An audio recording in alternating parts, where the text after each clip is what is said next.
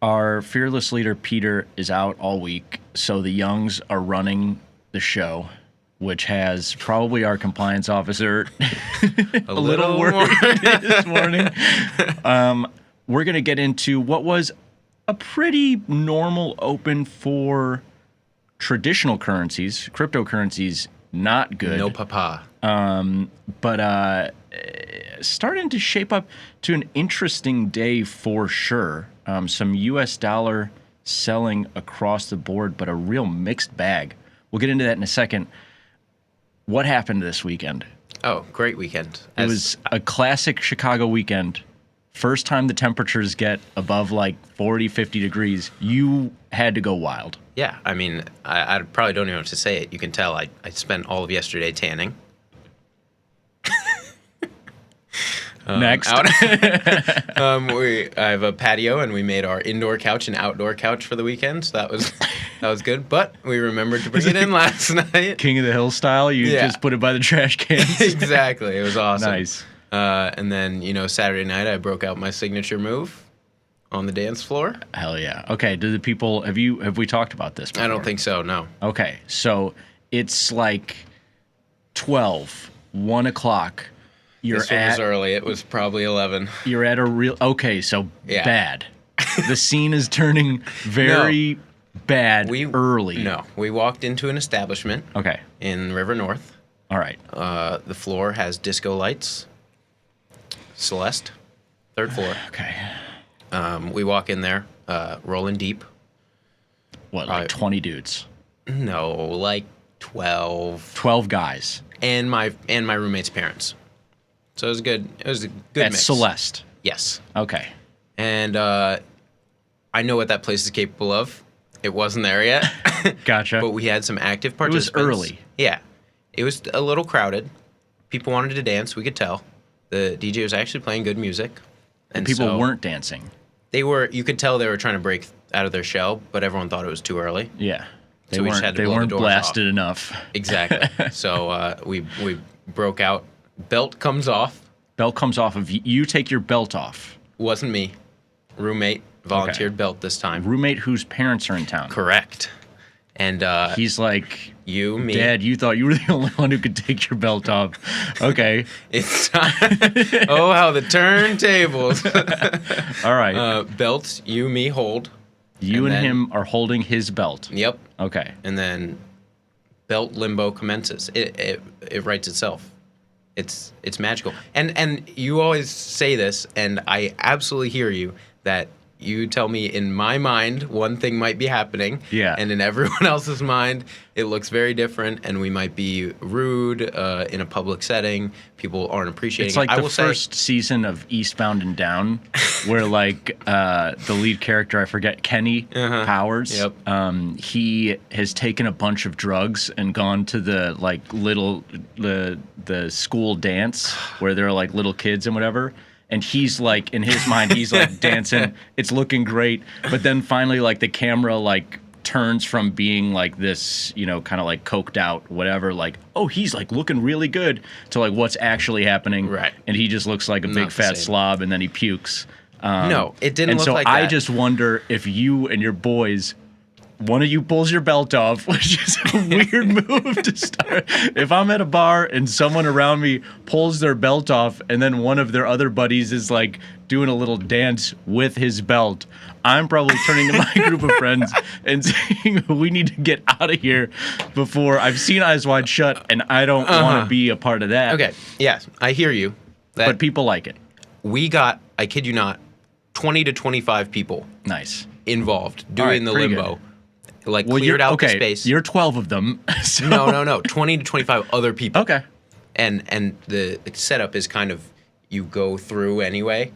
And so we had a good... So people are like entering. Yeah, they're kind of finding a way. They're trying to end. Okay. And so it worked out. Even one of the servers got involved. He had a whistle, and he was carrying drinks, and he went... It was pretty impressive. Wow. So yeah, usually the staff there don't appreciate you taking your belt off and doing this. This time, usually a no-no, but okay, that's pretty good. Good for you, man, providing some content. You got to do it. I think you must have heard that last week. I think Pete said that Bridget came on the show and said that she's given up boys for Lent, And that is the funniest thing I've ever heard. 40 days. God gave me the strength. Oh my gosh. But that's pretty good. Taking your belt off with your roommate's parents and playing a game of limbo at Celeste. I have for you, I could tell one quick story. I have Frank and Callie go to a hot yoga class. I have normal brunch with normal friends.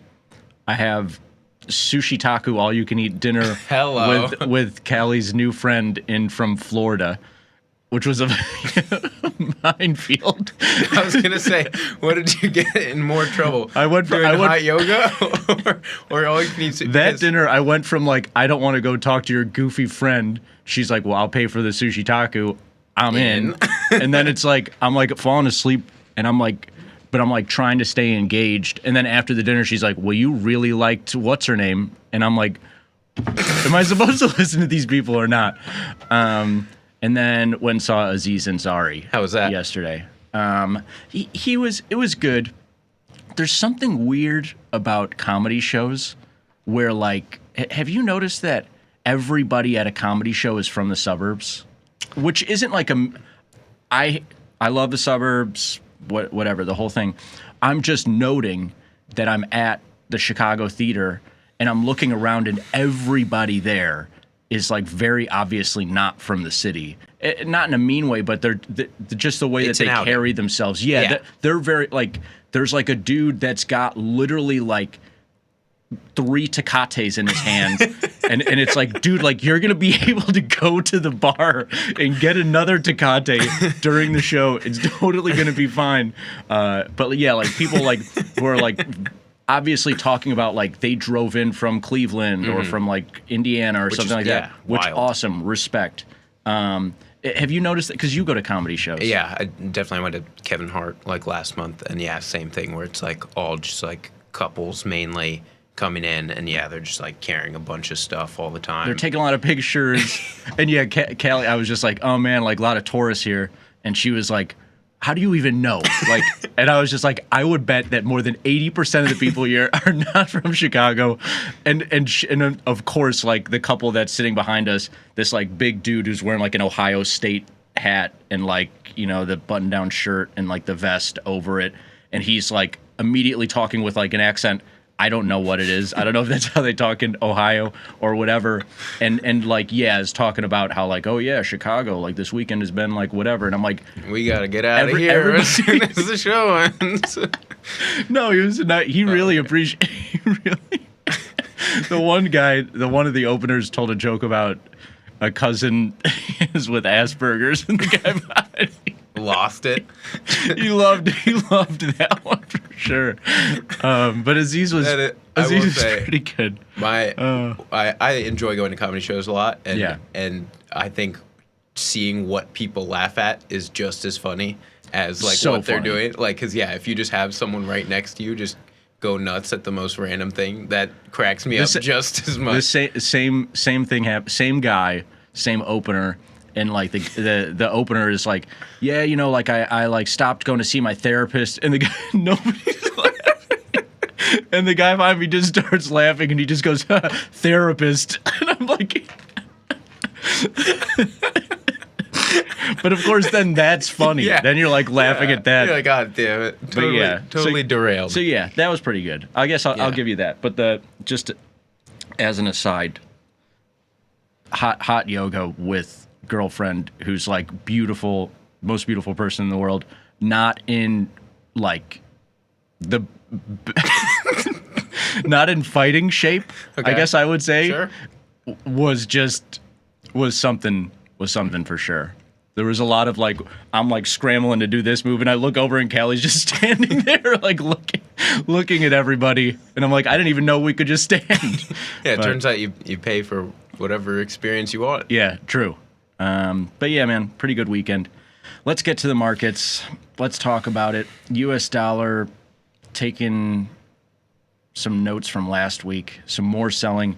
Really interesting to see the range of action, though, because Canadian dollar has actually been super weak the last several days, has not been taking part in any of the upside against this U.S. dollar. As you can see, USD CAD hanging right in there around 144, which of course isn't the heights that we saw when tariff talks started to emerge in early February. But this dollar is not coming off of 144. And if you take this out as a rounding error, this is really the high for this market.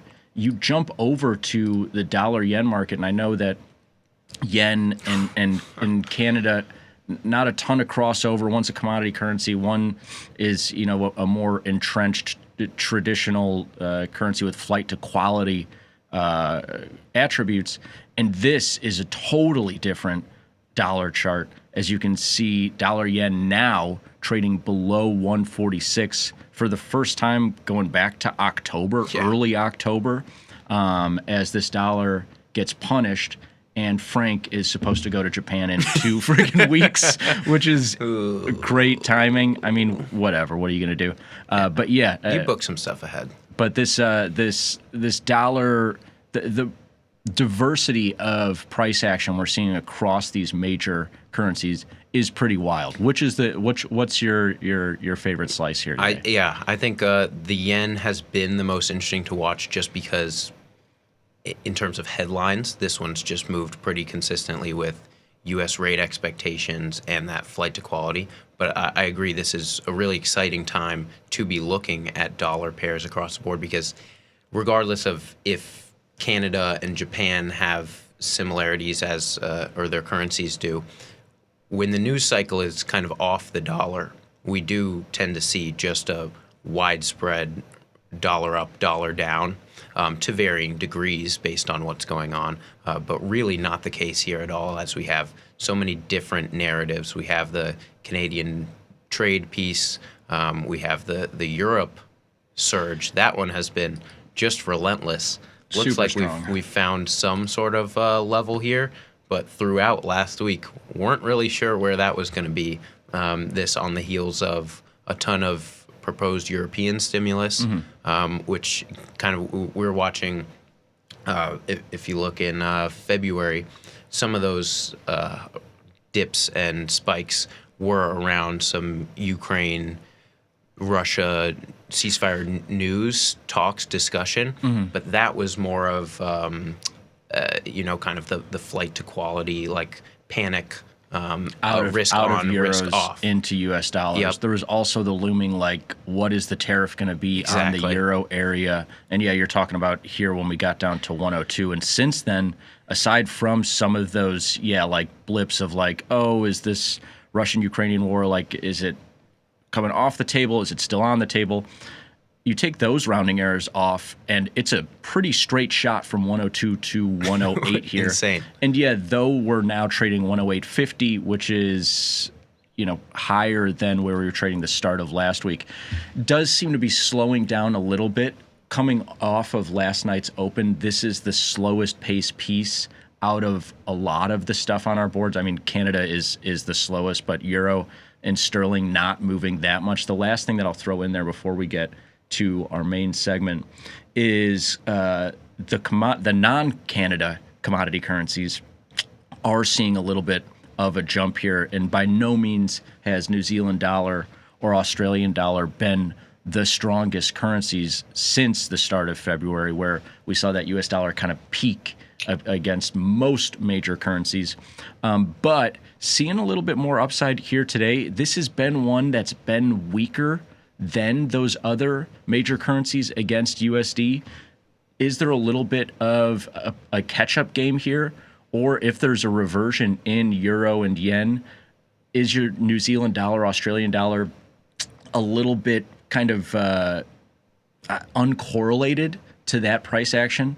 We'll see. But yeah, interesting to see that this Kiwi and Aussie are both up a good chunk here to start the week. We'll see if that continues. Yeah, it is. This one's interesting because when you're trying to gauge U.S. dollar strength across the board, where's it positioned, this is now the interesting one to look at, where you still have kind of an established range. If we break through that to the upside, then it's kind of an alarm like, oh, U.S. dollar weakness really across the board. Yeah. Whereas right now, just euro, completely different story. Euro and yen are like in no man's land already, where it's like there's nothing to lean against. Yep. But yeah, if this Aussie and Kiwi piece, they're 50 to 100 points away from their highs of the last couple of months of year-to-date trading. And so it will be interesting to see if they can get there.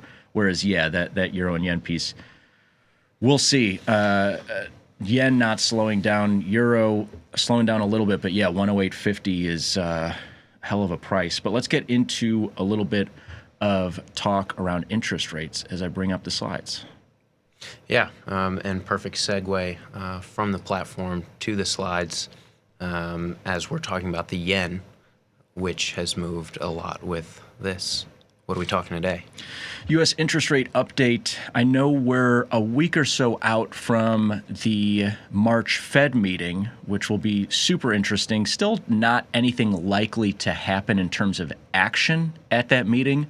But this, Glenn, is a huge one in terms of like, you might see a massive move in interest rate markets and Forex markets, and then, of course, all of the second and third tier markets, like your equities, your metals, and other commodities across the board, on what's going to happen in the next Fed meetings. We see this all the time where it's like, if you go back and look at the data historically, which we do all the time, and say, okay, well, these were the meetings where they actually cut or they actually hiked. You might look at the price action around them and say, like, I don't see a lot there. Or when they cut, the U.S. dollar on that day actually saw a little bit of a bid. Right. And why isn't it correlated? Because the Fed of the last, really, as you and I have been trading, the last 5 to 10 years, has been super choreographed going into their action. Right. But it's those meetings where, oh, nothing's expected to happen, but Powell comes out and says something like, we're definitely going to hike, 2 times this year, maybe more. Something like that happens, and then all the markets shift for the rest of the year. Yeah, and you bring up a good point that we might get a little more excitement this time. We're getting a dot plot, aren't we? Yeah, I think this is supposed to be the projections and everything. And those, it's kind of darts on a board, what have you. But this one might have a little more expectation into it because, as we'll talk about, markets guessing a lot where things will be if the Fed comes out with this dot plot of future rate expectations and confirms or denies what everyone's kind of thinking. We could see some shakeup off that. And the market definitely thinking more cuts. But let's get to the historical action. The Fed has cut rates from 5.5% down to 4.5% in the last year as inflation has cooled. Now, inflation is still, and I believe we have some inflation data in the U.S. coming out this week ahead of this March FOMC. Inflation is not at 2% yet. That's where they want it. But it does seem like we're in the scenario of like it's close enough. We're not talking about it so much. Right. The market seems more worried or at least looking at the potential for a U.S. economic slowdown, and that's stoking these cuts as opposed to a few months ago, Glenn, it was, oh, well, inflation has moved from 6, 7, 8, 9%, whatever metric you're looking at, down to 2, 2.5, 3%, whatever metric you're looking at.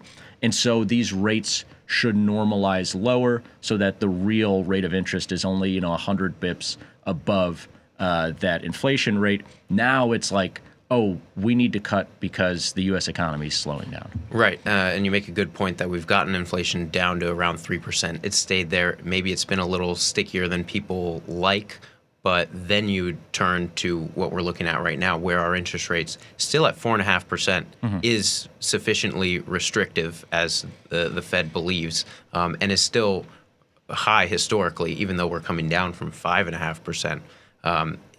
With these rates staying where it is, that gives the Fed leeway to say we can stop, we can keep going until we get some of those growth scares. Not the same as, 5 to 10 years ago where it's like interest rates are 0 to 1.5% and the U.S. economy has had a bad couple of months. Where do we go from here? So, coming down from 4.5% or what was 5.5% last year, maybe a little bit easier. Here's what the market is looking at in 2025 for the last meeting of the year.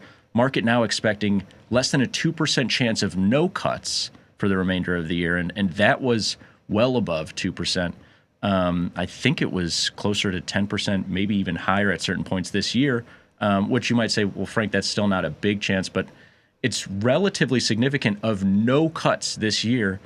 Just a couple of months ago to start the year, now looking at less than 2% chance of no cuts this year and a greater than 50% chance, Glenn, of 70 bips or lower than where we are. And it'll be really interesting to see now the distribution trading between 100 bips and lower, and there's some tail risk of maybe getting down to 3%. But there's still a good chunk of chance in the 1 or 2 cuts for this year. Yeah, and you bring up a good point with the no cuts. Yeah, that percentage hasn't changed a ton, but where we are seeing the most movement is that 50% chance. It was looking like, if we're looking at the bars on the right, it was all the percentages were in those 1 to 2 cuts. Mm-hmm. Now the center of the distribution completely shifted. Yeah, with a chance of getting down to, I mean, it's only 4%, 4.5%, but an outside chance of maybe 3% interest rates by the end of the year. And so looking at the dollar price action around this, no coincidence that we've seen dollar downside from the start of the year, where there was a 76% chance, very high likelihood of just 50 bips or less in cuts, and now there's less than a 50% chance of just that 50 bips or less in cuts, coinciding with this dollar falling multiple percentage points against the yen, against the euro, against the pound since the start of the year. Here's where I want to end, though, Glenn. When is the next cut expected? Not expected for March, although the chances are now 5 to 10% that they do come out and cut. I think the market is still not really looking at that with any likelihood. Where the likelihood does get greater than 50% of a cut is in June of this year. Which is earlier than we've seen in recent months, and that gives a lot of validation to the narrative that multiple 3-4 cuts could come this year. Yeah. Because if the first one isn't until September, then you're kind of back against the wall, have to cut every meeting. You cut in June, maybe you even cut in May, and then you have, 4 or 5 meetings to do 1, 2, 3 cuts, or even wait and then a jumbo cut like we saw last year. And what's been the kind of elephant in the room, the whole year-to-date trading has been the fact that major economies like the Euro area, like the UK, like New Zealand, Australia, a lot of different parts of the world, Canada as well, close to the U.S. geographically and by trade, have been cutting consistently. And we've been kind of saying, is the U.S. siloed off from this, or are they just the last to fall into this trend? And so it does become, okay, maybe they're not cutting till June, but then does it become, cut, 2, 3, 4 cuts in a row like it's been in these other central banks? Will be interesting to see. But there's your update going into the March Fed meeting. Thanks so much for sharing today with us, Glenn, and sharing your stories from the weekend. We'll be talking more tomorrow morning, but hang in for Tom, Tony, and Vanetta coming up next. Thanks, guys.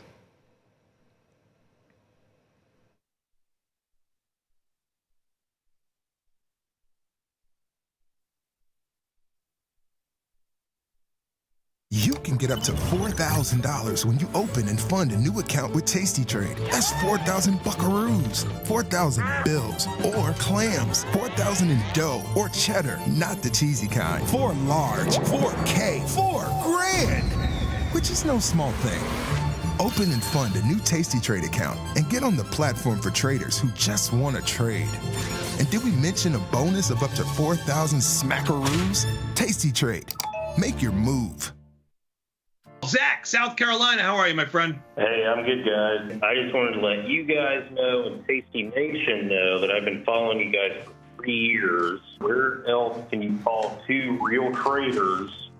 They pick up the phone and answer your questions. question. There's so many so-called traders out there that give you vague strategies and want you to buy their course to learn more, but you guys at Tasty put all your info out for free, and all you ask in return is for us to use your platform. Thanks as always for what you guys do. Love it, man. Thanks. Thank you, man. Thank you. I really appreciate it. Very kind word.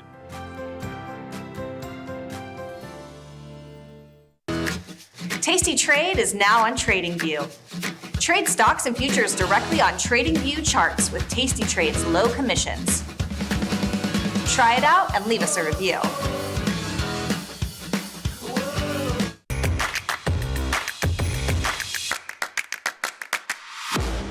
All traders are free market freaks. It's the lifeblood of risk takers. Nowadays, though, I still wonder how a productive free market economy will evolve to face the challenges of a more complex and divided world. So sure, I'm a bit concerned. In fact, as I think about the growth of digitization and AI, I know things are about to change at a pace we probably can't fathom. Regardless, one area we can all agree on is the power of decentralization to bring free markets into the future. The bullish case is that free markets will thrive when more people are empowered to participate through technological advances. Most of us also recognize the importance of sensible regulation to make sure that markets are equitable for everyone and will provide consumer confidence necessary to attract new capital. It sounds so reasonable on paper, but now come some of the challenges. Can we have a true free market when some of the megatech monopolies have a larger market cap than the GDP of most democracies? Can a free market thrive under the weight of income inequality and billionaires dominating the political machines?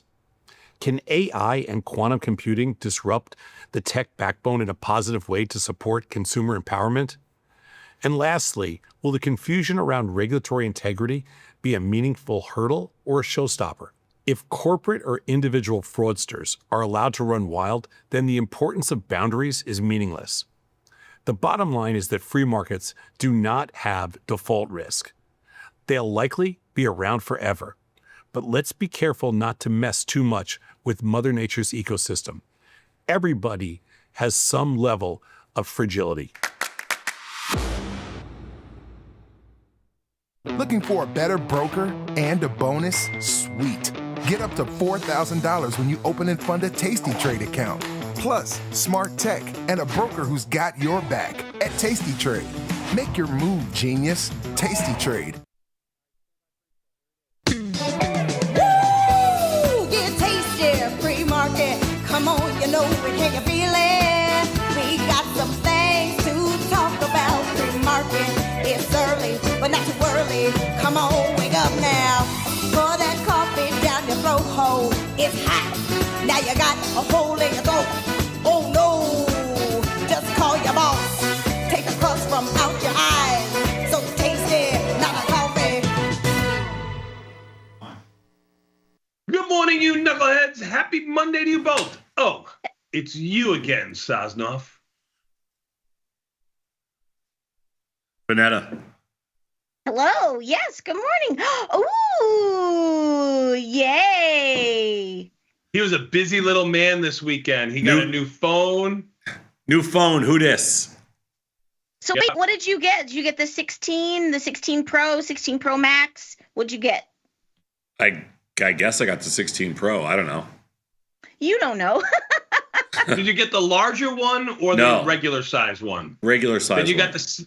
All right, that's the one I like, just the regular 16. I know he was getting a new phone this weekend because he can't do anything without me. I had to get the text messages from, a bat. What do I do now? Do I have it sent You to never my got house, a single text message from me. But I did go in and get the phone at AT&T, and I didn't realize. You went in unsupervised? I went in by myself without a helper, and the funny... You found parking by yourself without a helper, and you went in without a helper? Yes. And the funny thing was, I didn't realize this. Did Beth have to pin all of your information to your jacket? It was like, my name is Tom Sosnoff. I need help, but I am an independent person, but I am looking to buy a phone. Here's how much money I have available. If I need help, you can call Beth. My Apple ID is this. The funniest thing was the guy goes to me, he goes, you must not look at your bill too often.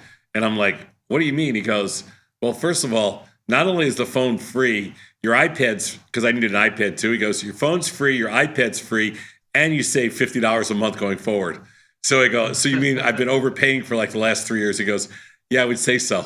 I go, I don't know who wrote this contract up. He goes, I'm not sure who wrote this contract up, but it's not a good one for you.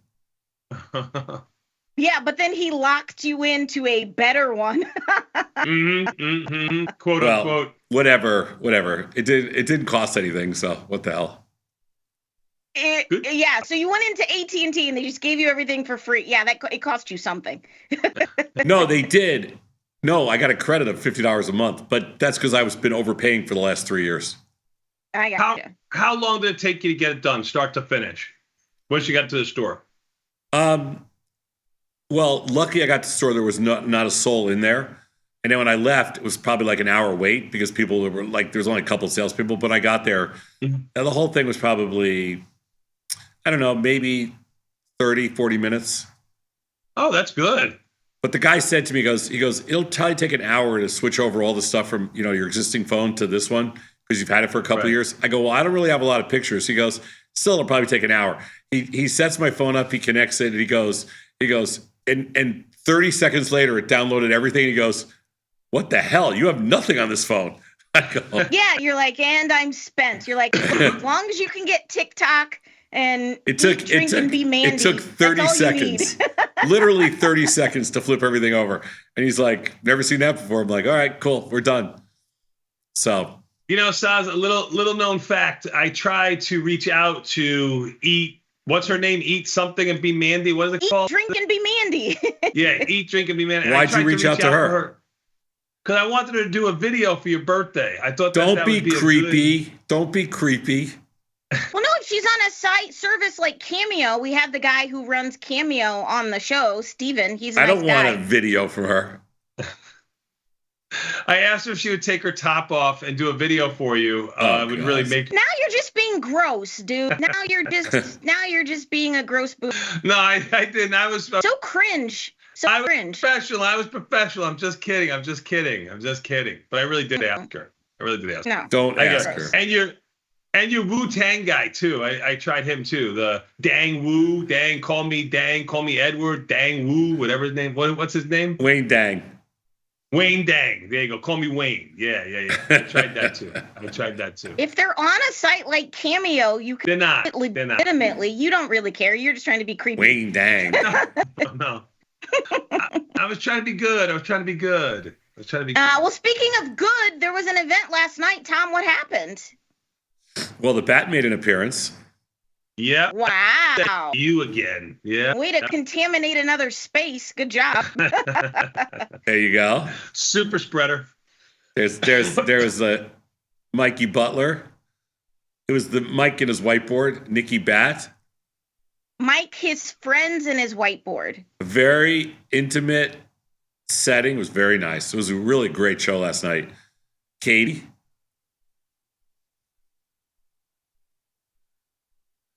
Mike, Nick, and Katie all answering questions at the end.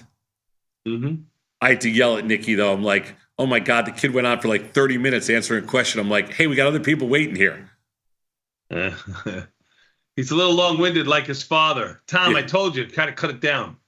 Yeah. Yeah, there's before the show, it was light out. Usually it's never light out. There's the Bat. Mm-hmm. Yeah. A little bad coffee in the background. It was a good time. We had people come from far and wide, Thomas. We had actually these two guys that were from Florida. Yeah, they were. We had a gentleman and his family come in from Boston. I mean, it was.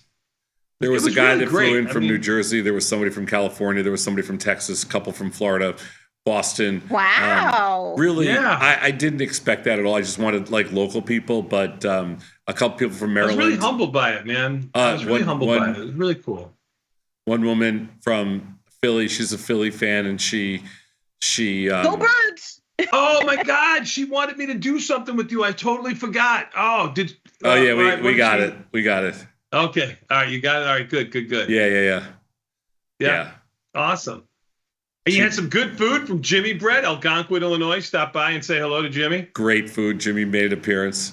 And a little focaccia, some cookies. Those cookies were good, dude. Everything was good. I'm sick from it still. You better pump the brakes. I know. As you said to me, I know. When I had a mini cupcake for your birthday, you're like, oh, you better pump the brakes. We're washed up over the hill and, put out to pasture. I'm just trying to save you. See that's a bright all. future in you. Yeah, we see a bright future. Uh-huh. Yeah. We don't want you to mess it up. Nah. No, it was a long. But that's so cool that everyone came out and traveled from far and wide. That was very cool. It was good. Beth made an appearance last night. Wow.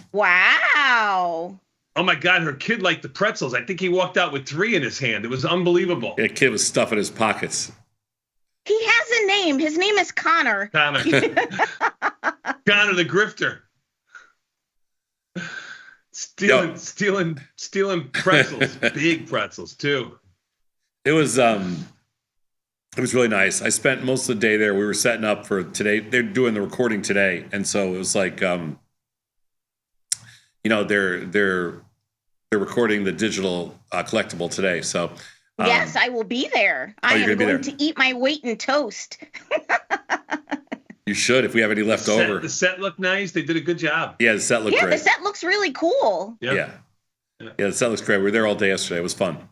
So, yeah. And you can register to get it. It's a streaming event, so you don't have to get on a plane. But, I mean, if you want to come visit Chicago, it's lovely. We're going to dye our river green next weekend, so come see that. But you can sign up for this. This is free. You don't have to leave your house. tastylive.com/events. This is the last in our digital collectible streaming series. But Tom may have some announcements about the rest of 2025, so stay tuned for that.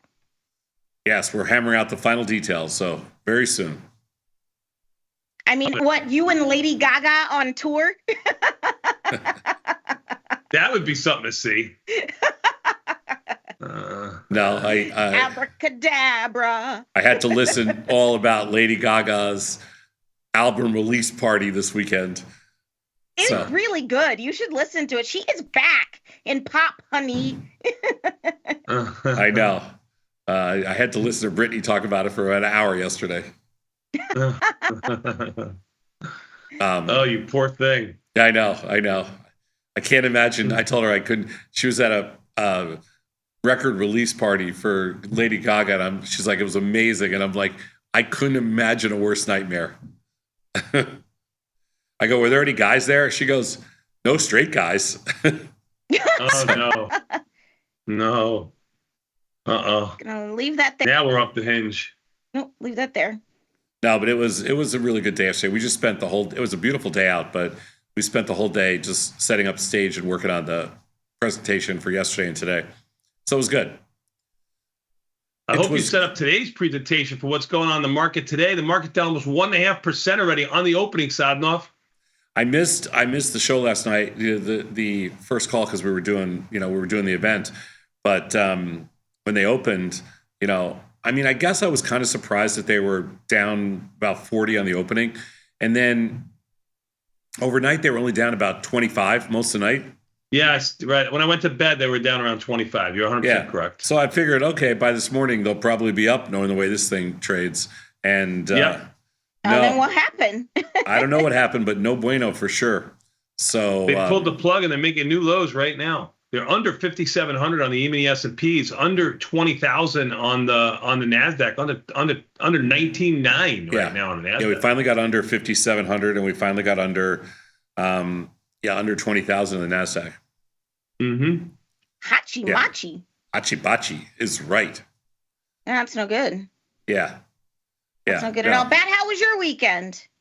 My weekend was good. I got to spend it with Tom again. It was amazing. I did nothing better than to spend my Sunday with Sosnoff. And I'm going to do a show. I'm going to do a presentation Sunday, Sosnoff and gravy. You can come and, we're going to make a little pasta, a little gravy, kick it back with Sosnoff. Can you make gravy? No. I can. Asking Bat. Oh, I'm a seller. I'm a seller of him. Wow. I'm a seller. he doesn't like to get his hands dirty. He's not a kitchen boy. You know, like that's not a room I excel in the he's house. Not. Yeah, he doesn't excel in the kitchen. You need oh my God! Clean. Oh, I forgot to tell you, Vanetta. So we're sitting there yesterday, and I'm in a room, and there's like, it's just me, and there's like 5 women, right? Because they're all setting up the show. So they start talking about International Women's Day. International Women's Day. So they start talking about this site, Tony. I don't know if you've ever heard about it, but it's like, oh my God, I can't believe I can't think of the name. I'm gonna have. Have you dated? Oh, are we dating the same guy? Are we dating the same guy? Yeah. Honey, that is Girl 101. Okay, Tony, have you ever heard of this site? Program. No. Okay, no, it is the most. It is the most brutal site. It is the most brutal thing you've ever seen. Have we dated the same guy? And it's no. Are we dating? Are we dating the same guy? Tense. Yeah. It's just. It is. No guy yes, even. But its existence would not be needed if men wouldn't act a fool. Okay, so Tony, you didn't even know this site exists. Guys don't know this site exists. This is like a secret world of women. Not secret. Everyone knows about it. I never heard of it before. Are we dating the same person? This is a horrible site. Girl, they don't discriminate. Oh my God, this is a horrible site. Yeah, but you girls don't do the same thing that we do. So this site doesn't mean as much to you. No, this is not. No, men are just out here getting sloppy. Like I have personally happened to me, been on a text with like 8 other women, and it's like the same "Good morning, beautiful" text, and I'm like, you lazy blank. When it's like, oh, you're just gonna batch text all of your women at once, and like, but then we all talk to each other, and we're like, hey, girl, hey, and then it's hey, who wants it more? I mean, but that's not the Facebook page that I was thinking about. It's Are We Dating the Same Guy? I was reading, it is. There's different iterations, but it's brutal. I don't know Tony. why they felt the need to expose our secrets to you, and look, you just blabbing everything you know. Because I was listening to this conversation, I'm like, hold on, what are you guys talking about? And they're talking about, I'm like, hold on, what is this site? It's bad. Yeah, no, it's bleak out there, and let me tell you now. The first thing you got to do is if you're starting in the talking stages with a new person, you got to run them through every registry online. Like I'm not just talking about sex offender registry, but you got to see if they have a wedding registry. You need to see if they have a baby. I am not joking. It is so for real out here. Oh my God. Anyway. Work smarter, not harder, women. Follow for more advice. Oh my God. You too could be jumping off a canyon next week. I was in the middle of this conversation for like 2 hours yesterday. I was like, oh my God, I can't take this. All right. Well, it's good times. Hey, we got a good show for you today. Hopefully you are awake. Man, this daylight savings time is brutal. Do you know there are more car accidents, heart attacks, strokes, drug overdoses, and migraines this week? That doesn't make any sense.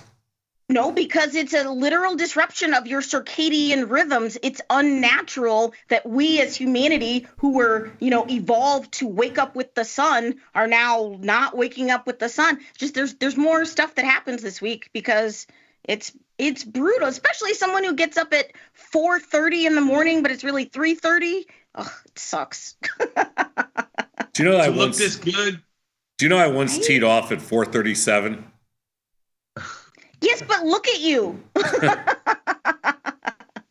I'll never forget. It doesn't take you long to get ready. We teed off at Pine Meadow at 4:37 one morning. Back 100 Did you even see? Was there any light? What? Was there any light? Yeah. Must have been one of the lightest days of the year. We teed off at 4:37 on like a Thursday morning because we thought we could make it back downtown before the opening. Before the markets open. This was during a work day. Awesome. Yeah. This is like when we're training on the floor. We teed off at 4:37. We thought we could make it around the course in 3 hours tops, and then make it to make the opening at 8:30. And then what happened? Didn't work. Responsible. Hey, we got a great show for you today. A lot of really good content headed your way on this magnificent Monday.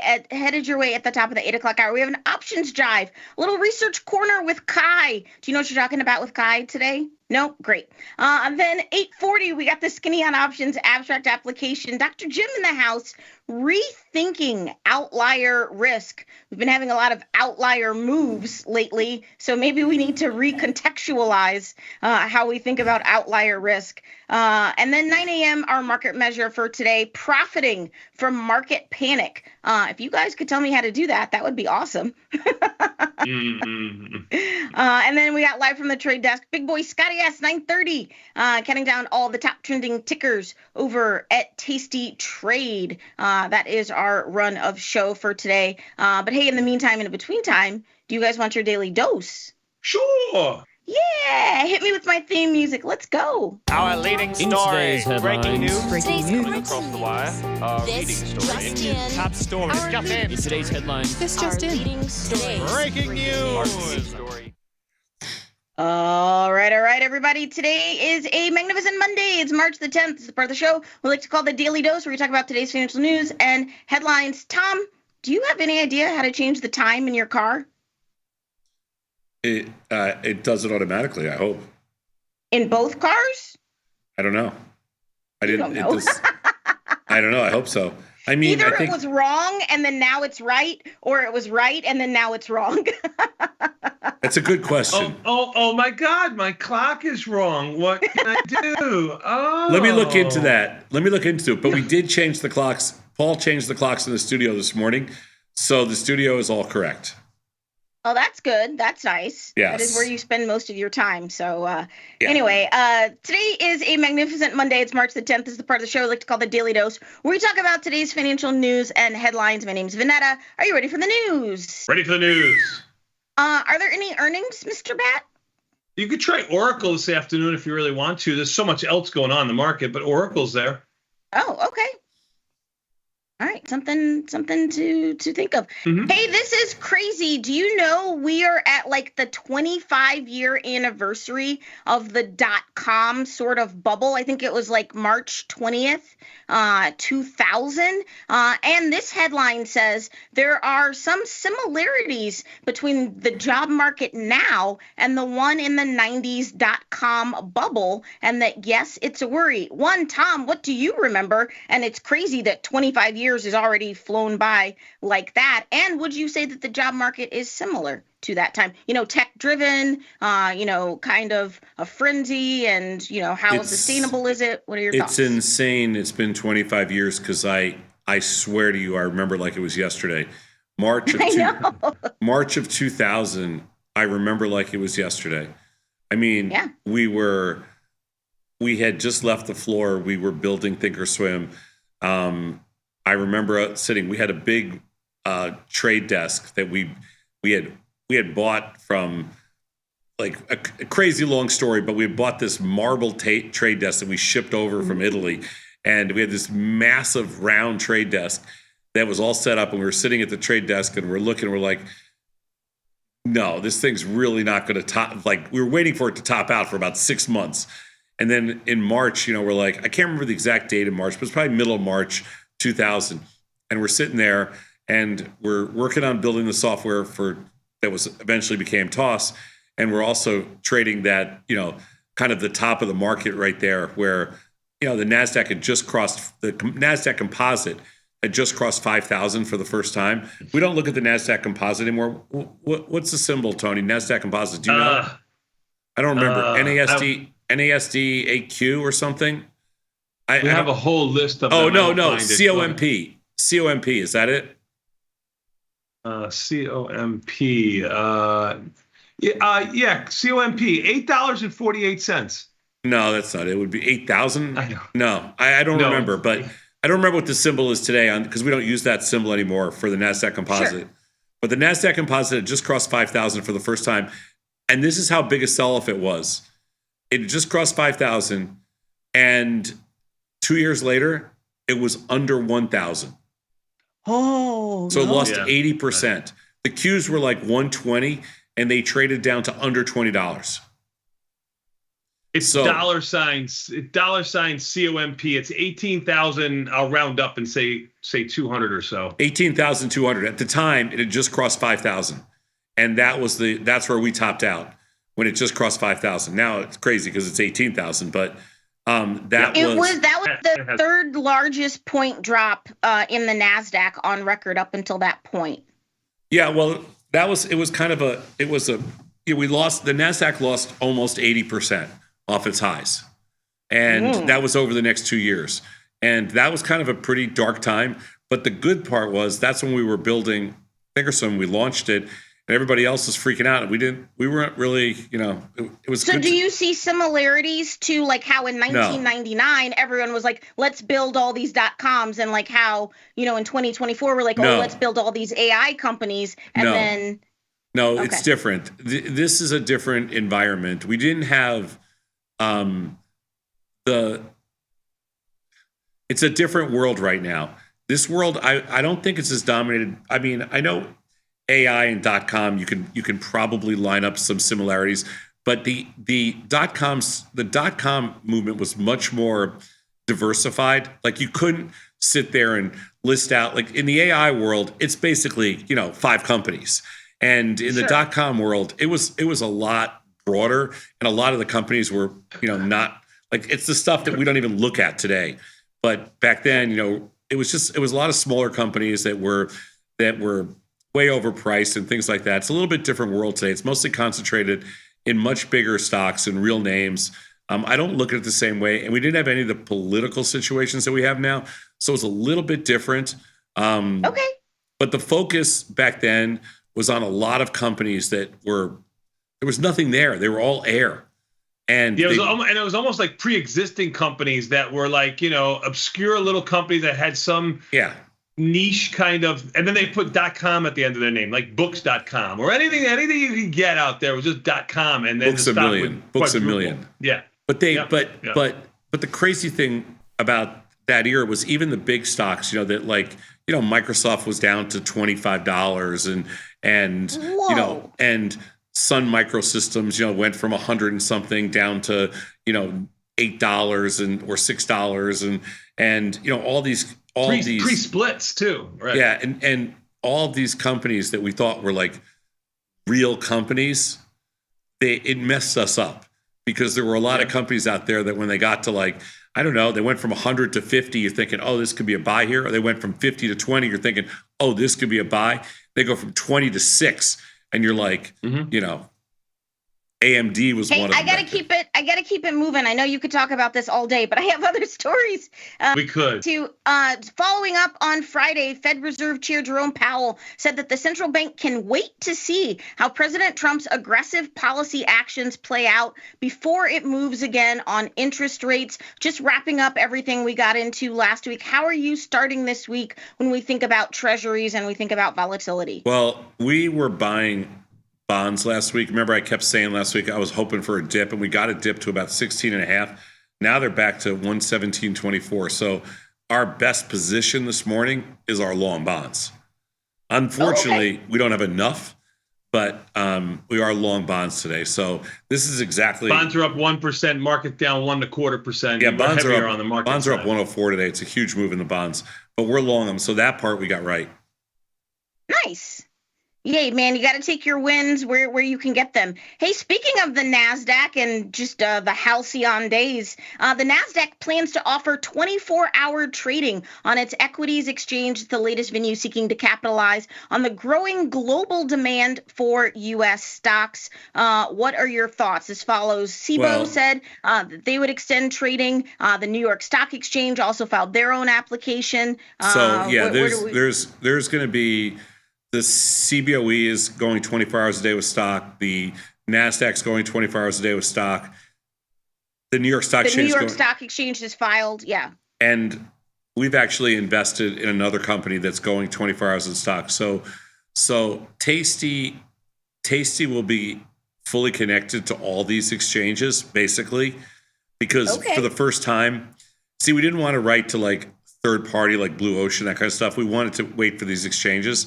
So now that all the exchanges are going to be live, because we're more confident in these markets, will offer it, but it'll probably be, I'm guessing late March on Tasty. You'll have whenever they go live, late March or early April. We're already connected, so late March whenever they go live, we'll be live. I don't think it's not what it sounds like. There's no options. Right, I was going to say it's all equities, even at the CBOE. Yeah, it's all equities. Yeah, even the Chicago Board Options Exchange, all equities, and there's no options. And I think the markets outside of the top 5 or 10 or 20 stocks max are going to be very thin, but people want it, so they'll have it. So, that's it. All right. Well, we will see what happens. I mean, it's exciting. Yeah, we offer crypto 24/7, so the platform is always working. So we'll offer stocks 24/7. Hey, here's something exciting that happens. We get a little S&P rebalancing, something that happens. So 4 stocks are joining the S&P 500 in its reshuffling. The changes are made to better reflect relative market cap of the components of key indices. So the 4 darlings that are going into the S&P, DoorDash, so that's Dash, their market cap is $74.8 billion. TKO Group Holdings, they are the parent of the World Wrestling Entertainment. They employ my husband, Roman Reigns. And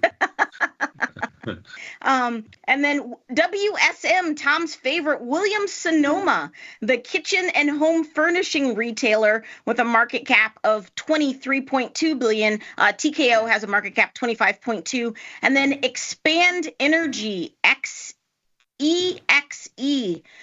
is going in, their market cap $22 billion. There were some rumblings that AppLovin was going to be included, but then the short seller was like, S&P, you cannot include them. Their whole company is a lie. And I was like, oh, the drama. But AppLovin didn't end up being included. So TKO is up, Dash is up, Williams-Sonoma is up. They're all up a buck or two at this market, taking a pretty significant hit this morning. And your AppLovin is down about $30, $20. Yeah, because they couldn't get in there. So $20. What are you gonna do?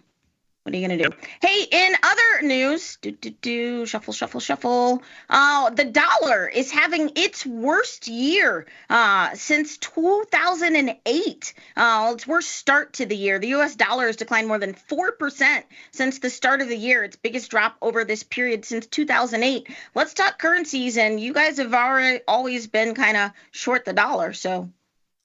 Yeah, I mean, it's one of our best trades of the year, obviously, so we're still short the dollar. We're long all these currencies. We're long British pound, Canadian dollar, euro, Japanese yen. We've been long them though since last year. So, I mean, we're not changing. I'm not flipping the cars over. So we're staying long. Not changing until he sees the whites of their eyes. They're all up this morning. Actually, the yen is up significantly. So almost 1% on the yen. That's good. Yen's up big. Yep. Hey, getting to commodities, the world's biggest jewelry market is boosting its gold bets. I didn't really understand, but the multi-commodity exchange of India is actually hedging some of their investments in the jewelry market with gold options.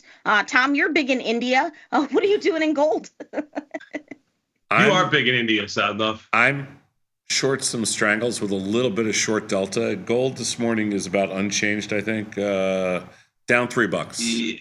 Yeah, I would call that unchanged. Near its highs. I mean, it's sold up a little bit, but near its highs. Yeah. You're not going to become a gold bull, though, now? No. Why not? Liz is a gold bull. Well, Liz is a better trader than me. Yeah, that's true. Those are facts. Hey, congratulations to former central banker Mark Carney. The 59-year-old won the race to become the leader of Canada's ruling Liberal Party. Has kind of an interesting history. He went to Harvard and Oxford, has no political experience, but he ran the Bank of Canada, and he was so good at that, they just let him run the Bank of England. I don't know anyone that's run 2 different central banks. That's pretty impressive, and he, I guess, was leading the Bank of England during Brexit. We don't talk about that. But No, we don't. but I just thought I would mention Canada has a new leader. So, and he worked at like Goldman Sachs, so I thought you would like that, Tom. I mean, I've only heard one talk. He sounds like a smart guy. I don't know. Yeah. Canadian dollar is one of the few currencies that's lower this morning to 69 or so. Hey, the Office of the Comptroller of the Currency said in a statement that national banks are now permitted to engage in some crypto activities, such as crypto asset custody, some stable coin activities, and participation in distributed ledger networks. Hooray! Hooray. Harumph. JP Morgan moving around this morning. Bat, what's JP Morgan doing? JP Morgan, like a lot of the banks this morning, are a little bit lower, 237, 238, down around $3. Bitcoin, I think, down around 5%, like overnight, just around $80,000. Maybe it's probably moved since then, but what's it doing? 82 and change this morning. It was a little lower. Well, it's almost 83, right? 82.9 on the futures. It was a little lower last night. Traded just at 80,000 on the future. You are correct. Also, I think Coinbase moving this morning. Should be a lot lower. Coinbase is down $12. Coinbase down at 205 and change. This will be a number that we have not seen in quite some time, like in about 4 days ago. NVIDIA stock briefly extended its decline on Friday as the AI chip giant's market cap losses from its record high in January have now reached $1 trillion. What are you doing, if anything, in NVIDIA? I have no business. Go ahead. Now, NVIDIA's making new lows. Sorry, 109 and change. That's numbers it has not seen since probably September of last year. Is it oversold now? I bought NVIDIA 2 days ago at 109.62, and it was a nice trade, but pre-market. I haven't bought anything this morning yet, but this is probably a good area in NVIDIA. 108, 109 might be good. Is it oversold? Oversold is completely. We can only tell if it's oversold if it goes higher after. Yeah, oversold is completely subjective. If you buy the bottom, it's oversold. Yeah, right. A new AI system developed by a Chinese startup called Monica Manus is being pitched as a system that bridges minds and action, and it's supposed to be an autonomous AI agent. Just weeks after DeepSeek grabbed headlines, this new AI agent called Manus is drawing comparisons to some of the most advanced autonomous AI systems from OpenAI, Google, and Anthropic. It is, again, developed by a Chinese startup. So we will keep an eye on that. What are you doing in Chinese tech stocks? Because obviously you can't trade, DeepSeek or this new company, but you can trade Baba and Baidu. Everything's down this morning because the market's down huge pre-market. But I've never heard of this particular AI agent. But it literally is brand new. It just got invented, sweetie. What's funny is you're going to have AI platforms inventing new AI agents every day, just like creating new names and everything else. But sure. Yeah. Microsoft is developing its own AI reasoning models to compete with OpenAI. Of course, they are an investor in OpenAI, but they've been looking to reduce their dependence on the ChatGPT maker. What's Microsoft doing this morning? Microsoft this morning? Go ahead. It was lower, 387, let's just call it, down around $5, maybe even $6, flirting with its lows it made about 4 days ago. Yikes. Which are below its lows from last September, August, September. Google is looking up because the U.S. has dropped its bid to make Google sell AI investments in an antitrust case, the Department of Justice on Friday dropped a proposal that would have forced Alphabet's Google to sell its investments in AI companies. I guess the DOJ and a coalition of 38 states attorneys general still seek a court order requiring Google to sell its Chrome browser, but it looks like there won't have to be a divestiture of its AI investments. So, yeah, Google's down a little bit this morning, down $4. Google, like most stocks, are down. I would $4 is a pretty good move, Sadnot, but yeah, down to 169 and change. Palantir says they delivered its first 2 Titan systems to the U.S. Army. The company won the $178 million contract last March, beating out competitor RTX. Palantir had been taking it on the chin for a while. They were a darling, and then they sort of fell off. What are they doing now? You're right. After trading up to 125 in early February, they're down to around 81 and change, down about $3. That'll be new. That'll be near its lows. High 60s would be a great spot to load up on Palantir. Oh, look at you. High 60s.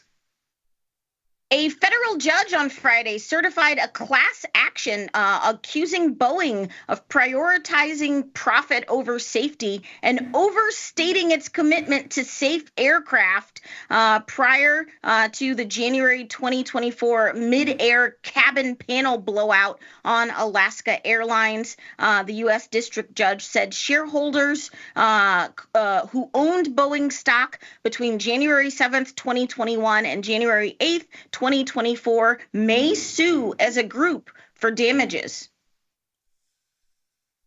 Oof. Boeing needs a new logo. You know, that logo is like 100 years old. This is literally the least of their problems. Is graphic design.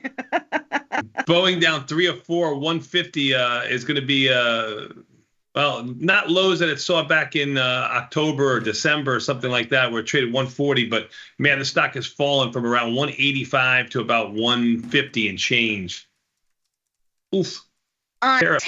Tech's troubles go well beyond just the AI trade, as Tom says, the main, 5, 6, 7 players in the AI space. Look at the recent sell-off in Netflix. The streaming pioneer saw its stock fall around 11% in the last 2 days of last week. What is going on in Netflix? Well, don't forget, it's up 12,000%. I mean, okay. I mean, you say it's like down 11%, like it's 11% off its lows. It's in 2 days. Who cares? It's rallied from like 300 to 1,100. It's crazy. How has Netflix hurt you? Who hurt you? He couldn't watch what's that show? Love is Blind. Love is Blind. You couldn't watch the Love is Blind reunion last night? Yeah.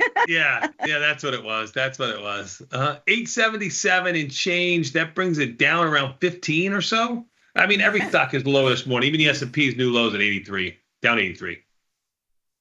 U.S. Secretary of Health and Human Services Robert F. Kennedy is planning to meet with senior executives from leading food companies like General Mills and Pepsi today. I'm bringing this up because his policies affect publicly traded companies. It's the only reason I'm bringing this up. The idea of a meeting was first seeded among industry players back in February. It could have sweeping ramifications, whether it comes down to ingredients that they're using in things like sodas and chips and cereals and cookies, and what the future of that looks like. So I'm just putting it out there. Again, big food companies like Mondelez, General Mills, Pepsi, all sitting down today to meet with him. So just leaving that there. I mean, we don't care.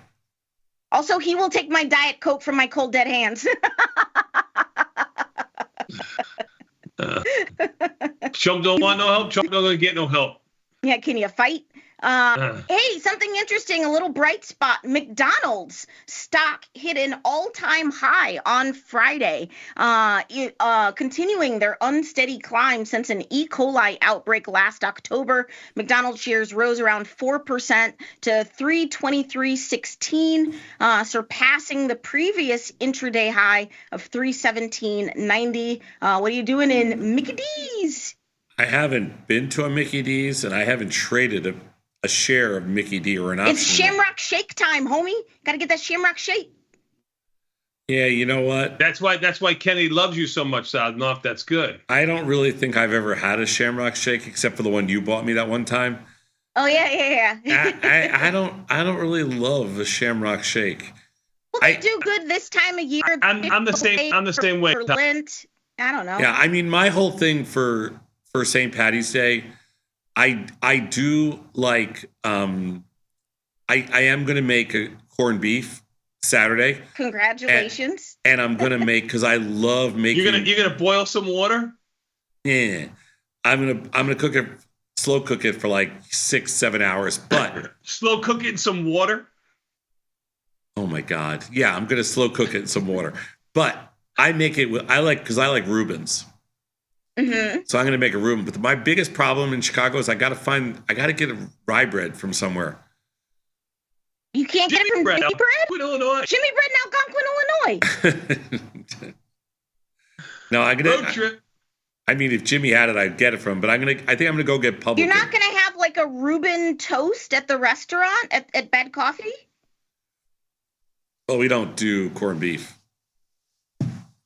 You're the boss. Can't you do anything? They don't have their sanitation license for corned beef. They only have their sanitation license for bread. We set a record amount of toast this weekend. Wow. I love it. We ran out of bread. Wow. Hey, just real fast, Wendy's is also giving itself a major makeover. For decades, Wendy's only offered 2 Frosty flavors, chocolate or vanilla, but that's about to change. Their new offerings are called Frosty Swirls and Frosty Fusions. They're going to allow customers to add in various sauces and mix-ins. They are hoping the new enticing menu items brings more traffic to the stores. What do you think of a Frosty Fusion? Thanks, Donald Trump. America. I happen to be one of the few people that like the non-dairy Frosty. Okay. But I don't like the Frankenstein version. Like, I don't like when they. It's like a Blizzard. I know. I don't like when they put stuff in it. Why do you hate this Joy? is the best it's going to look, okay? It's not going to look anything like this when you get it, all right? It's not going to look like this. I'm not going to be getting this. Taste. I just like a plain Frosty, but I haven't had one in a long time. But I would like that. I'm not a Frosty guy. I can't get behind it. I tried. I like it, but I only like the plain chocolate. Hey, finally getting to my last sports story. What a crazy weekend. Just NFL full of chaos on a Sunday night in March. First of all, Josh Allen and the Bills agreed to a new record-setting 6-year, $330 million contract. That's $250 guaranteed, the largest guarantee ever given to an NFL player, which is kind of bonkers. Also, DK Metcalf, the Steelers are signing their new wide receiver to a 5-year, $150 million contract. Geno Smith is gone. Myles Garrett is locked in with the Browns. I just don't know what's happening in the NFL. But what are your thoughts over the weekend? Well, all these owners are crying, they cry.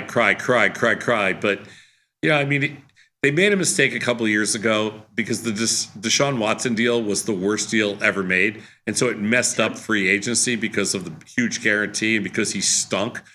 But, you'd have a hard time arguing that Josh Allen isn't, if you're going to pay any quarterback, he's young, he's great. You got, it's... Yeah, but he's not getting to Super Bowl. Be that as it may, like that. Yes, he's great, but where are his Super Bowl appearances? Well, nobody gets to the Super Bowl when every year you got to go up against Mahomes.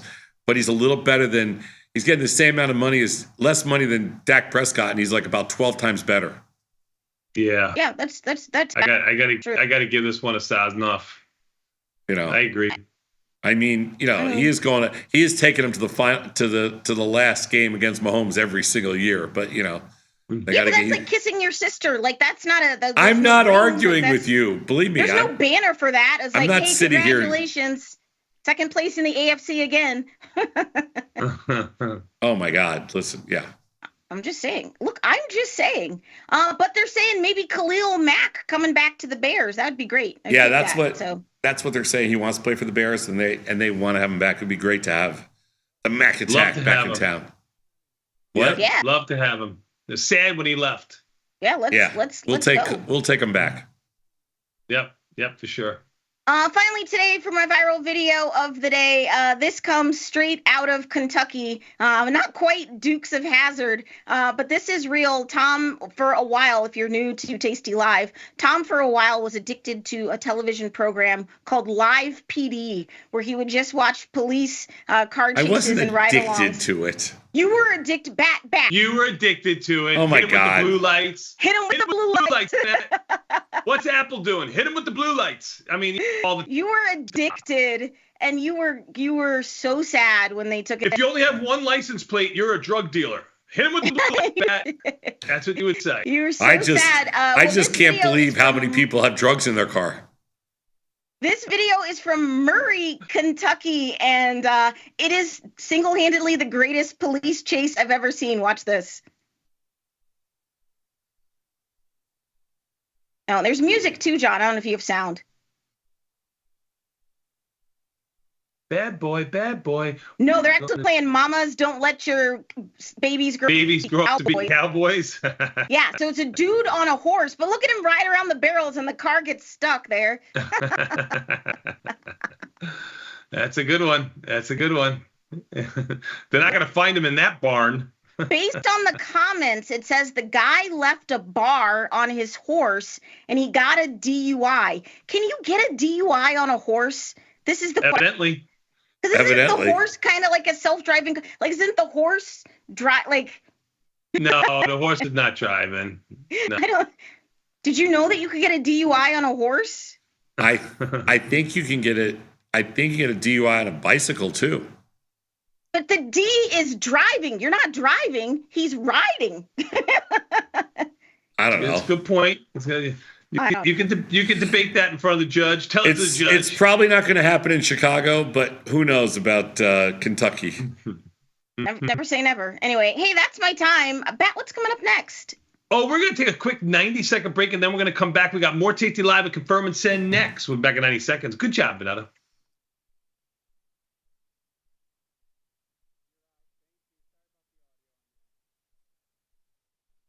Forbes called us best online for options trading.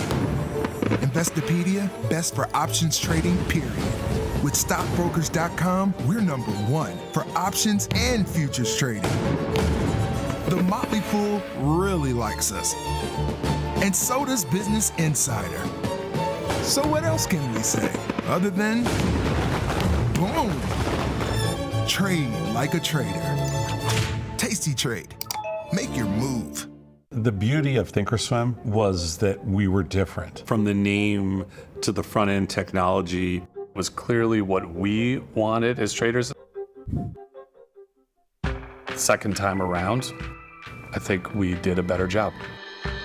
Yes, we are known for our ability to support complex derivatives traders, but we also have the tools for somebody who's brand new who wants to come in on the first floor and work their way up to the top of the building. Look who's back testing. Tasty Trade now has options back testing for free. Test your trades with over 10 years of data for the most popular symbols. See how your trades would have performed in the past. Look back at profit and loss and take the guess out of guesswork. Oh, did we mention that it's free?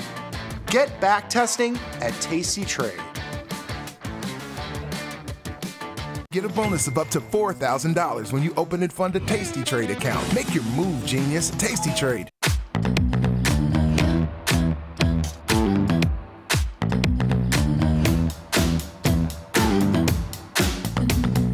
Move with the rhythm. Shake it up, stop when the clock hits 13. Sing 1, 2, 3, 4. Cause no one can do it like we do it, like we do it, like we do it. Cause no one can do it like we do it, like we do it, like we do it.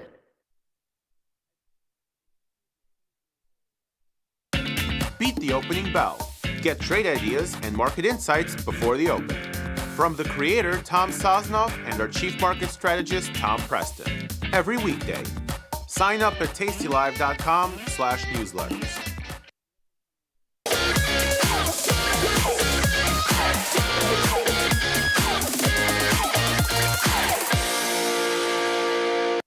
Tomas, we are back, my friend. You know what that means. Time for a little bit more Tasty Live. That's right, with Confirm and Send. But before we do, let's take a quick look at the market. I know it's 752, but even the S&Ps are down 78, trading near their lows, sounding up just 10 handles or so below that, which we just made a moment ago while we were on with Vanetta. NASDAQ down 300 and change. Russell down 23. You can see here everything continuing lower over the last 2 to 3 weeks. Dow down 460. Volatility up by $1.15, flirting with its highs made just yesterday or Friday. Bonds up 31. Gold basically unchanged, down 3. That's all I got, Sadnut, but everything is lower. Go across the board. Everything's down $3 to $8.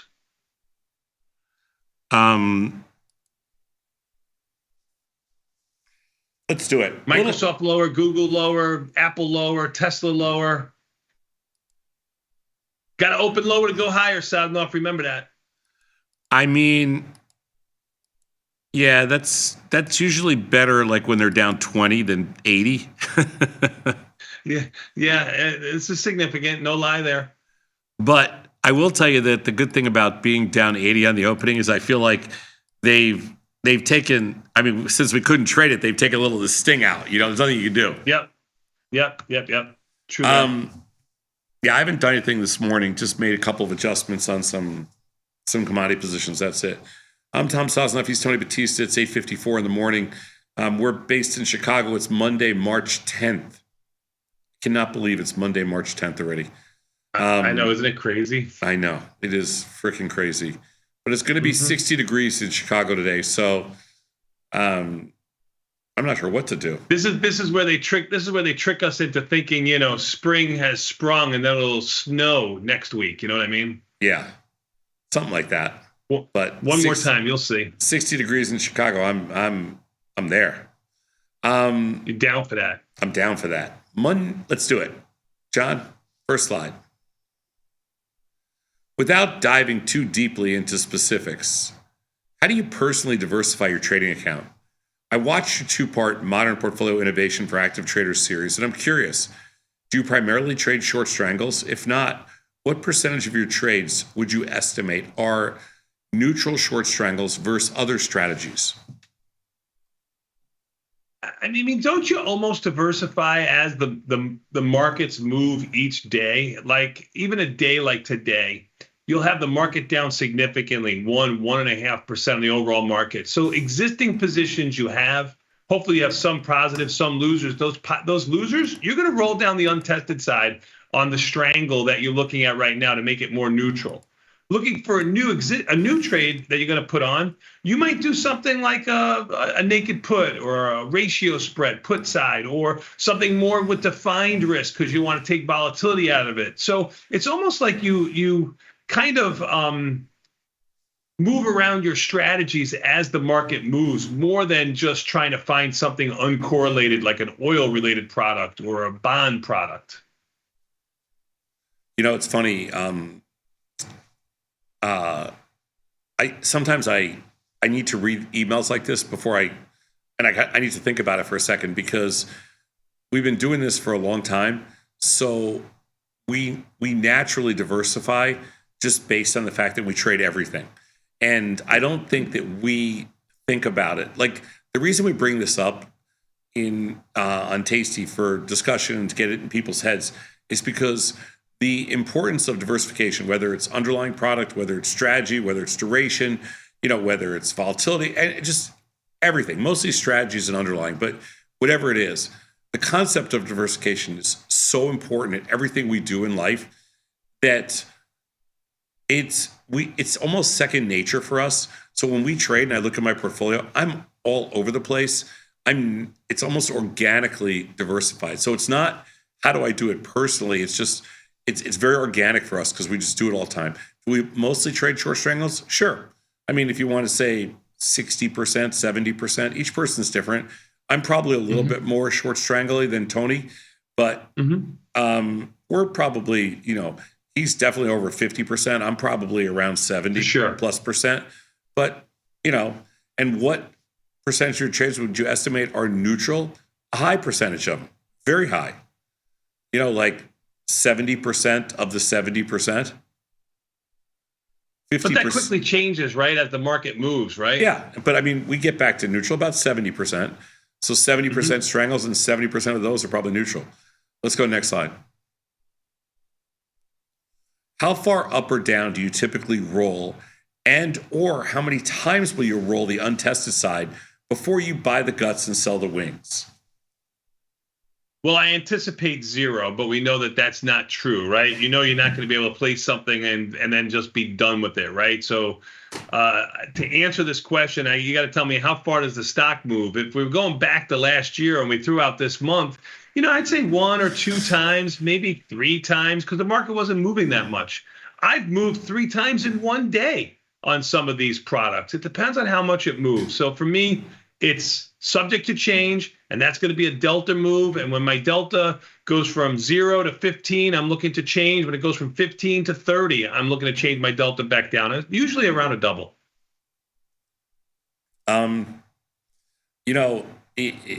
How far up or down? I mean, we just keep rolling. I will roll the untested side as I don't even care if it's 100 times. It doesn't matter to me. I mean, obviously we're not going to roll 100 times, but even though it probably times we have, but for the most part, I'll just keep rolling. Every time my deltas get out of line, I'll just keep rolling. And then if the strikes get too close to center, so I'm a little uncomfortable, I'll just buy the guts and sell the wings. I mean, like this morning, the only trade I've made this morning that this would apply to is my natural gas position. I haven't rolled this natural gas position at all, but natural gas moved a lot this morning. So when I looked at rolling down the untested side, it would have put me into a straddle. And instead of doing that, I just said, oh, hey, I'll just recenter.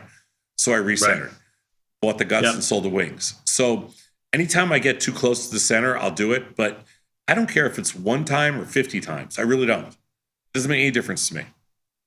As long as the implied volatility rank stays high, we're in. Let's go to the next slide.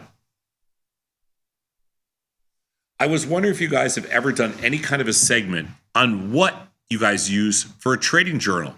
I imagine you don't manually track all of your trades. I would love to know how you go about this.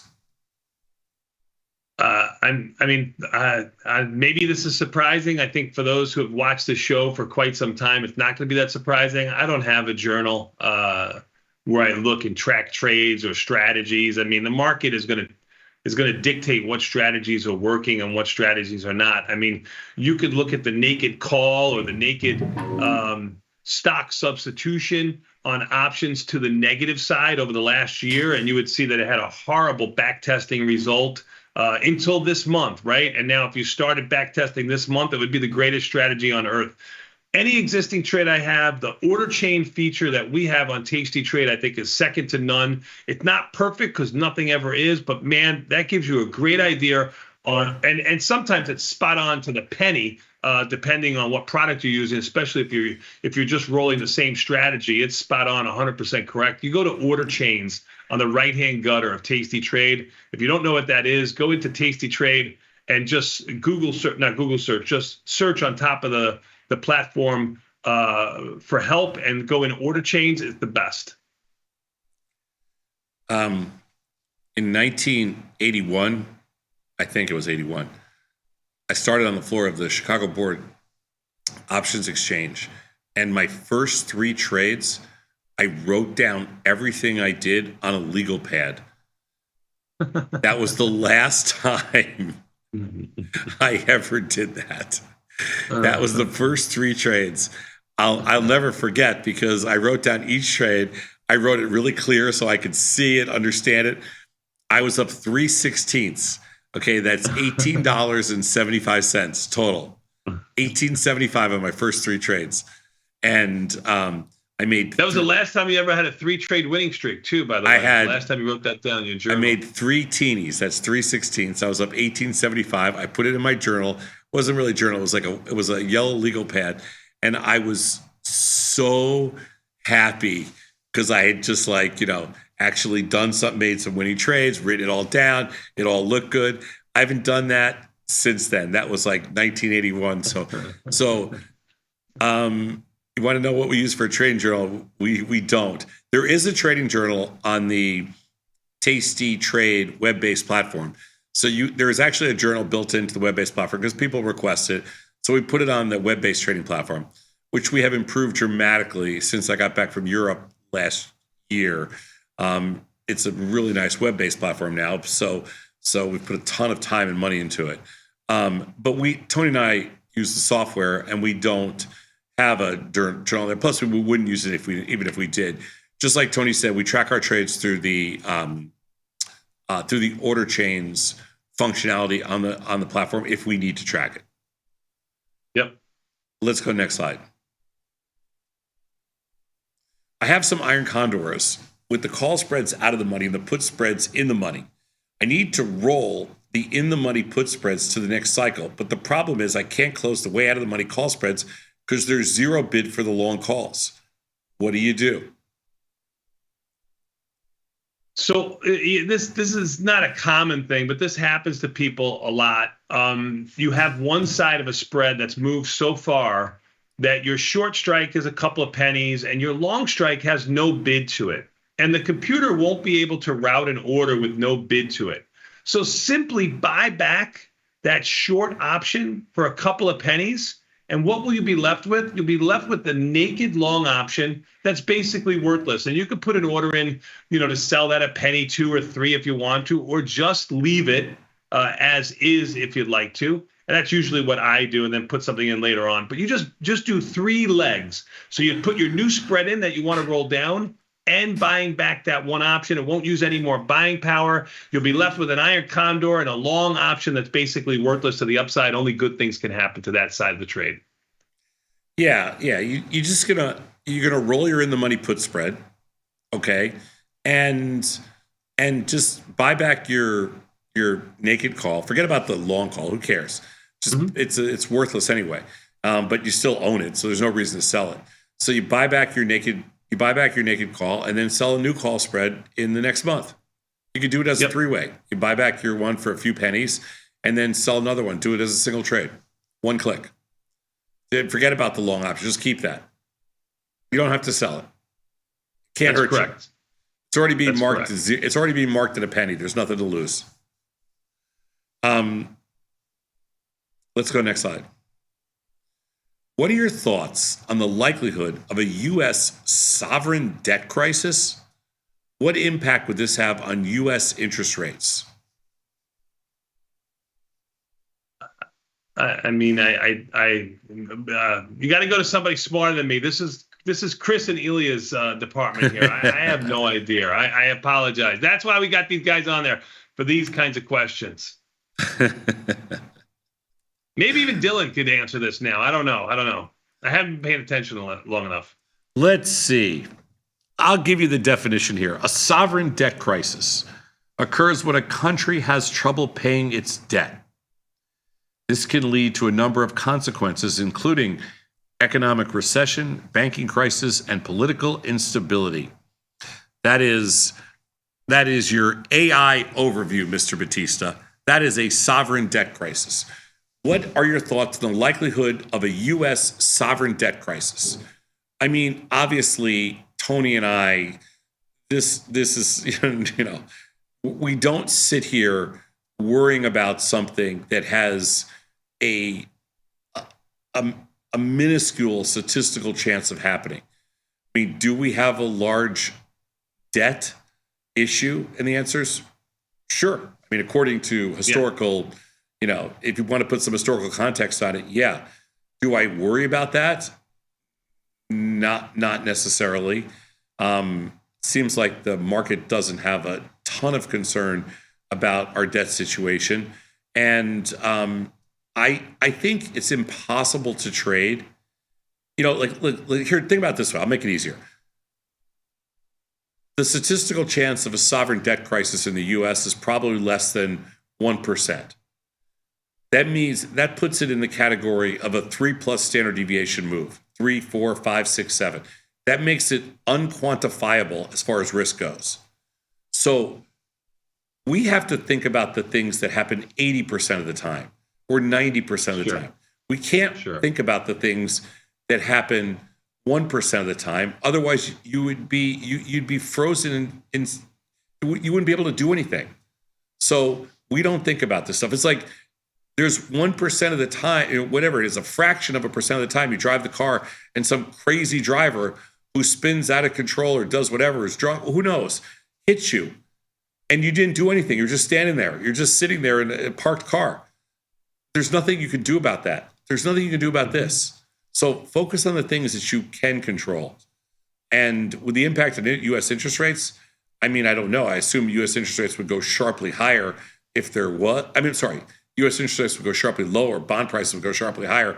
There would be a huge flight to quality. But I don't see that happening. Let's go next slide. And the last one. Dealing with these markets sell-offs is extremely difficult. Trying to maintain composure when it's happening and remaining mechanical can be challenging. What I find the hardest to do is taking positions in order to mitigate positive beta-weighted delta in an overall position. How do you go about that? Mitigating your long deltas. It is difficult. You may have done this yesterday by rolling down on Friday, rolling down the untested side, maybe start opening a new position that'll work for you today that had some short delta to it to reduce all of it. But as we move lower, you're going to get longer and longer. I mean, this is part of selling premium. Think about what you're trying to do here. As we go lower, you get a little bit longer. As we go higher, you get a little bit shorter. I mean, we like to buy low and sell high as best we can. But the hardest thing to do is to keep rolling down the untested side and staying mechanical. The second hardest thing to do is keep your size in check with your delta and your new positions. Remember, nobody knows anything about future price.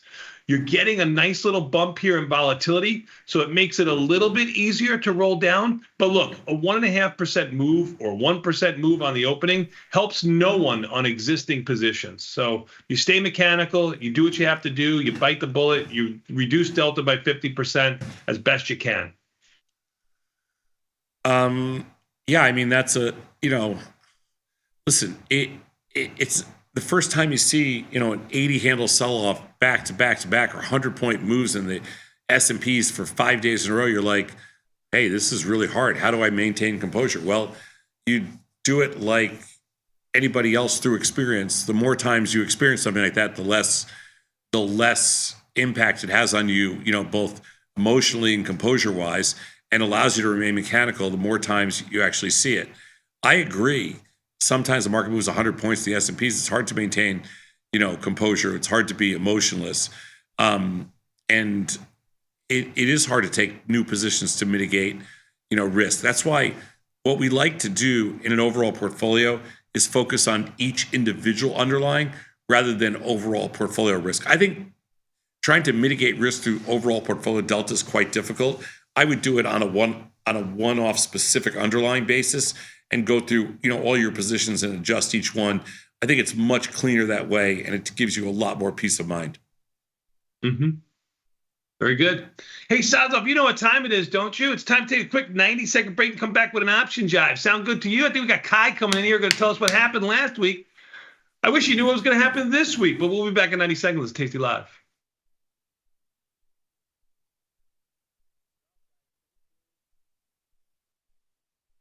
You can get up to $4,000 when you open and fund a new account with Tasty Trade. That's 4,000 buckaroos, 4,000 bills, or clams, 4,000 in dough or cheddar, not the cheesy kind. 4 large, 4K, 4 grand, which is no small thing. Open and fund a new Tasty Trade account and get on the platform for traders who just want to trade.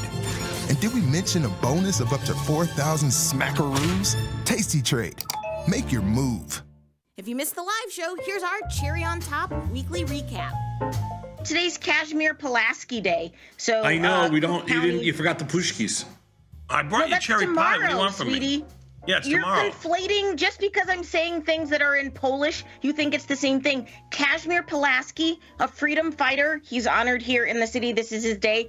Tomorrow is Fat Tuesday or Mardi Gras, and that's Punchki Day. Two separate things. They both happen to be Polish words.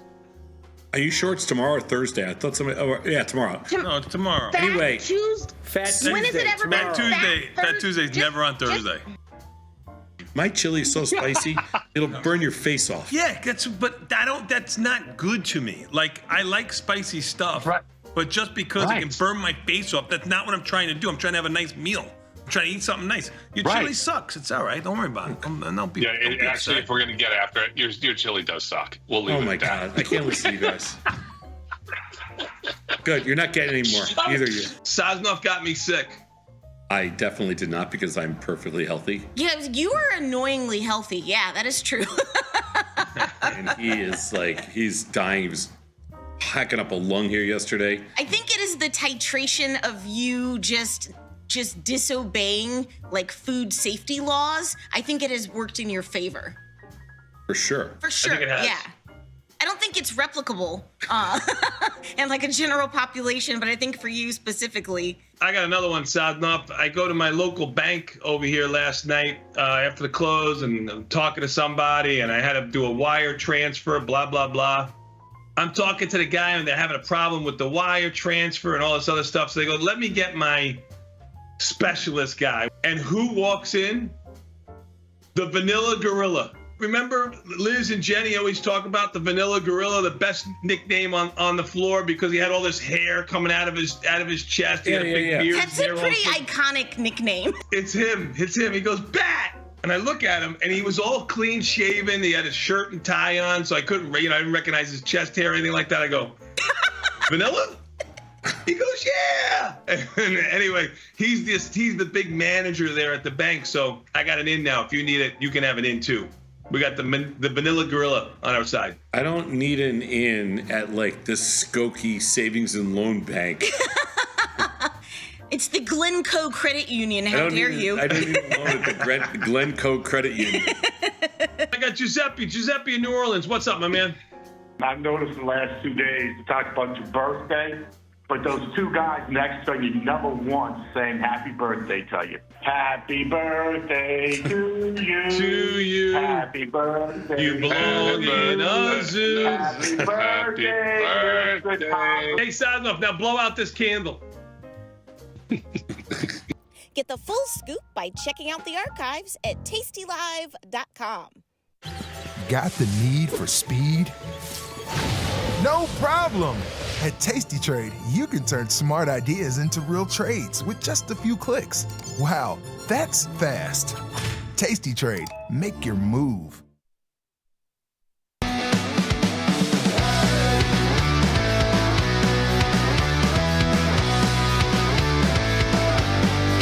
It's option. Jive. Tomas, we are back, my friend. You know what that means? Time for a little bit of an option jive coming at you. Kai in the house. How are you, Kai? I'm doing great. How are you? Doing well. Thank you for asking, my friend. What do you got for us this morning? All right, we got a lot of data based on what happened last week. Pretty much they murdered market. Murderalized. Yes, they did. Yeah. So let's take a look at the weekly data, the largest pullback last week, and also the monthly data. So from last week, it definitely out of range for sure, no doubt. So S&P all the way to the Dow down pretty much 3% to 4%, and Russell was the weakest one. Last week down 4.1%, and so the probability in the past 20 years, or the percentage, that number of occurrences that happen that's larger than this magnitude is somewhere smaller than 2 standard deviation, from 5.7 to 7%, but still pretty large, right? So 94% of the occurrences has smaller magnitude than what happened last week. Pretty small percentages, yep. Mm-hmm. Yeah. Mm-hmm. All right, so let's take a look at the next slide. So then we have the largest one-day move and also the top to bottom price-wise in the past month. So largest one-day move is 1.8% for S&P, and NASDAQ is 2.8%. And this number is much, much smaller. It's all lower than 2 standard deviation. Probably Dow and S&P is roughly at 2 standard deviation, but definitely NASDAQ, Russell, less than 3-4%. So these are even rarer to see in the past 20 years. And if we look at the from the top to bottom, starting from the end of February 18th and all the way to Friday, the number of the S&P down almost 8%, and NASDAQ 11%, Russell more than 12%, and number of currencies in the past 20 years this only happens 25 times to 37 times. These are very, very small currencies. I rule out all the kind of overlay in the same month, so only recorded from top to bottom. Okay. Yeah, low probabilities. Got it. Very, very low. So next slide, we look at the expected move from last week and this week. We don't even need to guess. It's definitely out of the range, expecting 1.9% from the beginning of last week, and they actually really moved more than 3-4%. And today, or actually the end of Friday, the VIX was trading at 23.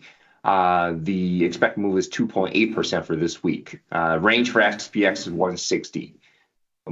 Definitely because of the VIX. But I found one thing is actually a little bit inconsistent from what we saw from the last week to the last month is the VIX was actually didn't reach as high as I expected. Because if the market down 7 to 10% in a month, normally VIX is already up to 35-40%. But this time, VIX is still trading at 25. This kind of worried me. Yeah, volatility has expanded and expanded nicely. And by nicely, I mean two extremes here. Now, can it go even higher than this? Oh, yeah. Of course it can, right? Nobody knows anything, right, of future volatility. Do you see any capitulation, Tom? Not yet. I mean, you might get some this morning, but I kind of felt like last week there was one day when they turned them around. Your birthday, Thursday. And I kind of felt like that was it felt a little capitulation midday. I agree with you that, Sam. I even said it on the show. But every day after that, I've been saying the same thing, much to my chagrin, because I've been a lot more bullish than you have for sure. Yeah. But volatility has not come in at all. I said if you're looking at volatility /VX, this market is not done going lower. I agree with you. Yep. But the good news is the low hasn't breached the Thursday's low yet. Yeah. Well. that could happen shortly. Okay. All right. Volatility hasn't gone above that Thursday spike either. I mean, intraday, but we'll see. I think it has to go above it to go lower. Okay. All right. So the next one is the IVR change. Other than bonds, pretty much everything's IVR increased last week. No problem. Mm-hmm. Right. And the euro is up to 75% because we saw a big move in the dollars, and the euro and the pound they went to the north. Yes, sir. I don't know what to add. Mm-hmm. All right. So next slide we see. Let's take a look at the some big movers. The top one definitely the euro. So the euro is up 4.5% last week. Just one simple stat. The long-term probability of this happening in the past 20 years is only 0.2%, which is extremely, this is like what, 3 standard deviation, right? Yeah, this is more than 3 standard deviation move. This is a large move. We haven't seen a lot in the past 20 years. It's very close to 0%. Yeah, I mean, It's been, the euros, it's been a crazy week, no question. But like I said, I mean, I can't believe the British pound's almost back to 130, which is great. Mm-hmm, mm-hmm. There's only one occurrence to exceed last week's move. The euro's actually now down this morning a little bit. Small. Yeah, including Japanese yen and pound.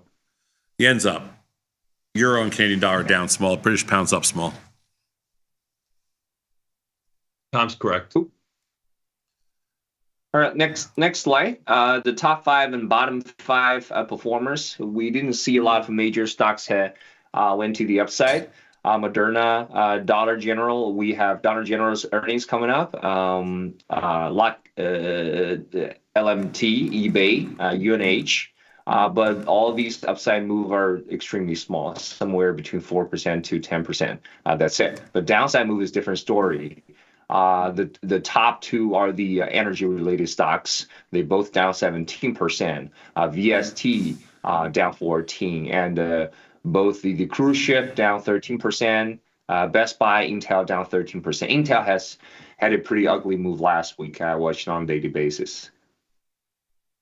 Yeah, all these stocks have had a little bit of an ugly move. I mean, DG with earnings on the 13th, with everything that's going on in the market, probably going to abstain from trading DG. Markets are good, not great.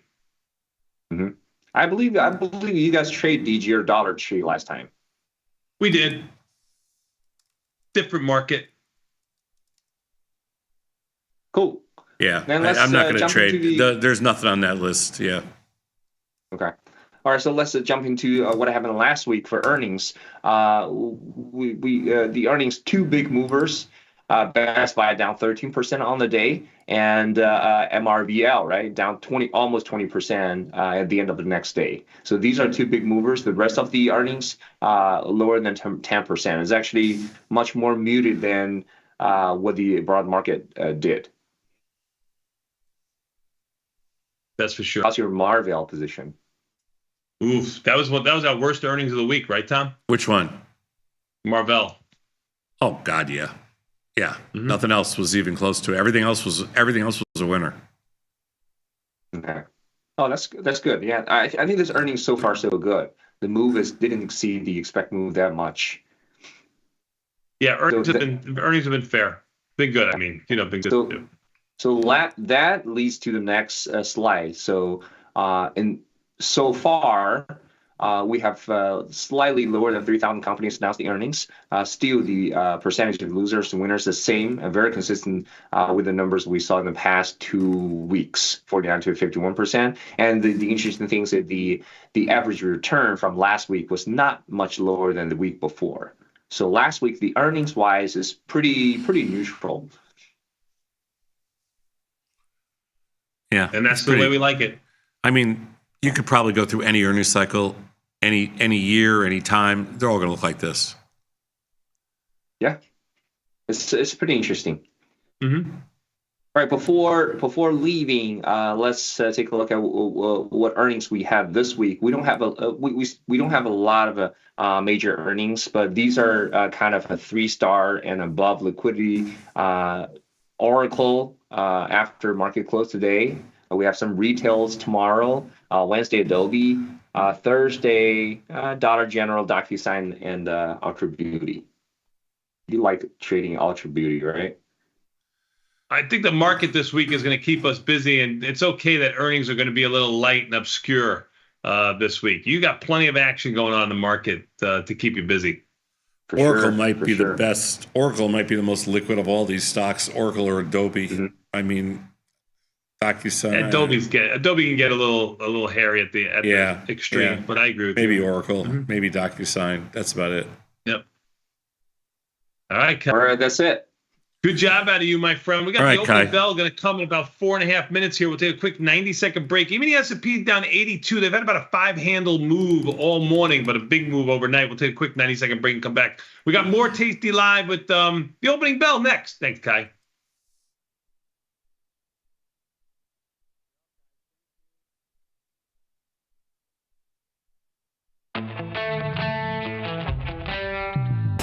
In the world of investing, a beast lurks between the numbers. Some watch from the safety of the sidelines, but others saddle up and ride that 1-ton rowdy ribeye for all he's got. If that's you, join us on Tasty Trade, named best online broker for options trading. Genius loves company. It feels good to get smart. Get even smarter with the ultimate how-to guide. Learn 31 different option strategies, covered calls, iron condors, jade lizards. Become a trading mastermind. Get the guide at tastylive.com/guide. I love to take risks. I love the instant pain, the instant gain of trading. I would describe my trading style as a calculated risk taker. I like to play towards volatility, which is something that you can quantify high and low points of.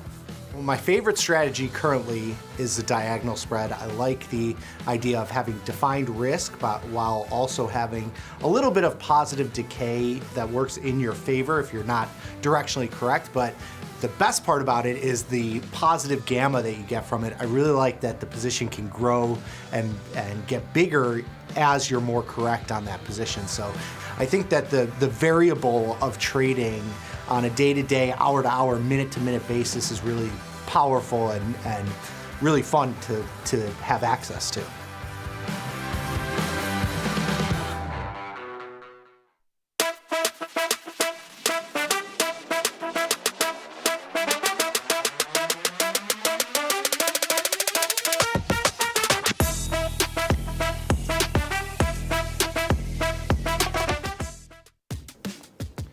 Look who's back testing. Tasty Trade now has options back testing for free. Test your trades with over 10 years of data for the most popular symbols. See how your trades would have performed in the past. Look back at profit and loss and take the guess out of guesswork. Oh, did we mention that it's free? Get back testing at Tasty Trade. What's up, everybody?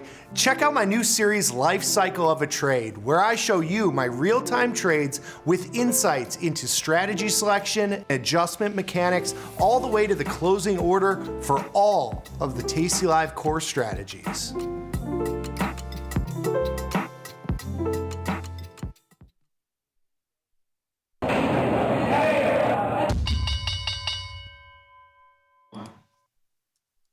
Tomas, we are back, my friend. You know what that means? Time for a little bit more Tasty Live. That's right, with the opening bell is imminent here in less than a minute. Even the S&P is down 84, Sadnov, trading just a few dollars off of their lows, and it had a fairly tight range. I'm going to say around $5. It's probably been closer to $10, but still at the low end of the range. NASDAQ down 344, doing the same. Russell down 26, and the Dow down 500. I'm just going to round there. Bitcoin also taking it on the chin, down to 82.7. So, what do you think here? As we go to the open, everything's going to open low, significantly lower. Yeah, I'm not exactly sure. I'm not volatility 23.13. You can see here. You can see here at the high end of its range, once again, big move in volatility to the upside. That's almost a 6% move. I did not have down 82 on my bingo card, or 84. Not after Friday. Friday had a nice little move in the market to the upside. You can see here Friday, we had that big move lower. As a matter of fact, we're testing some of those lows to the downside right now. Same thing with volatility. I just put a 109 bid in for some NVIDIA. So if you want to sell it to me $1 lower than where it's trading, I will buy it. I don't know why. NVIDIA looks like it's trading in dollar increments too. I mean, most of these products look like they're trading in dollar. Yeah, I mean, increments. I don't even know why I said that, because I don't really have I don't have an axe to grind in NVIDIA. A bone to pick, right? Yeah. Apple clearly not cooperating with the good kids this morning, but the thing about Apple is the markets are tight. Apple markets are tight, and it's been kind of a bucker as of late, right? It has you look been at a little Apple, bit of a bucker. Yeah, and not bucking the market right now, down $4.60. I got some problem children this morning. Well, I got problem children abound here, Sadnov. SPX, Google, Microsoft. I mean, Google's down $6. Microsoft's down $9. I thought we had some big movement on Friday in the market. Not as big as what we're seeing today. MSTR down $16. Goldman Sachs down $14. Costco down $12. Coin down almost $12. Tesla taking it out to the woodshed, down almost $11. Sadnov. Royal Caribbean, which never goes lower, down $8. Everything's lower. Sadnov. Royal Caribbean is one of your, that's all you monkeys. I haven't traded Royal Caribbean in years. I just think it's funny because you said the stock was going to go bankrupt when it was in the 80s, and it got up to, I don't know, 280. It's basically bankrupt. Yeah, basically bankrupt. That's right. Well, I didn't get my NVIDIA, just so you know. Only volatility products higher now, and a couple of oil-related products via CVX and XOP. Home Depot, which I have to admit, I went to Lowe's this weekend. I did not go to Home Depot, but Home Depot up 85 cents. I put a lot of orders in above the market, and no dings from you yet. No. Oh, there's your first one. A lot of orders. That's probably a roll down. Yeah, they're just roll downs. Boy, I don't know where to start. This is not. It ain't pretty. Start from the beginning, Sadnov. Where did the bad market touch you? It ain't pretty. That's for dang sure. This is one of those days when you say to yourself, "Man, how did I get so big in here?" Meanwhile, your size hasn't changed. Yeah, and I don't even feel like. Well, this has to be a lot of this has to be volatility because my positions aren't even that big. Yeah, volatility is moving 6.5%, Sadnov. That's going to move a lot of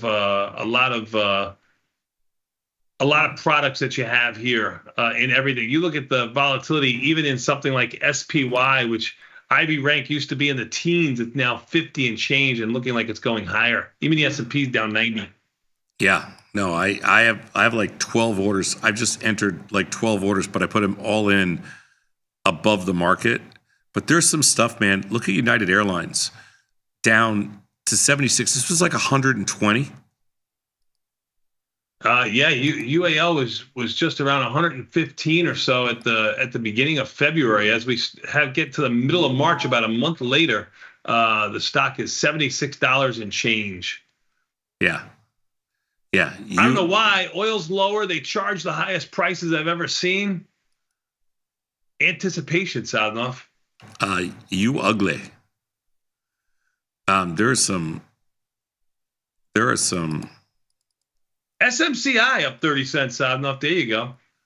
I just made it through my entire watch list to see where the problem children are, and I have to tell you, like I said, I adjusted quite poorly this morning because I didn't. Usually, I'm pretty aggressive, but today I thought, well, maybe they'll bounce a 10 handles or so. Yeah. You didn't get that? I didn't get all you can eat. I didn't get all I can eat either. Yeah. Yeah, I did not get all you can eat. I'm working Tesla, SPY, PLTR, Google, Boeing, because people say, like, what are you guys doing? And Apple. And I'm nowhere close on any of them. And I'm also working to buy some NVIDIA, but I don't think I'm even close on that. So you look at volatility, Ivy rank at Tesla 111. That means it's never been higher. Getting a couple of fills here. Not that far. I mean, I feel like I got to let them come to me a little bit. You know what I mean? Sure. You're selling in the hole as it is, right? Yeah, right. You're selling in the hole for sure. Right. But I don't think I'm close to anything else. Okay, well, I don't think this opening is going to help too many people. Bonds up 29. Certainly hasn't helped me. VIX up 10%. The VIX 26 and change. The VIX futures are up 130, about, it's called 6%. And you don't get a lot of NASDAQ down 400 on the opening days. No, you don't. If you're ever looking to purchase something at yesterday's prices or below, you certainly have that today, Southern. By yesterday's prices, I mean 2024 prices. There's a sale going on. Well, I'm trying to. We got to do something here. And this is the kind of day where, like, you don't really want to sit around. But Google down $7. That surprises me.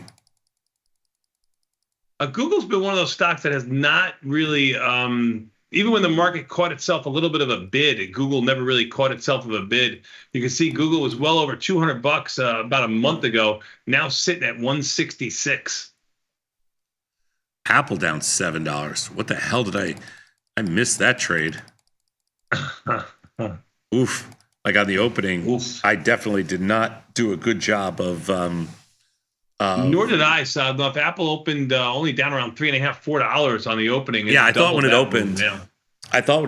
I needed to roll down some calls. I thought when it opened, maybe it bounces up a little bit. Like a buck or two. Mm-hmm. Yep. I would say no bueno to any of that stuff. I agree. Yeah, I'm a little bit long here. I don't like it. I'm a little bit long here too. Uncomfortably long too. Comfortably or uncomfortably? Uncomfortably. Yeah, I was going to say, if you're comfortably long here, there's something wrong with you. No. I was comfortably long on Friday. 2% lower. I all of a sudden picked up a couple of deltas. I really don't want right now, Sal. Now, this comes to one of those things when you say, man, I would love a stock at this price if it ever got down here. And here you are. And you say to yourself, all right, I don't love it so much right here. Well, that's the whole thing. You're like, 2 days ago, you're looking at, NVIDIA here and you're going, if it ever gets to 110 again, I'm closing my eyes and buying it. Okay, it's 110. Now what do you want to do? Or you're sitting here with Apple. If it gets back to 230, I'm closing my eyes. And okay, Fred, back to 230. But close your eyes. That opportunity right now. How many shares do you want to buy? So it's never as that easy. I promise you, never, ever, ever. Look, I even I forgot I did a small trade in Netflix. What a PIG pig that is. Yeah, Netflix, I don't know why Netflix couldn't buy itself a downtick until 3 days ago, Sadnov. It was a bucker for quite some time.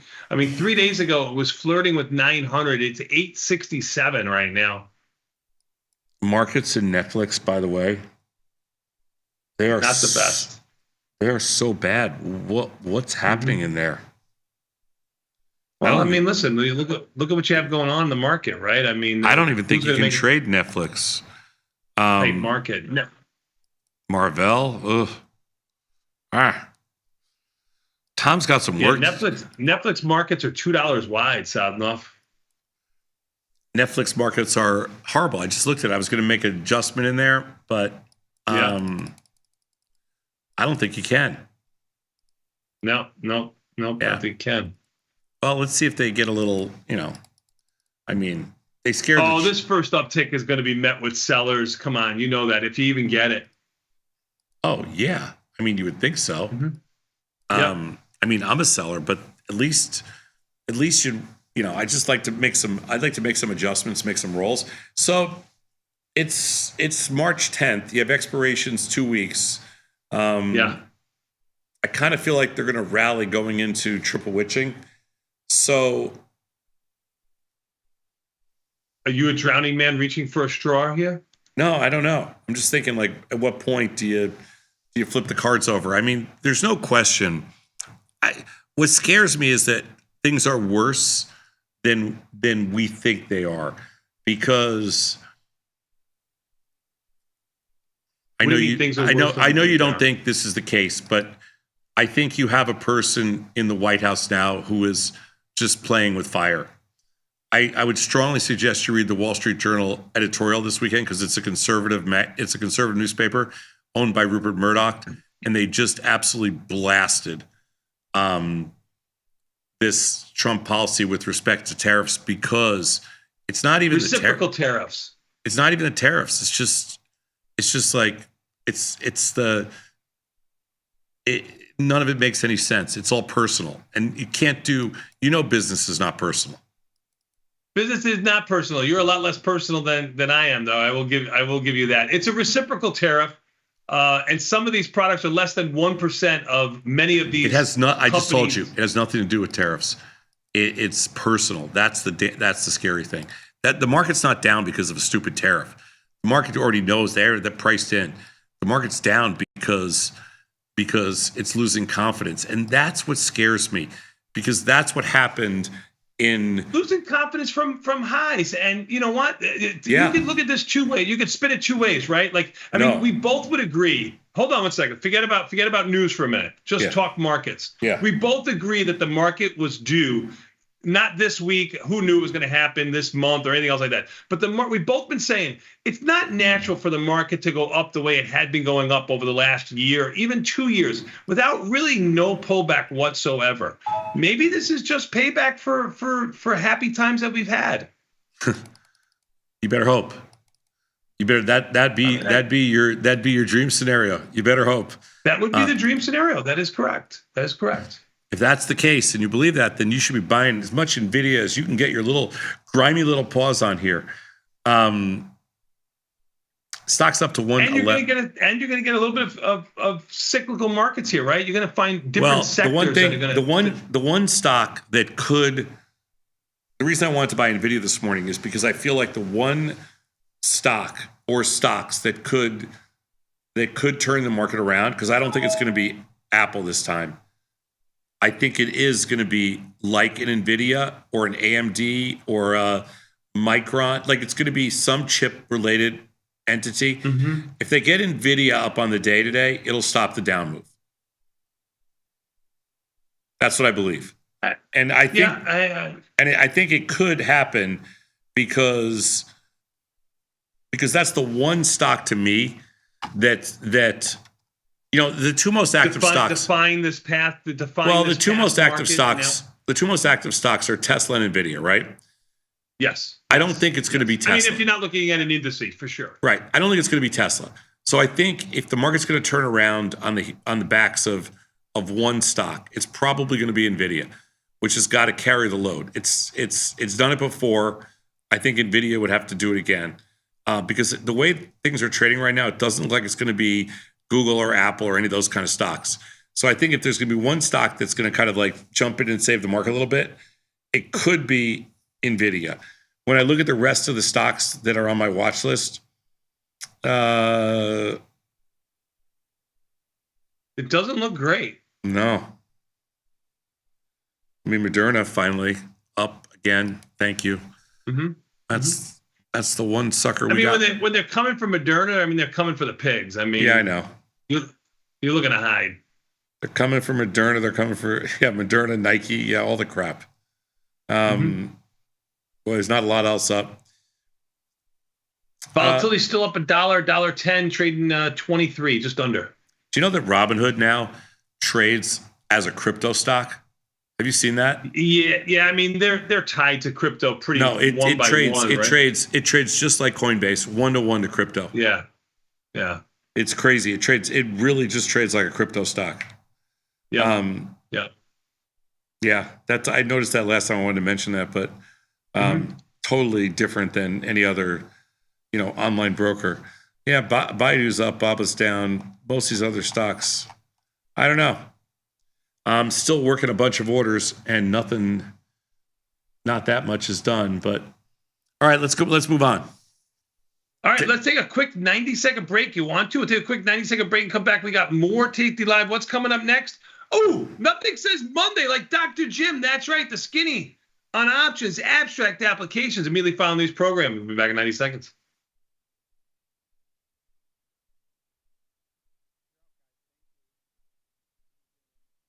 So I started trading in the equities market when I was 18. Real basic ETFs, mutual funds. I didn't discover options and really Tasty Live until about 2012. It made sense to me from a risk perspective. And so I started trading and never really have looked back. The people you see that's who they are. They're trying to be as open and clear as they can with the trades that they're putting on. Teaching a methodology, like teaching the logic behind things. It is tried, true, and tested. They back it up with research.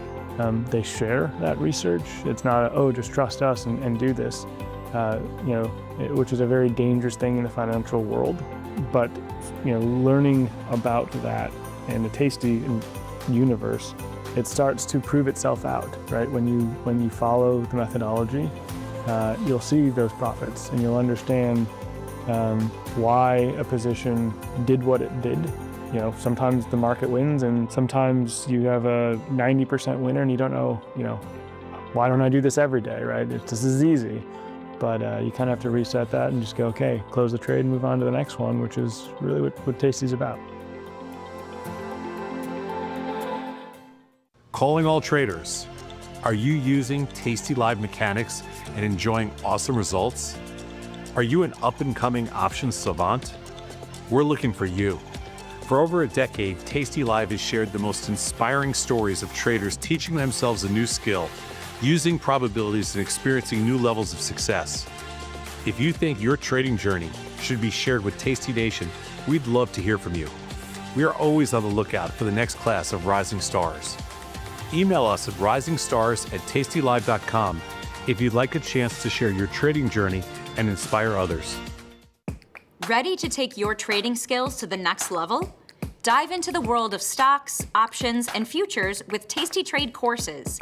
Whether you're a beginner or more advanced trader, our courses can empower you with the knowledge to succeed. Watch as our team in Chicago shows you how to use the Tasty Trade platform and go over the basics of trading.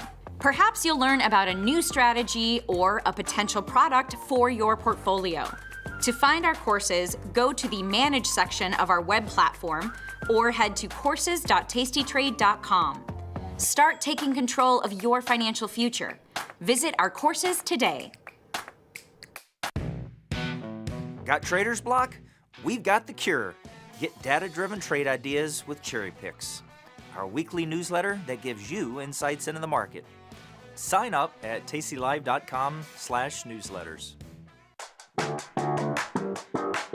What sparked my interest in trading was the probabilistic nature of it. I used to play poker a lot, still do, and if you understand the math for poker, you realize that it's a probability game, it's a number of occurrences game, and you want to put yourself in good spots the majority of the time and have good risk management. All of these things apply to options trading and trading in general, so that was my initial pull into the trading world.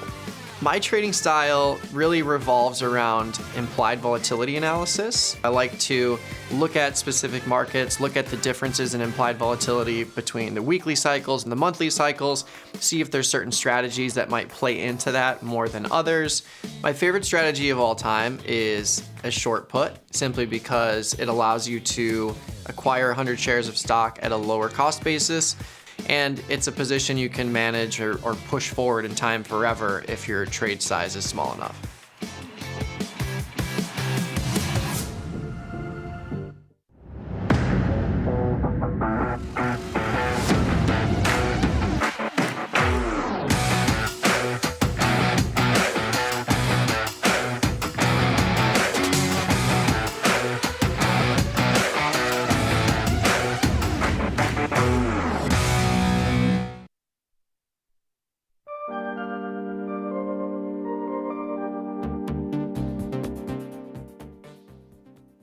Tomas, we are back, my friend. You know what that means? Time for a little bit more Tasty Live. That's right. With this man, nothing says Monday like my friend Dr. Jim, the skinny on options, abstract applications. How are you, Dr. Jim? I'm well. And gentlemen, nothing says we are all on the same team quite like, I know you guys saw this. Did you guys see the LeBron flop on Saturday night when Tatum was driving to the rim? Guys, I think we can all be on the same page. I think we can all come together now that the discussion between him and Jordan, GOAT, it's over. It's done. Forget about rings. Forget about rings. Forget about cups. Jordan would never do that. Tatum didn't even touch him, dude. Stop. He didn't even touch him. Stop, little Detroit guy. Okay, I'm just saying. There is no debate in Chicago. This is Chicago. There's no debate here. There's never a debate. Okay, there is no such thing. Okay, there was never a debate between Jordan and LeBron in Chicago. Okay, it was never a discussion. It's not on the table. You're not telling us something we didn't already know. No, I know. I'm on the same page, Joe. I mean, I saw. I felt Jordan. Absolutely all the daggers to the heart of my Pistons when I was, 8, 9, 10, 11 years old, whatever. And so, no, we're on the same page. But, guys, we have to go together. We have to come together and confront the world. Because in the world that's outside of our little Chicago bubble or y'all's Chicago bubble, right? Like some people actually think LeBron might be the GOAT. It's crazy, dude. I don't like when Detroit people tell me they've come over to the Jordan side. You live by the Jordan rules. You die by them. Okay, you're part of that. You're part of that disgusting Detroit Piston culture that, okay, you don't deserve to be in the conversation. You don't get to have this conversation. Okay, that's fine. But now, okay. So if we're gonna go down that road, let's keep You going. Lambeer, Mahorn loving That's Detroit fine. fan. Yeah, and also Rodman. So who gets to lay claim to Rodman? Is it you or is it me? Because I'm pretty sure it's me. Well, he did Right? win. He did win 3 championships in Chicago, so I consider him a bull. Well, yeah, but it all started in Detroit. But he won 2 with the Pistons. It did. Listen, if I gotta live and die by the Jordan rules, I also get Rodman. Listen. I don't make this stuff. And I know you're a little bit nervous this morning because it looks like my Red Sox are gonna win the Grapefruit League. So I know that you're a little bit on edge this morning, but you gotta give me Rodman. All right. I have a hard time giving you anything in Detroit, but I will say that Rodman was an original Piston. I mean, much like Italy back in the day, he came to the fair good side, and we accept him as our own. Which is funny though, because I mean, Rodman, like back when he was with Detroit, he was like a Dr. Jim, man. Like he was buttoned up, he was straight laced. He wasn't the wild man that people know him from the Bulls. I mean, he was like just a kind of a normal dude, man, in Detroit. And then he got to Chicago, and all hell broke loose. Yep. That's it. All right, gentlemen. So nothing like a little, who needs a cold plunge when you got the VIX at 27? You know what I'm saying? This is true. Tom, did you get your cold plunge in this morning, or did the VIX do it for you? The VIX did it for me. Yeah, there you go. There you go. I have shrinkage already. I don't need There you a go. plunge. All right, well, let's get into a little something. This might help some people. This is going to be sort of a continuation off of what we talked about last week. We're going to kind of use a similar graph. We're even going to come to similar conclusions, but for very different reasons. And given the market that we're in now, guys, this is not your grandmother's market. This is not a Rodman on the Pistons market. This is a Rodman on the Bulls market. Like, this is chaotic. This is wild. So we're going to rethink some outlier risk here this morning. So, John, hit us here on the introductory slide. So most of what we do on a daily basis is founded in the overarching statistical framework of the marketplace. Case in point, we use the normal distribution as a gauge for both anticipated price movements and return outcomes. But the normal distribution has its own pitfalls, one of which is how it measures outlier moves. All right, so John, hit us on the next slide. So this is a guy, most people have never heard of this guy. And this is another reason why I wanted to go ahead and do this segment this morning, because we got to give this guy credit. My boy Benoit Mandelbrot, like, it's very, like, when people think of black swans and people think of outlier moves, who do they think of? They think of, Nassim Taleb. They think of, black swans. They think of, fooled by randomness. It's kind of like when people think of, like, who built Thinkorswim? Like, who built, Tasty Trade, right? People think of Tom Sosnoff. That's not right. TP built Thinkorswim. TP built Tasty Trade. And all the Russians that you hired, right? So it's very similar here. It's Benoit Mandelbrot who is actually maybe the father of outlier risk. I remember going back into the early 60s now. Right, so he had a paper, the variation of certain speculative prices. Tom, I don't know when the last time you've traded cotton is. When's the last time you've been scalping some cotton? We don't have cotton on Tasty platform. It only trades in on the ICE, and we don't write to that exchange. So it trades with block cheese, right? I think we've discovered this a few months ago. Trades the what? With block cheese. Remember we learned that you can trade some block cheese? Yeah. Trades the block cheese. So it's that classic cotton cheese pair trade. So that's going to trade. Yeah, sure. Well, Mandelbrot analyzed cotton price data, and what he found was that extreme price jumps are far too frequent. So at this point in time, like, everybody's all in, they're lock, stock, and barrel on the normal distribution, kind of Gaussian outcomes, like, a more standard approach to kind of a bell curve analysis. And then Mandelbrot came in, he's like, wait a minute, this is not right based on these cotton prices, that there's extreme jumps that happen way more frequently than we would expect. What he actually found is what's known as a stable Parisian distribution. And I bring that up here because we've actually talked about that on this very show. It was maybe a year and a half ago or so. I mean, if somebody pops into Google or whatever, and they search for stable Parisian distribution, skinny options abstract, they're going to come across a segment that we've done here together. And so that's what Mandelbrot used in his paper back in 1963. Well, what he discovered is that the financial returns have fat tails. And this is something that we've all, heard before. This is something we all use in our analysis all the time. But I wanted to trace this back to kind of the source data. He found that the huge outliers occur far more frequently than a bell curve would predict. And this fundamentally changed the way that portfolio risk is viewed. And so, gentlemen, fat tails, how often are you guys thinking about fat tails while you're trading? We don't. How can you not until this How week. can you not?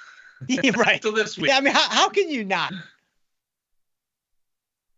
What do you mean? I mean, how can you not? That's crazy. I mean, we're living it right now, Tom. We're living it right now. We've had like 5 or 6 or 7 days, like consecutively, like 1% intraday reversals, like crazy stuff. And like this is exactly what Mandelbrot was talking about. Like this type of stuff happens more frequently than a bell curve would suggest, and especially as premium sellers, Tom. The fat tails are it's the biggest chink in the armor. So how can you not think about it? Because you can't really model it, so you can't think about it. Again, I explained this morning. Mandelbrot modeled it. He did it in 1963. No, he didn't. He did it with cotton price. Yes, he did. I know, He but did it's it right not. here. Again, I'm trying to explain. I explained this to you this morning. You control the things you can control, and you don't worry about the things that you can't control. And since you can't control the fat tails, and since they happen so infrequently, now they do happen, but they happen infrequently, that the way you do this, which is the whole basis, the whole premise that Tasty is built on, is just stay small. That's it. You can't, and don't worry about it. There's nothing you can do. Okay, I think I know what you're saying. Get in your Because it's not controllable. and put your seatbelt on and don't drive 100 miles an hour. It's not that hard. You don't even wear, but you don't even wear your seatbelt. I've been in your car with you. We have to listen to the beeper thing go off every 8 seconds to remind you to put your seatbelt on. And I'm like, what is this guy doing? I have it. Elon's trying to save you from yourself in the Tesla, and you won't do it. It's disconnected. You can't even make it happen. You can't disconnect it. He's not going to let you disconnect it. No, it keeps going off every 9 seconds. I've been in it. I've done it. No. Bat knows what I'm saying. No. Anyway, no, I know what you're saying, right? It's you can't control it, so you got to focus on what you can control. But I think it's a little bit, I mean, for lack of a better phrase, it's a little disingenuous to say you can just forget about it, because you can't forget about it, because this is the thing that's gonna do you in, Tom. Right? This is what did you in when you were, shorting Nvidia. This is what did you in when you were shorting Tesla. Although you're finally getting paid on that trade. No. Again, you cannot. As a trader, no successful trader focuses on things that they can't really quantify. Just like as a brokerage firm here, we don't focus on risk that has a 1% chance of happening. We'd be out of business. Yeah, but couldn't we say that? Because what you said a couple minutes ago is spot on, and that's obviously where we're going to go here this morning, talking about staying small. Can't we draw the conclusion that you are staying small to indirectly shield against that type of move, correct?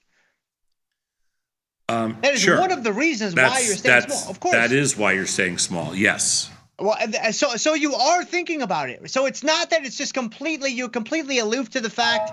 Now, what you're trying to say is you can't do anything about it. You can't control it. If you're going to play this game, it's a cost of doing business. But you have to manage it. You have to navigate around it. So believe it or not, we are saying the same thing. Again, LeBron is not in the GOAT discussion. We're on the same page again, 100%. We're all together. Bat, you're with us this morning? I'm with you.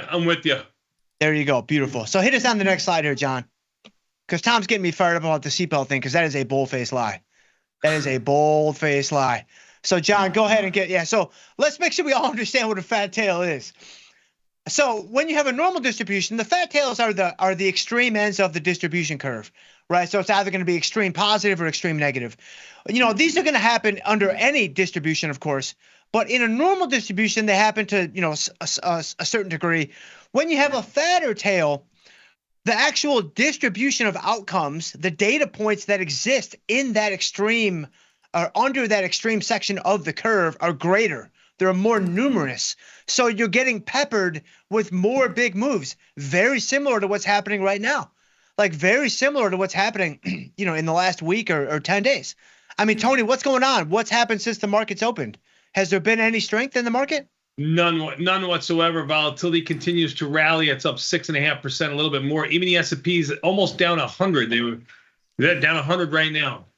I mean, that's like, man, that's some crazy stuff, right? So right now it's like, okay, sure, I can't control this, but I got to do something about this because everything is fine. Everything is strawberries and sunshine when I'm selling my vertical spreads and I'm selling my strangles and nothing happens. I collect my theta and I'm on my way. But man, there's another side to this whole story. And that's kind of like, we talked about this last week. We focused on a graph similar to this one, but I talked about the peak in the distribution. And I said, hey, you have a leptokurtic distribution. These kind of observations around the mean are going to occur more frequently. So selling premium is a great way to go. That's kind of the offensive side of the coin. Now on the defensive side of the coin, sure, you have the peak in the distribution, which is great for all the winners. But what are you going to do about the extreme moves? What are you going to do about the extreme outliers? Well, here's what's interesting. It's actually the same set of mechanics. It's actually the same approach. So John, hit us on the next slide. So what am I going to do about Mandelbrot and Taleb? Well, again, if I'm selling premium, especially out of the money premium, right, the outlier move remains our biggest risk factor. This is the biggest risk factor. It's not the modest losers. It's not the, the ho-hum losers. It's going to be the big moves that kind of get away from us. Well, as Mandelbrot and Taleb have showed us, these outlier moves occur more frequently than they would otherwise in a normal distribution, which again, in an absolute sense, which you kind of hit on this a minute ago, which I think is really good, it's still fairly infrequent. We are still talking about, your 1% outcomes, your 2% outcomes. So it isn't something that is going to happen every single day, although it certainly feels like that right now. So what do we do? So Tom, you said stay small. I'm going to expand on that, right? I'm going to give people 3 things that they can do. Number 1, check your overall capital allocation. So staying small, that's individual position sizes, which is my second bullet point here. But that also means your overall capital allocation. So this is why we like to be 25 to 50%. And when the VIX is at, 14 or 15, that's not the time to lay out all your capital. That's not the time to be fully invested and kind of at the upper end of whatever your own capital allocation limits might be. You want to leave some so that when volatility does spike 6.5% today, and you've got, volatility futures are what, 23, 24, Tony? Volatility futures are sitting right now, forward slips at 23 and change. There you 23.30. Yeah, so I mean, it's like volatility futures at 23, VIX at 26 and some change, whatever. It's like this is a great opportunity to sell premium. This is a really good spot to sell premium. So you don't want to have all your capital allocated when volatility is lower. Secondly, individual position size. Defined risk 1 to 3% of account size. Undefined risk 3 to 7% of account size. If you have less capital in your account, then those numbers might have to be a little bit larger. You might be 5% defined risk. You might be up to 10% undefined risk. That still is reasonable. But, when you only have 10 or 15,000, there's only so much you can do. When you have more capital, like, 6 figures or more, those numbers can shrink even smaller, of course. And then, of course, consider short delta. And we talked about this a little bit last week, too, because so many people are getting hurt because right now, you have the double whammy of the long delta and the volatility expansion, which, again, when you're printing all-time highs every day, gentlemen, we know that it's hard to not want to be long. It's hard not want to just ring the register every day. But they don't ring a bell, right, Tom? You taught me that. They don't ring a bell at the top. They don't ring a bell at the bottom. No. They're ringing some bells right now. They're ringing my bell with even the S&P down 100. And 2. I mean, this is not good, guys. This is not good. But again, I mean, we can all find solace in the fact that the Boston Red Sox are most likely going to win the Grapefruit League. Like it would take an act of the good Lord for that not to happen at this point. Tony and I feel like so much better. I was going to say that's got to just take a weight off your shoulders, right? God, I mean, yeah. Bregman looks like a stud. Have you guys seen this Alex Bregman kid? Man, he's a stud. Oh my Man, God. that over 84.5, Tom, I'll tell you what, man. I'll let you out right now. For a 75% loser. Oh my God. All right, let's get him a few takeaways. I got to watch more LeBron flop. You're going to be crying. So selling premium brings with it a number of advantages, and there's a lot of LeBron flop clips to be watched. Selling premium brings with it a number of advantages that we try to exploit here on the network, but it certainly doesn't come without its own set of challenges that we have to contend with, such as the fatter tails in the distribution that Mandelbro, not Taleb, it's Mandelbro, not Sosnoff, it's Preston, who helped us see back in the 1960s. And there you go. Shout out to TP this morning for being the brain power, the nucleus of all that you've created, my friend. A rare TP shout out here a little after 9 a.m. You are correct about that. You don't get that every day. You don't get even S&P down 100 every day, some of them. You don't get volatility not backing off for a second here, although not quite expanding, but still up almost 7% here.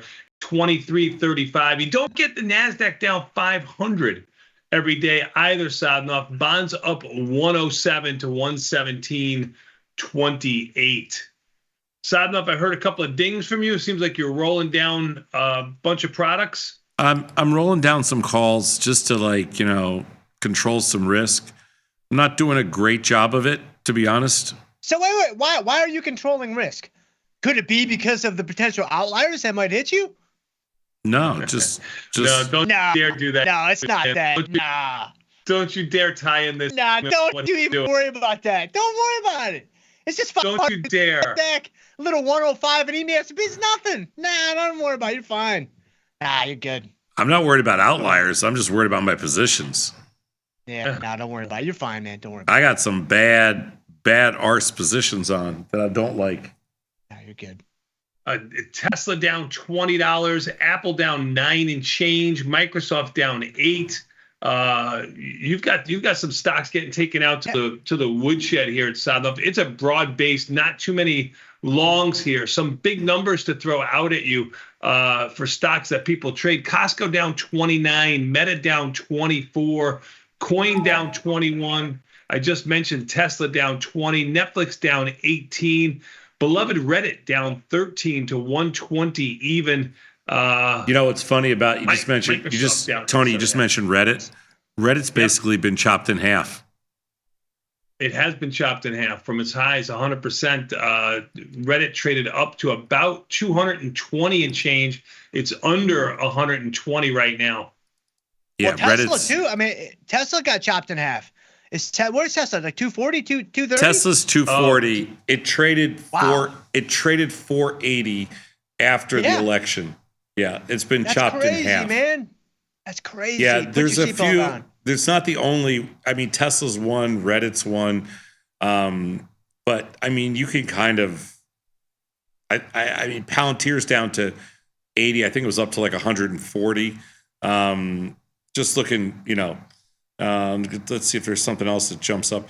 I mean, UAL was just trading 120. It's $76. They've.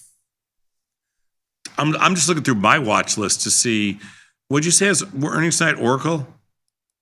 Yeah, that's it. I mean, yeah, but Oracle's another stock that also had like a massive move.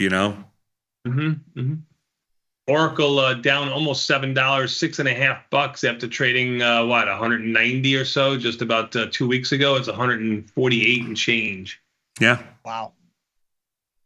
All right, my friend. Good job out of you, Dr. Jim. I mean, I think it was a good job. I'm not 100% sure. It did show Tom using your segment in practical application, but I think we can discount. We're gonna take that never happened, Tony. No, that never happened. Yeah. We're gonna take a quick 90-second break. I don't like to be Mandelbound. That's all. Mandelbound. Now Mandelbrot. You got Mandelbrot. Mandelbrot is good. Mandelbrot is good. We'll take a quick 90-second break and come back. We got more Tasty Live immediately following these messages from our sponsors. We'll be back in 90 seconds. He Mandelbound we got a to market leave. measure next.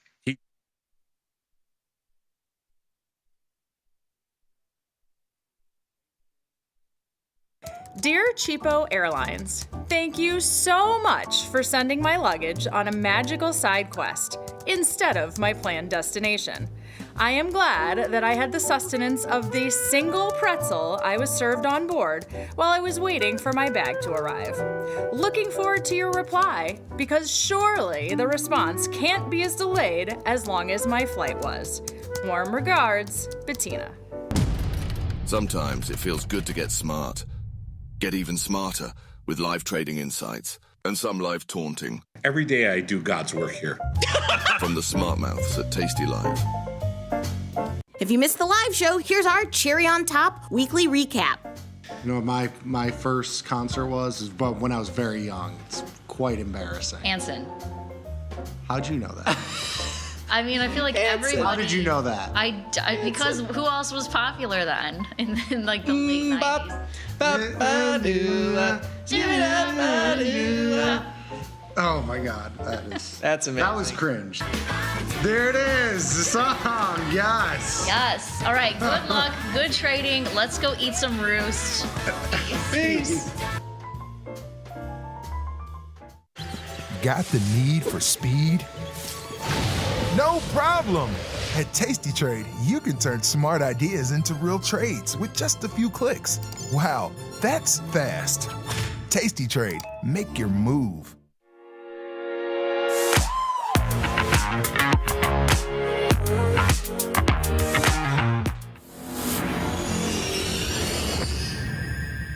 You're gonna want to put natural gas on your list for routine rundown today.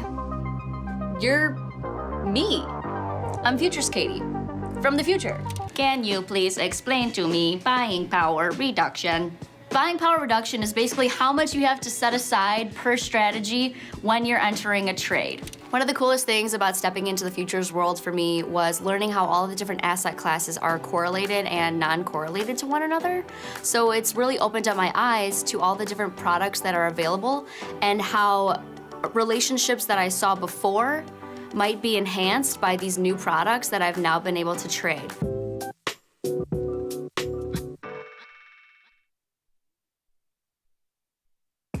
Ready to take your trading skills to the next level?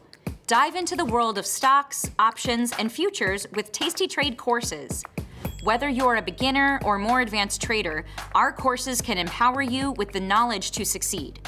Watch as our team in Chicago shows you how to use the Tasty Trade platform and go over the basics of trading. Perhaps you'll learn about a new strategy or a potential product for your portfolio. To find our courses, go to the Manage section of our web platform or head to courses.tastytrade.com. Start taking control of your financial future. Visit our courses today. Looking for a better broker and a bonus? Sweet. Get up to $4,000 when you open and fund a Tasty Trade account. Plus, smart tech and a broker who's got your back at Tasty Trade. Make your move, genius. Tasty Trade. Today's episode of Market Measures is brought to you by SIBO. SIBO is partnering with tastylive to provide educational opportunities for traders at all levels. Did you know index options like these can provide opportunities for diversification, lower volatility, liquidity, and other benefits? To continue your education on some of the mechanics learned in today's Market Measures, check out SIBO's Retail Trader Suite at www.sibo.com/minis.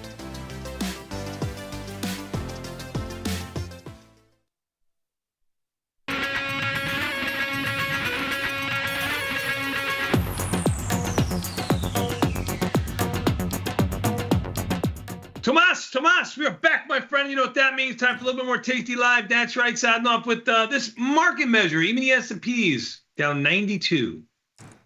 Yeah. Give me something good here, Sadnov.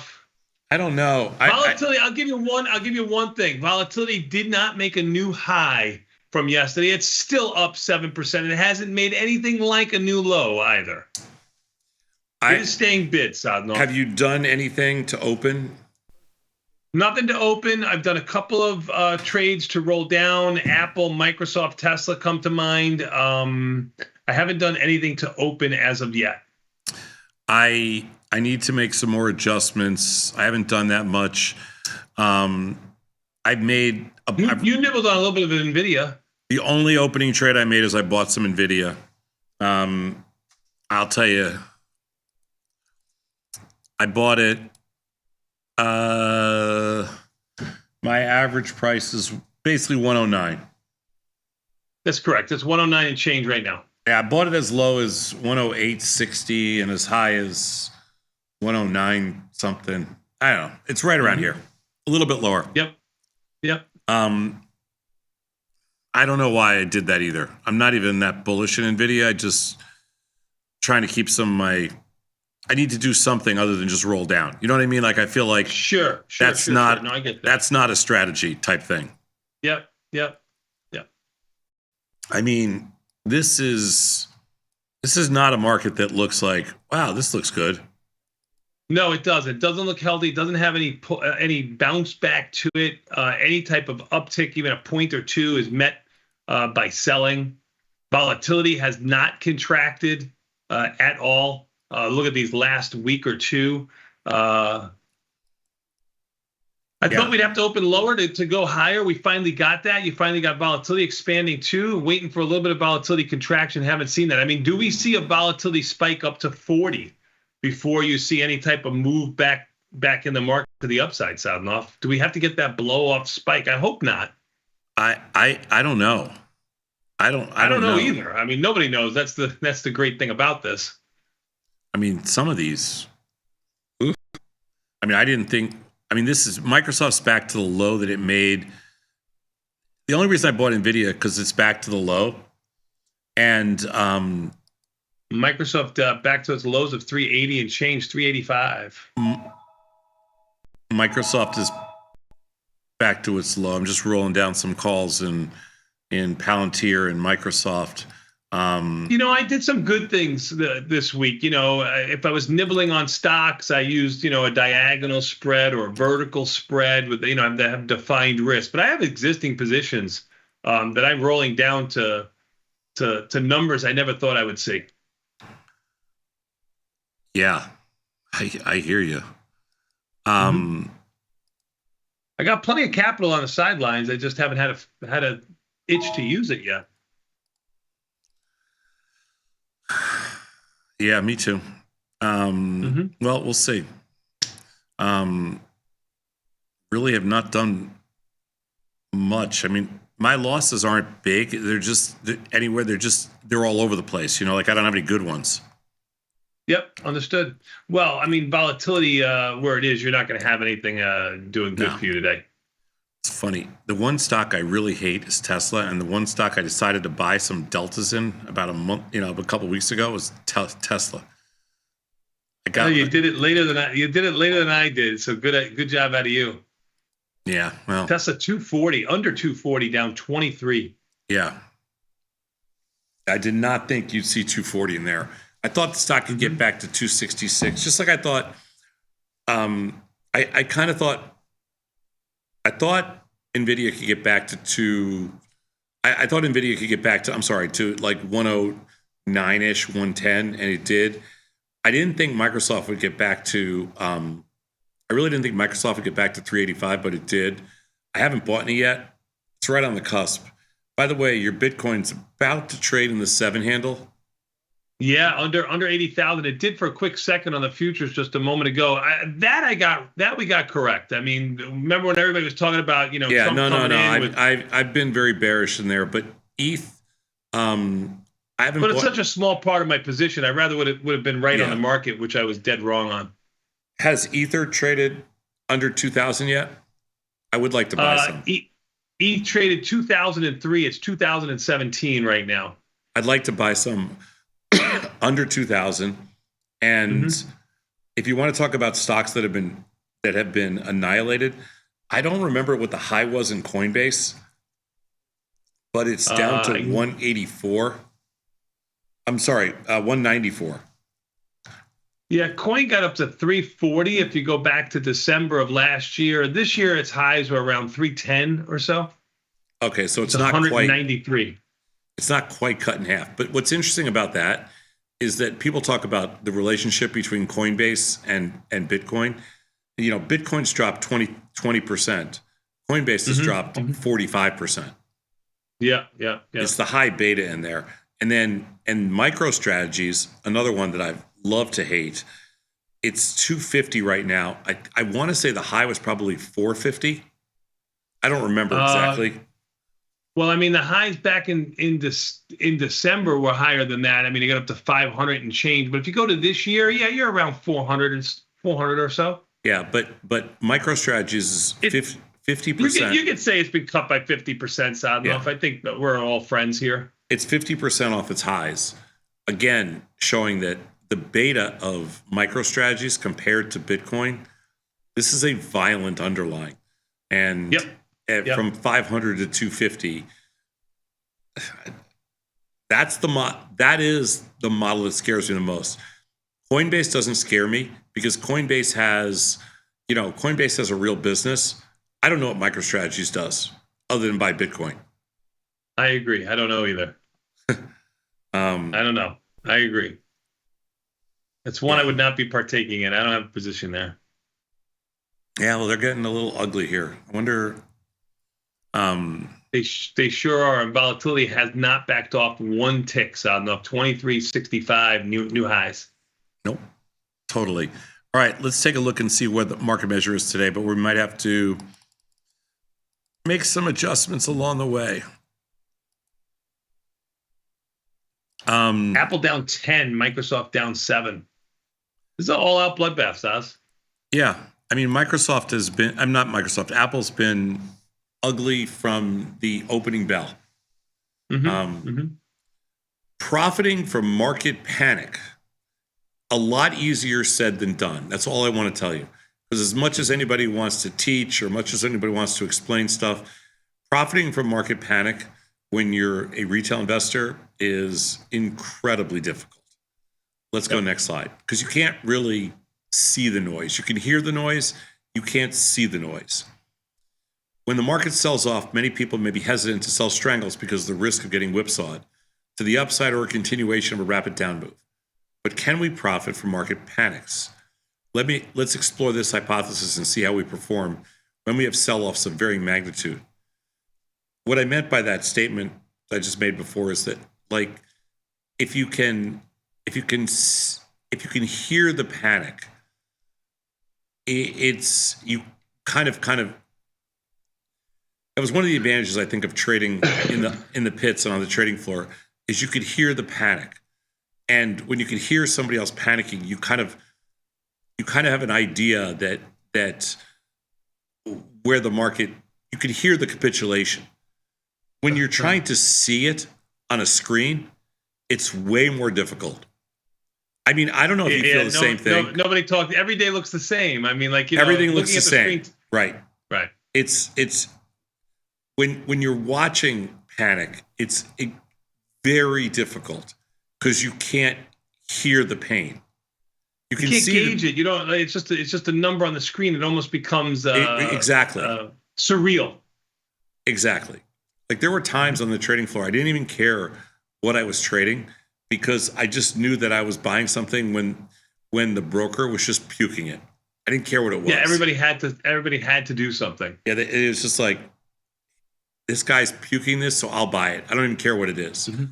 You don't get that sense here, and it's a very different world. So it's much harder. It's much harder to profit from market panic on screen-based trading. Now, the advantage of screen-based trading, what we do is it's easier to trade. Yeah, because you actually get filled, so trading's easier. But profiting from market panic, very difficult because again, you can't hear the emotion. You can't feel it. You can only see it, and seeing it's not the same. Let's go next slide. This is a 10-year study. 16 Delta strangles, 45 days to expiration, managed at 21 days. We're just going to show you some statistics because the statistics have a lot of takeaways. We're going to compare the average P&L, the premium win rate, return on investment, when the trade was initiated on any down day, down 1%, 2%, or 3%. Today, right now, we're down over 1.5%, just to put context around this. 1% move would be 2.5% in the NASDAQ. 2.5% in the NASDAQ, 1.5% in the Russell, 1.5% in the S&Ps, and in the Dow, not even 1%. Nobody cares about the Dow. All right, let's go next slide. So the larger the sell-off, the larger the profits, the larger the return on investment, while the win rates remain consistent across the board. Let's take a look here. So this is from just selling a 16 Delta Strangle, and you can all days, all trades, any down day, 1%, 2%. I mean, the simplest takeaway from this, if you have the, if you can pull the trigger, is everything remains the same except you make more money and a higher return on investments when we're down the most, which I don't think would shock anybody, but it's the hardest. When it's hardest to do something, you get paid the most. That's the simplest way to explain it. Let's go to the next slide. So why do we see greater profits from strangles when the market sells off, even though the price moves tend to be large? Let's take a look. Next slide, John. So larger sell-offs come with added volatility and larger strangle premium that's collected, thereby providing extra protection to premium sellers from outsized moves. What this means is you have less outlier risk. So the net results are better because you make more money, you have less outlier risk, and the win rates are virtually the same. It's hard to think about this, but the win rate when we're down 2 and 3% is the same as on any given day. Like, that's the most important thing. The win rate's the exact same. So why not make 25% more money or whatever it is? Sure. Now, again, your buying power is going to be the same. Almost everything going to be the same. Now, again, easier said than done. Of course. Because right now we're not sitting here pulling triggers. Okay. You don't hear the ding going off. I'm not selling a crap load of strangles in Apple, for instance, right now. I haven't had a chance to really look, but I'm just saying, that's that's where we're at. Anyway, the numbers are interesting. They speak for themselves. Okay. They do speak for themselves. Yeah. It's hard to look at these numbers when you have a market moving 2%, right? Yeah, sure. Yeah. Let's go to the next slide.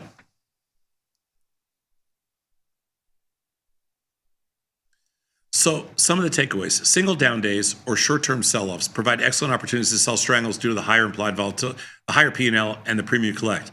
Let's understand something, though. You have no idea what is a single down day or a short-term sell-off. That's the hard part. Like, is a short-term sell-off mean it's going to end today? Is it going to mean it's the end this morning? Is this going to be 2008 where it ended in, 6 months from now? You just don't know. That's correct. So it's not, in hindsight, it's easy to do this. In real time, you can't tell where that capitulation is because you don't hear the panic. So generally, that's why you got to stay small. So a little bit to support what Jim said this morning, but also go contrary to it. The best time for the best returns is to get involved when the fewest number of people want to. But the flip side of that is you have to stay small. It always comes down to that. Selling strangles after down days saw an increase in average P&Ls for a strangle because of the rapid IV increases and the premium. However, sometimes selling into heightened volatility can be risky if the market continues to move strongly in one direction, and down days can sometimes be the beginning of larger corrections rather than a one-off event. We've spent many years dealing with one-off events. Maybe this is something more. I don't know. We'll see. Absolutely. Hey, listen. You know what, Saz? Good takeaway. But I got something to take away. That's right. I got my friend. That's right. Yours and mine, Mr. Scott Sheridan, coming in here. He's going to have a list for you, Sadnov. You're going to make fun of this list because you're not going to even listen to the list. But we're going to be back in 90 seconds. We got him and Tasty Trade World Headquarters right after this.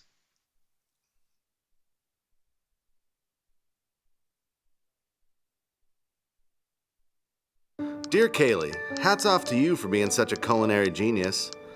I don't think it has ever dawned on our kitchen staff to serve gazpacho hot. Sincerely, Bob.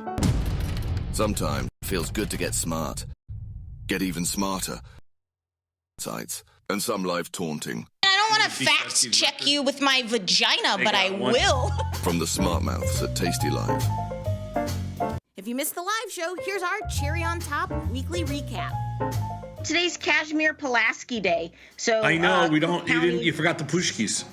I brought you cherry pie. What do you want from sweetie? me? Yeah, it's You're tomorrow. conflating just because I'm saying things that are in Polish. You think it's the same thing. Kashmir Pulaski, a freedom fighter. He's honored here in the city. This is his day. Tomorrow is Fat Tuesday or Mardi Gras, and that's Punchki Day. Two separate things. They both happen to be Polish words. Are you sure it's tomorrow or Thursday? I thought somebody. Oh, yeah, tomorrow. No, it's tomorrow. Anyway, Fat Tuesday. When is it ever Fat Tuesday. Fat Tuesday's never on Thursday. my chili is so spicy, it'll burn your face off. Yeah, that's not good to me. Like, I like spicy stuff, right? But just because it can burn my face off, that's not what I'm trying to do. I'm trying to have a nice meal. I'm trying to eat something nice. Your chili sucks. It's all right. Don't worry about it. Actually, if we're gonna get after it, your chili does suck. We'll leave it at that. Oh my god, I can't listen to you guys. Good, you're not getting any more. Neither you. Sosnoff got me sick. I definitely did not because I'm perfectly healthy. Yeah, you are annoyingly healthy. Yeah, that is true. And he is he's dying. He was hacking up a lung here yesterday. I think it is the titration of you just disobeying like food safety laws. I think it has worked in your favor. For sure. For sure. I think it has. Yeah. I don't think it's replicable in like a general population, but I think for you specifically. I got another one, Sosnoff. I go to my local bank over here last night after the close, and I'm talking to somebody, and I had to do a wire transfer, blah, blah, blah. I'm talking to the guy, and they're having a problem with the wire transfer and all this other stuff. So they go, let me get my specialist guy. And who walks in? The Vanilla Gorilla. Remember Liz and Jenny always talk about the Vanilla Gorilla, the best nickname on the floor because he had all this hair coming out of his chest. He had a big beard. That's a pretty iconic nickname. It's him. He goes, Bat! And I look at him, and he was all clean shaven. He had his shirt and tie on, so I couldn't, I didn't recognize his chest hair or anything like that. I go, Vanilla? He goes, yeah. And anyway, he's the big manager there at the bank. So I got an in now. If you need it, you can have an in too. We got the Vanilla Gorilla on our side. I don't need an in at this Skokie Savings and Loan Bank. It's the Glencoe Credit Union. How dare you? I don't even loan at the Glencoe Credit Union. I got Giuseppe in New Orleans. What's up, my man? I've noticed the last 2 days to talk about your birthday, but those two guys next to you never once saying happy birthday to you. Happy birthday to you. To you. Happy birthday. You belong in a zoo. Happy birthday. Hey, Sosnoff, now blow out this candle. Get the full scoop by checking out the archives at tastylive.com. You can get up to $4,000 when you open and fund a new account with Tasty Trade. That's 4,000 buckaroos, 4,000 bills, 4 large, 4K, $4,000. Get on the platform for traders who just want to trade. Tasty Trade. Make your move. Forbes called us best online for options trading. Investopedia, best for options trading, period. With stockbrokers.com, we're #1 for options and futures trading. The Motley Fool really likes us. And so does Business Insider. So what else can we say other than boom? Trade like a trader. Tasty Trade. Make your move. There's a beast in the financial world, and it's not the bull. If that's you, join us on Tasty Trade. Genius loves company.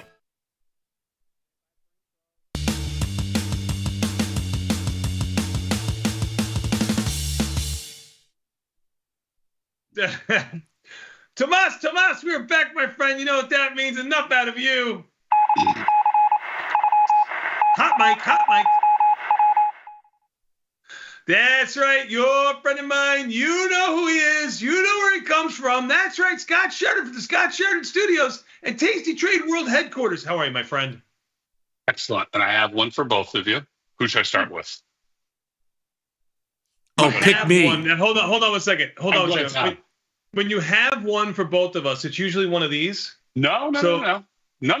These are both very nice. They were. I don't know. You got a little twinkle in your eye. You got a little twinkle. No. Both very nice. Both created specifically for you and him.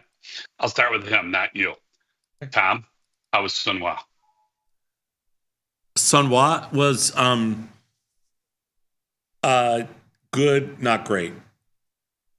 It sucked. Wow, these are two. Yeah. Wait a minute, time out 1 second. Yeah. You went to EJ's, you gave the same feedback. Now you go to Sunwa, you give the same feedback. I didn't go to EJ's. I didn't go to EJ's this weekend. You weren't at EJ's with not this weekend. Butchie sent that prime rib looked great. That prime rib is great, but I never had it there. Prime rib. Butchie sent a photo of prime rib. It looked amazing. I gotta go when I'm back. Yeah, but you know what? Could you invite? It's not the same with me. Go ahead, say it. No, I was there the week before, and I didn't like. It was very fair. Very average. That sounds like a you problem. Sounds like what? Were your taste buds off again? No, it depends where you sit there. If they put you like Steve and Ira are like tourists, they'll sit anywhere.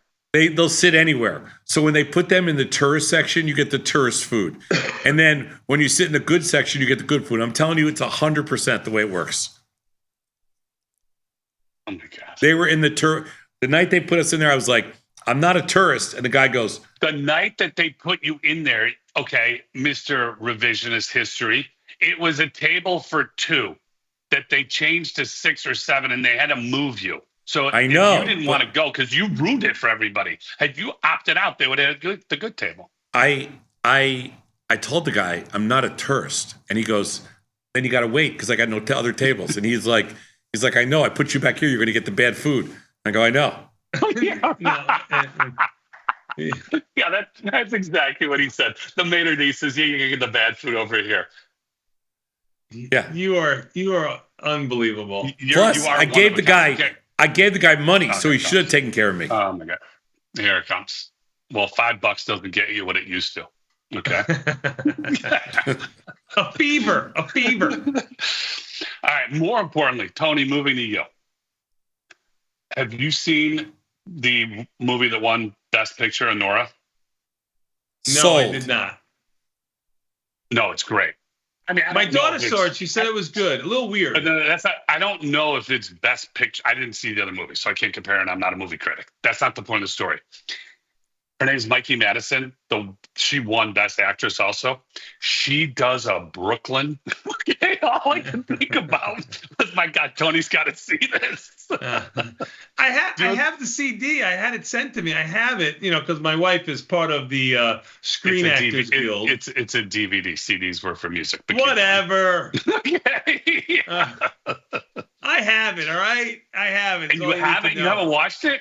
It's about a stripper. How have you not watched it? I would have figured you would have been like 10 times. Did you like it? I got a cold. I can't perform like you. It was great. I mean, I'm telling you again. I don't know that it was best picture great. I don't want hate mail saying, "Oh my God, did you see whatever the other movies were?" I didn't see the other movies. You will be solidly entertained. Let's say that. And she's really good. Really good. So like really good. Yeah. You'll be really good. So I had to go watch her speech. I didn't know who she was. So I had to go watch her speech to see what her real voice is. Because is Brighton Beach in Brooklyn? Yeah, that's where I had my first. Oh, let me see if my wife is listening. That's where I had my first engagement party. Okay. A lot of you people.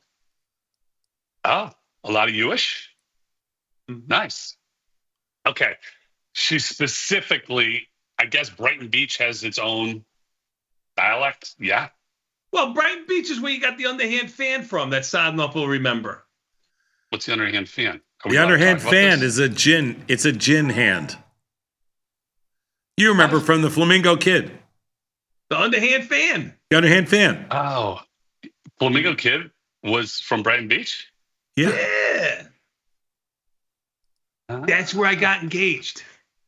The first time. You already said it once. Anyway, That's where she's supposed to be from. That's where we would go to dump off our garbage from Westchester. We would take it out to Brent Beach and dump it right there. And then we would have to pick it up and take it to Staten Island. I thought it was Staten Island. Yeah. It's Staten Island. He doesn't know where he was. His mother was driving. No. He had no idea where he was. From Westchester County, we drove to Brooklyn, dropped off our garbage. Then they take it from there out to wherever they got to go. Where does all the garbage from Manhattan go?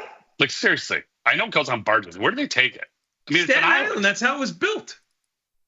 Staten Island is built on the garbage of the other boroughs. Is it really? Yeah. No. Yeah. No. Yeah. It could be landfill. You're saying it's landfill? Yeah. I mean, like the Gambinos took it from Brooklyn and Manhattan and everywhere else, just spread it like manure all over the place. It's fine. You keep it in one spot, it doesn't grow. You just spread it out. It's fine. All right. Time to hey, we got a nice picture of you right there. Look at this. What is this? See? So does James ever get any airtime? Yeah, James threw $20 bills at Sosnoff about 2 weeks ago on air. It was pretty good. Yeah. So I didn't know this, is a director, made a movie. It was excellent. So it aired, it was a women's festival out here in Arizona, so went to represent. Mm-hmm. He was there with his wife, his son, his mom, some other family members. It was great. And the movie was solid, 40-minute documentary about Chanel Miller, the woman who was raped. I gotta see this. I gotta see this. It's worth. You could even make it through 40 minutes. I know. How many TikToks can you do in 40 minutes? Just think of it that way. Less than you think. Really? Are they like 2 minutes? That's like 20 TikToks. You could do that. He did a really good job. She's not in the movie. She didn't respond to him, but he used about maybe 25 women who have been sexually assaulted in some way, and they read her statement speech or part of it, not the whole thing. Pretty powerful. To the court, really powerful, and he really did a good job. So he did those who care, Scott, those who care, like Bat here, who gets a bad rap about a lot of things here, actually saw the movie about a month and a half ago. James and I were talking. I was very interested in the subject. And so you did see it? Yes, I did see. I didn't get to see it at a premiere screening like you, hugging James and everything else like that. I just got like a digital copy, thrown at me. But I enjoyed it. It was very good, very well done. James did a great job. And I had no idea what the movie was when I went in, and then he was telling me about it, and I went, "Wow!" I remember reading her statement because I just remember reading some articles saying how impressive her statement was, to the courts. Yep. And tough subject. It was very tough subject. So but really, really well done. So Tom, I got to see it. I didn't have a copy. Yeah, you can put it on your big screen at home. Does it work? I don't know how to do it. The fact that there's no chance that you could mirror. You could, but you couldn't figure it out. Like from your phone. Does it have Blu-ray? Blu-ray. Oh my God. Do you have Apple? Do you have Apple TV? What do you got? I don't have Apple. When you're saying Blu-ray, I got to be a seller of Blu-ray. When you're saying, I'll be a seller of Apple TV when you're saying Blu-ray. Anyway. Hey, Scott, let me just give you this. You ready? Yeah. Staten Island is not entirely a landfill, but it was home to the Fresh Kills landfill, which was the largest landfill in the world from 1955 until its closure in 2001. There you go. Massive amount of waste in New York City. 29,000 tons per day. Thank you, JC. 29,000 tons in all the boroughs or just in Manhattan? It says New York City. It says waste from New York City peaking 29,000 tons per day. Like Brooklyn garbage is a little bit different than New York garbage. Like New York garbage has got more cellophane. Brooklyn. That's pure Brooklyn when you refer to Manhattan as New York or the city, and then there's Brooklyn. What still amazes me, I've been to New York a lot of times. What still amazes me, for anybody that's never been to New York, it's a tough concept. You guys grew up there, so you get this. There aren't, in Manhattan, I don't know about Brooklyn, but in Manhattan, there are no alleys, so the garbage goes out on the street. It's true. That's crazy. There's no other place that does that. Yeah. And then what was it? What year was it? In the 80s? Sometime in the 80s where they had the strike. Right? It was in the 80s or 90s where the strike was piling up.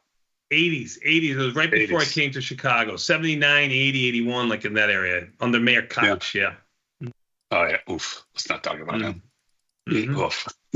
Oof. Oof. Even the S&P's down 117, Scott. New lows. Okay, so what I need. They haven't even had an uptick all day. No, they haven't. So I just need to know, is Nicky listening? I hope he's not listening because that ruins the whole thing. He's not listening. Good. I need to know when he's getting bearish. Because I need to know when the perma bulls flip the cards over. Okay, I don't think we're remotely close, but we'll know. The day that we're at bottom is when Nicky comes out here and says, you know what? I think it's time you got to sell. Oh, he might be there today. He's this morning I conversed with him from time to time, and he goes, no pain, no gain. That was early in the morning. And then he showed and then he showed me a picture of somebody like holding their hands, their arms, their legs, and their chest, crying in pain. So I think he's close. No, that's just the beginning. That's the beginning. He still has a few hundred more points. He's one of the most public people I've ever seen. I think I would say, I mean, he's mad at me right now because I had to break up his little party last night. But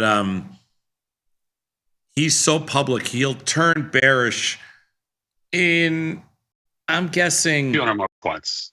Maybe another 30, 40, 50 handles in the S&P, still turn bearish. I'm going to give him more. I'm going to say we got to be below 5,500. I don't think he's there yet because he's going to still say, this is just about a dip. It's just not happening fast. Oh, yeah. Well, that's what Grandpa said this morning. Oof. I am getting this. He must be listening. I mean, he used a couple of words here I can't use, but I'll just leave them out. He goes, I mean, Tom has been in pain for the last 300%. I'm so glad he's made 10% this month. That's true. Hey, just remember something. Just remember, you're only as good as your last trade. Evidently. Volatility had its first little sell-off here, South of 23.45 of 40 cents. We'll see how it holds. Oh, I don't know. Give us your list, have... Mr. Sheridan. Are you ready? All right. I mean, I'm ready if you are. That's where we're going, huh? I mean, he's making fun of my son. I mean, where do I draw the line? Who do I cut off? I was not making fun of him. I was really using that as a test. But he's listening, so now I can't. It doesn't work. So if he's not listening, then I got to wait because all the perma bulls, the people who have never seen a bear market, never seen a big down move, just buy every dip. If you don't, you're a boomer. You're gonna miss. I think how many of these stocks now are lower?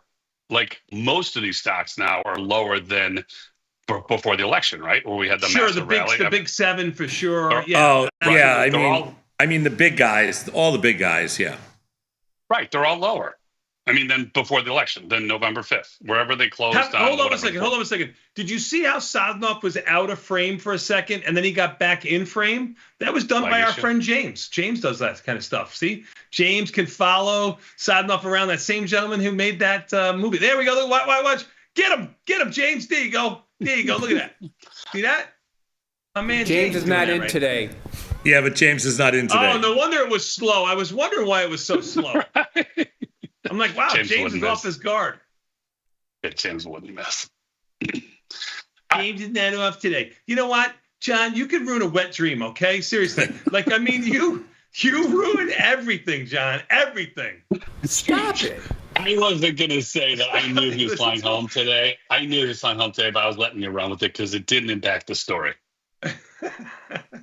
I know James isn't there right now because he would have written me right now. He goes, you got to stop, Pat. Like James is the voice of reason. You got to stop. He'll write me, you got to stop. And then Beth just comes in over the top and says, Omaha. Yeah. There we go. Yeah. And there goes the Omaha. Yeah.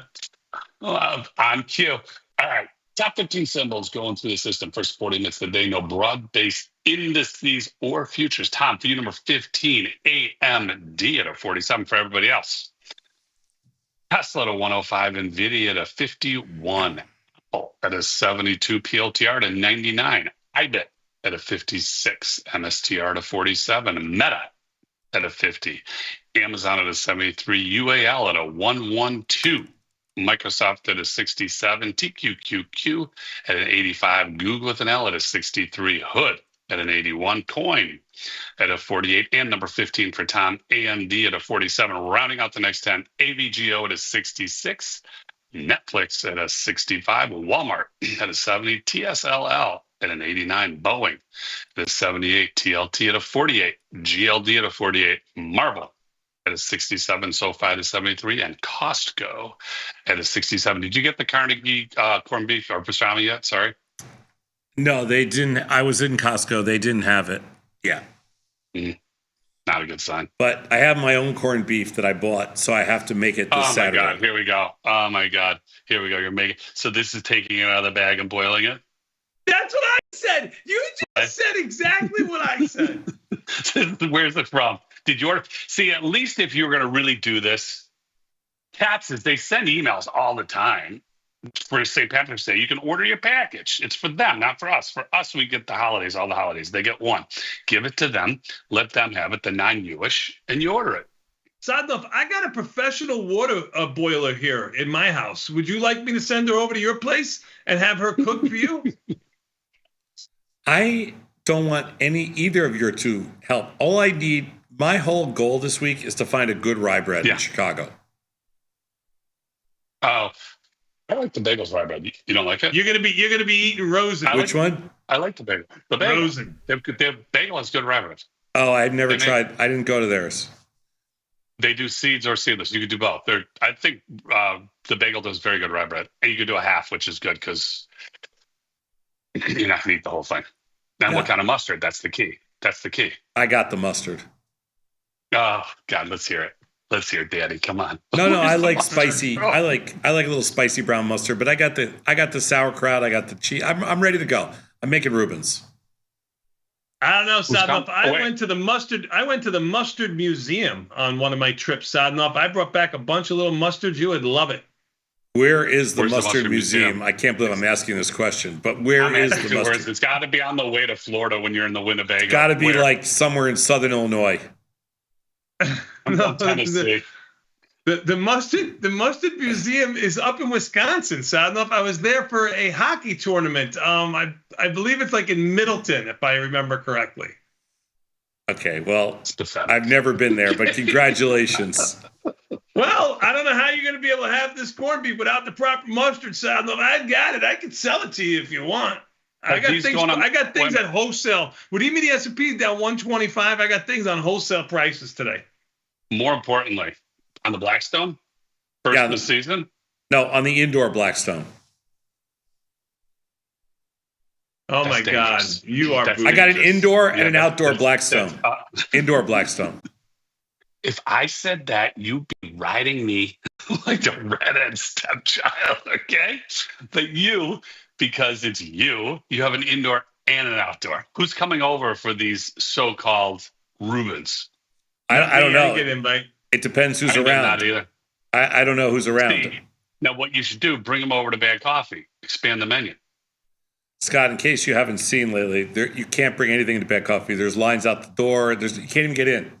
I can't get in. I know people. Nice. I know people. Money goes to money.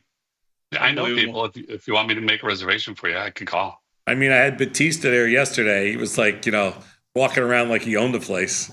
And did you try the cinnamon toast? Well, you haven't paid rent yet, so you don't own the space. He didn't. He didn't. He got there after the Toastmaster was done. The cinnamon toast, it's outstanding. Plus, we ran out of. I had the focaccia. It was wonderful. Plus, we ran out of bread. Jimmy doesn't have an emergency number. You do. You make one thing. How do you run out? Too many people buy it. Little Miss Barbecue, 7 to 2 or until they're sold out. Yeah. Okay. Right? I mean, that's it. It's easy. Get there early, otherwise don't complain. Yeah. Get there early and often. Oh, you're not going to like it. My boy, one of my restaurant reviewers, Was it Ellen Beast Pomoni Gardens? Ooh, no good. No. Oh my God, he Not downgraded it based on the size. They changed the size of their pizza slices. Because of the tariffs.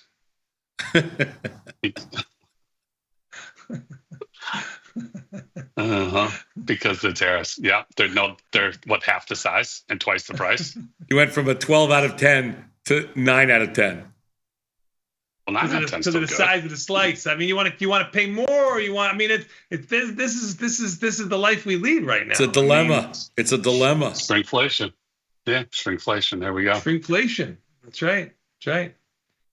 Well, I gotta stop shrinking here because my P&L is shrinking. Even the S&P down 27, Nasdaq down. I'm gonna round. 127, not 27. 127. I'm so sorry, but those in the know, we drop off the first one. You know how it is. But I will add them all for you now. Thank you. Wait, Scott. before we go, can you just ask me, because if Nikki is listening, are we gonna be up on the day?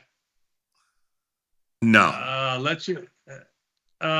We took away his crayons. He can't write to you anymore. Nasdaq down 700, Russell down 40, Nasdaq down 3.5%, even the S&P down 2.25%. Nobody cares about the Dow down 1%. Volatility up $1.85, side up. That's an 8.5% move on top of 8.5% moves in volatility, without a downtick in volatility. We're going to take a quick 90-second break, Sadnov. Give me some words of wisdom. Oh boy, I don't have any green on my screen. That's 40 years right there, ladies and gentlemen. We're going to be back in 90 seconds. You don't get that everywhere. We got more Tasty Live with the girls in TP after this. Now, there's some guy that can drop some wisdom on you. We'll be back in 90 seconds with Tasty Live. I don't have any.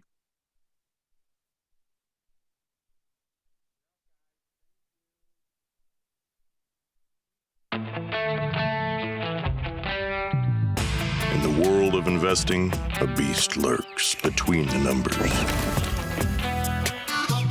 Some watch from the safety of the sidelines, but others saddle up and ride that one-ton rowdy ribeye for all he's got.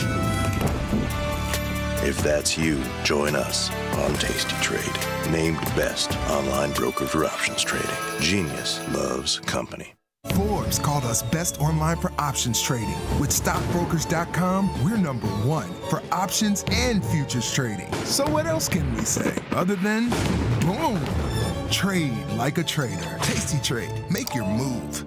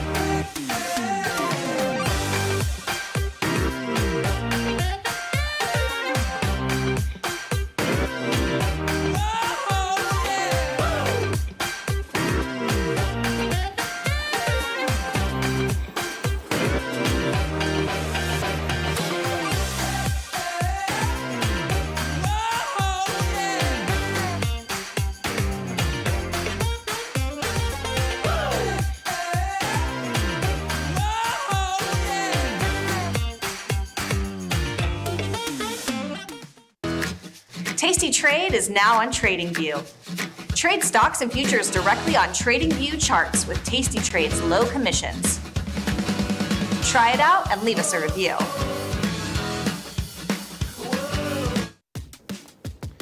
Look who's back testing. Tasty Trade now has options back testing for free.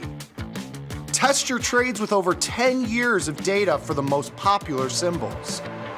See how your trades would have performed in the past.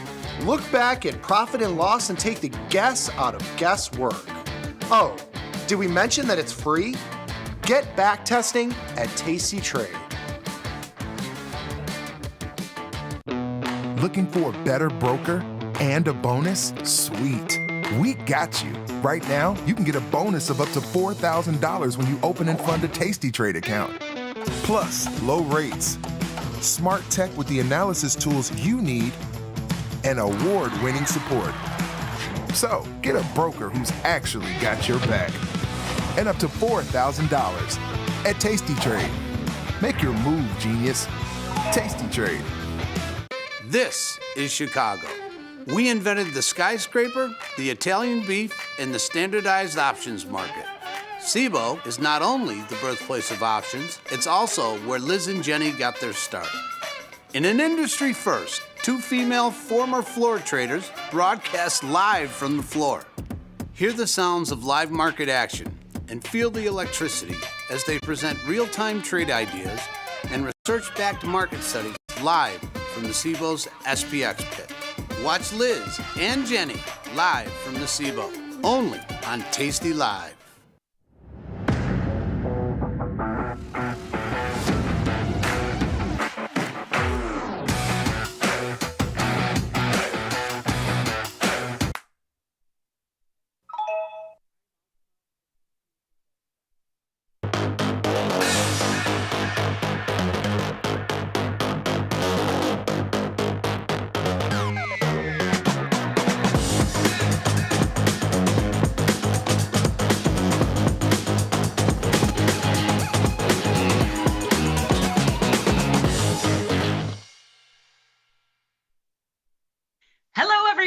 Welcome to the Monday edition of the Liz and Jenny Show. The Liz and the LD and the TP Show. I was just on autopilot there for a minute. It's TP? the TP and LD Show, Liz. That's right. That's all right.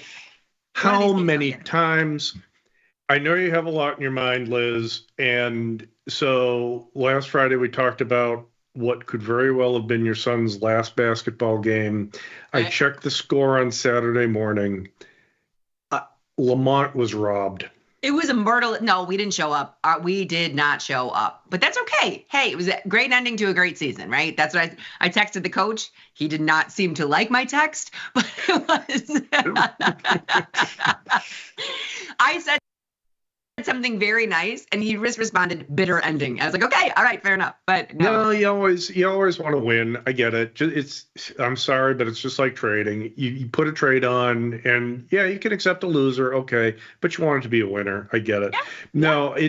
But they are the Brother Rice is a powerhouse. Yeah, they are. I have opinions. I'm going to keep them to myself. Brother Rice is a massive powerhouse because they can recruit from everywhere. Really? They're a private school. Are they in Chicago, Liz? They are on the outskirts of Chicago. I mean, they are. They've always been an athletic powerhouse, and they are because even two of their players, they took from Hinsdale, which is just north of us, because they can take from anywhere. So that's why our little engine that could, I was so proud of this team, how far they got, because we were homegrown. We're all homegrown, 6'5" kids. It was like a little dream team, but it was fun. Did your son get any slam dunks? Did he dunk the ball at all? He didn't. No, he's a defender. He's not allowed to dribble or shoot. He's our defenseman. All right.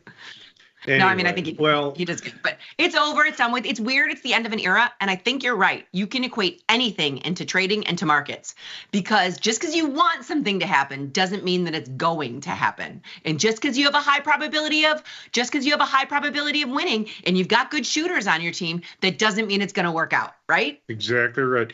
Liz, when you're talking to the general population,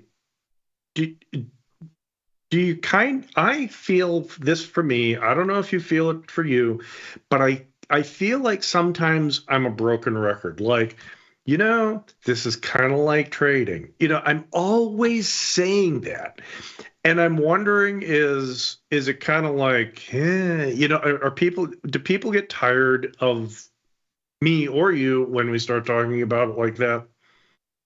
Okay, we gotta go backwards for one thing. Number one, you are for sure. We are all starting to share a brain TP, because I call everybody the Gen Pop too. So well, yeah, I stole that from you and Jenny. So, but it's like even marriage, like weddings. In my wife's family, they've got a couple of weddings coming up, and I said, it's actually kind of like a short call spread, and it is completely I don't want to say it is generally unappreciated. Okay. And how I think it's pretty accurate, Liz, but not everybody from the general population appreciates the way I think about relationships and trading terms. I mean, I think of everything in terms of trading terms because I love it. It was so funny. So this morning, TP, I was listening to Tom and Tony and Vanetta, and they do the news. And they were talking about how trading is going, just equity trading, not the options, are going 24 hours a day on a lot of the listed exchanges, like the SIBO, the NASDAQ. So they're doing all this stuff. And my husband was sitting there listening to it. He's like, oh no, you can't handle this. Because I mean, it's just what we do. It's in our blood. It's looking at the markets. And on days off, TP, you want to talk about, I talk to the general pop all the time about options trading or derivatives trading, and they think I'm nuts. But even when the markets are closed, I find myself going into my computer and seeing if it's open. Yes. And so I'm going to go out on a limb. I know this may sound like just complete BS, pulling this out of my butt, but how much you want to bet as we move towards 24/7 trading, we see a drop in crime? A drop in crime? Yes. I didn't know where you were going to go with this. More people they have something to do, right? So, and I'm not saying you, Liz, specifically, but people like you, when you have something to engage your mind with, that you're less likely to start, doing stuff. Shenanigans. I'm saying that in honor of your green. Are you wearing green all this week for St. Patrick's Day? No, I'm not. This was just a clean shirt. Oh, I like it. It looks good on you. So no green beer this week. Nothing like that for you. No. I mean, I am of Irish extraction. No green beer, no corned beef. Maybe I'll get a cabbage. I like cabbage. Your cruciform vegetables, very, very healthy. So you know what I did do, Liz, and this is apropos of nothing, but I just want to kick it out for our viewers who have heard me talk about this before. After our show on Friday, I went to the store and I got 10 little tomato plants. 2 of each of 5 varieties. And this year, Liz, I'm going to get tomatoes. I've never been able to grow tomatoes, and I'm not a gardener. I don't like gardening. Hot there? Doesn't it get too hot in the summer? That's why I have to do it now. Oh. So this morning was chilly. I mean, my wife, we had coffee outside on our patio, and I was okay. Like in this, she had to put a jacket on. This is not the last weekend, but it's getting to the point where we're not going to be able to do that anymore because it's going to be 100 degrees. So you got to get your tomatoes in. I have to get them in my planter boxes in like 2 weeks. Well, I need to see the fruits of these plants. I hope so, Liz. I hope so. And we're talking about vegetables, but the one thing you can't, and I have been dreaming of a nice ripe tomato. You can't buy them in the stores. Cabbage you can buy in the stores. Tomatoes, not so much. Yeah. Okay. Well, I need to see this. You know what our tomatoes are red. Do you know what else is red? These freaking market. TP, do you think we're going to be green on the day? Are you wearing the green shirt because you believe that we're going to be green on the day? Because the Gen Pop is eternal bulls. Full disclosure, I'm looking at my account. I'm actually making money today. And that's not because I'm such a genius. That's not the point. I am trying to be a counter indicator. Okay. So the more we sell off, the better it is for my personal trading account. But last Friday, I said the risk was to the downside. I was absolutely wrong for the rest of the day. I was early. I was early. Okay, that and $1.25 gets you bust downtown. Okay, nobody cares about what you thought it might have done, but I was wrong on Friday afternoon. But yeah, this is an impressive sell-off, and really, is it because they're talking about recession or terror? I don't think it matters. We have had such a long rally in stuff. I think they're just taking a breather. I don't think we're going to close up on the day. I don't think so, but this could be a buying opportunity if you're a long-term bull. It's been interesting because every Monday has been met with something like this. Yeah. It's the weekend risk in this with all this stuff. It's kind of crazy. Yeah, so Trump being Trump, and wherever you stand on that it's irrelevant. He is active. He is active 24/7. So he'll come out with he'll say something on Saturday or Sunday. He'll spook the Asian or European markets, and then that just carries over into the United States when we open up on Monday morning. So it's turned into kind of a 24/7 economic news cycle, if that's what you think is driving the markets. I have my doubts, but whatever. It's like I said, I think this is more just a long needed breather for a bull market. So, and Chibi, I love having you on here because number one, I want to talk about what we could put into the account. The account doesn't look so good. When we get a down move like this, and we say this all the time. Have you ever seen those posters with like the cat hanging on it, and it's like sisters by chance, friends by choice? So I always use that being like, now I'm bullish by chance, not by choice, because every one of my positions that was neutral is now bullish. Yeah. Okay, so like that cat poster of the person hanging on, that's what my account is doing right now, because I am bullish by chance, not by choice. So in this, you have to decide if you're going to readjust, if you're going to stick with it, or adding bearish positions. So there's lots of things that we can do here. But I wanted to take a look because I wanted to go to SPX and see what the low was on the day. And the low, which you probably can't read because it's 56.38. So we're up 20 points from the low. And that's usually what you see during our show, TP. During our show, when the European markets close, I'm not saying it's going to bounce. I'm not saying we're going green, but you'll see a little bit of a slight pop. That's the only observation that I've been seeing, is a little bit of a pop. It might come right back down from there, but a lot of times between, the hours of 10 and 11 during the Liz and Jenny show or the TP and the LD show, we do get a little bit of a. So I wanted to see if it was happening today and the volatility was falling. That's the Jejun trade. That's correct. That you get more bars at a certain amount in the SPX, certain amount of during a certain amount of time during the day. Is it curve fitting? Yeah, a little bit. But you know what? If you wanted now see with the 59% IV rank, yes, you could buy a call spread. I don't know that I would. No, it's a little stiff. I would sell a put spread in there if you're bullish. If you think we're not going to drop. If you wanted a scalp, I mean, you could go down and just get $1 this way. You're gonna have to wait for it a lot longer than the Jejun trade, and there seems to be a lot more risk. That's something you're gonna kind of have to let expire. I have a tendency to pump the brakes on days like this. On big down days, I have a tendency to pump the brakes on saying I know what, or scalping, because these are scalps. Yes. Yeah. I think the bias is towards the downside today, but I was wrong on Friday on the upside or the downside.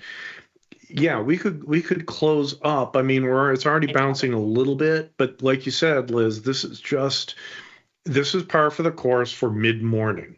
Okay. But I kind of think we're going to have a little bit of a collapse this afternoon. So if you do put on a bullish trade, I would get out of it in a couple of hours. So you know what I'm just going to kind of set this up because I have a tendency, we just have a tendency to talk. There's 3 things I actually do want to talk to you about. Number one, what happens when stocks go into the S&P? Because there is like a reshuffling that's going on right now. Okay. Number 2, I want to talk to you about how do you get bearish in a market that's already down, because we have opinions on it. They don't necessarily always work. There's one trade that we do that we'll put on that happens. And number 3, I want to ask you about, do you think, well, I know the market is down, but is there the Dow is only down, not even 1% and everything else is down. Do you think there's kind of a transition into more the dividend stocks or those kind of stocks instead of those high flyers? All right. So let's maybe do those. This is the TP soup du jour. You can pick any of those 3 topics and dive into it. Let's start off with the first one because it's so I don't forget what the questions are, because that's what I do. I'm getting old, Liz. So what happens when a stock gets stuck into the S&P 500? To understand what can happen, you have to think about the mechanics of the market. Most stocks, the S&P 500, the Dow, all that stuff, about 70% of the shares are owned by institutions. What's an institution? Mutual funds, pension funds like the CalPERS, the California Public Employee Retirement System. They have something similar in Illinois. Insurance companies. All these funds, okay, are driven by charters. So when you think about trading, like us, like everybody watching the show, we think about traders like the way we trade. Money managers don't trade like that. They're not traders in that sense. They don't say, gee, I think we might rally up in the next couple of hours. They have legal documents that govern what their portfolios will be. I have, and they're not. It's not they're not smart enough to do this stuff. It's not they're not bad people. That's not my point. They have charters that tell them what they need to do with the money. Because Liz, when you stick your $100 a week into your 401k or into your pension fund or into your whatever, and you say, I want it to be in an S&P 500 fund, you don't want some manager winging it when you're seeing the S&Ps go up and up and up and your fund is going nowhere, right? Yes. You're actually buying a product when you do that. So what happens, all those $100 across the land going in every week turn into hundreds of millions of dollars that they need to invest. So, and they can't sit on it. They have to put it in. So when one stock comes out and a new stock goes into the S&P 500, what are they supposed to do? They have to buy those shares. They have to get it in the portfolio. They have to sell the old one out and buy the new one. So when they talk about, there can be an upward bias when a stock gets into an index. That's why. It's not because everybody thinks, oh, it's a great company or it has great opportunities, the earnings or this or that. No, it is purely it's a result of the mechanics of money management. When traders at these firms, again, you have money managers, then they have a trade desk. Well, don't they trade? No. What they're doing is, I'm a manager and I'll give Liz my trader. Liz, go buy 100,000 shares of Intel. And your job is to buy that 100,000 shares without moving the Intel price.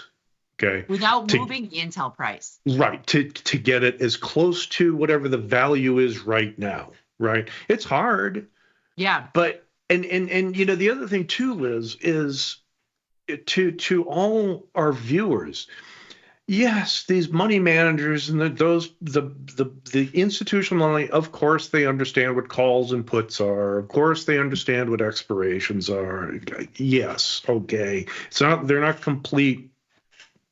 But they're not, I don't want to use the word, but they're not complete whatevers, right? Excuse me. But they're not going to be able to say, like our viewers can, the probability of this short put spread is this. I generate this much of theta per day. My return on capital is X. I'm going to roll at this date. I'm going to defend it like this. Unless that's in their bylaws, because I've seen some short put funds. But to your point, there are bylaws of you have to put, like S&P 500, it's X amount of, they're not using options. They're using actual stock. Yeah. Because as you and everybody who's watching will know, a short put spread does not make as much money as a long future if the market's up 10%. It just doesn't. Correct. Okay. But it's better for us. This is what we do. So my point is, Dash is one example. So I just pulled that up. That's DoorDash. That's going into the S&P 500. I think that was one of the Williams-Sonoma, TKO, a couple other things were in there. But Dash I just pulled up. So, I think the market is pulling it down today, but typically it would be a self-fulfilling prophecy when it goes in, that it's going to go up a little bit. Yeah. So you're not going to defeat the behavior of the whole market. If the whole market is down, yes, that stock that's going into the S&P 500 will likely be down also. But longer term, I think there tends to be an upward bias for that stock. If the market goes up, to state the obvious, if the market goes up, Dash will then go up too. So just getting put into the index today doesn't mean it's going to be up on the day with the market down as much as it is. And to be honest with you, TP, I'm not exactly sure the date of what it's going in. They might have just announced it and it's not in yet. I really don't know. So that's I just heard Vanetta say it's going in. I don't know the dates or the specifics, but I was just it just made me think. Because I remember the last time you were on, PLTR went in, and then that thing skyrocketed, and it's done nothing but come down. TP, on the same topic, and I know Jenny and I have talked about this, but we're traders, so we watch all the call and put markets at the end of the days, typically, just because the zero DTEs have been so fun to trade. And we've noticed that end of month, end of quarter, these options, these call options are maintaining so much value. And the end of month, end of quarter, sometimes you'll just see like a little pump right at the end of the day. Is this because everybody has to make sure they're rolling into buying things? It could be. It could be. I'd have to look at the data specifically. And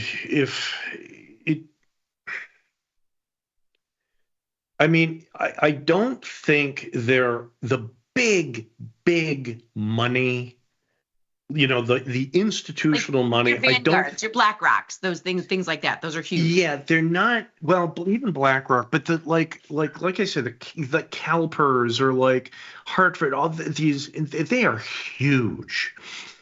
I don't think they're trading options. BlackRock, I think, is trading some options, and as big as they are, and maybe they're the biggest, I don't know, but would they alone be able to boost up the out of money calls? I don't know. I would have to look at the actual options specifically, and what I would be concerned about is how they actually assign a value.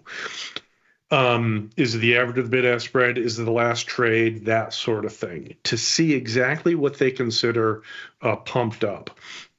Because the SPX options can get kind of wide, the bid-ask spreads can get kind of wide. What's the actual value of an option? Somewhere in there.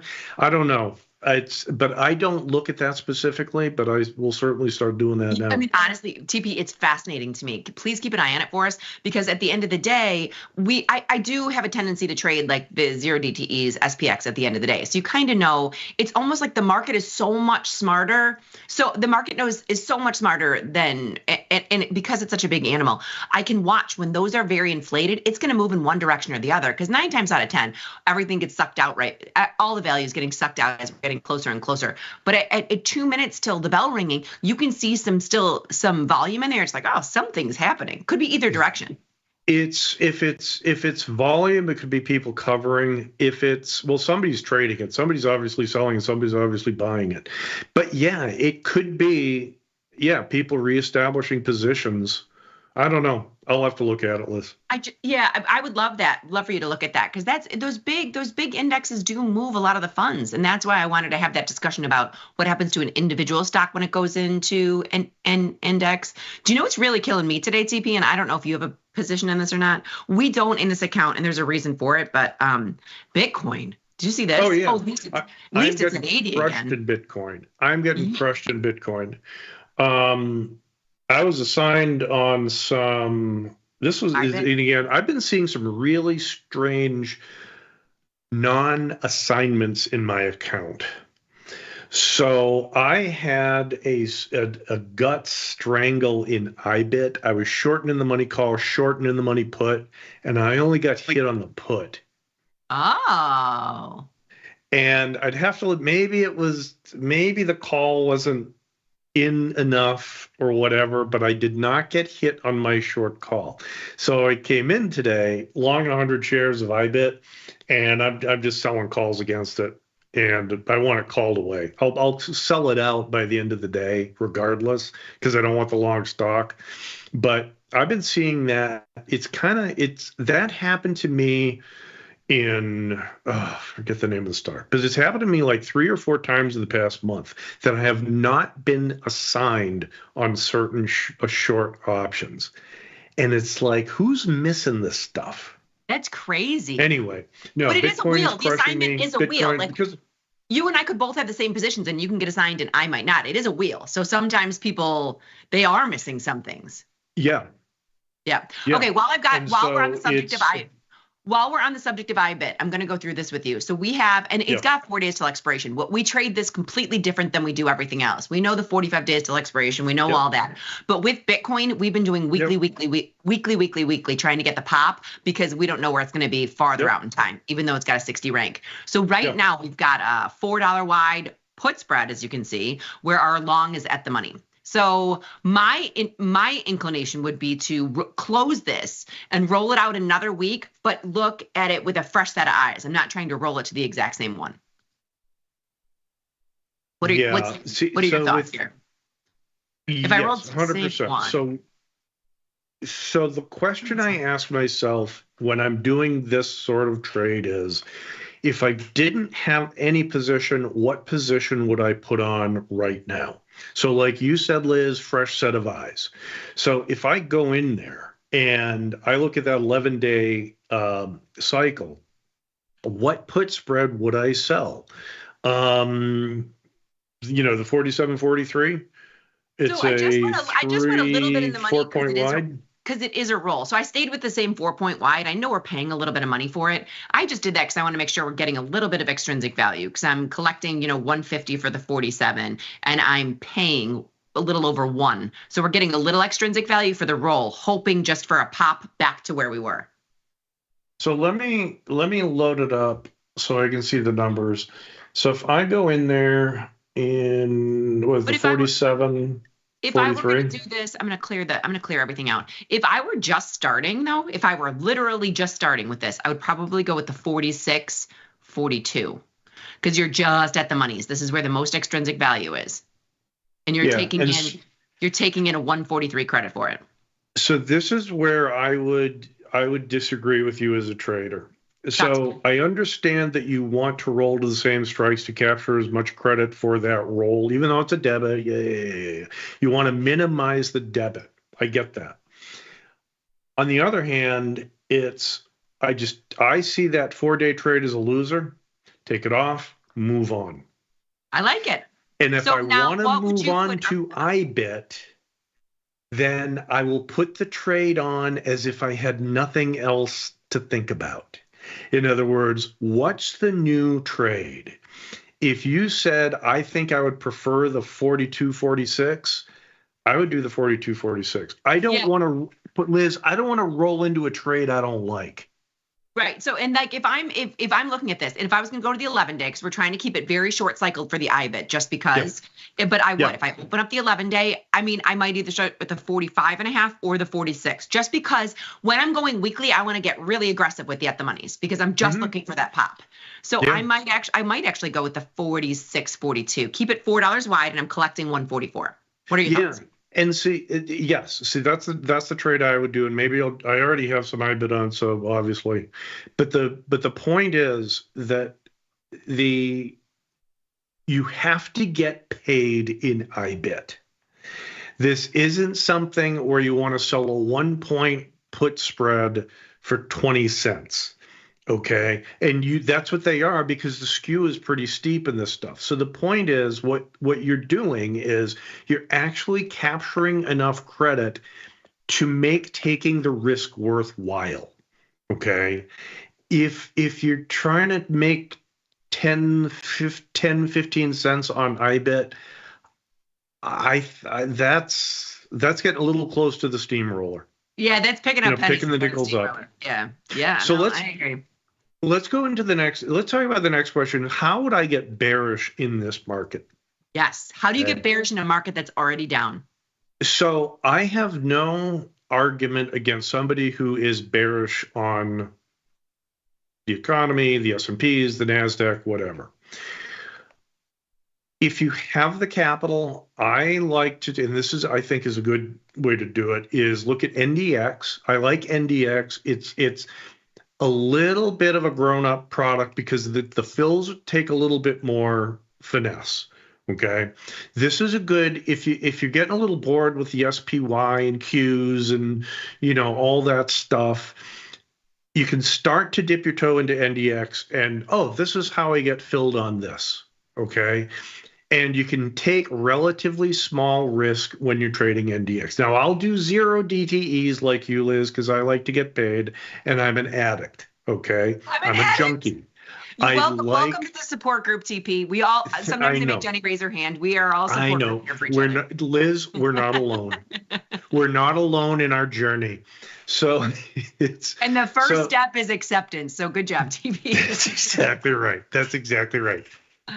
So what I'll do is I'll use 0 DTEs, but if right now, see the IV rank is, why do you show 0 for ID? I don't know. I mean, I can use triple Qs as a proxy. So the IV rank let's is go about into 60. Qs. So you know what? Forget the NDX. Use Qs. Just go into Qs. So I would go into Qs because the NASDAQ has a naturally higher implied volatility than the S&Ps. That's I'll just show that real quick while you're talking. Sorry. That's the only reason. So if we go into the options, so Qs will have like a 30% implied volatility. SPY has it's about 24. It's about the same. Actually, it's about the same now.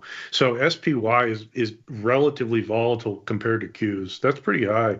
Yeah, but it is. So if you're taking a look here, I'm just going to kind of visually talk about what TP just did. So here's SPY, and I just went to April, apples to apples. So you're 38 days out. Yes. The S&P volatility is about a 25, and I'm just circling this right here with my arrow. And then if you go to triple Qs, it's about a 30. So it is a little higher, but it is it's catching up. S&Ps is volatile right now. And they're both, the IV rank for each other is about the same. So Qs does run a little hotter implied volatility than SPY.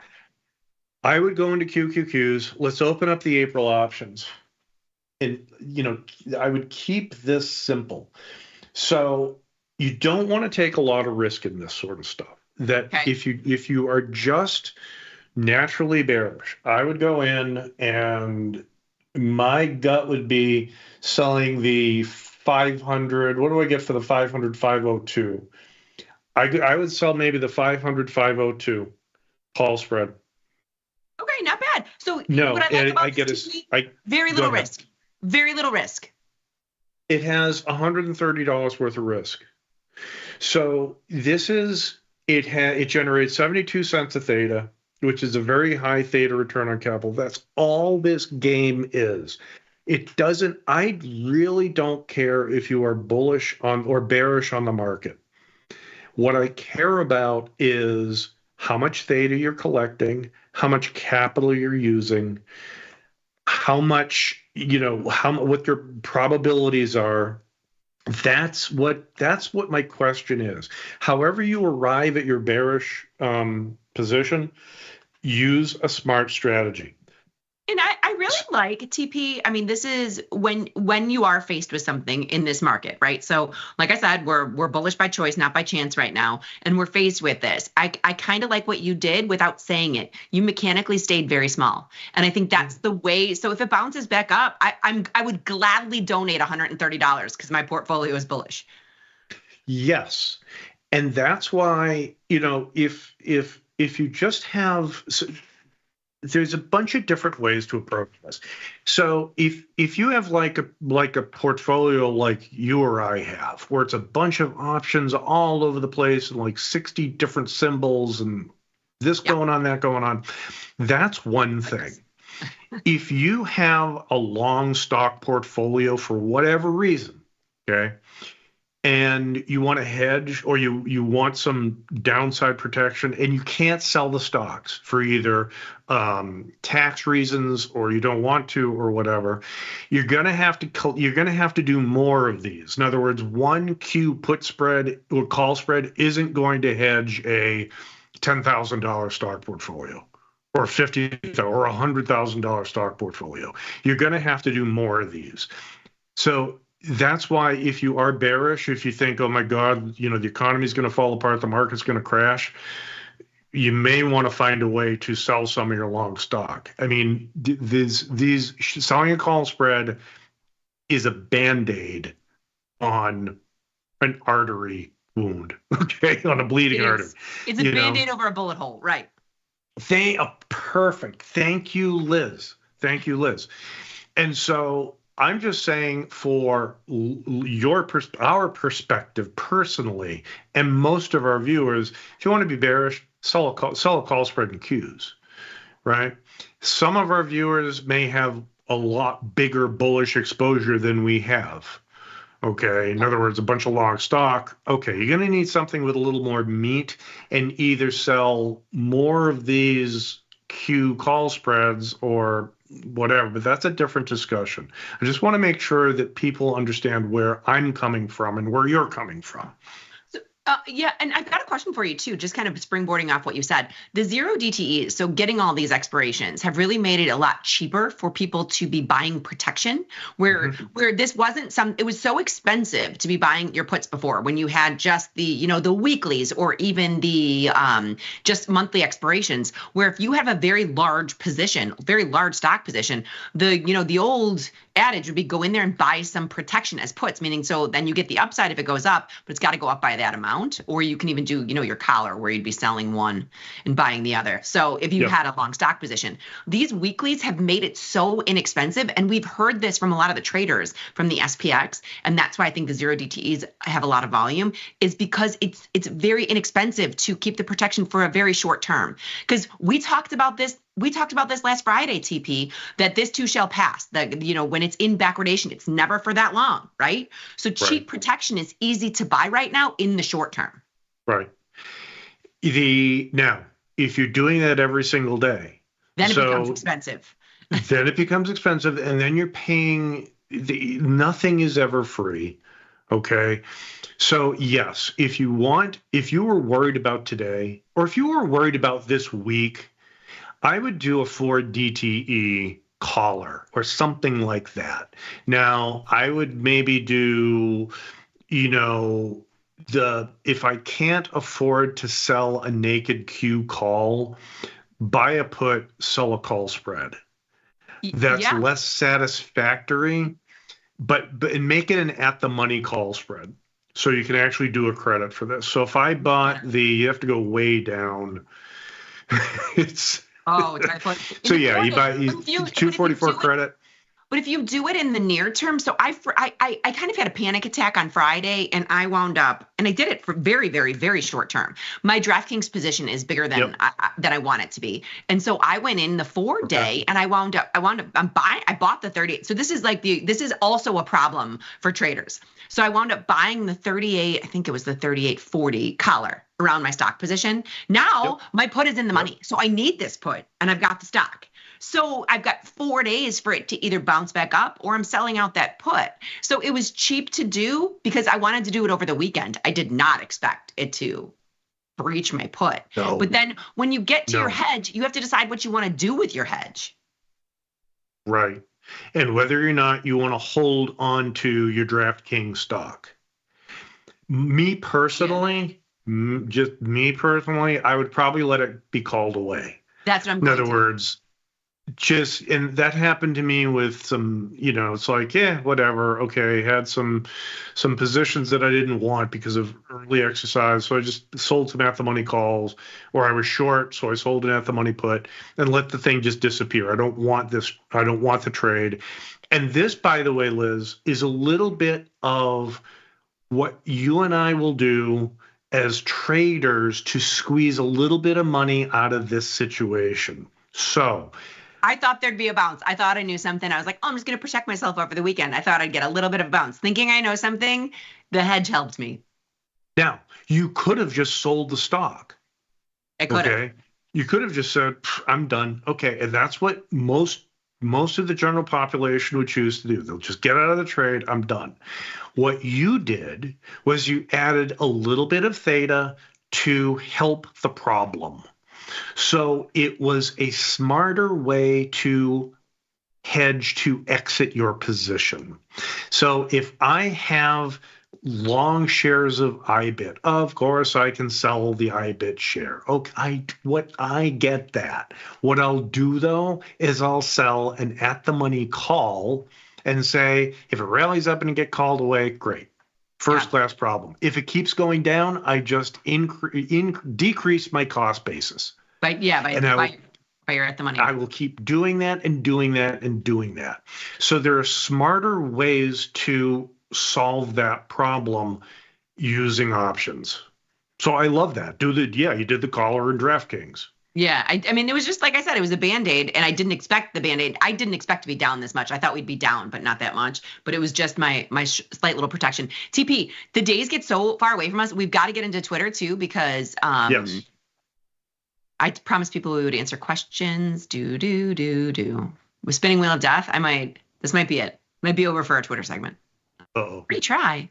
Uh-oh. Liz, you've been blacklisted. I think I have been. You've been banned.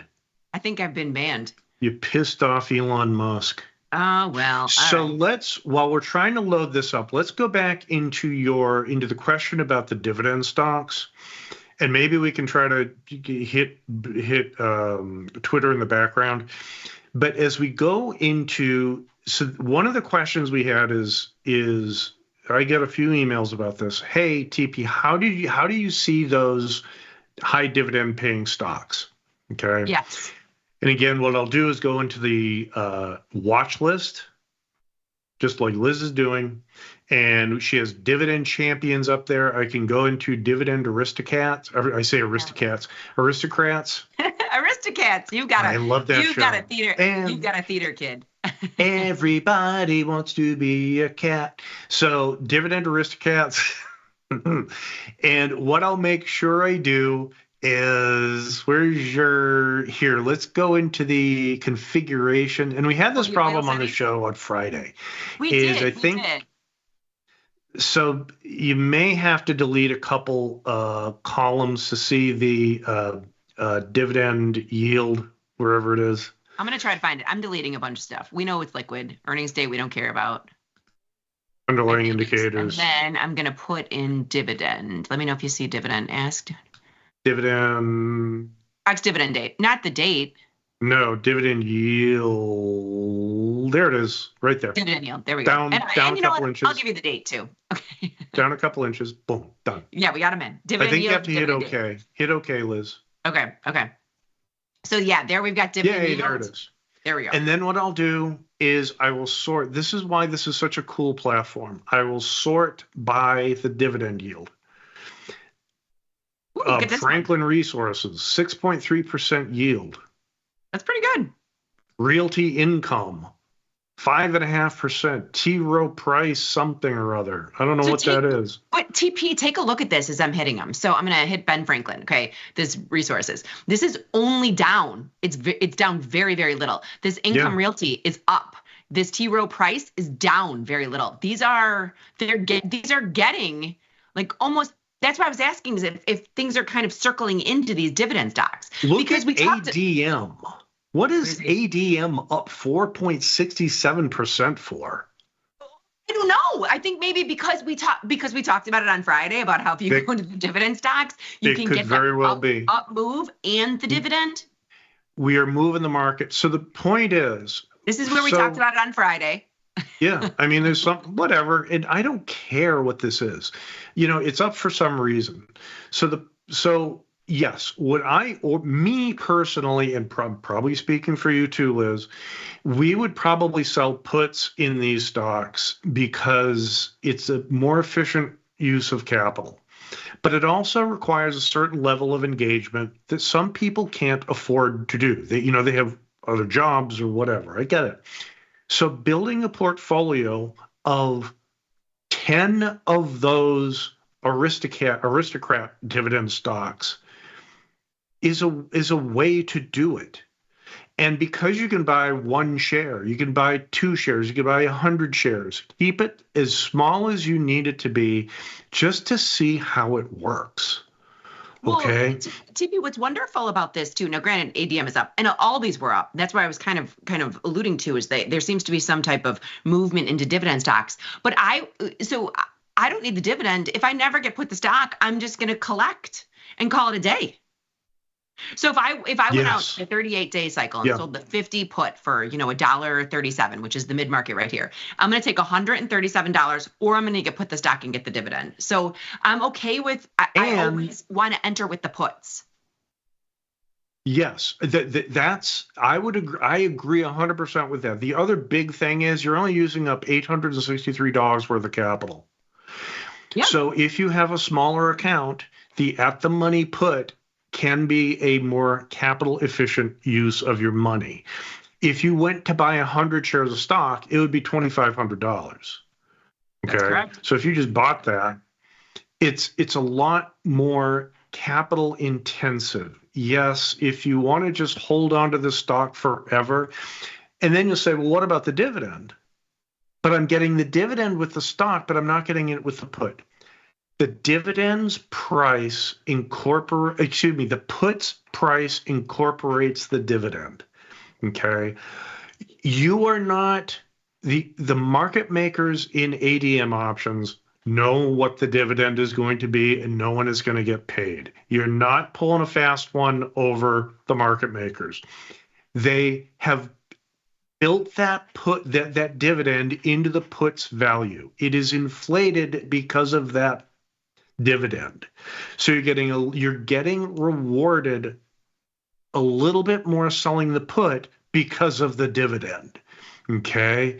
So don't think that you're not capturing the dividend if you're selling the put. In a way, you are. Okay? That's a good way to put it. I gotta show you this little trick only just because it's fun. And okay, so I'm going I love that stuff. Royal Cruise Line. Royal Caribbean. We're taking the kids on a cruise for spring break in a couple weeks. And so Royal Caribbean CP, this is how addicted to trading I am. So Royal Caribbean has an investor relations thing where if you are long 100 shares of stock, they'll give you room credit for your stateroom every time you go. So here's what I do the month before I get on a cruise, and I've done it every single time, and it is like the $100 stateroom credit is worth more than any covered call I've ever had because I get so excited when I get it. So I will go in and sell puts and puts and puts and puts, aggressive puts until I get put the stock. Then I keep the 100 shares in there for 10 minutes until I see my statement, print the statement out, send it to Royal Caribbean, and then I start selling aggressive calls until I get out. And last year, it was one of my biggest winners. Nice. Yes. Nice. Obviously, Royal Caribbean,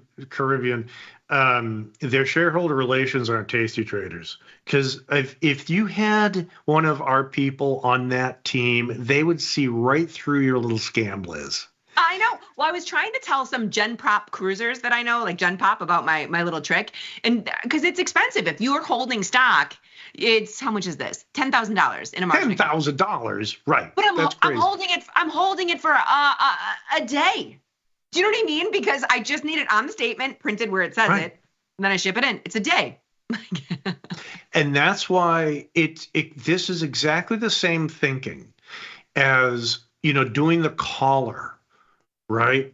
Yes. So I have long stock. Instead of just selling the stock, I'll sell an out of money call. Or if I'm short, I'll sell a put. It's taking advantage that the options give us. Okay. I'm just teasing you saying, oh, that's a scam. It's not a scam. It's saying, hey, the options give you this opportunity to create a smart way to get long shares, and all RCL cares about is seeing those 100 shares in your account. What do? You print something out. You print out your Tasty Trade doc. You print out your Tasty Trade statement. You blur out the numbers. You ship it to them, and then they give you onboard credit. Really? Oh my God, it's fascinating. It was so much fun. And I do it like, you know what I mean? I would rather not have, but it's just a game to me at this point because I was like, you're going to give this to me every time I go on a cruise? Okay. You know what I mean? Do you guys get pulled out of the line? Excuse me, Dear King, investors, yes, you can come up to the front. Yes. Dear King, you'll be sitting with the captain this evening. Dear King, yes. Dear King's this way. But I do want to show one other quick trick. Now we're talking about this. This stock is $10,000. TP, I did not know this, and shame on me, until about maybe a month ago when Tom answered a question online. Now I have a different, there's margin, portfolio margin, different margining accounts. Now in portfolio margin, if you put that collar on, it releases all the capital. So if you are long stock and you buy the 85, it'll release everything all the way down to the bottom. I did not know this. In regular margin accounts, it does the same thing too. Did you know that, TP? Probably. I haven't looked at it, but yeah. I came in guns a-blazing to our tasty team and I felt bad doing it, but I was like, nope, I will show you right now that it doesn't work. And every stock I pulled up, they were like high flyers. I did it in like PLTR. I did it in Coinbase, the ones that have like a lot of margin. And they're like, no. If it's a normal margined product, it will release all the capital. I had no idea. Well, so right. So it won't upon entrance. Do you see how I have the stock and I'm trying to buy it? It won't do that. You actually have to be long the stock first. Then when you put in the put, it will release all the capital. Interesting. I was flabbergasted. Like I said, I went in guns a-blazing to our team being like, that's a lie. We can't say this on air. I have to, because I haven't done this in a while. Yeah, and I'd have to look at it. But yeah, well, the numbers are what they know what they are. The guys. And that's all I'm saying is for the Royal, you don't even have to hold up the $10,000 for that one day if you want to get the credit for this. That's awesome. That's awesome. So there should be a website that just shows all the little premiums that you get if you're long 100 shares, all the different companies. Like, where's Jenny on Disney? Does Disney do anything? They don't. She's on a Disney cruise right now, but they don't. We've looked it up left, right, and sideways. Disney does not give their investors anything. But that would be a cool little, or maybe somebody's already doing it. I think you're right. I think that would be pretty cool because I bet there's a lot more out there like that. I don't remember how we discovered this. So I think a viewer sent it to me. Probably no. Yeah. We have very smart viewers. They are very smart. Okay, kind of back. I know we went off on track. I just want to go back to our watch list. So that is a good way to do it. Kind of, you come here, you can go. I'm going to switch to the other dividend one too. Here's dividend champions. And how do you become a champion or an aristocrat? I'm not sure. But it's and there's a lot of overlap.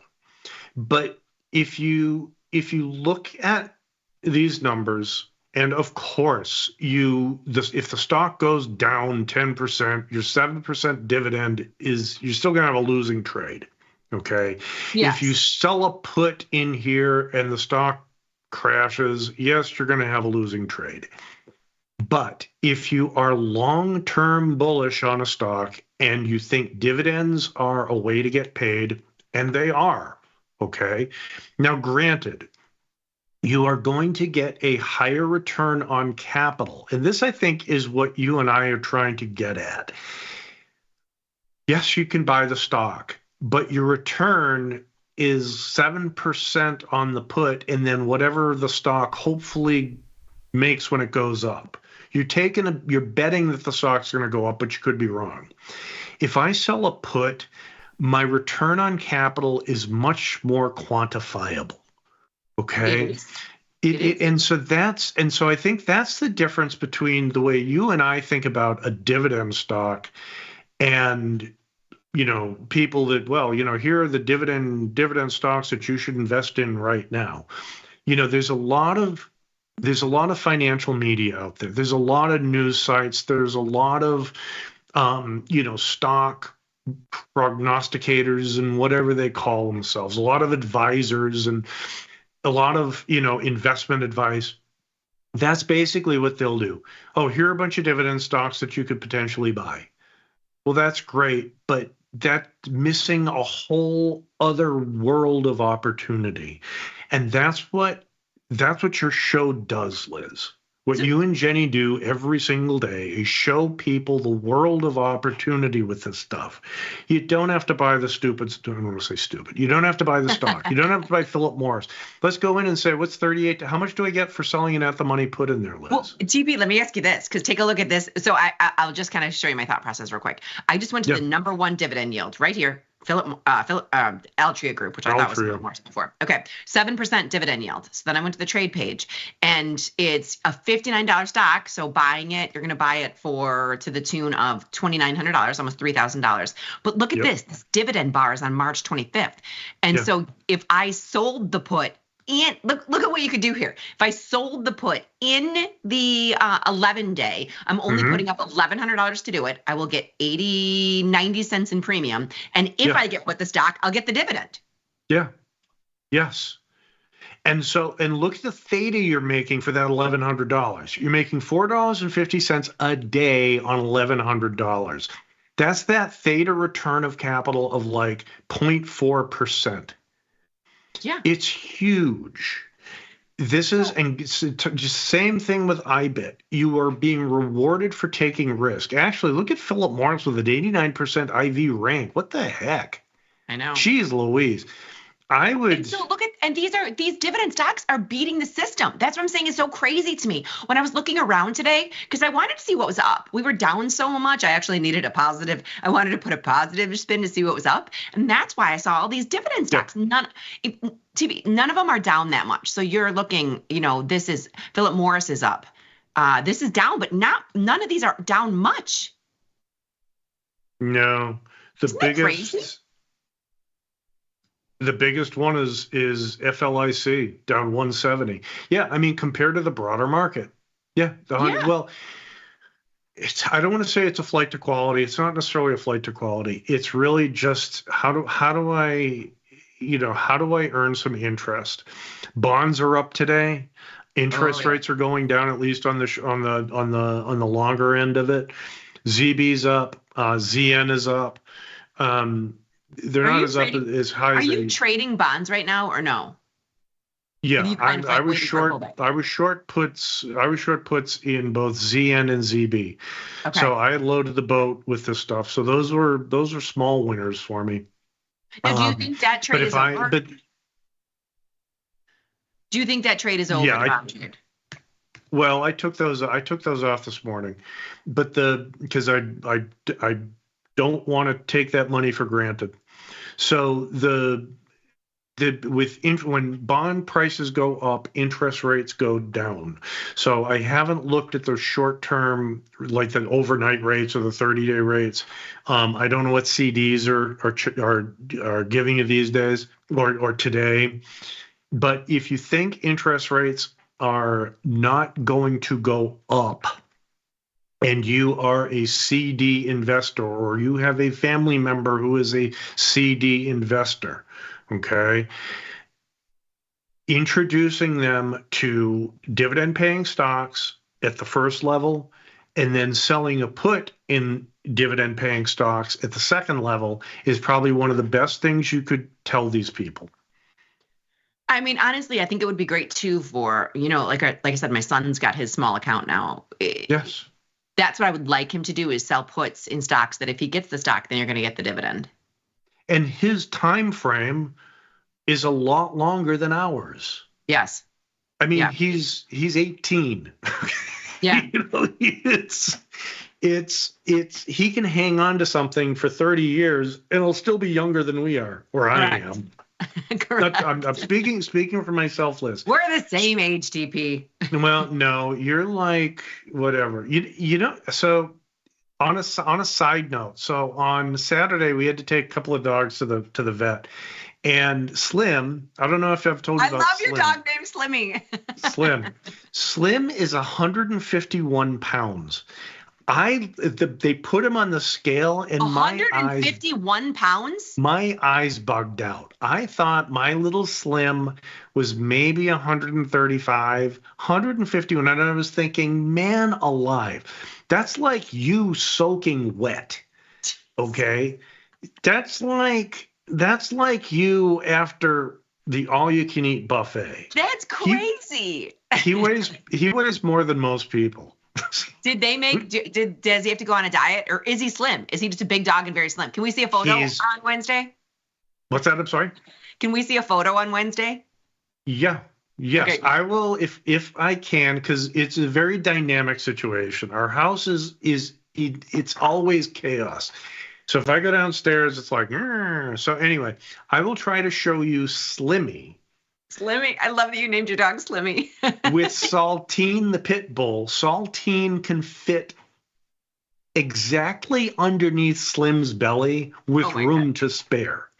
Slimmy is huge, and I live with him and I play with him and stuff, so I don't really understand anymore how big he is. But when people see him, says, "Oh my word, that's a huge dog." What is he?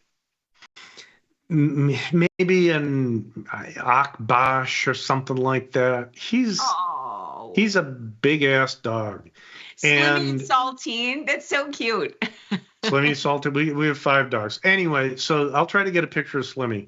Okay. But I was thinking, because I was thinking, oh my word, like that's bigger than most people.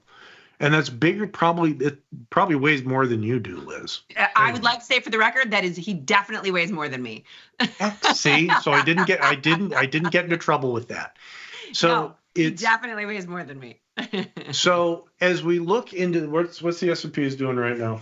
Okay, my screen shut down. These are our final closing thoughts because we are already 2 minutes over. Now we ran over because I needed to hear about Slimmy and Saltine, which we will have visual proof of them. But S&Ps are down, even like SPOOs are down 117. We've stayed within. We actually during our show TP popped down to under 100 down. We were down 99 for like a hot second, and now we're back. So I think this sell-off's going to stay today, unfortunately.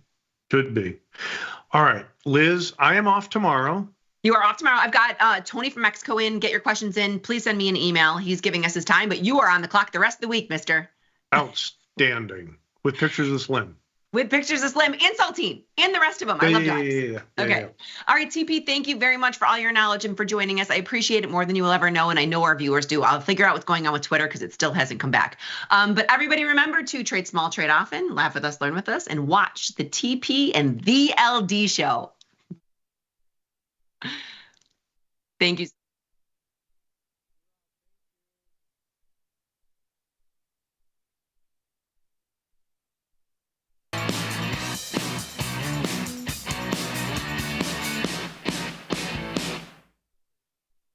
Good morning, everyone, and welcome back to the show. This is Option Trading Concepts Live. My name is Nick Batista. I've got my man, Mikey Butler, with me as always. And if you want to come join us, hop over to YouTube, type in Tasty Live, come to our channel, give us a like, and subscribe to our videos because it helps us immensely. But more importantly, just come chat with us live because we'll be taking questions throughout the show. Whatever you got questions on, from strategies, concepts, trade ideas, trade management, whatever. Just come hang with us for the next hour of the day, my favorite hour of the day. I get to spend it with my buddy, Mikey Butler. How are you, sir? I'm doing okay here. This is kind of wild. Market's just down every day. Some of these big names tech stocks are just getting destroyed. And I don't know what to make of it other than we are in backwardation, and it seems that we are in for a little weekend of wild fun. How you doing? Yeah, it's been a crazy 2 weeks or so. Huge move in the market. I will say we do have a positive, though, and I see him in our chat today, Mr. Stonk Messiah. If you've been following him on Twitter, he is now the Bear Messiah. And so, it's like the laser eyes, right? So the laser eyes mark the top in Bitcoin. I think we might be marking the bottom here with the Bear Messiah. So that could be a good thing for us. Hope so. Yes. Yeah, it's kind of crazy to see some of these names just hemorrhaging. Microsoft down 10, Amazon down 8. Where does it end? Birthday present for Tom. There you go. A nice big sell-off. Yeah. He's probably been short from around this level, right? Yeah, he's back to flat. Exactly. Yeah. He's okay. Yeah. He'll survive. Yeah, everything on my screen is red except for crude oil, corn, and gold. Yes. In terms of P&L here, but I did make some adjustments this morning. Really just managing some positions. So I had that UAL strangle. I rolled the 120 call down to the 100 for $1.30 credit. So still keeping a 10-point wide strangle there, just rolling it down. Google, I rolled down a call from 205 down to 190 for 23 cents. That's basically just this will not hurt me at all, and that's going to expire out of the money most likely. And if it doesn't, it'll be fine anyways. But pay for my commissions with 23 cents. And then did the same thing in BABA. Rolled up in BABA. Rolled from the 120 to 125 for 30 cents. That's another one that's 2 weeks out, likely going to expire out of the money. And then DraftKings rolled from the 50 call down to the 42.5 to create a straddle for $1. Just managing. So yeah, we're just in damage control mode right now. Yes. So I did a couple as well. So I ended up actually, so this morning I closed out of, I had that AVGO crab trade set up from yesterday for earnings. You had a nice move in the morning session. I think it's up about $8 now, actually near the higher end of where it was trading. It's up $9 now. So it's had some two-sided action. It looked like even after the close yesterday, it was going to be at like 205, 203, 204, something around there. So it's been moving. So this morning, I closed out of the short portion of the crab trade. I took that off the table. I then went and I sold the 210 March against my 200 that I had out in May to keep it for a diagonal. You had a little bit of a sell-off today, and then AVGO was only up like $3 or $4 at one point. And I'm thinking to myself, I'm just absolutely pissed at myself for not just taking the money and running. So we got this bounce higher back to, up 8. And my position went back to like a $2 or $3 or like a $310 profit on it. So I ended up just closing out of the position. So instead of keeping the diagonal spread, I said, you know what? Market's been gross. The stock is up. I hit the home run on earnings. We're just going to take the money and run. So I actually ended up closing that out. So I took the profits on those. That was basically the only good position of the day, or I shouldn't say that. There's some adjustments today that I did that were good as well. Got kind of bailed out on oil futures /CL. Oil up $1 and change at the time of this close. It was about 50 or 60 cents higher. I closed out of the short put spread that I had. That was the 68, 66.5. It was fully in the money yesterday. Got back $300, $400, $500, ends up being a $300 loser, $320 loser, but took back a lot of those losses today. Only had 10 days to go till expiration. No point for me to hold that on, especially with the way the market has been acting. It's just been kind of a crazy market. So I figure I'd just take the money and run there. UAL, I rolled the call spread down similar to what you did. I had that like iron fly. I've been rolling down the calls there. If we can get a move back to like 85-ish and change, that would be beautiful. SPX, that big wide iron condor that I sold, I legged out of the call side. It was trading at $1.05. So, that spread has gone from $3 to $1. I just legged out of it. If we do get a little bit of a bounce, 100 points or so, I'll look to sell it out again. And then in Tempest AI, TEM, this is a position that I've had, and sorry, that didn't come through correctly. I'll republish that real quick. There you go.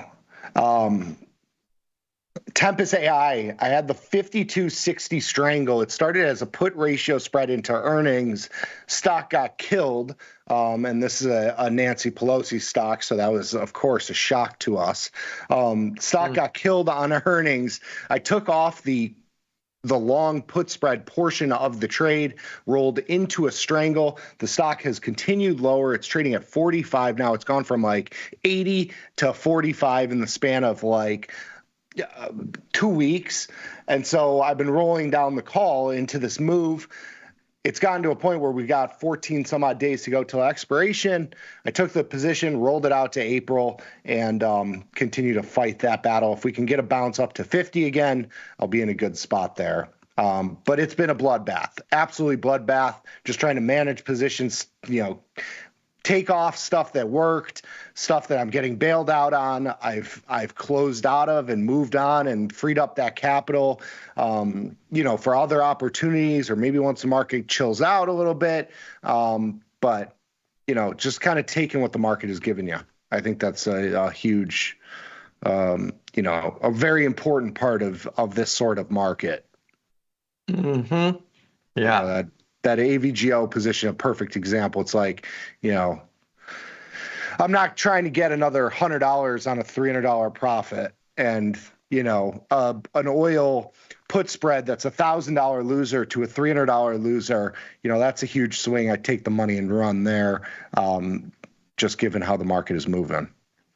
Yeah, it's crazy to think that we're fully in the money on that SPX Iron Condor in April, the one that was 400 points out of the money to the downside. Yes, I am pretty close. I don't know if I'm in the money. I'm at 5,600, so pretty close. Yeah, you must have had a little bit different strikes, but yeah, I mean, it seemed impossible when we put the trade on, but my position itself, it's only out about 70 cents. So it hasn't moved all that much. You have a lot of time until expiration. You know, volatility actually kind of helps in this situation, just given that it's a spread. So that long option increases in a very similar fashion as that short option, because now the distribution of expectation of returns movements in the market is much wider now. So you know, goes to why we talk about, you know, defining risk when volatility is low. That aspect of volatility works in your favor. It's obviously not ideal to have, you know, be tested on one side, but you know, if you told me I had an Iron Condor on in SPX and the market's down 300 points, I would think I would be getting killed, and you know, the position hasn't really moved, which is nice. You can see it here. You want people to pull up my order chains here, so you can see the total P&L $60, you know, $70 loss, nothing too big. Yeah. But yeah, it's been a wild market, that is for sure. Yes, and it could get even more wild because we have Jay Powell coming on in 15 minutes. He's speaking today. I'll give a quick little market update. E-minis down 60 points. We're about 10 or 15 handles off the lows. It's been just an absolute bloodbath. The NASDAQ down 262. We got a 19 handle in the NASDAQ. We've gone swiftly from 22,000 to 19,000 in the span of a couple weeks. Some big moves underneath the surface. NVIDIA down $2 and change. Amazon looks like a sick puppy, down $7 and change. Huge move there. Google has obviously been a pig as well. Really, the only one that's kind of stayed afloat is Apple, which was up like $2 or $3 and change when we were looking at it. When I was looking at it earlier today, $3 right now. But you know, Netflix is getting killed. It's down 37 right now. It's gone from, you know, 1,000 to 860 in a very short fashion. So it's been across the board bloodbath. You've got the Dow down 343 and the Russell down 31. The Russell is down like 17 to 18% just to start the year. So massive move in the Russell. You got oil futures up 65 cents, but they've been actually absolutely whacked. 67 handle here on oil. You have volatility futures at 23.40, the VIX itself at 26. So we're making a new high in volatility, as Mike was alluding to. The volatility futures have a pretty decent backwardation. Now you can see front volatility at 23. You can see the back at 22, 21. So definitely some heightened volatility in the moment right now. You got bonds up 16 ticks. Gold and silver both near the highs of where they've been trading. Gold is down $8, but basically at the highs. Silver has had a nice little bounce here over the last week. And then Bitcoin looked like it was going to have a moment last night. It is now down 2,300 on the futures. Spots down 1,500, but I think we got up to like 92 or 91,000 in the overnight session. It's been just a bloodbath, risk off type trade here. Yeah. Risk off, I think, is the key word. Yes. And I think it's just the velocity is so crazy because the concentration in these names that are getting bludgeoned is so high in these indices that it just adds downside pressure. Yeah. It's a wild ride. Yeah. But yeah, AVGO, up 8. Saved us a little bit. Costco was the other one that had earnings down to $83. It was basically unchanged after the close yesterday. Yeah, that's crazy. And that's I kind of talked about that in some of these earnings previews. Like, for the bearish case for some of these stocks isn't necessarily that they're going to like blow up on earnings. I think Costco actually missed on earnings. I think you told me. Yeah, they missed earnings per share by 2%. But either way, I think another way to think about this is, unless a company destroys earnings and really puts themselves in like a better position for the rest of the year, you got to think that, like, if it's just like a mediocre earnings report or even a small make, that people are still going to just take out their cash and take the risk off. And I think that's kind of what you're seeing in some of these earnings announcements, where the expected move to the downside is greater than you might expect on a pretty mediocre earnings report. I think it's just, kind of a risk off situation here versus getting out of Costco because it's so scary. Yeah, I think I agree with that, in that I think the market is risk off right now. So for an earnings to be perceived as bullish or and for lack of better words, just having an up move on earnings, you kind of have to just smash everything. It doesn't seem like there's any leeway here in terms of these moves. I mean, it's been sell everything. I mean, I think we've pretty much I know I was chatting with Chris, and I'm sure he'll throw all sorts of amazing stats at everybody on the segment today, but I think the annualized Friday returns for the year, so meaning if you were to take the average their average move on a Friday we've had this year and annualized it, it was like a downside 32%.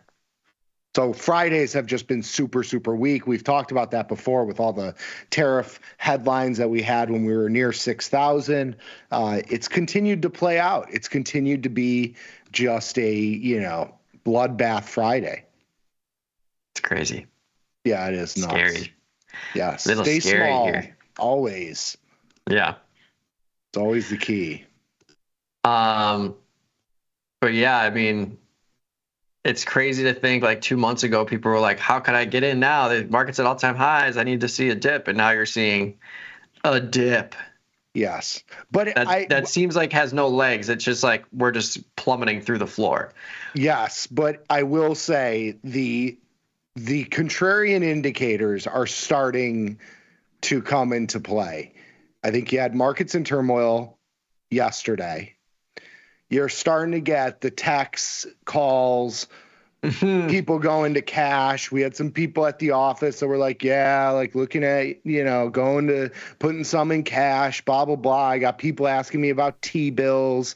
It's starting to get to that point where, it seems like it's a little capitulation here. So I'm hopeful for a bounce. I am positioned for a bounce. I would like to see a bounce for the state of the world. I think that's probably a positive, but yeah. It's starting to get the blood is in the streets, it seems, in my opinion. Mm-hmm. And yeah, I mean, volatility tells the story. We are above 20 all the way to the end contract, which is way out there. But yes, we're backwardated through the H, J, K, and M contracts. And then the rest of them are just flat.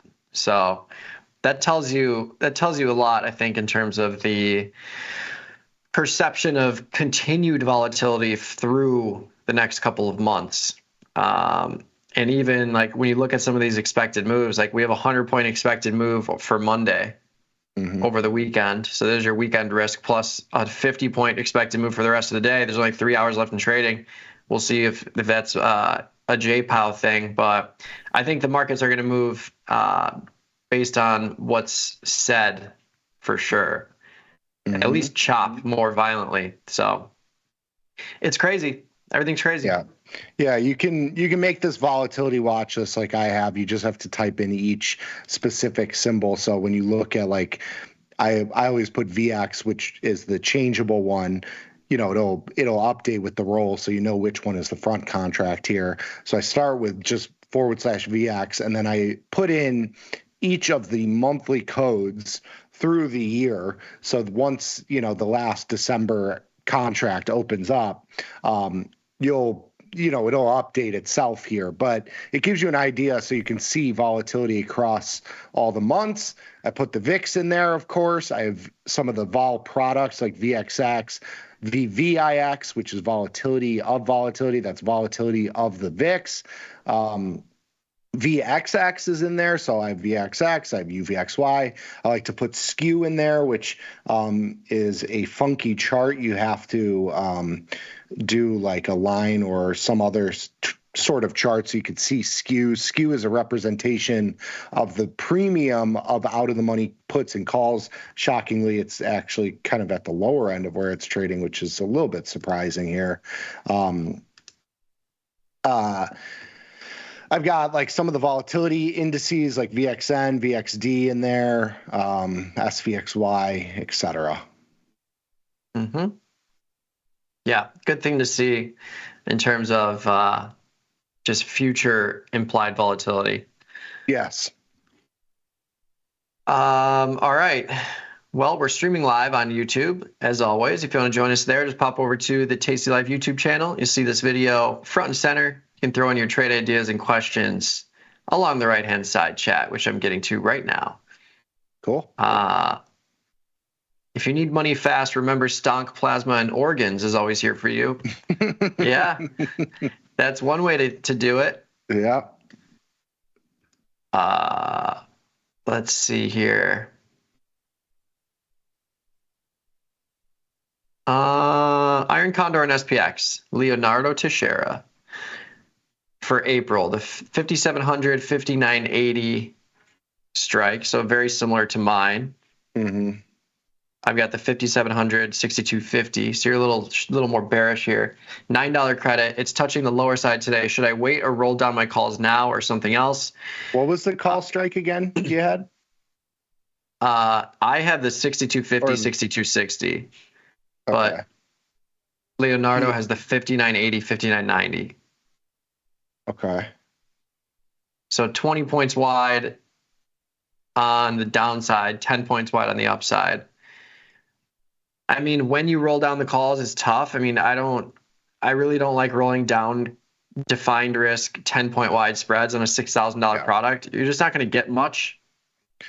You also have to keep in mind, like, look at the price of this spread. The spread hasn't even moved. Yeah.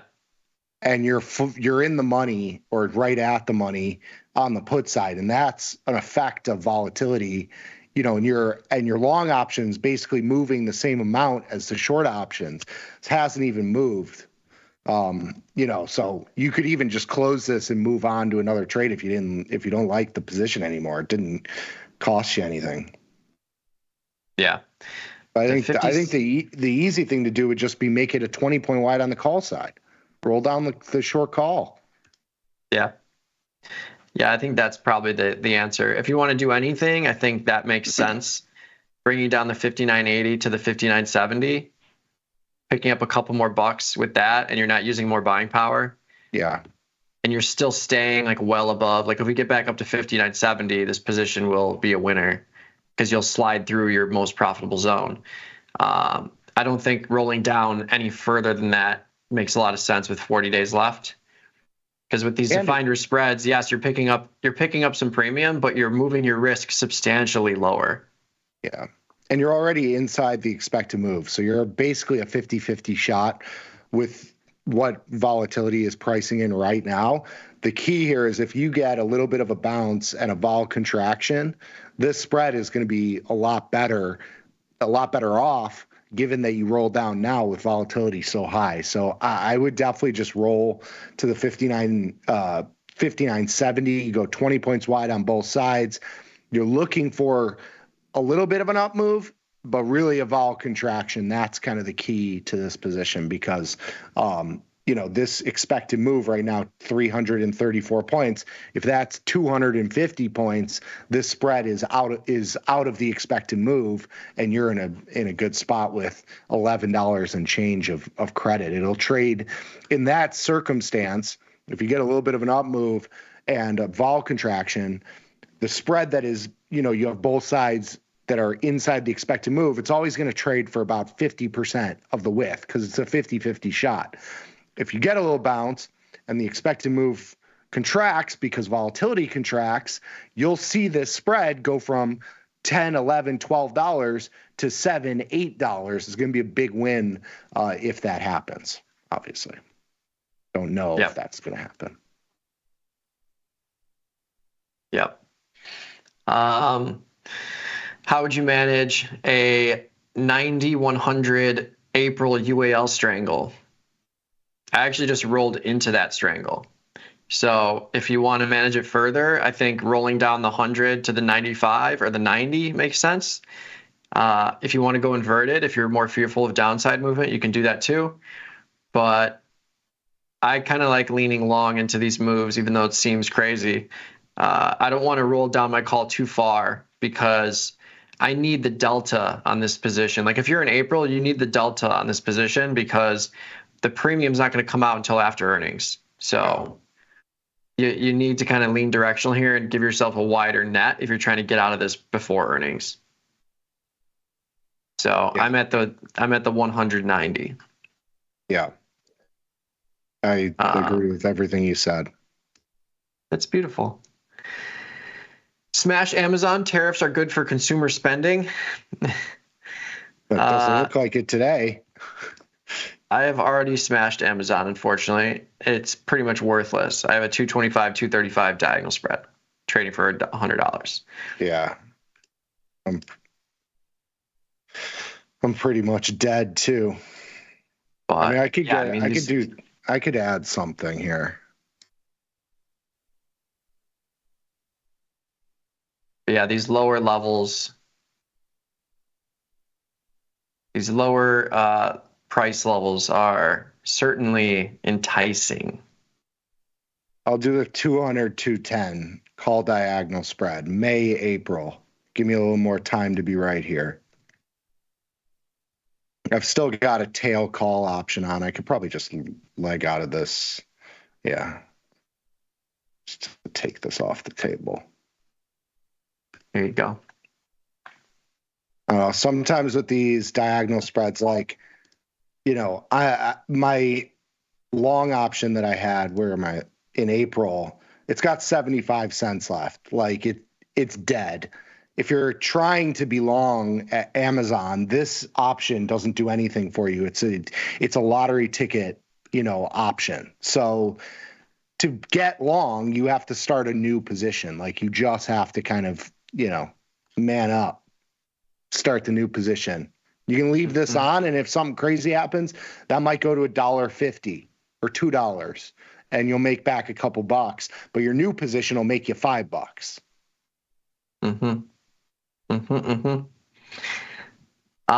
Dwayne, does open interest on the platform mean they want to buy it or they want to sell it? Open interest just gives you the number of contracts that are open, so positions that are open. Whether that's a long option or short option or bullish or bearish is hard to tell because you don't know what else the person has that open contract. Yeah. Like you could have 100 shares of Amazon and sell a call against it, and that's not bearish at all. So even though the short call by itself is a bearish strategy. So at the end of the day, open interest just tells you how many contracts are open, and we use it as a marker of liquidity and ease of getting in and out of positions. Yes. Open interest updates every day, so it's as of the end of yesterday, the open interest, because it doesn't change intraday. Volume will change as the day goes on, and that is representative of both open and closing positions. So volume is open and closing. Open interest is just open contracts, long or short, as of yesterday.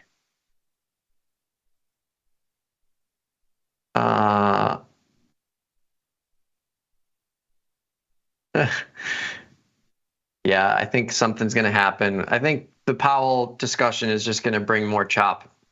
Maybe you see a swing in some direction, but it's really going to depend on what color tie he's wearing. Purple tie. Time to buy. It hasn't worked the last couple times, but it could come back into play here.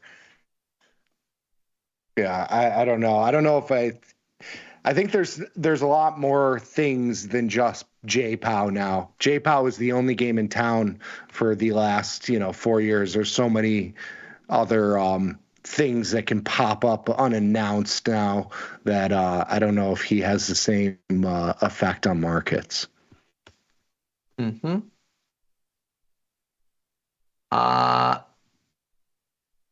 Eugene had a Brookwing Butterfly, 980, 970, 965. In Costco? In Costco. I mean, yeah, it probably slid through. We opened at 1,000, so if it was a 0 day, it definitely slid through your range there. So good on you for closing it, because now it's below your strikes and would be a full loser. Yeah. Since we're in backwardation, is it good to place calendars? We don't do calendar spreads on volatility products because backwardation can continue, which can destroy you because those contracts are big. But yeah, calendar spreads in products that settle to stock or just like indices, cash settled indices are fine. But yeah, backwardation, volatility being backwardated also tells you that near-term implied volatility in all of these products is going to be inflated relative to further out in time contracts. So yeah, calendar spreads are going to kind of look like earnings reports in terms of the implied volatility structure in a lot of these products, even if they don't have earnings. Yes. To go with what Mike said, you can't do it, or you shouldn't do it in volatility futures themselves. But volatility is representative of the market as a whole. So if you're doing calendar spreads in SPX, volatility is relatively high in the back as well. So you are certainly getting paid to cap that upside or downside. Mm-hmm. What's Brookwing Butterfly's place in top 10 strategies that you trade? I would say it's up there. Yeah. It's within the top 10 for sure. Because I only trade 10 strategies. So yeah, there really are only 10. So but yeah, we like it. Yeah. Especially because if you get the out of the money move, you can remove the risk and just have the free shot for credit. That's really the nice thing about them. Yeah, there's a lot of flexibility with them. They're nice. I think they're good for smaller sized accounts. They allow you to get a little bit of an asymmetric profit potential. Mm-hmm. It's very hard to get in a Johnny sized account the potential for $300, $400, $500 profit. Brookwing Butterfly allows you that because you can, if you are right on direction, you can buy in the risk. And if you get that reversal, then, you can have those bigger sort of swings, which is always fun. Mm-hmm. E-mini is only down 40. What's J-Pow saying? He's saying something. He's on right now, I believe.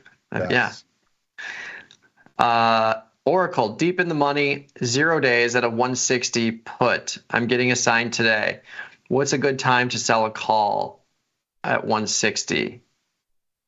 I think they have earnings on Monday at some point. I mean, you could you could close the put now and buy the shares. Yeah. Yeah, that's.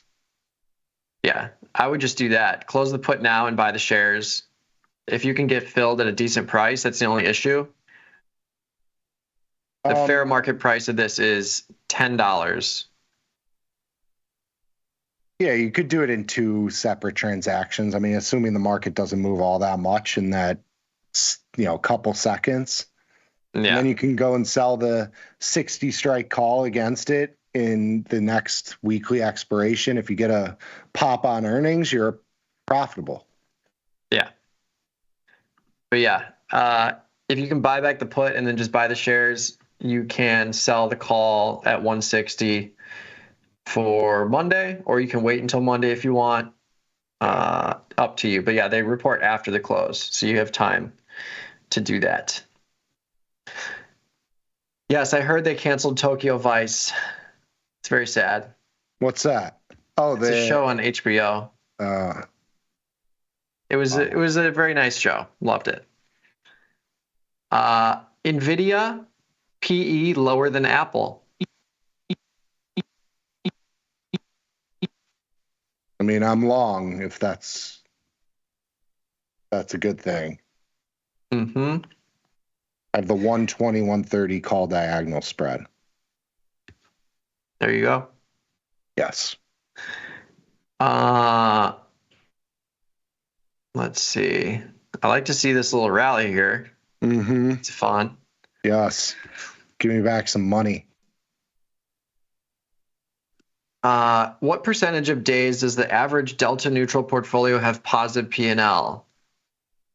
I assume this percentage increases as the number of positions open and average position DC decreases, or DT decreases overall. I mean, it's more of a long game. If you're selling like strangles and SPX, you're feeling some pain the last couple of weeks. But at the end of the year, you could have a really great year if you're rolling and eventually your premium comes in relative to your intrinsic value losses that you're probably taking right now. Yeah. But day to day, it's just hard to. There's too much happening.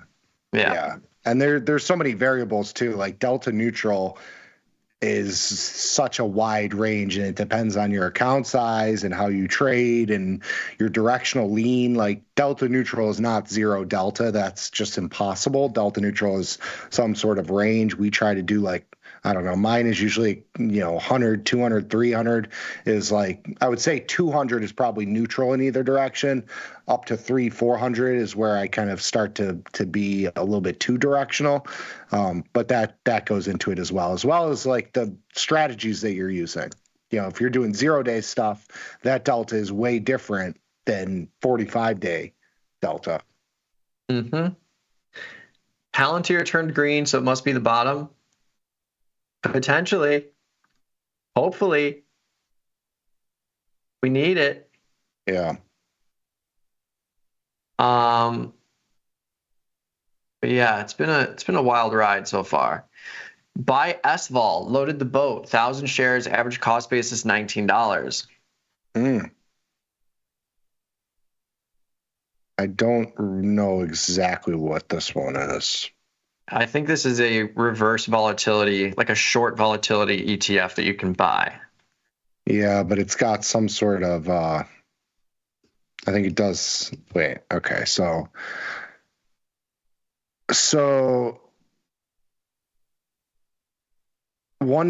to 3/10 X the inverse volatility.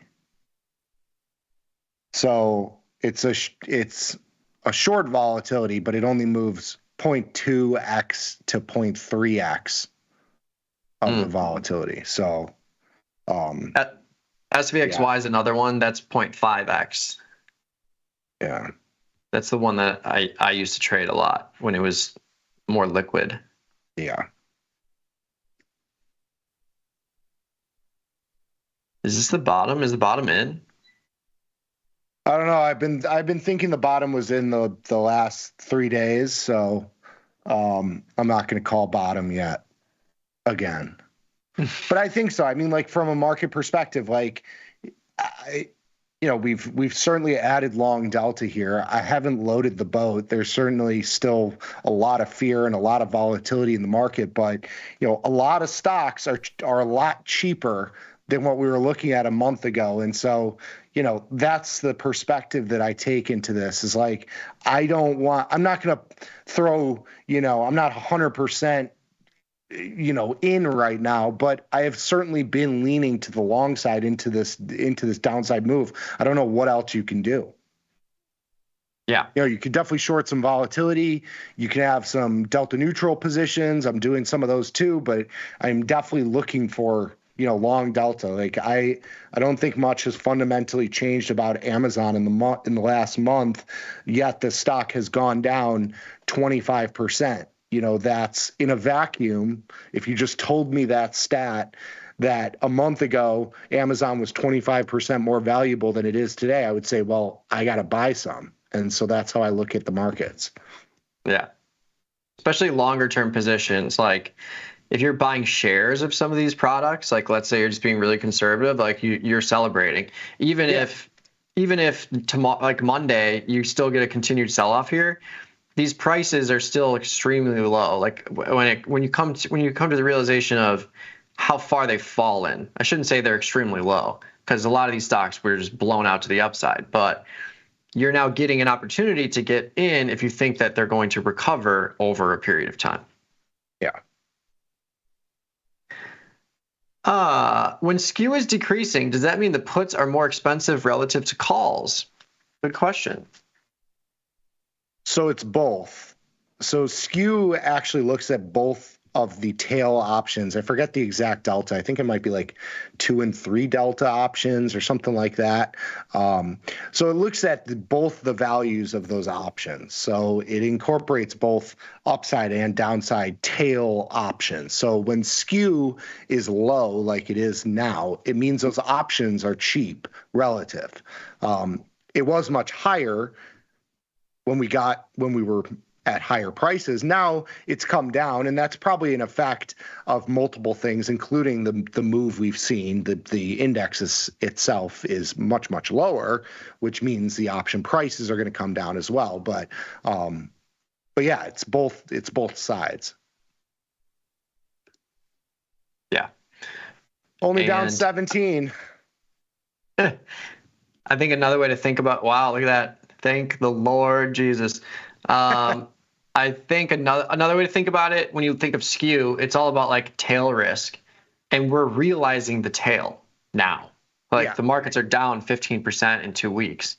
That's a tail. So you're seeing that flatten out because the continued tail is kind of being priced out. Yes. Doesn't mean it can't happen though. Yeah. But the tail options are way different options now. Correct. A month ago, the tails were, let's say, 7,000 and 5,000 on the downside when we were trading at 6,000. Just for round numbers. Now the tail options, because of volatility and the put skew, is now 2,000 and 7,000. You still have the same kind of upside tail, but now your downside tail is way, way fatter.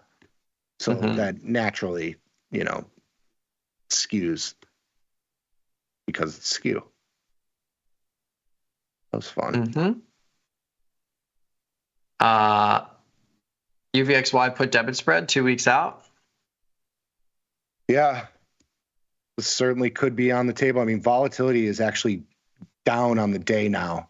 They're gonna face this one. Is J-Pot wearing a purple tie? If so, somebody in the YouTube chat, let us know. But yeah, I like that trade. I was also looking at SPXY call spread.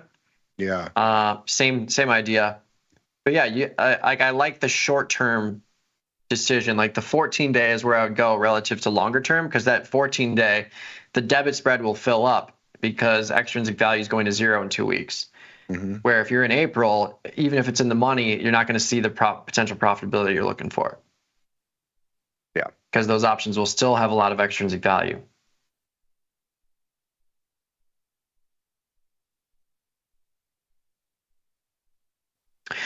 Marvel 8560 skewed strangle in April. 8560.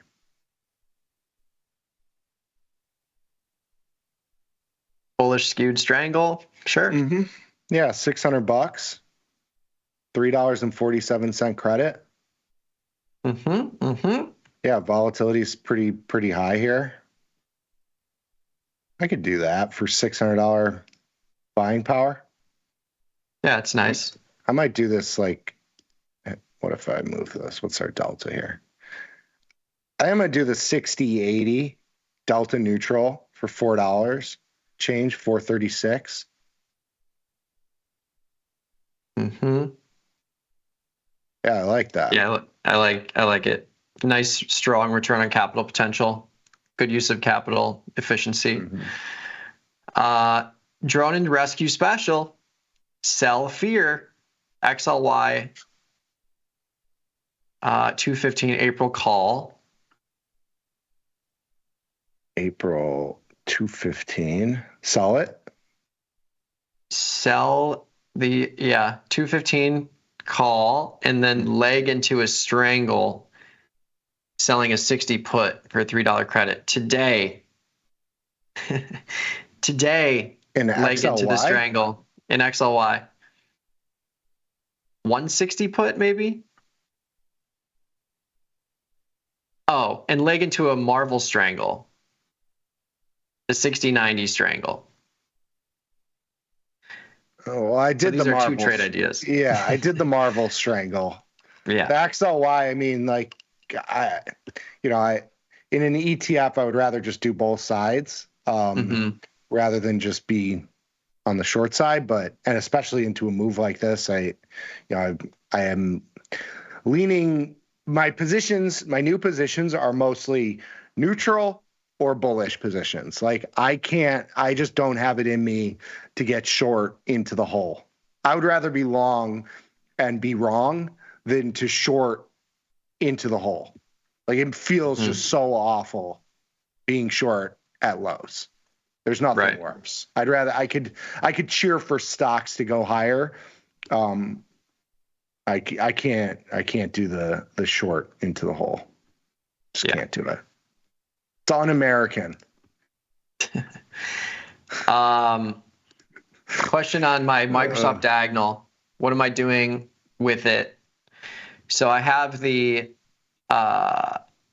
I've got the 420 call in April and the 440 short call in March. 440 is worthless. I actually looked at this morning. So the short call, if you look at the value of it, the 420 is where I would roll to. If you want to roll to it now, you can. You can move the 440 to the 420, turn it into a calendar spread. If we rally all the way back up to 420, it's going to be fine.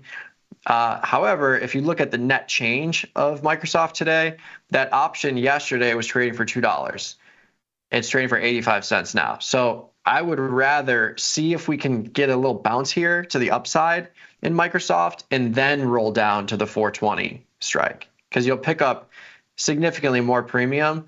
And I would rather do that into a rally rather than a 2% sell-off. But if you want to be conservative, you could roll it down now, pick up another 80 cents and see if we get the bounce. But that's pretty much the last ditch effort, other than rolling it into a vertical spread in April, which would be something else you could do. So like rolling into a 440, 420 or 420, 430 vertical spread in April.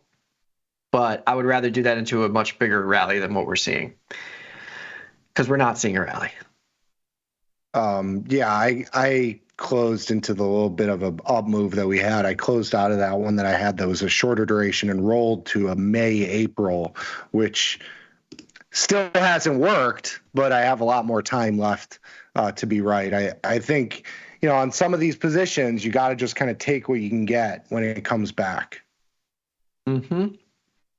And then you can roll into a further out, longer duration trade where it gives you more time to be right. Yeah. Who do we like at Bay Hill this weekend? I have Aberg in all of my lineups. Oberg. Mm-hmm. I also have a lot of Clark. I have a lot of Lowry. So not surprised to see Lowry doing well. If someone's going to blow up, it's probably going to be Clark. But I would like to see Oberg take it.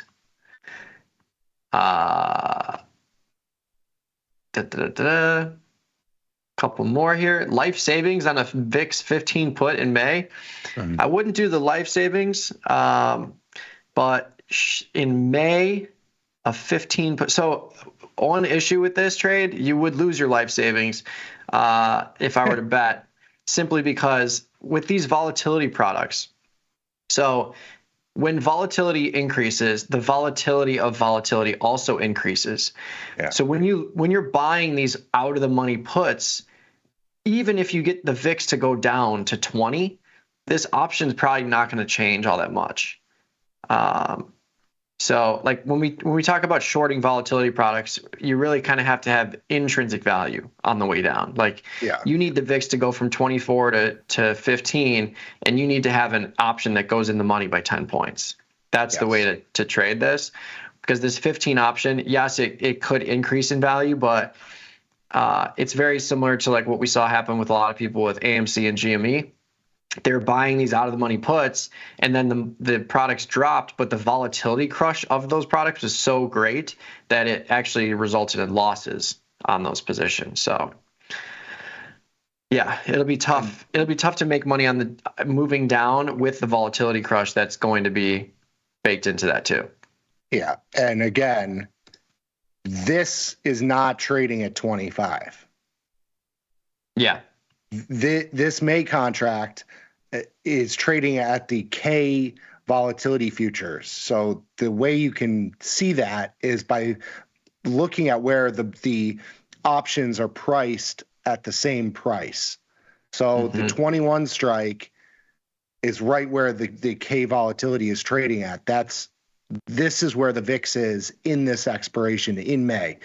The VIX itself, the spot VIX, because you can trade the curve, but the spot is based on the front contract, which is here.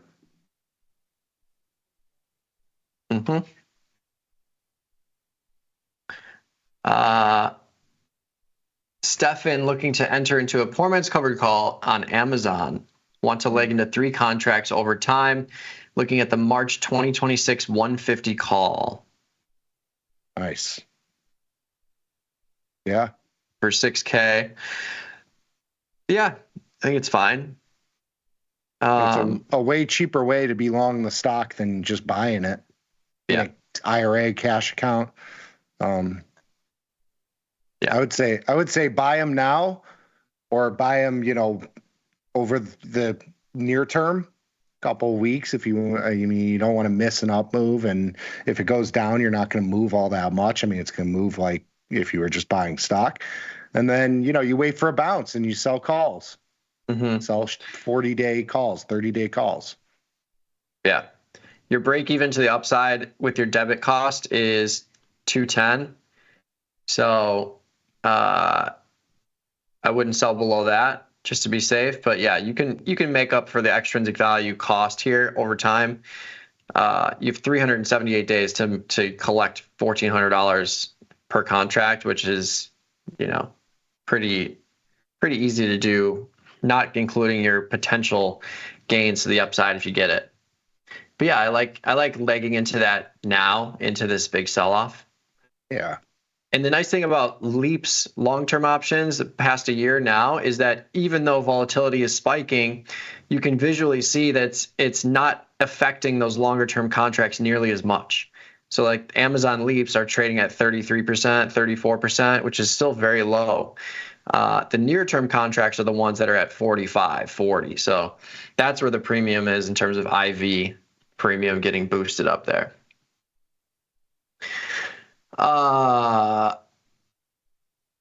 Let's see. One more here. VXM is a nice way to shortfall that's affordable for a scalp. Yeah. Micro volatility is much more palatable. I forget. I think it's like $5 a tick, I believe. Yeah. The mini, and then isn't there a micro? I'm not sure. There's the mini. I could have sworn there's a micro, but maybe not. But yeah, the minis are bigger than the micros, but still significantly smaller than the main contract. Yeah. One last one, talking about broken butterflies again. How about a 270, 300, 330 call butterfly in Tesla 3 weeks out? So a straight up butterfly 3 weeks out. 270, 300, 330. Yeah. Trading for $5. Sure. Yeah, I have some long delta here, so I'm ready to rock. But yeah, I like this. Yeah, especially into these delta moves. I think these are the times to take your butterfly shots if you're trying to do it. Yes. All right, that's it. Cool. Thanks for tuning in. If you've got any further questions, you can reach us on Twitter. I'm at Trader Mikey B. Nick's at Trader Nicky Bat. Stay tuned, though. We got lots more content coming your way on the YouTube channel, as well as tastylive.com. I've got a link pinned to the top of the YouTube chat to get your Cherry Picks newsletter. We also have the Tasty Crypto newsletter coming out tomorrow morning, so check that out. And please sign up for our digital collectible that myself, Nick, and Katie will be a part of. That's coming out on March 29th. We're doing the live event in 2 days on Sunday. It's going to be a blast. And yeah, we're pretty much going to talk about everything you need to know about managing undefined risk positions with equity options, futures options, index options, you name it.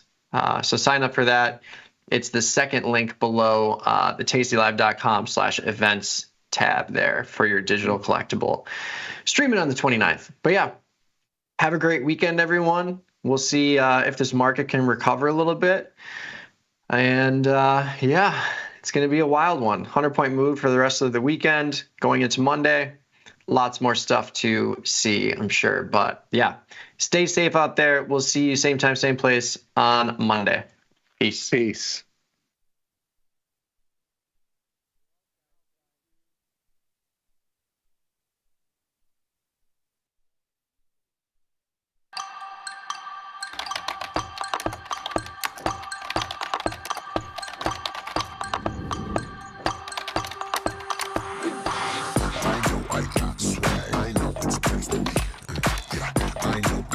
How much does it cost you guys to do simultaneous hair flips? Years of practice. Everybody wanna be like me, yeah.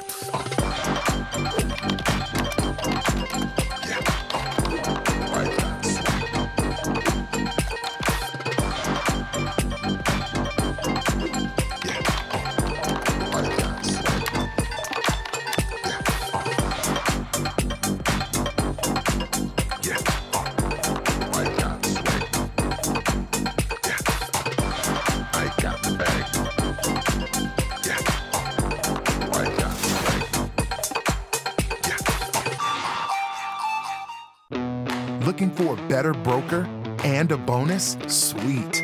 We got you. Right now, you can get a bonus of up to $4,000 when you open and fund a Tasty Trade account. Plus, low rates, smart tech with the analysis tools you need, and award-winning support. So, get a broker who's actually got your back. And up to $4,000 at Tasty Trade. Make your move, genius. Tasty Trade.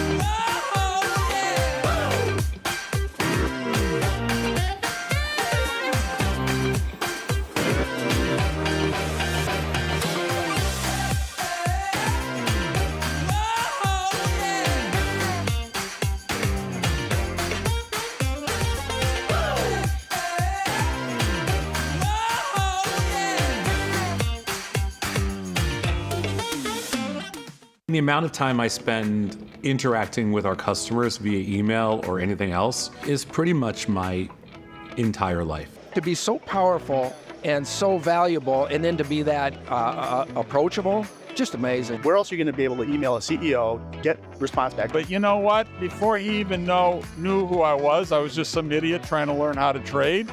And he still would email and help me learn and everything like that. Some people say it's nuts, some people say it's insane. You know, that's what I do.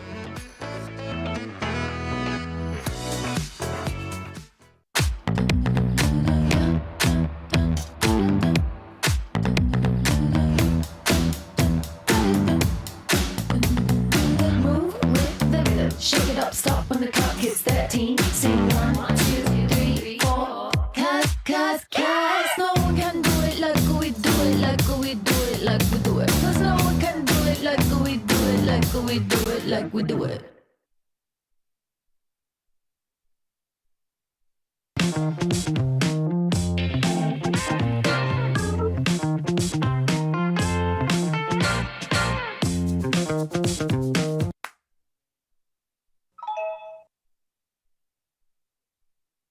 We built Tasty Trade's web platform for today's traders. See it, click it, trade it. Drill into data, find opportunity, and track the action with hundreds of indicators. Track your options profit and loss history over time per symbol. Note your progress and plan your tactics with a trading journal. Fund your account and start trading right in the app. The tools, the data, the knowledge. See it, click it, trade it. Join the club. Tasty Trade. Your crypto needs a wallet. And crypto is better when it's tasty. You can now do more with your digital currencies with the Tasty Crypto app. We're proud to offer a self-custody wallet for Bitcoin, Ethereum, and Polygon. Transfer your digital tokens directly in-app and access thousands of tokens available only on-chain. Your wallet is your key to decentralized finance. App and get started today. Tasty Trade has crypto, and you can trade with zero commissions. Bitcoin, Ethereum, Litecoin, and more. Diversify in one place. Crypto, we got it. We get it.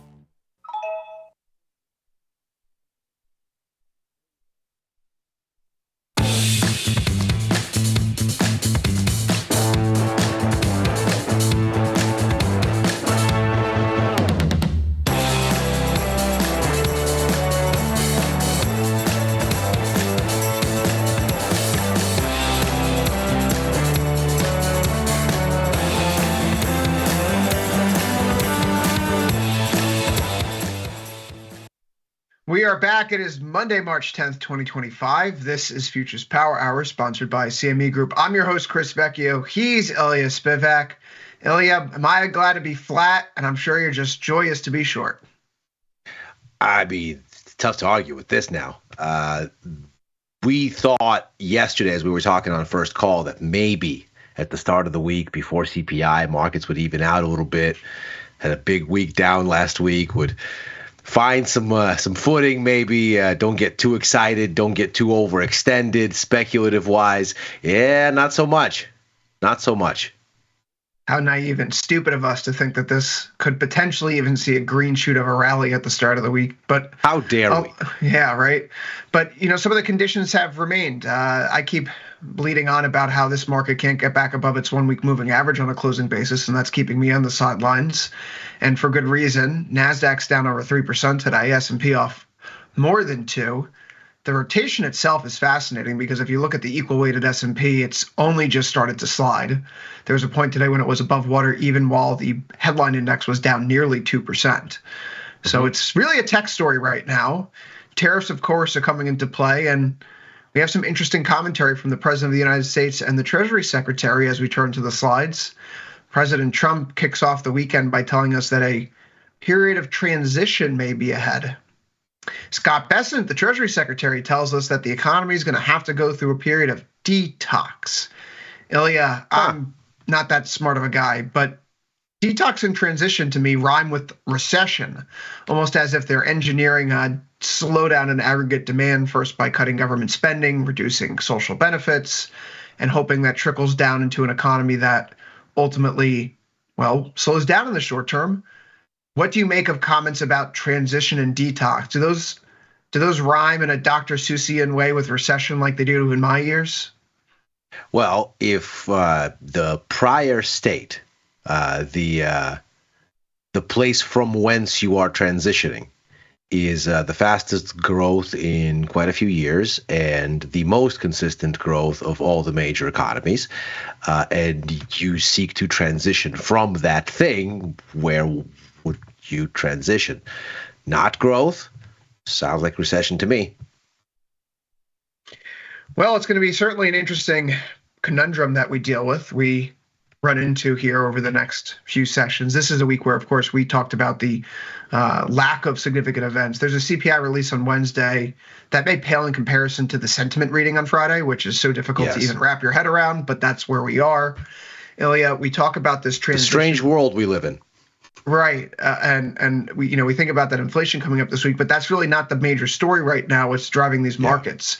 One of the major stories driving the markets right now is the divergence in U.S. yields versus their European counterparts. That top green line is the U.S. 10-year yield, which for the better part of this year has been on a steady downward trend.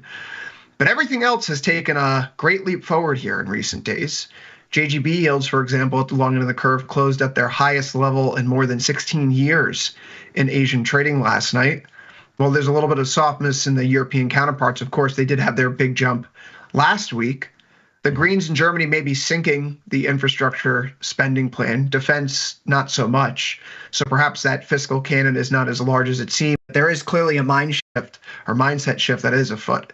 Either way, though, Ilya, it's this convergence between U.S. yields and their European counterparts, that dramatic turnaround in growth expectations. One economy potentially talking about taking concrete steps to reduce aggregate demand, while the others are opening up the fiscal spigot. It puts real growth on a different trajectory for each region, and I think that's perhaps the prevailing factor that's leading to some of this equity market unwind here. It's a structural problem now, not just a short-term news-driven headline issue. Well, that's right. And of course, this has been the story all along.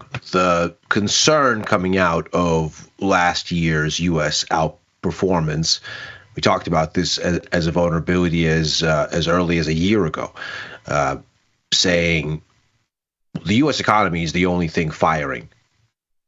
The situation in China is anemic. The situation in Europe is anemic.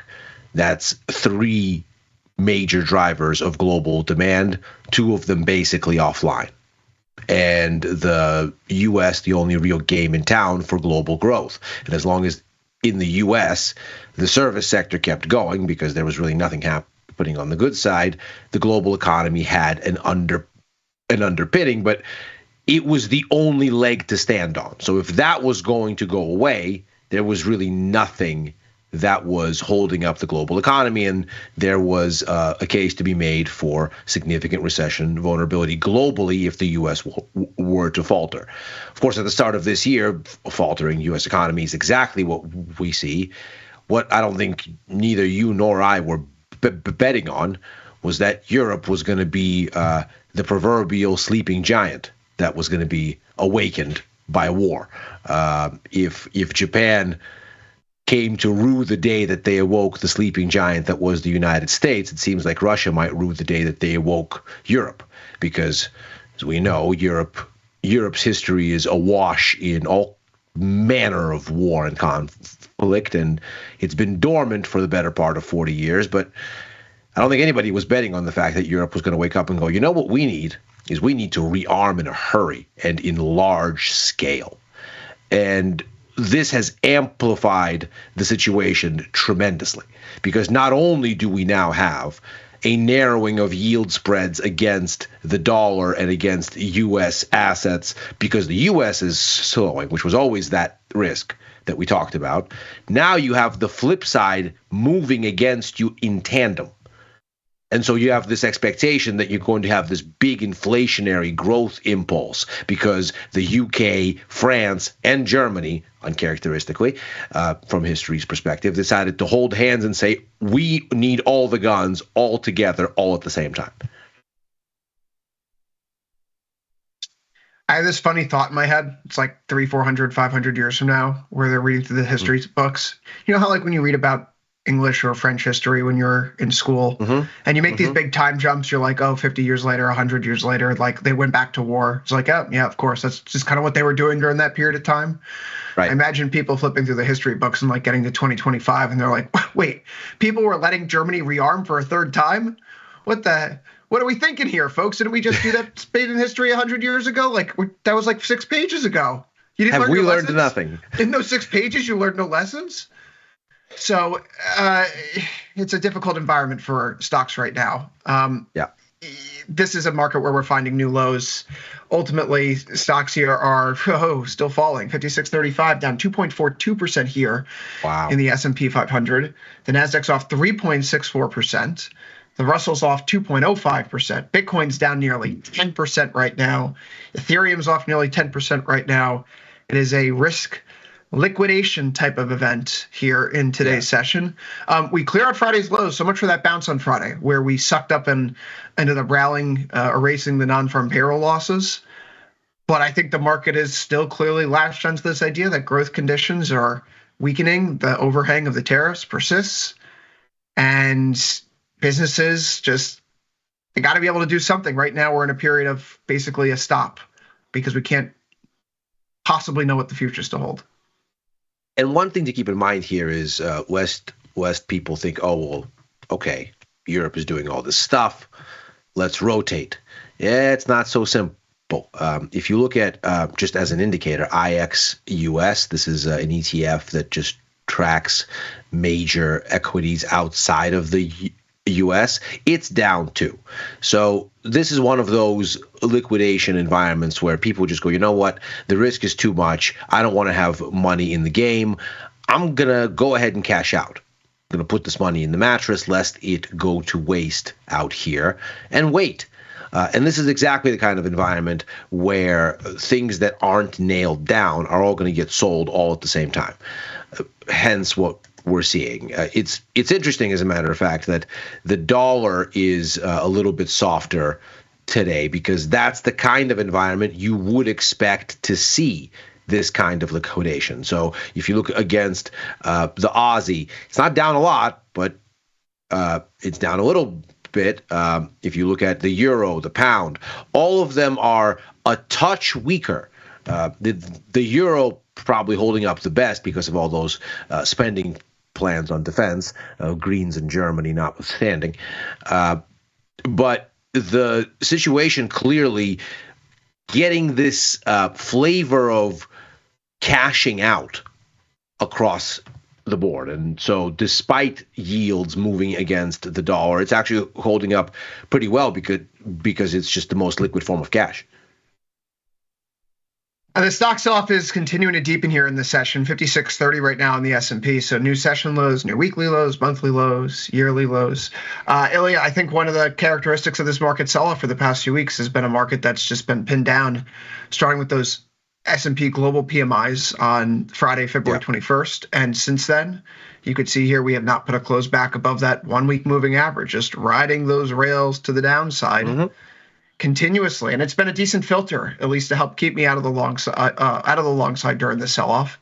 I know that you've been operating on the short side here, and looking to stay short right now.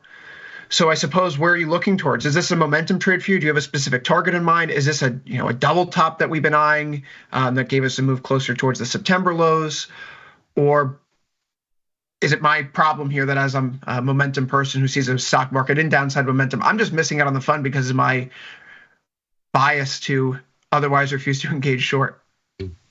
I mean, for me, it's a stair step down, much in the way that it would be a stair step up. So we're working our way lower here. I think if you look at where the S&P finds itself, you can kind of see it on the continuous contract on the weekly in particular. There is something of a horizontal level that we're trying to get through, dating back to the middle of July of last year. So right around where you get those tops around sort of July 15th, and then again you test it in late August, early September, and then you retest it then as support in early November. And so you have this kind of pivot area that you're pushing through right now. We're going to see if it's going to close there on a daily basis. It looks like we are today. And I mean, that puts the next inflection point somewhere around maybe 5,400, something like this, the swing bottom that we have from early September of last year. So that's spill. So I think as you look at this, you just work your way lower. And the thing that I'm going to be thinking about next is rolling out some of these verticals. I mean, obviously, the verticals I had set up, they're well in the money on both legs at this point. I'm starting to approach max gain on some of these. Not quite there, but very close, especially if we start looking at things like NASDAQ, which is underperforming clearly. So I'm going to be looking at resetting some of these things. And I still have plenty of time to expiration. So while momentum is there, rather than take things off that hit max gain, I may just put more things on and leave the other legs there. So we'll see how this goes. But I'm going to be looking at probably rolling out my Russell exposure, taking P&L, recentering the strikes. Similarly in ES and NQ, but in ES and NQ, I still have plenty of time, over 30 days to expiration. So I'll probably just add at this point without taking anything off, and just try to get as much out of this move as possible, because there is a snapback. It is coming eventually. Markets do eventually find that magical place where people find things cheap enough, but that can be quite a ways away. So while this continues, wouldn't be surprised if we got to 54 or 5,300 on ES before you get a real point of exhaustion at this level of momentum. I'm just going to try to make the most of it and be as big as I can without running afoul of risk controls and being reckless. You know, you talk about a potential snapback. Friday, we saw this happen above 57.20 in the S&P 500 when the front-month volatility futures dropped below the previous day high. Could you see that happen again here today, even in the span of this sell-off? I actually don't think that's would be hugely ridiculous to suggest, but that would mean coming back to 56.72 or so first. And in the VIX, if we go to the VIX contract here, that would mean dropping below the highs that are closer to 23.60 or so. And we've tried several times. You know, you can kind of see how today they've been a bit of a ceiling in the market. Not that we're doing technical analysis on volatility, but we haven't been able to drop below and stay below the Friday high. We're trying to push through the Friday high in vol. So this isn't a market right now that's exactly saying that we're looking at exhaustion or washout right now. I would head over to the equal-weighted S&P 500, though, and talk about bad sector rotation and why the Mag 7 names are behind this catastrophe today, down by only 0.81%. That's not actually terrible performance, Ilya. We go over to the Mags ETF, and that's where the damage is 5.31% off. Yikes. Yuck. That's no good. So this isn't necessarily a story about anything more than tech at this present time. If it's tech, if it's SMH or it's semiconductors, depending upon where you're hiding out. Obviously, if you're trading the headline indexes, it stinks. But it's really a handful of names that are doing this to the downside right now in this market. And of course, one can't look past Tesla. Yeah. What's the biggest opportunity, though? Like, I know that you've been operating on the bear side. If you want to take a counter trend idea, what are you looking for? What's the long delta opportunity? I think if you were to get a situation where, let's say, Canada and Mexico and the U.S. came out and said, okay, we understand that the situation here seems to be that USMCA goods are exempt from tariffs. That seems to be the kind of rhetorical direction that this is going. And yes, right now it's only a month, but the flavor of how this is being done seems to suggest, you know what? If you just expanded USMCA to more goods, then perhaps things could be ironed out. And this is, in fact, just a renegotiation. The same way that the situation with NAFTA was all kinds of fire and fury saying, I'm going to rip up NAFTA. It's the worst agreement ever. And then I'm going to sign one that's almost identical, just with a little bit more scale, a little bit more scope to include digital commerce, but everything else almost identical. Now it's a great agreement. And of course, the conversation now is, who signed this USMCA? It's the worst agreement ever. Well, you did. But the strategy seems to be, well, just keep making it bigger, and then it's okay. But that means more free trade, not less. And that's actually a good thing for economic growth. So if the goal ultimately is to renegotiate the USMCA into a bigger agreement that covers more commerce, that builds a more cohesive bloc between the North American countries, and essentially says, Europe, you're over there on your own, and China, you're over there, and don't come into our sphere of influence, you do kind of start to get this Monroe Doctrine kind of world, but in a very chaotic way. So when you get to a place then where, let's say, a headline comes out and says, you know what, we're going to get a USMCA renegotiation early because this whole thing is going to end up looking like just a bigger agreement. There is a lot of relief that could come with that if, in fact, that this is where we're going. It's not going to change the architecture of the sell-off, and it's not going to introduce a whole lot of certainty, but it would give the markets at least a respite, in my mind. A lot of the individual names that typically carry this market higher are taking it on the chin here today. Apple's down nearly 6%. Nvidia's nearly down 5%. I know you're not a fan of those diagonal lines, but the horizontal ones near 112, 113 were certainly decimated. Yes. Is there support nearby? Maybe, but it's certainly catching a falling knife, and at only a 52.9 IVR, you're really being compensated at a name like Nvidia. The indexes at the top line level, though, still look ugly. We talk about a move off the area right near the August low and the December high. We're at the 38.4 retracement, which means this is a place where you think the market may maybe try to find some footing. But until we wash out to the double top high, Ilya, I have very little faith, or double top high, double top measured move. I have very little faith that we're doing anything other than reaching for a move to basically 19K near the September swing lows in the NASDAQ. Yeah. So while the vol's up there, technical filter tells us when it's appropriate to actually try to size up a trade to buy the dip. Get long deltas at least, sell the vol. And right now, the technical filter that's kept me on the sidelines is still saying stay on the sidelines. So the selling is doing nothing for me today. See any dots here? I have literally no index exposure. Mm-hmm. So what does it matter? Just got to wait for the right moment, and patience is going to remain a virtue.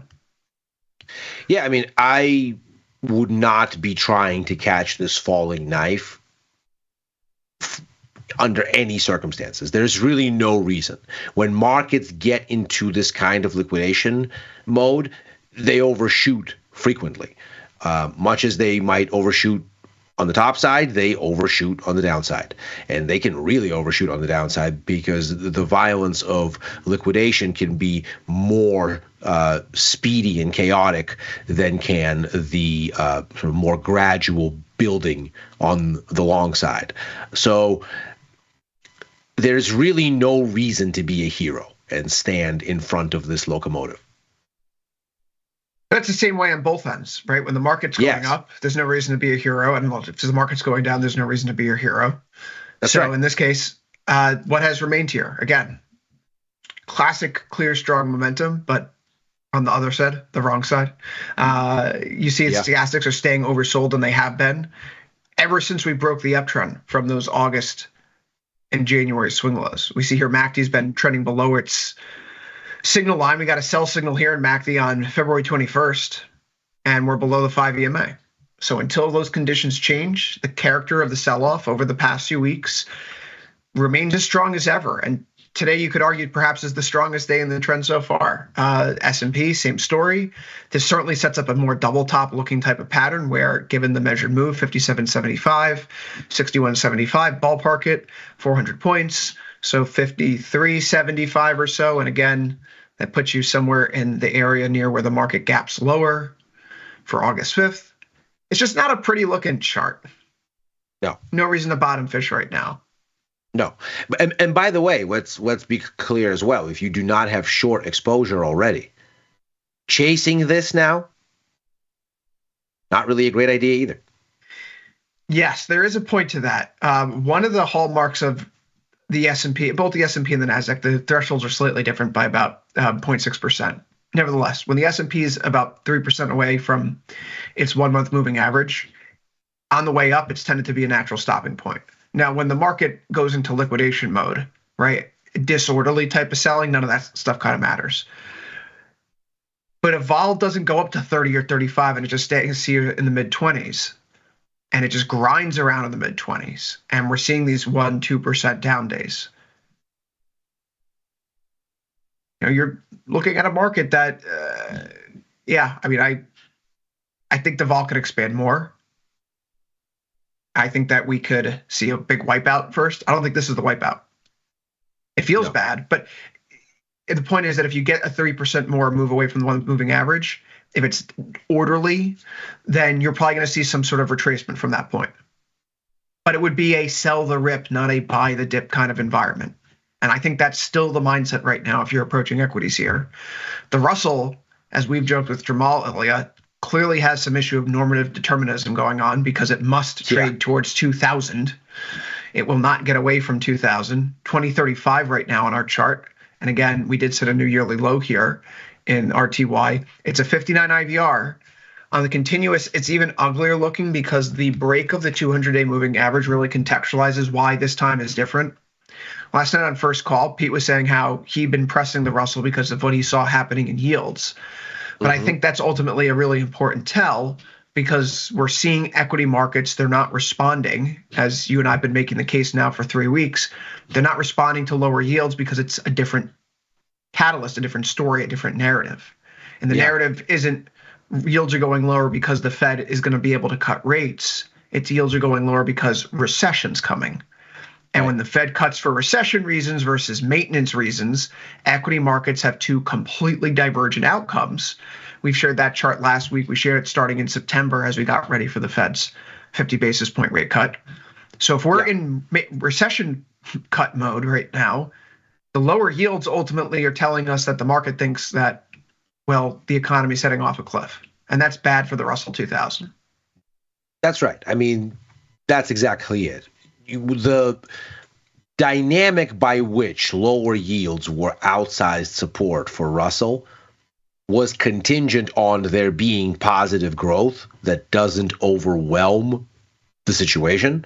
And then you're more so focused on, okay, a lot of these names inside the Russell are very interest rate sensitive. Some of them, like the regional banks, may be holding long-term exposure and have sensitivities to yields. Obviously, SVB, First Republic, Signature, case in point. There's a bank run on these little lenders, and it turns out they can't liquidate a bunch of their portfolio to cover and come up with cash to meet those deposit requests, because you start to have a serious issue realizing losses if all of the money has been sitting in an account full of U.S. Treasuries after the 2022 rate hike cycle, sitting on giant losses. And of course, the aim is never to actually realize that exposure. It's to hold it to maturity. But if all of a sudden you have to come up with the cash, then best laid plans get put aside. You go, well, how am I going to come up with this cash? I can't sell off this portfolio. I'm going to essentially make us bankrupt. So the relief would come from lower yields because it would alleviate the risk of something like that. Mm-hmm. But if at the same time the yields are going down because there's no demand, and you're an index full of companies that don't have huge scale and deep cash cushions, so you're more sensitive to a cyclical downturn, you're operating on thinner margins and skating on thinner ice, yeah, that little baby relief from potential bank run risk, maybe, that's the least of your concerns. I've seen that there have been some comments just around about, is volatility evolving in a manner that's consistent with a freak out low being formed? Possibly. Some ways that people do that is they look at the ratio of VIX divided by the 3-month forward VIX, right? 3 months ahead. When that gets above 1.15 over the past decade, that has been, a level in which the market has seen, the S&P wipe out. We're at 1.08 right now. We're getting close. We're not there. The panic's here. The fear is real. But could this go on a little bit longer? I mean, again, I'm not going to step in front of anything when the momentum's this negative to the downside. Let's get a break up. Let's get a close above the 1-week moving average. And at that point, we can say it's appropriate to fish for a long. But horizontal levels give us a place to look towards. And then the price action hasn't held up. But what is good news, Ilya, is while the lack of equity exposure here is making me feel a little bit smug today, the bonds are making me feel outright chipper. Because bonds are doing quite well here on today's session. We ignored the move that happened with the non-farm payrolls report on Friday, a non-farm payrolls report that comes in above the whisper number, 125K, below the consensus forecast of 160, above the fear-mongering forecast of negative jobs growth. But the internals of the report weren't great. You see that workers are reporting that they actually have fewer jobs than the month prior. We see that there are more people coming into the labor force, so we don't have the slack to absorb them any longer. And so the unemployment rate goes up a little bit. We see that wage growth is a little bit softer. And so we find ourselves now looking through the other side of another weekend of talk about how we have to detox and transition. As you point out, transitioning to where? We were already what exactly? We were already the world at the macro level, right? Again, the micro economy has sucked for a while. The groceries are too damn high. Car insurance is going up. We don't know all those things.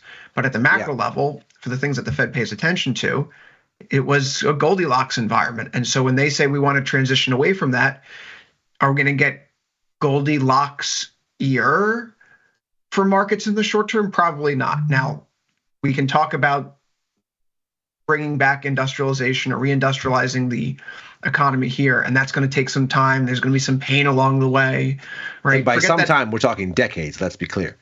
Right, but if you're going to be running a counter-cyclical or, quite frankly, an austere fiscal policy, the only way to get that to work out without sinking an economy into recession is by getting a looser monetary policy, right? If you want to offset tighter fiscal policy, you need looser monetary policy.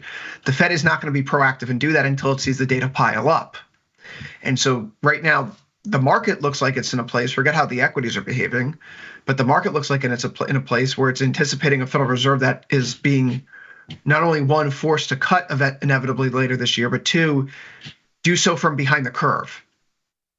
In an ideal world, you would do both of these at the same time. Fed funds futures today, against the backdrop of this sell-off, sending some very interesting smoke signals because incredibly, we're pulling from rate cuts in 2026 and we're pulling them forward. So we're not adding more. We're not adding more. We're changing the timing. Yes. And that's after we got Jay Powell on Friday going, what's the hurry? Yes, I know I'm speaking on a Friday after a brutal week of selling. Several weeks, in fact. And you know what? I am not perturbed. That was the crux of what he was saying. And of course, the markets seemingly start this week saying, well, how about now? Are you perturbed now? But they're not going to hear from the Fed all of this week because they're, as you've mentioned, Fed officials are in their blackout period before the policy announcement next week. So is the Fed going to come together next week? And how much more do the markets have to lose for them to come out next week and say, right, we've heard everybody, we understand, there's a growth scare, we need to adjust. And will they? Unclear. Because if you're Jay Powell, if you're the rest of the FOMC, you read the PMIs also. And so you've looked in there, you've looked at all of the consumer confidence data, or somebody has summarized it for you. You've looked at all the kind of collection of news that has come to generate this recession fear and generate this consternation. So you know where it's coming from. You know it's uncertainty around fiscal policy. Not so much the direction, because if the markets knew the direction, whatever that direction was, they could discount it with some adjustment. The problem is the uncertainty. They don't know where it's going because it keeps changing every 48 hours. So what you think about then as the central bank is, well, from our perspective, we were going to have an issue maybe clashing with the White House about them wanting more cuts and us saying, well, inflation is not going to allow us to do that. We need to make sure that we vanquish inflation, put it back toward 2%. We're not going to cut in a hurry.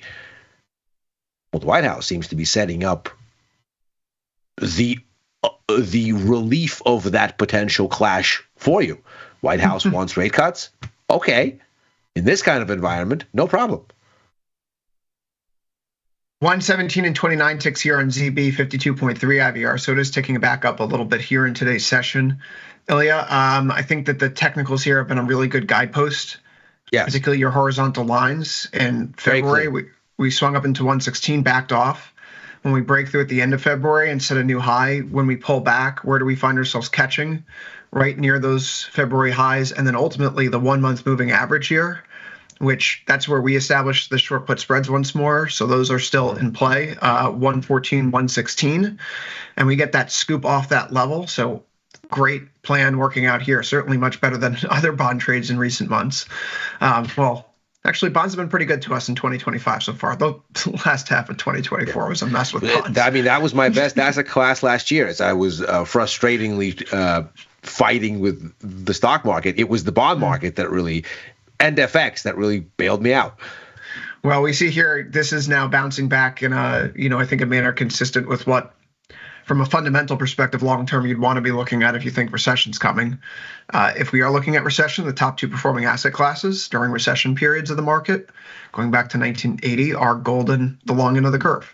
So I see ZB here and I see ZN here, as well as gold. Quite frankly, great places to be hiding out right now for the long call exposure, short put exposure. You see the same thing here, by the way, in ZN. Not quite the pullback to the 1 month, but that almost goes to show how much stronger this demand for safety is right now, and we pull off the 13 EMA, so just going into that Fibonacci envelope. Otherwise, this is in terms of the delta profile, buy the dip instead of sell the rip. If we have opportunities to sell put spreads in here, given the elevated IVRs, I think that's wholly appropriate, and that's why I'm doing that in ZB. Yeah, I mean, I'm looking very closely at what I'm going to do with my exposure here. I still have some long side call vertical exposure, not too far from these levels, because where I started to layer this latest piece on was on the break of that swing high from early February. I had an earlier position on from the lows, and that got a little spooked by that big sell-off that we saw. But now that I'm back in and sort of looking at what's next, getting some sort of additional exposure added in just call vertical side is starting to get pretty expensive. It's starting to creep up, yeah. Because the vols are coming up and the pricing is reacting accordingly. So structuring more risk reward attractive situations here is going to take some doing. Now, I thankfully still have quite a bit of duration in my position, 38 days. So I'm going to just sit here for a bit and see if maybe we don't get a little bit of a cool down in vol as we start to approach the highs here. I mean, the swing top on ZB here, around just above the 119 figure, 119 and 119 and 20, something like that. Right. So, so I'm going to be looking at the market, maybe getting some cold feet as it arrives there and start to consolidate a little, maybe as we test that high, and looking for opportunities to add, because the longer term trajectory here seems unmistakable. You've had a break of, as you're pointing out on the chart here, some very long-term trend resistance. Very long-term for those of us with a trading mindset, not for the investor mindset that's going to sit on things for 5, 10, 20 years at a time. But for those of us that live in a 45 DTE world, that's a long decline in the bonds from COVID September and further back, from COVID highs. So it looks like we're turning a corner. This is going to be a move that's going to be with us for a while, it seems. And now it's just stepping into it when the market lets you. Yeah, there's a few different ways to slice up the longer-term technicals here. ZB, understandably so from a technician's perspective, why it was a bit of a nightmare at the end of last year. You get the move through the late 2023 high, and you never get acceleration, even when you break that long-term downtrend. And that's kind of what sucked me in. And then you start to break lower, and you clear out these swing lows from earlier in the year. And it's like, oh, well, I guess this series of higher highs and higher lows actually is busted. And now you're back on the other side of the trend line without actually having established a new swing high yet. So it's been a grind shop, a grindhouse for most traders. Same thing in ZN, slightly different. We could see here the channel off the lows that comes in late 2023. We lose that at the end of last year, only to hit the lows from April of 2024 and rebound there immediately. We break the multi-week downtrend from the September highs. We're now back in the up channel. So all is well that ends well, I guess. But leaning long deltas here, if the recession fears are correct, and given the fact that I think that the Trump put is not in SPY, it's in TLT. Trump has actually said, or Besson said, there is no Trump put. There's no Trump put in the stock market. That's what he's suggesting. They want lower yields. They keep talking about it. Take them at face value this time. They're willing to sacrifice the economy, and the stock market likes a growing economy. So bonds are a shelter in these rocky, turbulent waters, which disappoints me because... And lower rates has been a thing they've been talking about, and the 10-year has been what they've been talking about targeting. Another thing that maybe diffuses a fight between them and the Fed, which, fingers crossed, may they never fight again. Fingers crossed. Metals are mixed here in this market. This is a continued place of personal consternation, not really going anywhere quickly, and actually pulling back a little bit more. We're at $2,900 an ounce when we were kicking off this show. We see here now it's back right near the 1 month moving average. Ilya, this is still flagging, but the volatility continues to come back in. That's been one of the defining features. Let's get rid of you, 200-day moving average. Don't need you on here right now. It's been one of the defining features of gold on the way up. Vol goes up, and then we've been coming back in now for the past 3 weeks.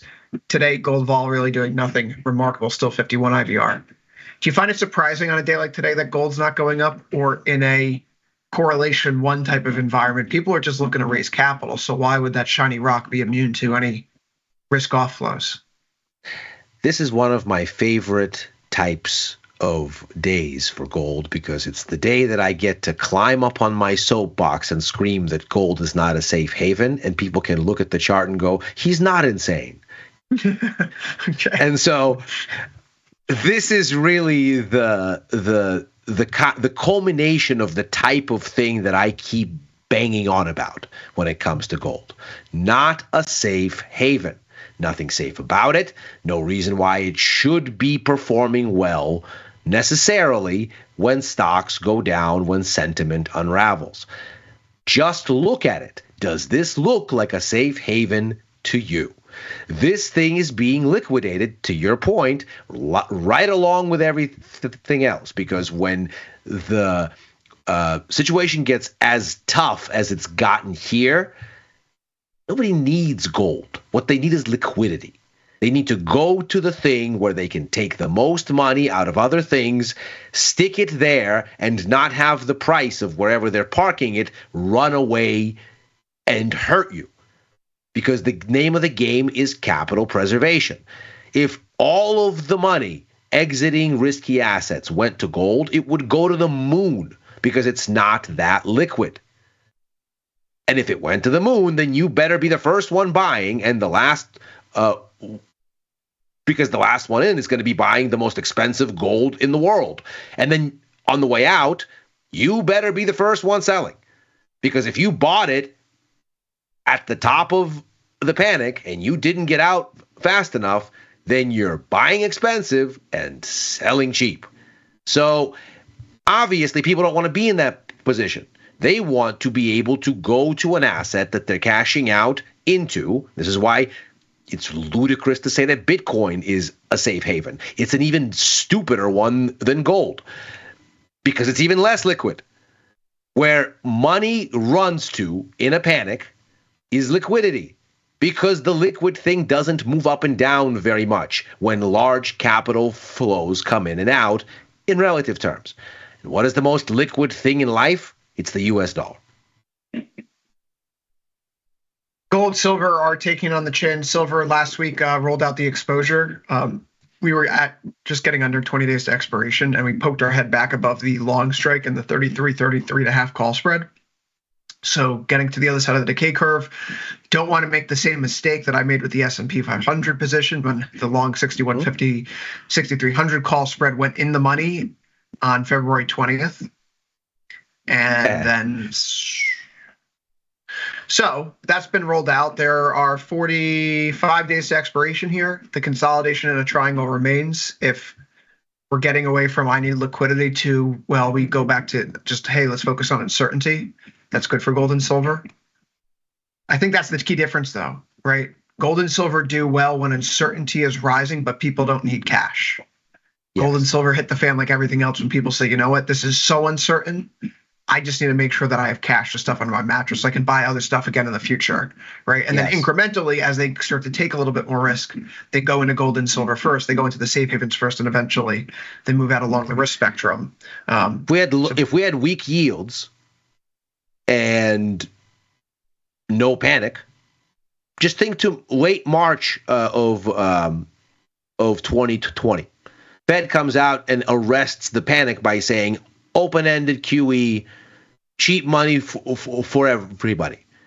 So the panic is gone, but the rates are cheap. Where are you going? Sure. Yeah. Where are you going? Where are you going? Right? I still think I still reflect on this. The most fortunate thing that perhaps happened to me at all was the fact that I was on paternity leave during the early days of the pandemic. Yeah. So my book was completely flat. And so when I came back to work in early April, everyone's like, oh man, this has been crazy. You've missed so much. You've been out for so long.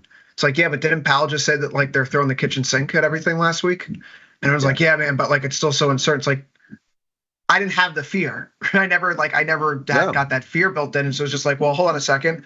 So we're just going to get free money now? Yeah, we should just shut up and buy stocks. Like, don't overthink this, guys. There's no, what are you guys worried about? Well, yeah, stocks, gold, they go up together because, like, well, we have negative real yields and the panic is breaking.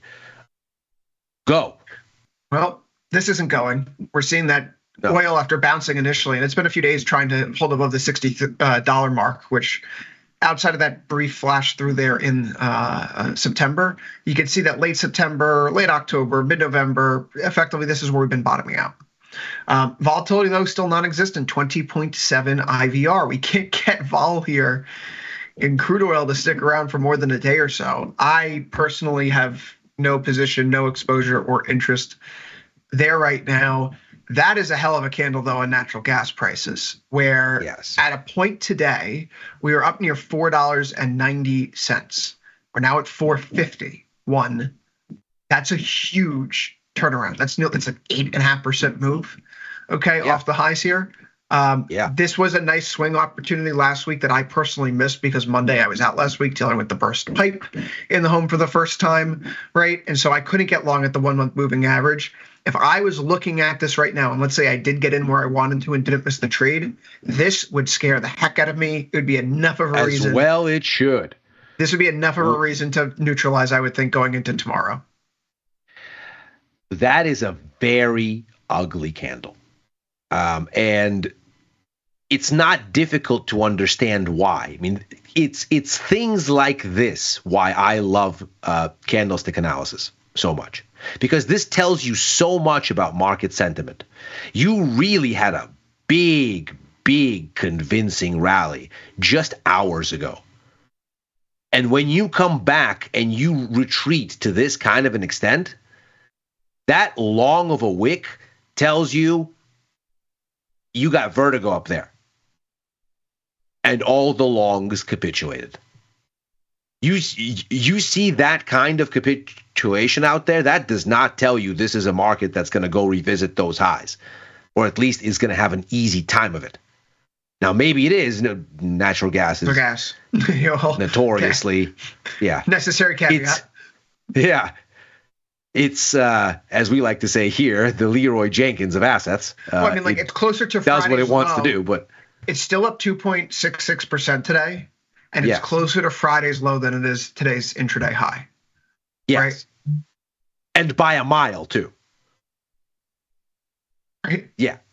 Yeah. I mean, this is not the kind of thing that tells you, hey, I think this market is going to keep going. That is a crumbling capitulation in intraday. Now, does that mean that I would be a seller right here, right now? No.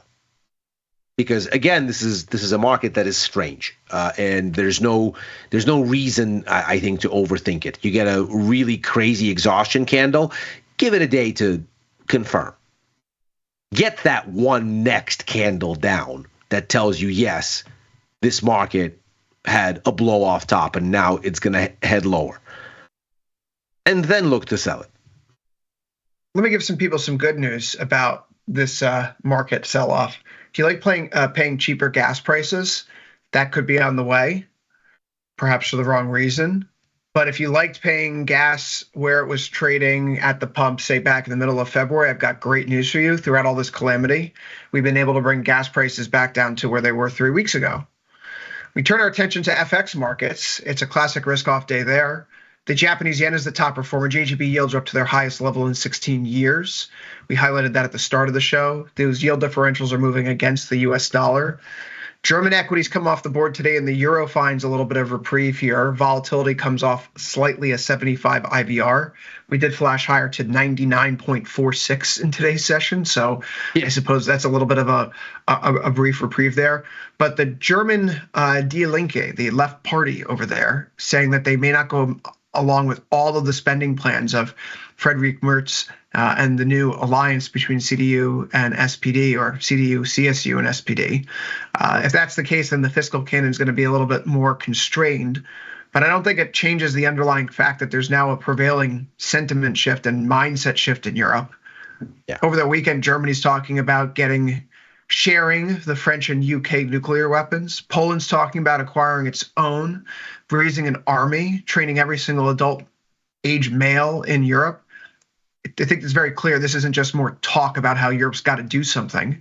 I think it was the Polish president over the weekend who pointed out that 300 million Europeans are afraid of the 140 million Russians who haven't been able to take over a country of 50 million Ukrainians over the span of 3 years. What are they really afraid of? 500 million Europeans have been requesting help from 300 million Americans, right, against 140 million Russians who haven't been able to take over a country of 50 million Ukrainians. So why are the Europeans acting so scared of this all? The mindset shift is real. The dollar could be really hurt by this because over the last few years, Ilya, there's no other alternative than the U.S. stock market. You can't invest in a deindustrializing Germany or France or whatever Italy's doing or post-Brexit UK. So you've had to put your money in America. And now you're looking at a time when U.S. spending's going down and we're talking about recession while you're opening up the fiscal spigot everywhere else. That creates a very different growth trajectory among the currencies. It does. And that's problematic right now for the U.S. dollar. Absolutely. Absolutely. There's no question. The dollar's yield advantage is very much under fire here from all sides. And there's not a straightforward way that this is going to get arrested in the near term, but for the liquidation getting so brazen and so aggressive that money just overwhelms a flood to cash. And then you can start looking at the dollar maybe outperforming against very high beta currencies. So maybe not outperforming against the yen. Very apropos that you have this up, because even when the markets go to liquidation, the one place oftentimes that still has dollar weakness is the yen. But you might see the dollar do better against the likes of the Canadian dollar, against the likes of the Aussie in particular. But the kind of situation that we're seeing in Europe tells us the euro probably has legs, and it probably has them for a while. When currency markets have these kinds of big breakouts, there's oftentimes a good run in there. The dollar has been on an uptrend since 2009 and really started to engage that uptrend in 2014 and has been trending nowhere but up since. As you know, I've been a dollar bull since 2008. Probably the first time that I've really structurally changed my view is now. And so this looks like a tectonic shift. The yen here hits the highest level since the early part of December. This is a market where we've seen vol bump up. It's certainly not as high as what we've seen elsewhere, but one of the ideas that we tossed out at the start of the year and in recent weeks has been, we've jokingly called the James Bond trade, the 007 calls, just on the basis that vol was underpriced given the risks that lay ahead. And we've seen vol bump up here and markets trending closer to it. A few people have done a better job monetizing that idea than I have, apparently, given the tweets coming at me, chiding me for not making as much money as they have, which I really do appreciate that friendly banter. Genuinely, I'm glad people are making out like a bandit here. But Ilya, as we turn our attention away from FX, we look at the calendar for tomorrow. It is a quiet day. There is the JOLTS report for job openings, which is now one of those releases we should pay attention to. There's also inventories for energy, but that matters much less. We enter a 3-day window where bond auctions are prevalent. 3-year notes are tomorrow. Those results 1 Eastern, 12 Central, right as futures power hour begins. What are bond auctioneers looking for right now? They want to see more demand. They want to see these auctions stop through. We've had lower bid to cover ratios and tailing auctions. Interesting. Well, we turn our attention to a bit of education here at the end of the show. We'll assess some risk. Head over to tastylive.com, top banner, learn beginner futures, where you can find this course put together by the fine folks on the tastylive research team. I really think correlation is perhaps the most important thing to look for. When you're adding a new position to your portfolio, does it add or reduce risk to your basket? Jamal Chandler, the co-host on Tuesdays and Thursdays, as well as of Engineering the Trade, he points out frequently that he makes adjustments to reduce the beta-weighted deltas of his portfolio. And why does he do that? Well, if you're adding something to the basket, are you increasing or decreasing your wipeout potential? And ultimately, you as a trader want to make sure that you have enough capital to stick around for another day. So check the notional value. Obviously, the futures product, it changes depending upon what you're trading, but the correlation, that matters most. And how do you get around that? Well, you diversify with time frame assumptions, strategy assumptions, directional assumptions. Sometimes you're directionally neutral, other times you're long, and if you're like Ilya, you're mostly short. But you make those assumptions over different time horizons with different products. That way, if a binary event does come, again, you're not wiped out and you don't get margin call. Go learn more about how to assess your risk. Go to tastylive.com, top banner, learn beginner futures. Click the link here on the bottom of the slide. It takes you there directly. Ilya, you and I will be back later today for the end of last call for overtime. But before then, we're going to take a quick break here on Tasty Live. Then Dr. J himself, Dr. Jim Schultz, will be on with From Theory to Practice. Be sure to come back.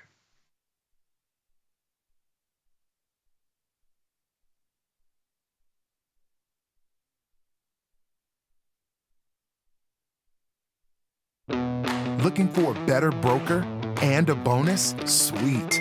We got you. Right now, you can get a bonus of up to $4,000 when you open and fund a Tasty Trade account. Plus, low rates, smart tech with the analysis tools you need, and award-winning support. So, get a broker who's actually got your back. And up to $4,000 at Tasty Trade. Make your move, genius. Tasty Trade. Oh, yeah. Tasty Nation, good morning.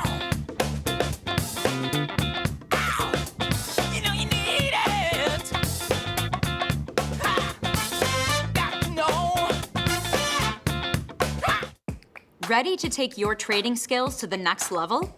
Dive into the world of stocks, options, and futures with Tasty Trade courses.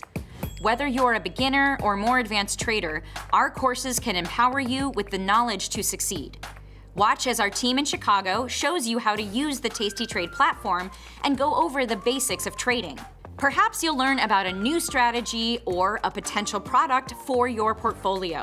To find our courses, go to the Manage section of our web platform or head to courses.tastytrade.com. Start taking control of your financial future. Visit our courses today.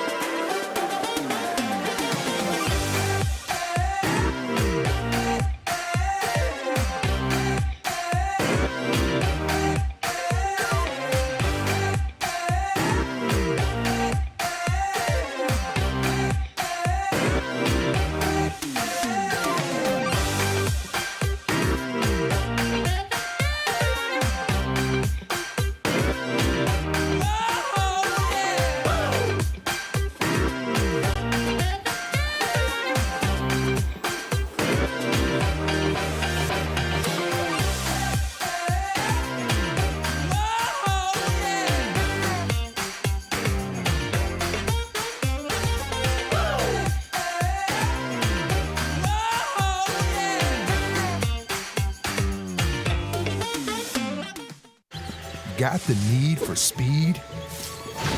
No problem! At Tasty Trade, you can turn smart ideas into real trades with just a few clicks. Wow, that's fast. Tasty Trade, make your move.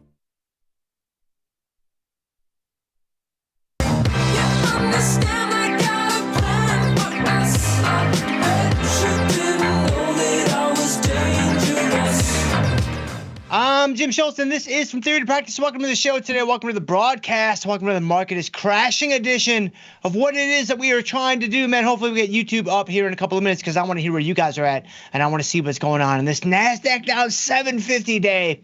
This is some wild, wild stuff. So if you're watching over on the Tasty Live Network, then I would actually bounce on over to YouTube because you can join the conversation. You can join the discussion and communicate with your brethren that are also watching the show live right here at 2 o'clock Eastern here on Monday, March 10th. So let's do it. Josh, let's go ahead. Let's go into the market. If we still have a market, let's see. Let me try to. Let's see here. We've got we're waiting on YouTube. Hopefully we'll get the YouTube stream up. But let's see. If we go ahead and even the S&P is down 155. I don't know, guys. NASDAQ down 780. I still don't know, guys. Dow down 800 on the day. And then, of course, you've got the Russell 2000 Futures Index down 54 on the day. Bonds up a point. And so you got a little bit of flight to quality, a little bit of safety there in the old ZB. But, man, gold down 26, not looking good. You got Bitcoin down 4,000, not looking good. And so difficult to find places to hide, difficult to find places that will give you a little bit of a safe haven for your capital here on this this absolutely crazy Monday. You've got the VIX. Man, look at volatility. We've got volatility. Futures are 250 up 255, up to 2440, and then you've got the old volatility, old spot volatility is up 440 up to 2777. And so, man, that is some crazy stuff. So you got a huge volatility expansion, and it looks like the YouTube chat is now open. And so thank you guys for getting that up. I appreciate you, Josh, and the team. That's amazing work. And so, guys, hop in the chat. Let me know where you guys are at, and let me know how I can help you guys here today, because we're going to spend a good bit of time focusing on you guys here today, provided that we still have a market when the show ends. Because, guys, I don't know, man. I mean, man, the NASDAQ is just cutting through 19,000 like it's not even there, like it's butter. Like we're talking dairy-free, soy-free, lecithin-free butter. I mean, it is just going right through that thing, almost like it's an empty container. And so, man, we're going to be in the 18,000s here pretty soon. That would shake up some skivvies. Now, we got to go ahead and own up to the call that we made. It was maybe a week ago or a week and a half ago. We'll bring up the old NASDAQ chart here really quick. If we look at the NASDAQ, you can see that, that's a pretty significant candle. When you look at this candle right here, when you just look at that candle just like in isolation, you're like, all right, that's a pretty significant candle. But when you actually take it, within the context of the whole body of work, right? Like this deal right here. I mean, that's like, man, I don't know, guys. I mean, we were up at 22,000, right? Not too long ago. I mean, there you go. You've got, man, that's like 22.2. Look at that. That's like 22.3. And then they just started stomping on them just left and right, nowhere to hide. Some pretty crazy stuff. Well, anyway, when the NASDAQ was, I'm going to say it was right around here. It wasn't that long ago. It was only a few days ago. When the NASDAQ, maybe a week ago or so, I said, and wrongfully, right? I said, I think the NASDAQ is going to, maybe get down to, 20,000 or thereabouts, kind of scrape off that 20,000 level. And then the 20,000 level would hold. But man, not only was I wrong, but I'm not so sure the 19,000 level is going to hold. Like, I'm not so sure that we're going to find any support at 19,000. Now, looking at my charts, I think I see a significant amount of buyers ready to swoop in when we get to NASDAQ zero. So if we get to NASDAQ zero, I think we will see a significant amount of demand. And so that's got to give you a little bit of comfort and a little bit of solace if you are playing this thing to the upside. And so now we've got EMA/S&P down 163, NASDAQ down 820. I mean, what's going on out there, guys? I don't even know. Like, what's happening out there? Like, what are we doing? What are we even trying to accomplish at this point, right? NASDAQ down a ton, ES down a ton, pretty crazy stuff. So, all right, what I want to do though, we've got a couple of things in the portfolio that need our attention. You can see, obviously, I'm bleeding red, just like many of you guys are bleeding red out there. And so there's only a few positions though that are going to require our immediate attention. Because again, guys, remember, a lot of times when it comes to these strategies, as long as your strikes are out of the money, you don't necessarily have to do anything. Now, you could go in and you could zig and zag, you could make some adjustments, you could neutralize delta, you can do all those things. But you don't have to necessarily. If you want to be a bit more conservative and a bit more methodical with how you make your adjustments, you don't have to necessarily do anything. Like, for example, this Apple strangle, you've got Apple down $13 today, right? Apple down $13 down to $225. We have a 220-270 strangle. I know it sounds crazy, but this strategy's still in a decent spot. Now, are we just printing money? Are we just making cash hand over fist? Of course not, right? But remember, it's important to look out to the end game of where this thing is ultimately headed if the stock stays right here. Now, of course, it's not going to stay right here. It's going to move. It's going to bounce around quite a bit more, especially with VIX at 27, 28 now. Like, there's going to be some crazy moves. Which, oh, by the way, we are absolutely sitting. Man, we are sitting on 1,000-point face ripper to the upside in the NASDAQ. I don't know when it's going to be. Could be later today, could be tomorrow, all right, could be 3 years from now. I don't know. But we are sitting on just an absolute dynamite stick where once the market gets any type of positive news and any type of relief on, tariffs or, I think Trump came out today and said he doesn't care about recessions. I mean, it's pretty crazy stuff. So if we get any type of positive news, I think the market is gonna latch onto that, which essentially guarantees that we're going to be NASDAQ 18,000 pretty soon here. But with Apple, getting back to kind of the task at hand here, you've got a 220-270 strangle. I know it's tough. I know it doesn't feel like it's working, and in a lot of ways it's not because you have a red P&L, of course. But remember, I've got time on my side. The options are still out of the money. The stock still has to beat me. That's the beauty of selling out of the money premium. That's the beauty of using out of the money strikes as a premium seller. Now, of course, it doesn't always work this way. You'll be tested many, many times on different strategies and things like that. But with this specific strategy with Apple, we do nothing. Same thing with IWM. So you've got the Russell 2000. IWM is down 566 today. And so you've got that stock down to 200. Again, we've got a 195, 230 strangle, same type of thing, same type of playbook, right? It's out of the money. I don't have to roll the call down. I personally don't like to roll the call down. I know that my own brethren on the network, like a Bomb Nosnoff, a Pony Babista, etc., they might want to roll calls down to be more aggressive, neutralize delta, whatever. That's totally fine. Of course, I'm contractually obligated to say that's actually the best way that you should do things. But if I'm being really honest with you guys, it's not how I typically do things. I'm a lot more conservative. I'm a lot more patient with when I make my adjustments because when that 1,000-point NASDAQ rally, when that dynamite stick blows up, I don't really want to be caught with some in-the-money calls. And so I'm going to sit tight. I'm going to use the out-of-the-moneyness of these strategies to my advantage. It's arguably the biggest advantage that we have, as premium sellers. The stock has to beat us. Apple still has to beat me. IWM still has to beat me. Tesla has now officially beaten me. That game is essentially over. We have a long, if we shift gears here to Tesla really quick. Well, look at the market. I mean, it's catching a little bit of a rally. It's only down 155 now. So ES just rallied 11 points. How about that? Going from down 166 to down 155. Hey, the longest journey starts with a single step. I don't know what to tell you guys, man. Like the longest adventure that you can think of, you just got to put one foot in front of the other, right? So ES down 156 now. So Tesla, though, man, this thing is like, I don't know, guys. Speaking of, approaching zero with the quickness, Tesla down 37 today. So Tesla's actually down, that's about a 15% drop, I guess? 13% drop on Tesla? A 14% drop, so I kind of needed to middle it there. But you've got Tesla down to 224, and we have a 410 call spread. That's not good. That is not good at all. The only positive news here, well, look at ES now down only 152. Did we get a little something? Did Trump lift the Alabama tariffs? Roll Tide, baby. You know that my man lifted those Alabama tariffs. There you go. Look at this. ES up now, up to 56.30. Something's happening. Guys, what's happening out there? Help me out in the chat.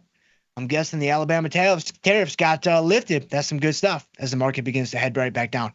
But Tesla, we've got 410 is a call spread. The only positive news here, the only bright side is just defined risk. Number one is defined risk, so it can only get so bad. It's already gotten as bad as it can get because it's marking for absolutely nothing. So it's like, hey, we've lost what we're going to lose on this strategy. We don't have to go in here. I don't have to do anything. I don't have to make any adjustments. I don't have to worry about losing anymore. That's a huge benefit, obviously, of defined risk strategies. Like you've got strangles in Apple, you've got strangles in IWM. You don't have that safety net. Like you don't have those training wheels. Like you could fall over and you could get busted up pretty good. And that's obviously going to be, the biggest gotcha that comes alongside all the gimmies that are associated with undefined risk. But yeah, Tesla's not going to work. And so, all right, so Apple and IWM, I want to talk about those. But the two things that I actually want to do something on are going to be Delta Airlines. I think we are going to go inverted on this strangle. And because, the stock's down to 48, 49 now. It's like, well, let's roll that call down.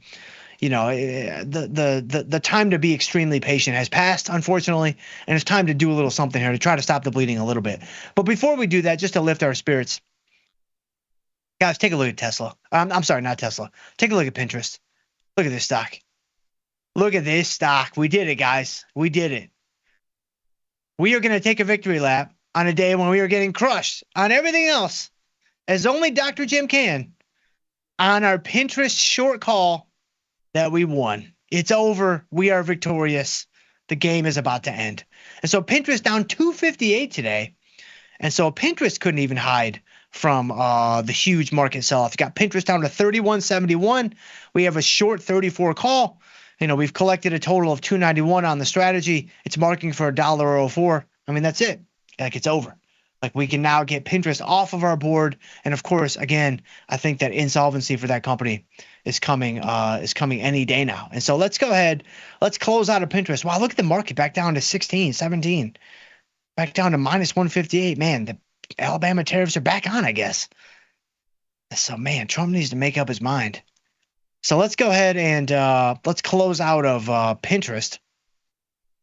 If this is even Trump related, it might not be. I don't know. It's always easy to say after the fact. It's always easy to say after whatever. But I'm curious if something else might be happening in the market because now, there's so many different things happening. There's so many moving parts, geopolitically, from a macro sense, from my macro bros out there. There's a lot that you can attach to basically any move now. So I'm curious to know what you guys think there. Let me know in the YouTube chat. And we'll take a gander here in a minute. All right, so we're out of Pinterest. We feel that the closing order for $1.03. That's good stuff. Let's go into Delta Airlines now. So again, with Delta Airlines, the biggest issue that I'm having here, outside of being crushed on the strategy, is the simple fact that the stock has earnings on April 9th. I'm already in the April cycle. I don't really want to, if there wasn't earnings coming up, like if there was no earnings date coming up on April 9th or whatever, or this was like an index where I could essentially hold it indefinitely, I would probably roll this out to the next month.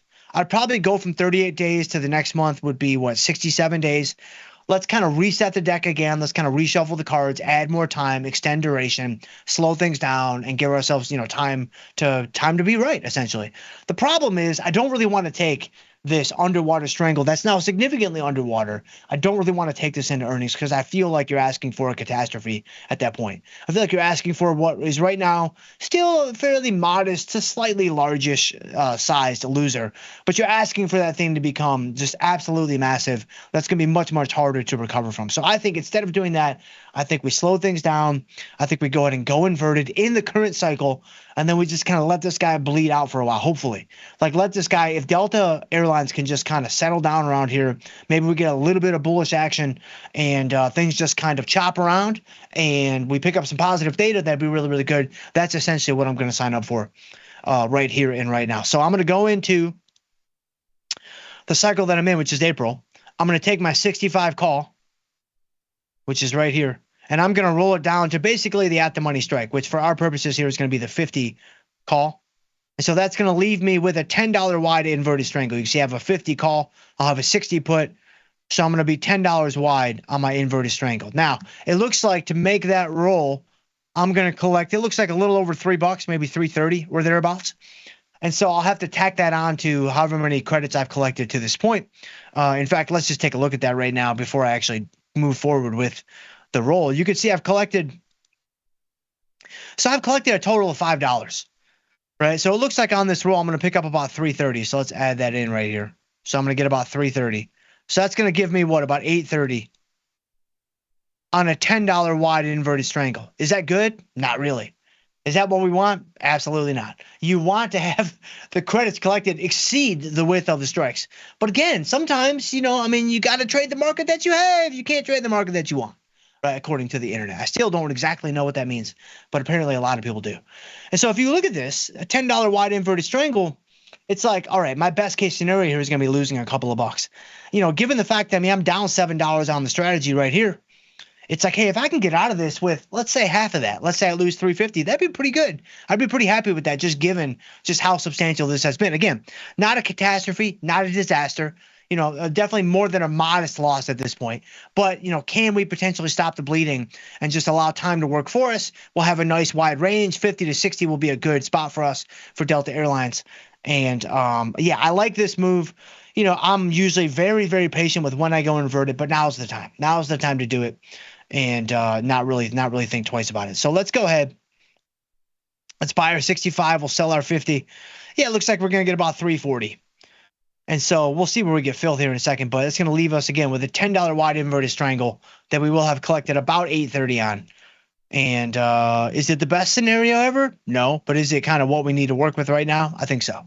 I think it's going to be the move to make right now. So I'm just trying to get filled on this. I can't get filled. There's no takers at 338. Let's try 332. Maybe we'll find somebody. All right, so we got filled at 332. So there you go. So we're filled on the Delta Airlines inverted strangle. All right, so there you go. So now I want to see where you guys are at, man. Let's go. Let's see where you guys are at. And I was not able to put my comment in to start the show. But I'm just very happy that the guys got YouTube up. That's really good stuff. Let's see. Where am I at? I don't know if this is the actual start of the show because that's why I like to put that comment in there. But I think, man, I'm just going to go with, who I think is the start of the show. If I missed you and I'm doing this incorrectly, my apologies. Please come back tomorrow and troll me for having missed your comment. But I see Sam L's in the house that just says Dr. Jim is in the house. So that would indicate to me that the show had started. So that's good. Sam L., what's going on, my friend? I hope your assistant had a wonderful 5th birthday. She did. Yes. So Amelia's birthday was yesterday. She, of course, is our trading assistant. She is my intern for the show. She is also my youngest daughter. I have 2 daughters. Penelope is 10 and Amelia is 5. And Eli is sandwiched right in the center at 7. He'll be 8 actually in about 4 weeks. And so exciting times in the Schultz household. Very exciting times. And so I'll tell you guys something really, really funny. Just a quick little story because I know the market's crazy. I want to get to you guys, but this is pretty funny. So my mom, so Amelia's grandma, had sent Amelia a gift, and it was in like a big box that was sitting in her hallway, and I didn't know what it was. I figured it was some kind of doll or Barbie or Cinderella, whatever, right? I didn't know what it was, but I was joking with Amelia like for like the last 3 or 4 days. I was like, we were talking about what it could be, and she was like, I don't know, it could be Cinderella, it could be this, could be that. I was like, I think it's probably a big box of broccoli, just a huge box of broccoli, because she hates broccoli, but we make her eat it because it's good for you. But I just kept playing off this broccoli thing for like days, for like weeks, and she kept saying it's not broccoli, it's not broccoli, it's not broccoli. Well, the other night I went out to Publix and I bought like 50 bunches of broccoli. I put them in that box and I wrapped it up, and then she opened it up and she looked down and she said, "It actually is broccoli." And it's so funny, man. We got it on video, and Penelope was like shocked. Eli was shocked, like, Grandma sent her broccoli? Oh my gosh, it was so funny. Anyway, I had a good time. And so I digress. But that was Amelia. That was the highlight of Amelia's birthday, obviously, getting 50 bunches of broccoli. All the other stuff, like the Gabby's doll stuff and whatever, it's whatever. But Samuel, I appreciate you, my friend. She's very excited about being 5, very clear of the concept. And so, yes. So Howie Egg is in the house. Says, why is Karen showing RTOA? I'm not sure what that means, Howie Egg, so I'm going to have to skip for now. But I appreciate you. Appreciate you very, very much. David Gallamore's in the house. Dr. Jim, I just sold all of my VOO S&P 500 and I bought BIL. Ooh, selling at the bottom. There you go. 1 to 3 month, which I don't know if this is the bottom, but you got to be long here. You can't be short here. Now, if you want to get rid of positions, that's a little bit different, obviously. But you can't be short at these levels. You got to be long. You got to be mega pine long. 1 to 3 month treasury bills. There you go. I could not take the pain no more. So I think we hit the bottom and should have a V recovery. Yeah, you might be right, David. I don't know. But again, I mean, your strategy is kind of, this is the biggest chink in the armor of what you're doing, which, based on the emails we've shared, I still think that you're significantly green even after all of this. I think. I don't know the exact whereabouts of where you might be, but it's been a successful strategy for you, kind of choosing the very low delta, and the really, really far out of the money. It can just be really dicey in moments like this where you have the huge sell-off plus the huge volatility expansion, because you're getting crushed on long delta, you're getting crushed on short vega, and you also have the VAMA, which is that second level volatility Greek, which is causing the vega to expand very, very rapidly. And so that can be really, really difficult, obviously. But my hat's off to you for knowing when to say uncle, because a lot of people don't know when to say uncle. And so the fact that you did and you do is probably just good from a risk management standpoint. But yes, I'm ready for the V-shaped recovery, as I'm sure many other people are. And so Crazy House says, is X down for anyone else? Yeah, it was down a little bit earlier, but I think it's back. So Crazy House, I think you should be good. RC says, Dr. Jim, please save this market with more of your large block orders. Thank you, man. I'm trying. Man, I am trying. Like y'all don't even know. With these stealth projects I'm working on behind the scenes, man, I'm long 2, maybe even 3 MESs. So I am pushing it, man. I am doing what I can. I'm spoofing this. I'm spoofing that. I'm doing all these things. I'm just doing what I can do, man. But yeah, my 3 MESs, they can only do so much, And so let's see, Finwest. Good morning and aloha, Dr. Jim. Happy Monday. What's going on there, Finwest? I appreciate you, my friend. I hope that you are. Hope you're doing okay out there. And if they're still having the same market crash that we're having out in Hawaii, I hope that you're able to kind of sidestep some of the nastiness. But I appreciate you, Emmett Morrison. Good afternoon, Dr. Jim. I hope that you're surviving the apocalypse. Yes. Oh, and I was out Friday. So yeah, I was out Friday because I was at Penelope and Eli and Amelia's their little school that they go to. We homeschool them, but once a week they go to this little co-op deal. It's amazing. It was so much fun, and so it was really fun to see all their little classes. I saw like Amelia's little preschool class, which is basically just playtime. I saw Eli's. Eli has an ancient board games class. I'm like, that's amazing. Like, for like an elective or whatever. I'm like, that's incredible. And I saw Penelope's little science class, which was fun. And that was really, really cool. But yeah, I took a couple of peeks at the market, maybe more than a couple. And I was like, man, it's not good. This is not good. And so in my absence, man, you guys you couldn't keep it up. And now today it's even worse. Yes, Emmett, I think the apocalypse has arrived. And I think the NFP, the most important NFP of our lifetimes, finally did us in. And so, I was looking at the, calendar. Chris talked about it before my show. I guess we have CPI or CPI tomorrow or JOLTS. I don't know. Like, y'all really think we're going to make it to tomorrow's JOLTS print? Like, no. Like, this is it, man. Like, this is it. Like, get your final will and testimony ready to go, because we have indeed reached the end of the road. Boys to Men tried to warn us 35 years ago that it was going to be today. Paul's in the house. Good afternoon to all. What's going on there, Paul? I appreciate you, my friend. You know that I do. Ben Coates, a proper bloodbath. Yeah, it's something, man. Although I don't know, the VIX is still. I mean, does this feel like a VIX under 30 market to you? It doesn't to me. Now, I don't know what I'm talking about, and I don't even know if this VIX print is real. I'm still waiting on the VIX HQ to send out some tweets to let us know if we can use these VIX prints. Because sometimes you can't use them, and you don't really know until after the fact. So your VIX calls, I don't know if they're worthwhile or not. I don't know if they're going to pay you or not. You got to wait for the memo out of VIX HQ. But this does not feel like a VIX under 30 market to me. This feels like a VIX like 32, 33.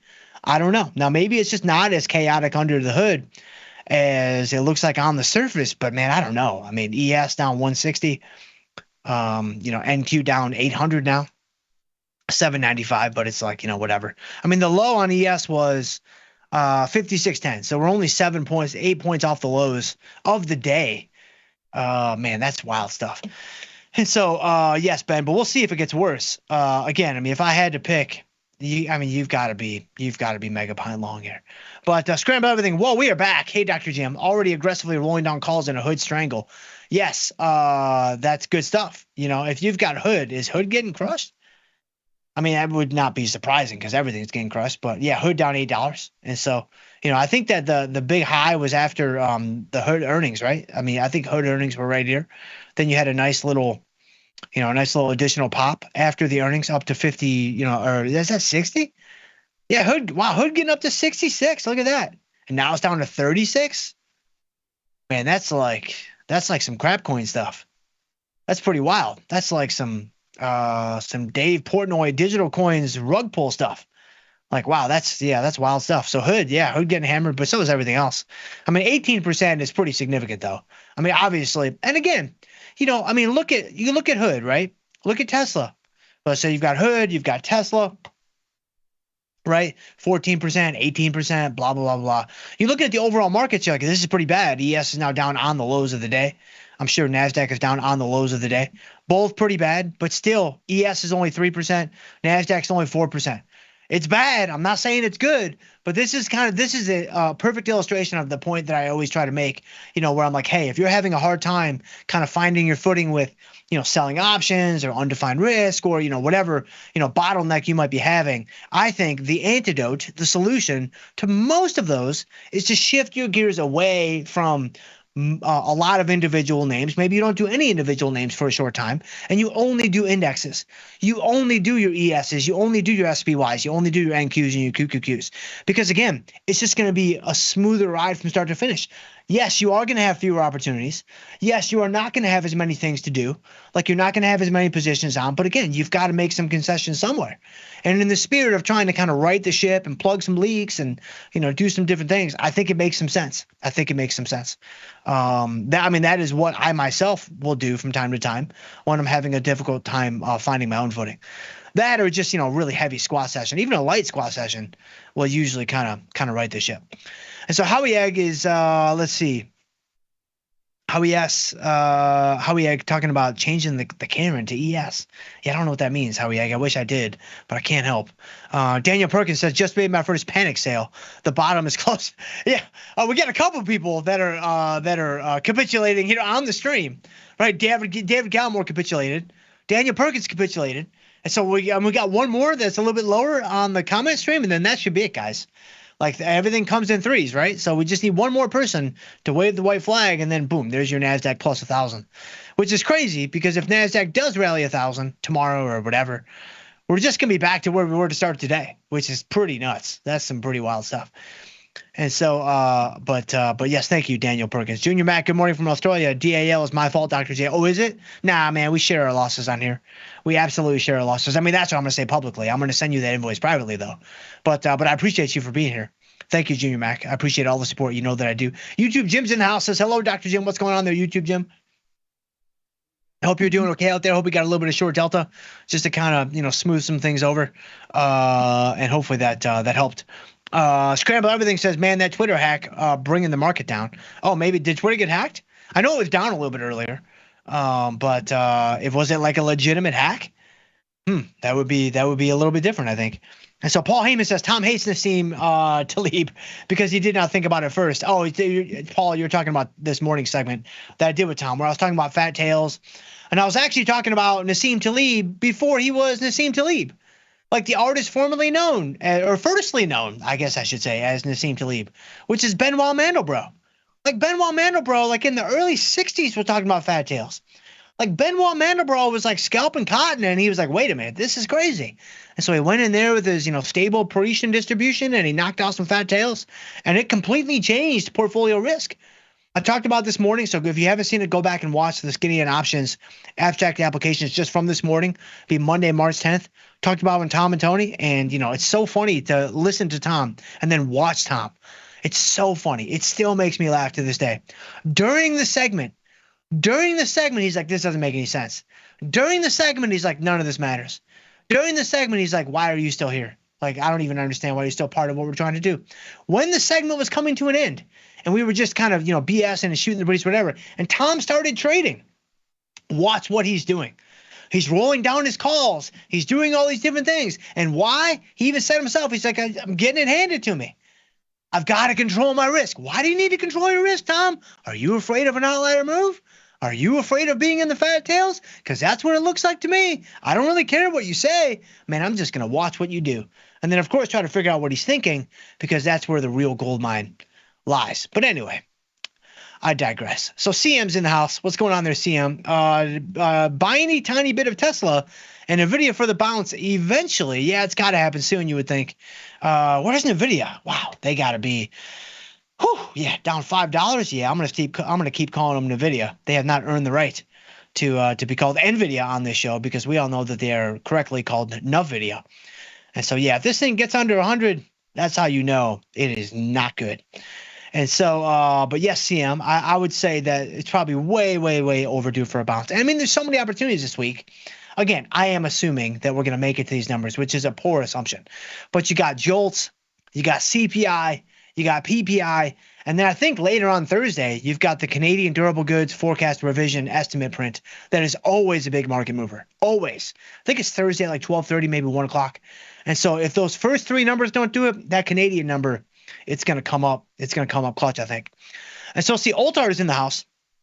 What's going on there, Oltar? Oltar says, hello, Dr. Jim. Greetings from sunny Cyprus. Cyprus? Wow, look at you, man. Wow, we are, man. Looking from theory to practice, man. Look at the Tasty Network.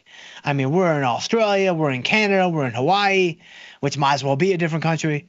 Now we're in Cyprus. Wow, that's really cool. I'm getting killed though in the market right now, man. I'm really sorry to hear that. You're not alone. I mean, most people are carrying a long delta, right? And so, there aren't too many people that are going to be celebrating today. There aren't too many people that are going to be green today. Even people that are short delta, that are also short premium, a lot of them are also going to be red today. And the reason why is because, you have that volatility expansion. Unless you have a lot of short delta, which we don't typically suggest. I mean, obviously it's up to you. You blaze your own trail, whatever. But the short premium is the star. The positive data is kind of what we're, pushing our chips in the middle on. So if we carry any short delta, it's going to be kind of just as a little bit of an offset on a day like today. But this is why, and I've said this before on the show too, if you're choosing to carry some short delta, I think it makes a lot of sense to have some static short delta. You don't have to have a ton, right? But to have some static short delta as part of your portfolio mix, and by that I just mean like your short futures or your short SOC, so you don't get hurt by the volatility expansion. You capture the short drop, you capture, the short move, the market drop, to be very clear. You capture that one for one. Now, of course, it's easier for me to say that today when the market's down, NASDAQ down 800, ES down 160, right? It's not that easy when you're just getting hammered every day, when NASDAQ's up another 80, NASDAQ's up another 140, and it's just marching to all-time highs. Those static short deltas are not going to give you any relief. Those static short deltas are not going to give you the buffer that a short call would give you. It's not going to give you the wiggle room that a short call spread would give you. And so again, it's about gimmies and gotchas, and you have to decide what makes the most sense. But just understand that if you are looking for a more effective way to hedge against market drops, static short delta can be an option for you. So again, my goal here, my objective is not to get you to just blindly follow me through the forest. It's to just give you your own flashlight and just kind of, illuminate, some of the gimmies and gotchas, and then you make up your own mind, deciding, what you want to do. But yeah, Oltar, you are not alone at all. Grumpy Mike says market may be down, but how about the price of eggs? I think that's up though, right? So that's the pairs trade. If you're short the market long eggs, then that's a nice little hedge, right? Because you have to imagine if the market keeps going down, the price of eggs is gonna keep going up. It's when we finally get that egg price relief, like that's probably when we're gonna see a bottom in this market. So it may not be a Daniel Perkins capitulation. It may not be a David Gallimore capitulation. It may just be like, can we get that dozen of eggs down from 950 to 9.25? I think that's what we're looking for. RC says that's a hurtful, mean candle. Yes, it certainly is. Let's see. YouTube Jim says my trading still as bad as ever after the break. That's not good, my friend. Hopefully that things will turn around there. YouTube Jim. You're talking about a break. Did you take a break? I think that might be what you're referring to. I'll tell you what. I know this from personal experience too. When you take breaks away from trading, which I think is a very good thing to do, by the way, I think it's a great thing to do because believe it or not, we have lives outside of trading. I know Tom doesn't like to hear this, but it's true. Like we have wives, we have kids, like we have squat sessions that we got to get to, right? And so it's not a bad idea to take some breaks away from trading, take some breaks away from the market. It will always be there. It's not going anywhere. I mean, obviously today's the last day, but usually, generally speaking, it's not going anywhere.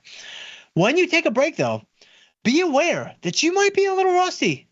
Be aware that you may have to kind of kick the rust off of some things where it's like when you're in the groove and you're just kind of used to making adjustments, you're used to absorbing drawdowns, you're used to managing winners, whatever kind of playbook you normally follow, it's just like anything else. Like you're putting in the reps, you're just doing it over and over and over again. Like the muscle memory just kicks in and you're just kind of used to doing different things and everything just kind of makes sense. But when you take a break, like let's say you take a week off or whatever, you come back and it can be a little rusty. It can be a little like, do I remember how to do a dumbbell fly the right way? Like, are my elbows bent enough? Like, have I, pinned my shoulders back? It's like, man, this does not feel right at all. And so just be ready for something similar when it comes to trading. I think it's very, very similar. And so let's see. Mark Bender's in the house. Oh, RC says, show me where the right candle hurt you. Yes. Mark Bender says, next week is triple witching, which means a lot of put and calls expire. Is there data on what happens during triple witching when there is a major sell-off during the quarter prior to the triple? That's a great question, Mark Bender, and I don't know the answer to that question. I know, and I've talked about this very thing, in the skinny on options with the skinny on options abstract applications with Tom and Tony. Triple witching generally has more of a bullish tint, generally, but what can be tricky, and the reason why it has a bullish tint is because unless the puts that a lot of people have bought prior to that triple witching, unless those start picking up steam, which is what's happening now, I'll come back to that here in a second.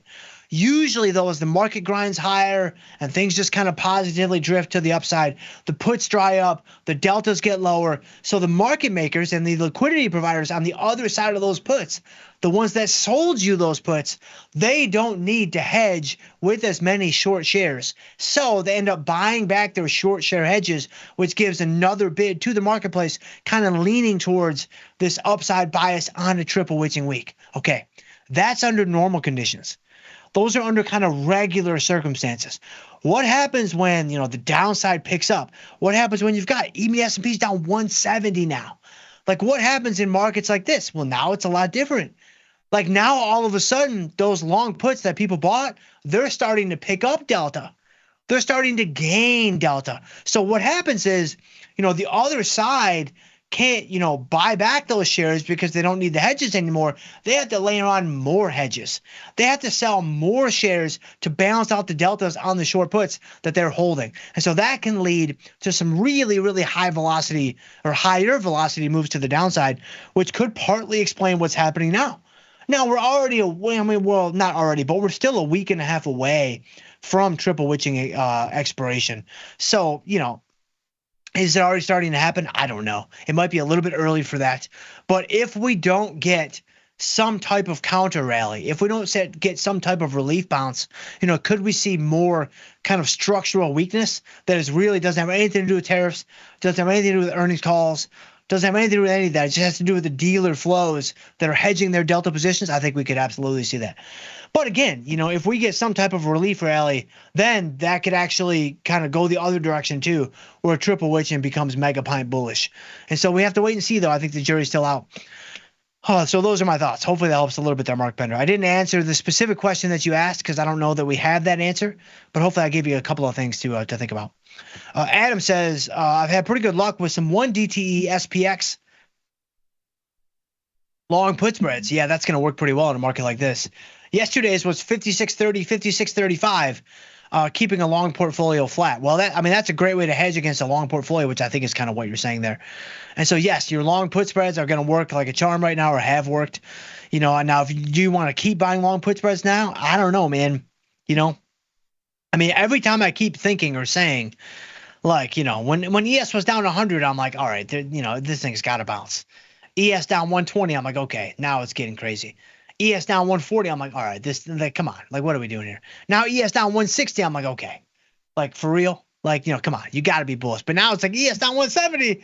It's like, I don't know, man. I may need to throw my head in with Daniel Perkins and with David Gallimore. Like, maybe this is it. And so this is a big one. And so, man, that's some wild stuff. And so Scramble Everything says this is how the bond market looked at the end of last year. That's correct. Yes, the bond market looked really, really, really bad at the end of last year. And now, you can't even look at bonds. They're up a point, but I would have expected more strength out of bonds, giving you some type of place to hide, some type of flight to quality. But, as of right now, you got nothing. You got absolutely nothing, nowhere to hide. Gold's not going to save you. Well, gold has actually rallied a little bit, but bonds are not going to save you. The Bitcoin bros are not going to save you. Like, none of it's going to save you. And that's pretty wild. Brad Glazier says, greetings, Professor. What's going on there, Brad? I appreciate you. Thank you for being here, my friend. Marlon says, can you take a look at IWM strike 210 call for this Wednesday or Thursday? Sure. You want to sell a call on IWM? I would not do that. And so, hey, you want to mess around with some short calls on Pinterest? You want to mess around, like having some fun, whatever? Like, hey, I do it too. Like, I understand. But, man, a short call, a standalone short call right now in an index, you're asking to get absolutely gorilla smacked. Like, you were absolutely just get taken out to the woodshed, steamrolled, ironed out. You can kind of use whatever you want to use. EMSP's at 173 now. And so maybe that short call is where it's at. But if you look at this, yeah, I wouldn't, especially with only a few days to go. I don't like it there, Marlon. It's never something I would consider. Yeah, you're not collecting any premium. Yeah, there's nothing there. I would not do that. That would not be something I would be interested in at all. And so standalone short calls, I think, again, once in a while I think it's okay. But as like a, repeatable strategy in the indexes, I don't love it. Especially not, only a couple days away collecting just, 30 cents or 40 cents. You're not even getting paid. You're not even getting compensated, for the incredible risk that you're taking. Because again, IWM is down $6 today, but could this thing be up $12 or $15 tomorrow? Of course. Like, it could rally back today. Again, any type of positive news that comes out, I think the market's going to latch onto it.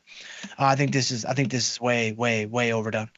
Let's see. Adam was revising his strikes, but hey, man, whatever you've done in this market has apparently worked.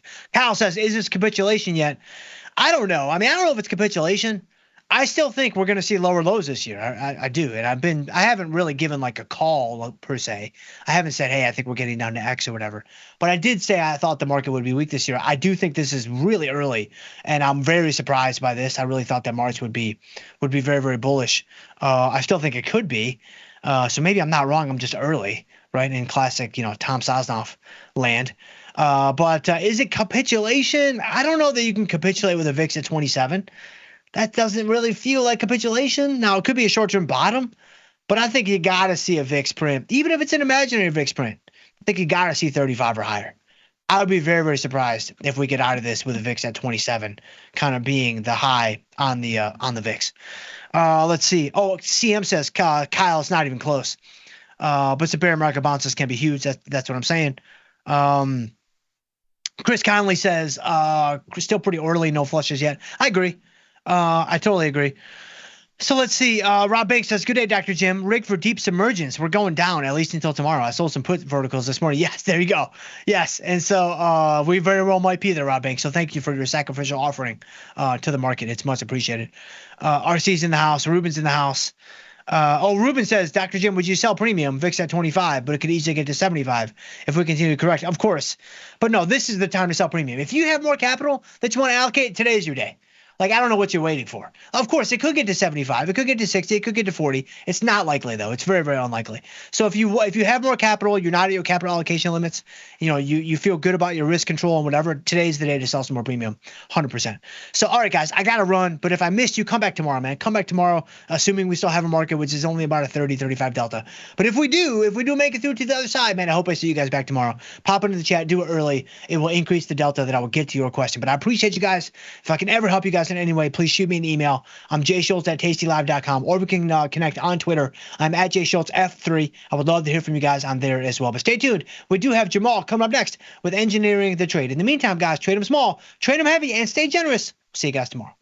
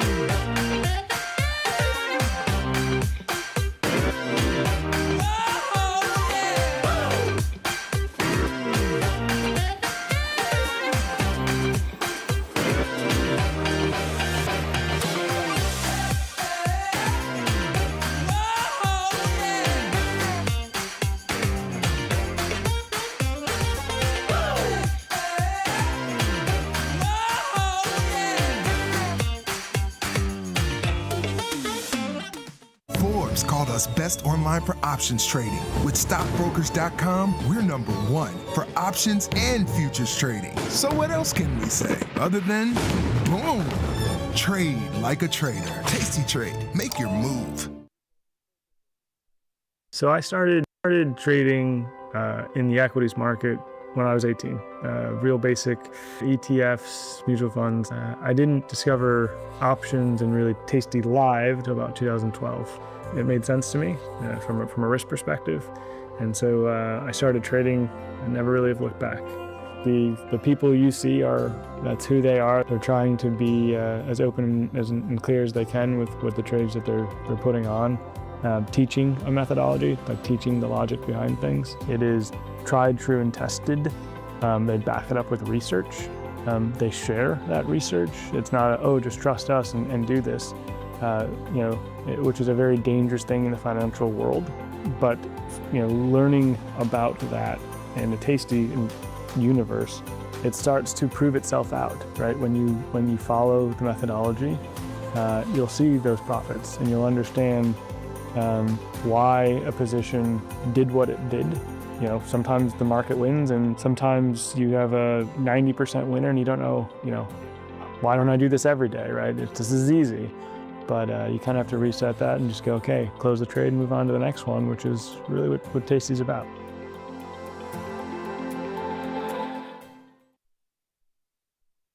Forbes called us best online for options trading. With stockbrokers.com, we're number one for options and futures trading. So what else can we say other than boom?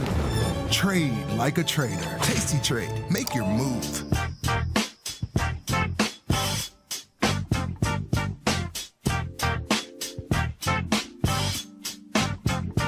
What's going on, everybody? Nothing is safe. Markets are dropping. Volatility is up. Bitcoin is down. Oil is down. All of it. It has been a slow bleed sell-off. And we're here to talk about all of the things that are happening in this equity market. Welcome to the most dangerous show on the Tasty Live Network. Folks, it's Engineering the Trade. I'm your host, Jamal Chandler. And it's Monday. That means Josh Fabian's in the house. Josh, what say you about everything? Mommy? Yeah. I just realized there's no camera on me. No, it's cool. You'll just. I don't know. I can't actually see the feed, so it's fine. But they'll figure it out. We got a crack team here. They'll get it together. It's ugly out there. It really is. Like it's. This is just an asset class sell-off. It's ugly out there. Mommy, I don't know what else to say. It's bad. What do you say to this? It's like. What do you say to this? There's nothing you can. First of all, don't panic, I guess, is number one. Number two is there's not a lot you can do. Like, if you're in strangles and things like that, I understand, like, you need to roll down calls to try and protect the deltas, but you're scared of whiplash. So everybody's in the same boat. It's just, this is one of those markets that, like, 3 o'clock can't get here fast enough. Hey, there I am. Yeah, exactly. It is kind of like that. Like, it's almost like the end of the day can't come fast enough. We're in the middle of, and the funny thing about it, I bet after the market closed, you're going to see a few buyers step in to try and turn them, after hours positive. And honestly, after numerous days of selling like this, I would expect more of the same tomorrow. Yeah. I think it just really depends on. This is too orderly. What is said? This is way too orderly. There isn't any panic selling. But hey, you guys voted for him. You couldn't wait to get that one out, could you? Winning. I mean, that's what I saw initially when I woke up this morning. It was the markets are dropping a bunch of points because of the discussion of fears of recession. Yeah. I don't even know if Trump said specifically there was a recession. I think he was asked if we're going to go into a recession, and he said, "I don't like to speculate." From what I read, we don't like to speculate on things like that. But there's a lot of different moving parts. And there's going to be a bumpy road at some point in time. And that's really what it is. I mean, there's a lot. You got the chat going, that one. Did I heat him up? You got a lot of different things happening. Obviously, we just had the jobs report last Friday, which didn't really move markets at all, as I expected. I mean, this market is totally absorbed with tariffs right now, and that's just what's moving markets. That's all it is. Earnings doesn't matter. Not the reported earnings, not the forecast looking out, because I think it was 259 of the 500 S&P 500 companies mentioned tariffs in their calls, which was the highest level in 10 years. So that's all the focus is. Everybody is worried about, it's the nature of it. Like, if you just put them on, okay, I'm opposed to tariffs, just plain and simple. I think they're dumb.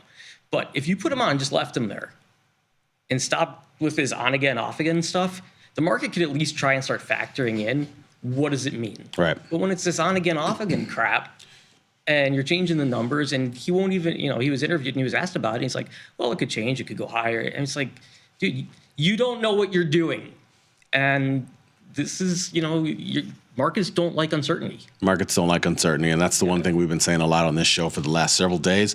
We've also been saying, trading zero DTE is I am not into it right now because it's just really too hard to do, to be totally honest. And obviously your fortunes could change for the better in a good way because of the way you trade them, and obviously worse. I think it's just really hard to commit capital to zero DTE right now. I think it's just better. Oh, God. Like, I'm not happy, but most of my positions are out in 38 days land, April and May right now.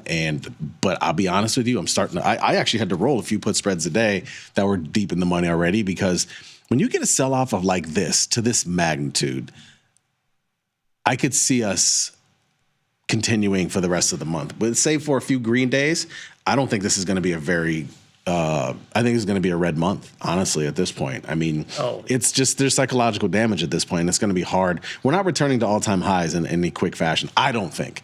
I'm not planning for that. I know we've seen that happen a lot over the years, right? But I think that the markets are going to, even if the best case scenario for the market would arguably be that he comes out and says, you know what, we're not going to go with the tariffs, period. Okay, to me, that would give the market the stability it needs. But I still don't think that the market would rally all the way back, because I don't know that the market trusts him. Like, it's, the opinions and what he's going to do, it changes day to day. And, you got, Howard Lutnick out there trying to carry the flag for the team, and like, we're not going to have a recession. We're not going to have a recession. Who is he again? What's his title? Commerce Secretary. Commerce Secretary, that's right. Since when do I need to know? Whoa, I almost cursed. But I'm just saying, why do I care about the Commerce Secretary? Since when did I ever need to know his name? Now all of a sudden I have to know his name too. I mean, I can make an argument you should know. Who was the Commerce Secretary before now? I don't know. Exactly. Exactly my point. But I didn't need to worry about tariffs. Can you name me any Commerce Secretary, as a matter of fact, in your lifetime? I'll wait. Was Tim Geithner Commerce Secretary at one point? No, I don't think so. He was like, no. No, I know, but Okay, now you're just throwing stuff at the wall. No. I'm just thinking off the top of my head. I don't know, whatever. But you know what? But here's the thing. This tariff thing wasn't a big issue, and you didn't need 12 people out there trying to carry your water saying, no, this is okay. And then the big guy in charge is like, yeah, I don't know. Could get rough. I know. That's why I'm annoyed, honestly, Josh, for real being real. The reason why I'm annoyed is I got to read more now. I got to read more to catch up with all these damn stories that are affecting the market. Things were just fine. I didn't have to read as much. Now I got to read all these intricate details about these dumb stories day in, day out that are affecting the market that really don't even, I don't know, just in a roundabout way. It has nothing to do with, it's whatever. Anyway, can we pull up the platform, or if we don't have it up already? I didn't think we do. Because I want to look at, I know somebody had a question real quick in amongst all here. Love all the engagement in the chat. You guys are rocking and rolling today. Smack Lovin asked us a question. He wanted to know, Jam Masters Josh and Jamal. I love that, Smack Lovin. Appreciate you, man. What are your thoughts about buying a put calendar in Oracle for earnings, say the 125 strike?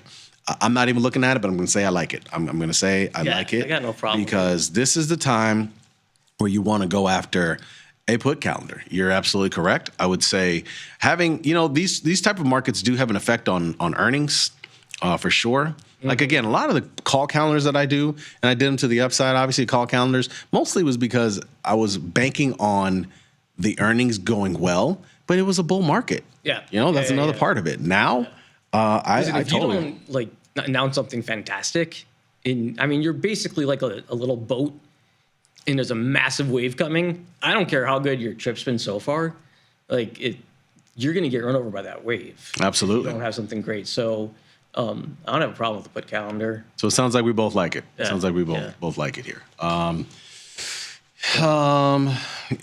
Geithner was the guy who didn't know he had to pay taxes. Really? Was it on his nanny? Was that him?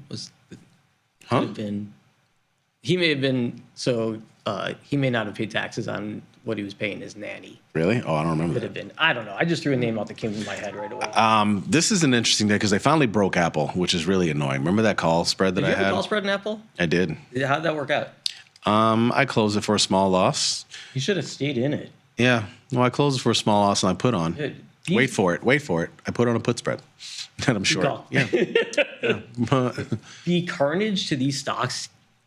I looked at it this morning, so it wasn't nearly as bad as it is now. They're down 15, 20+%. Yeah. It's actually worse under the surface. And actually that makes kind of sense to me though. Like if you have the market down, what is the stock market down? Like 10% from highs? Right? Maybe 8% overall. Yeah, something like that. You would expect stocks to be double, right? Like, you got a few that are hanging in there that, you've seen a shift in the dividend paying stocks and things of that nature. But aside from that, it's an asset sale. It's an economy the market is saying it's worried about a recession, but I don't want to jump ahead if you want. This is one of the more quiet 3% sell-off days in recent memory that I have seen. Yeah, really that's actually what scares me the most is the It's actually what keeps me in line. I don't know. It keeps me okay. Well, it keeps me okay, but it scares me because at some point panic kicks in. And that's what in fact, just before the show started, I was looking up to see where circuit breakers kick in intraday. It's 7%, just so people know. I know. Overnight, I believe it's 5%, but it's, at some point, people okay, we just broke significant. We're going to close below the 200-day moving average in the SPX today. We did that in the NASDAQ last week. At some point, people are going to start being like, you know what? I'm bailing on this because it's not looking pretty, and it can get ugly when that happens. Yeah. You voted for him. Yeah. Before we get to oil, just want to mention the macro stuff for the week. Jolt's report is coming up tomorrow, which again was a little weird. That was not last week, but I'm not sure what happened. There's a reason for that. Ask Chris. There's a reason. In March, it's always after, he said. There's a reason for it. I don't remember it.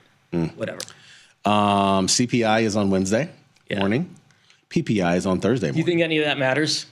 No. I don't either. Not now. Not now. I don't think it matters. And it doesn't matter at all. Oil is another thing that we've been keeping our eye on. I'll let you take this one. Yeah, I mean, this is oil's an indicator for potential recession. When you start seeing oil sell-offs because market's anticipating a slowdown, not going to need as much oil. It's been down 7 weeks in a row. Got it on the screen here. Yeah, I mean, it's just absolutely been crushed. If you look at it in conjunction with bonds, would be we can come back to that later, but that's another reason why I say it's signaling recession. But I don't know. Like bond yields, you're saying? Yeah, yields. With the yield, yeah. I mean, you've seen a flight to bonds with, everything else is selling off. But I would have said a month ago at 65, I'd probably be interested in oil. Now, not even remotely. I mean, yeah. For me, it was less than that. 2 weeks ago I was interested, but over the last 2 weeks, once we had all this discussion about tariffs and all this sell-off that you've been seeing, and again, it's been this kind of high correlation of everything selling off at once, I started to feel like this is a sign of slowing global growth when you see oil falling like this. And so, I mean, I just hadn't.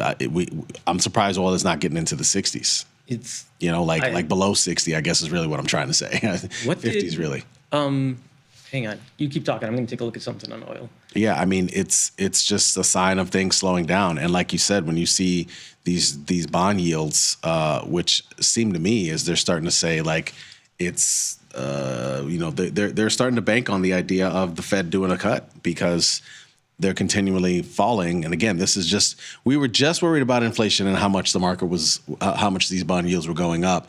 And the fact that we were probably going to have maybe one cut this year. Now they're looking at possibly 3. And you could just see it at a 4.2%. I mean, sharply down from the 4.7 we were at a couple of months ago. So this landscape has really changed really quickly. Yeah, I'm looking right now at a 5-year monthly on oil on the continuous contract. And we haven't been down to this level. What's this right here? 23, May of 23. I want negative oil prices again. That was neat. That caused a lot of that caused a lot of problems. Actually. Let me be clear. I don't want to crash. Okay. Yeah. Let me be clear that I actually want the administration to succeed. Yeah. Okay. I want economic prosperity. It's just right now, this market is just the dynamics have changed dramatically. In a number of ways, it's a 180 from what we've been accustomed to, right? Yeah. Every sell-off was met with buying. Now you're seeing every rally is met with selling. Yep. So it's just, you got to adjust for that, which, that's trading. This will be, obviously, this will be the highest close this year, but it will end up being one of the highest closes. It'll be the highest close since last August, that's for sure. That's what we're looking at. Yeah. And again, there's debate about that close. But even still on day 2, it closed at 27.71. So we close today right now. We're closed above that high. Yeah, I mean, this is the most quiet 3% sell-off That's what I'm saying. I mean, it's so crazy. That's what I'm saying. That scares me. It just scares me. Nah, I think this keeps up. We're gonna get a size down move. Well, here's what that's coming possibly soon. Here's one thing: if we open up tomorrow, I don't think it holds. If we go up tomorrow, if we open, oh yeah, no, yeah, no. I mean, I'd be very, very nah, just like Friday. Yeah, exactly. Yeah, I'd be very careful, and you kind of want to, sadly, these things, I don't want to say you want to see, but sadly, these things tend to end with capitulation selling. Mm-hmm.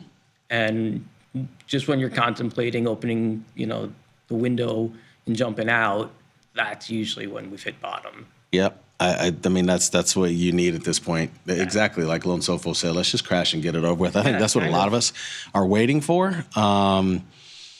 These things also sometimes end too, like you said, that capitulation ends up happening as a result of probably some huge firm blowing out sometimes, a couple of them maybe. Yeah.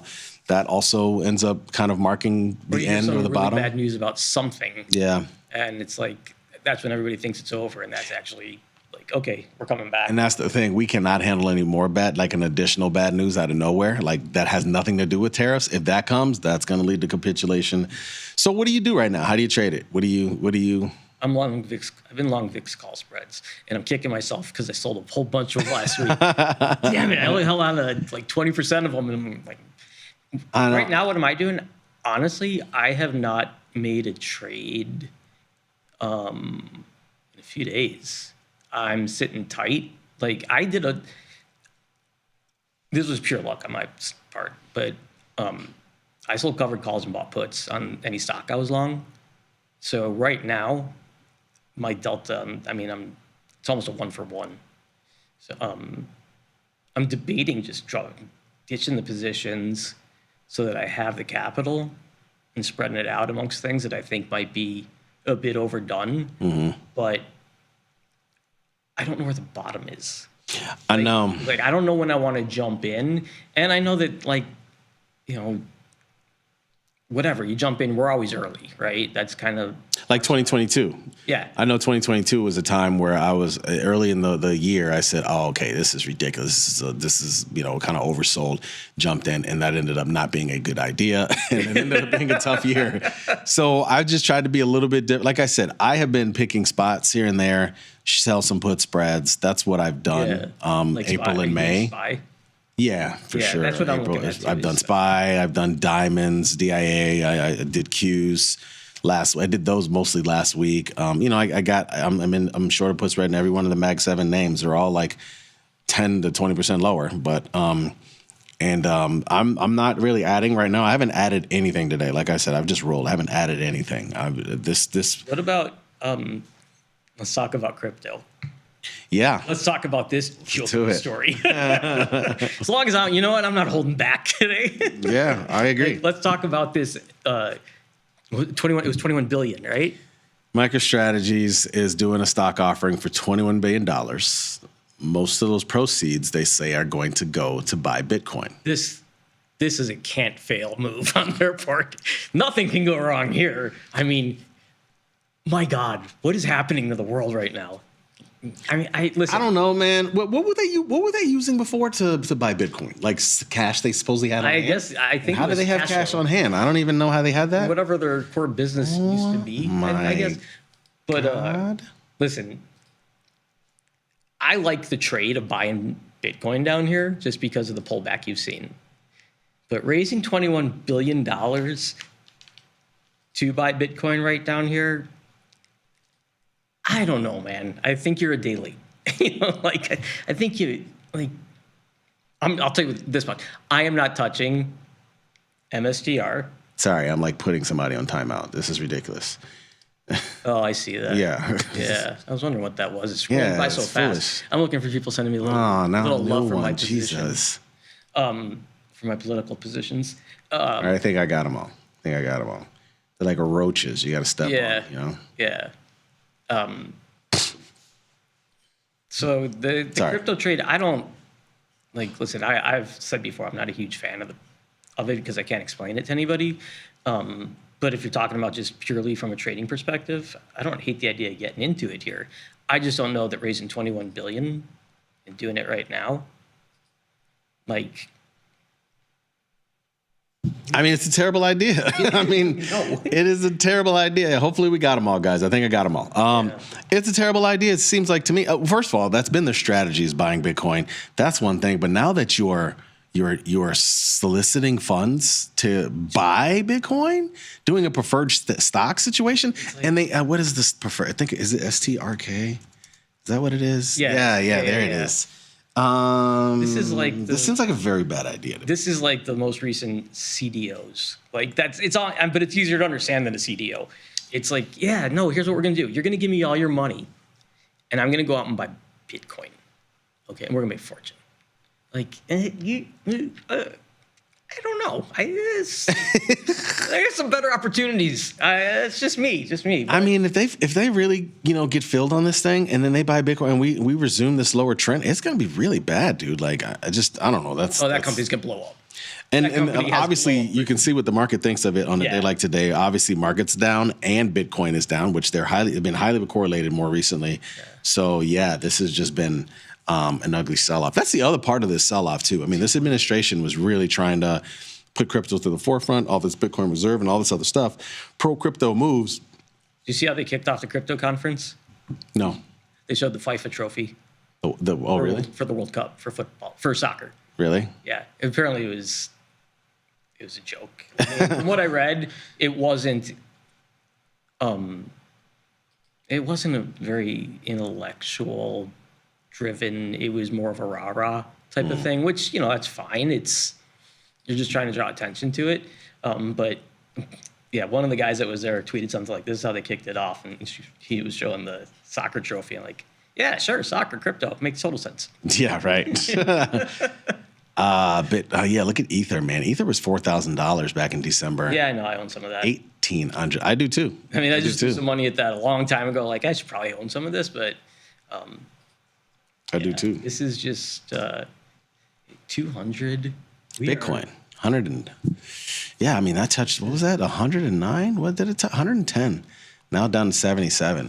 And you know what? It's like I always say, like, it's interesting. I mean, again, I own some of both of these, but it's always interesting how the sentiment changes, right? I mean, you love spoos at 5,800, right? Right. You should love it here. Yeah, you should love them a lot more here. Nobody wants to touch. Nobody wants to touch, including myself. You know what's crazy is that, hang on, I got to check this position because I took a flyer at the beginning of the year. 6,300. I did a butterfly. VIX might end up closing 30. Yeah, it's baby. 29.35. Keep going. It's 29.35. Keep going. You did a butterfly in what? In SPX at the beginning of the year in March. Yeah. Bodies, it's 20 points wide. Bodies at 6,320. I don't think I'm going to make anything. I don't think so. No. As we've sat here, things have dropped. We've dropped another 40 plus points. Yeah. Since the show started. So we got 4 minutes. Let's game this out a little bit. Okay. Let's say tomorrow that on the open it's limit down. I don't think that's gonna. I don't think it's gonna happen either. But let's just say just to give people like opposite ends of the spectrum scenarios. What do you do? Like, as soon as they open them back up, are you selling puts? Are you sitting on your hands? What would you do? I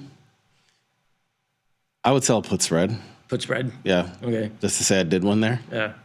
I'll probably sit on my hands for the first, if we opened limit down, probably for the first hour, I'd sit on my hands just because I want to see us get past all of that initial wave. But I have no problem with selling put spread. It depends. So the only thing that I have going my way right now is my bond position. Everything else is in the red. Yeah, your bond position is my VIX position. I'm long ZN, I'm long ZB, and they're actually pretty. I mean, ZB's 118s, and I have the 123 calls in May, and then ZN is 111s, and I got the 113.5 calls in May. So those are the only things going my way. If for some reason we were limit down, and bonds were up to ZB's up to 123.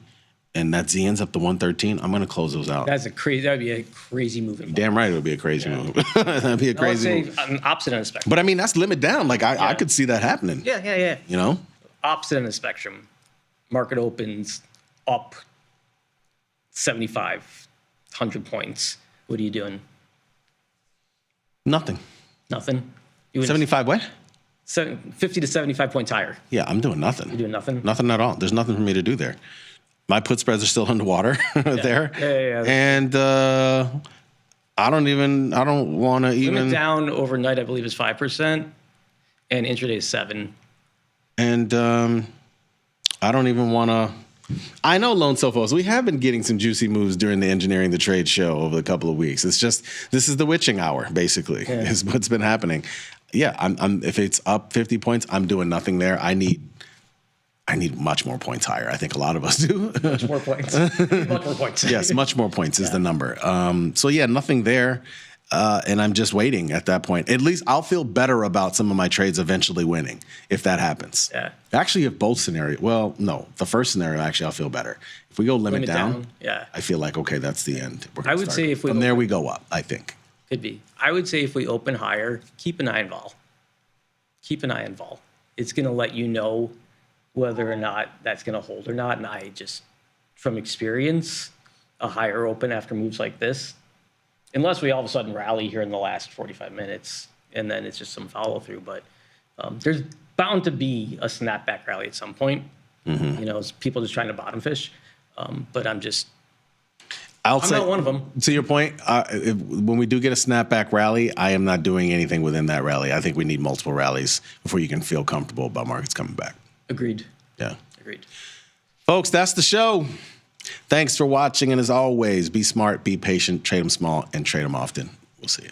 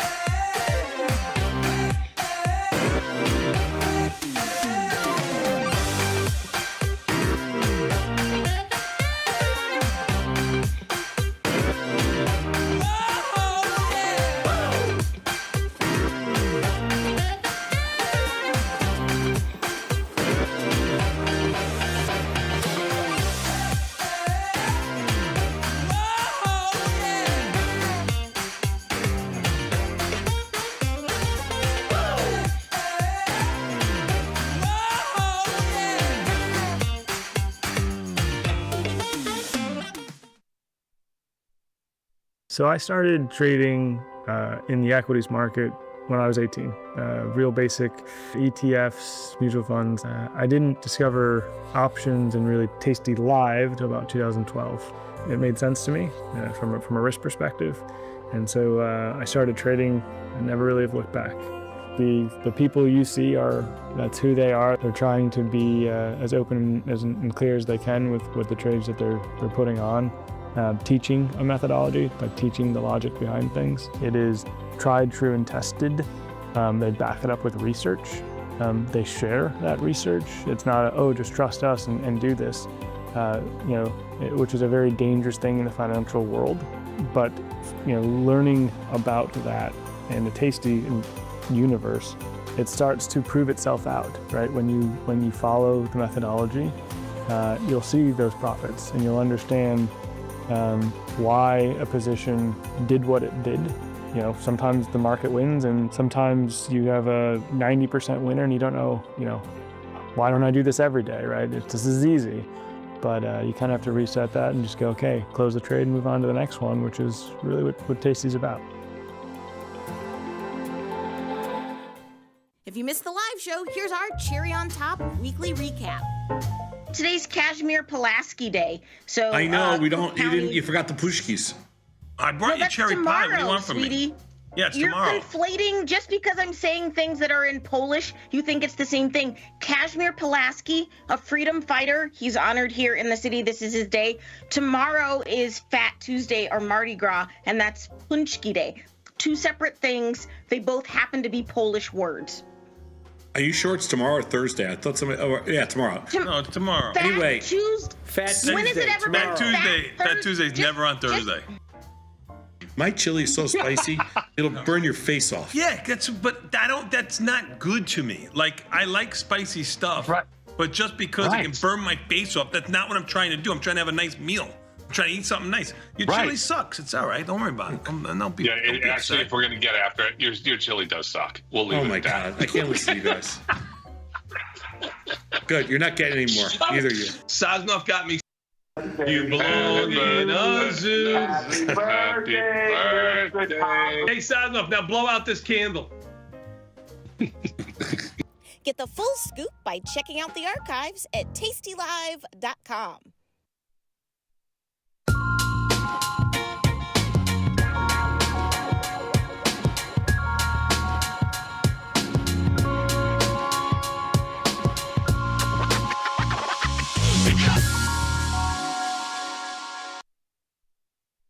Well, hello. Welcome to another week.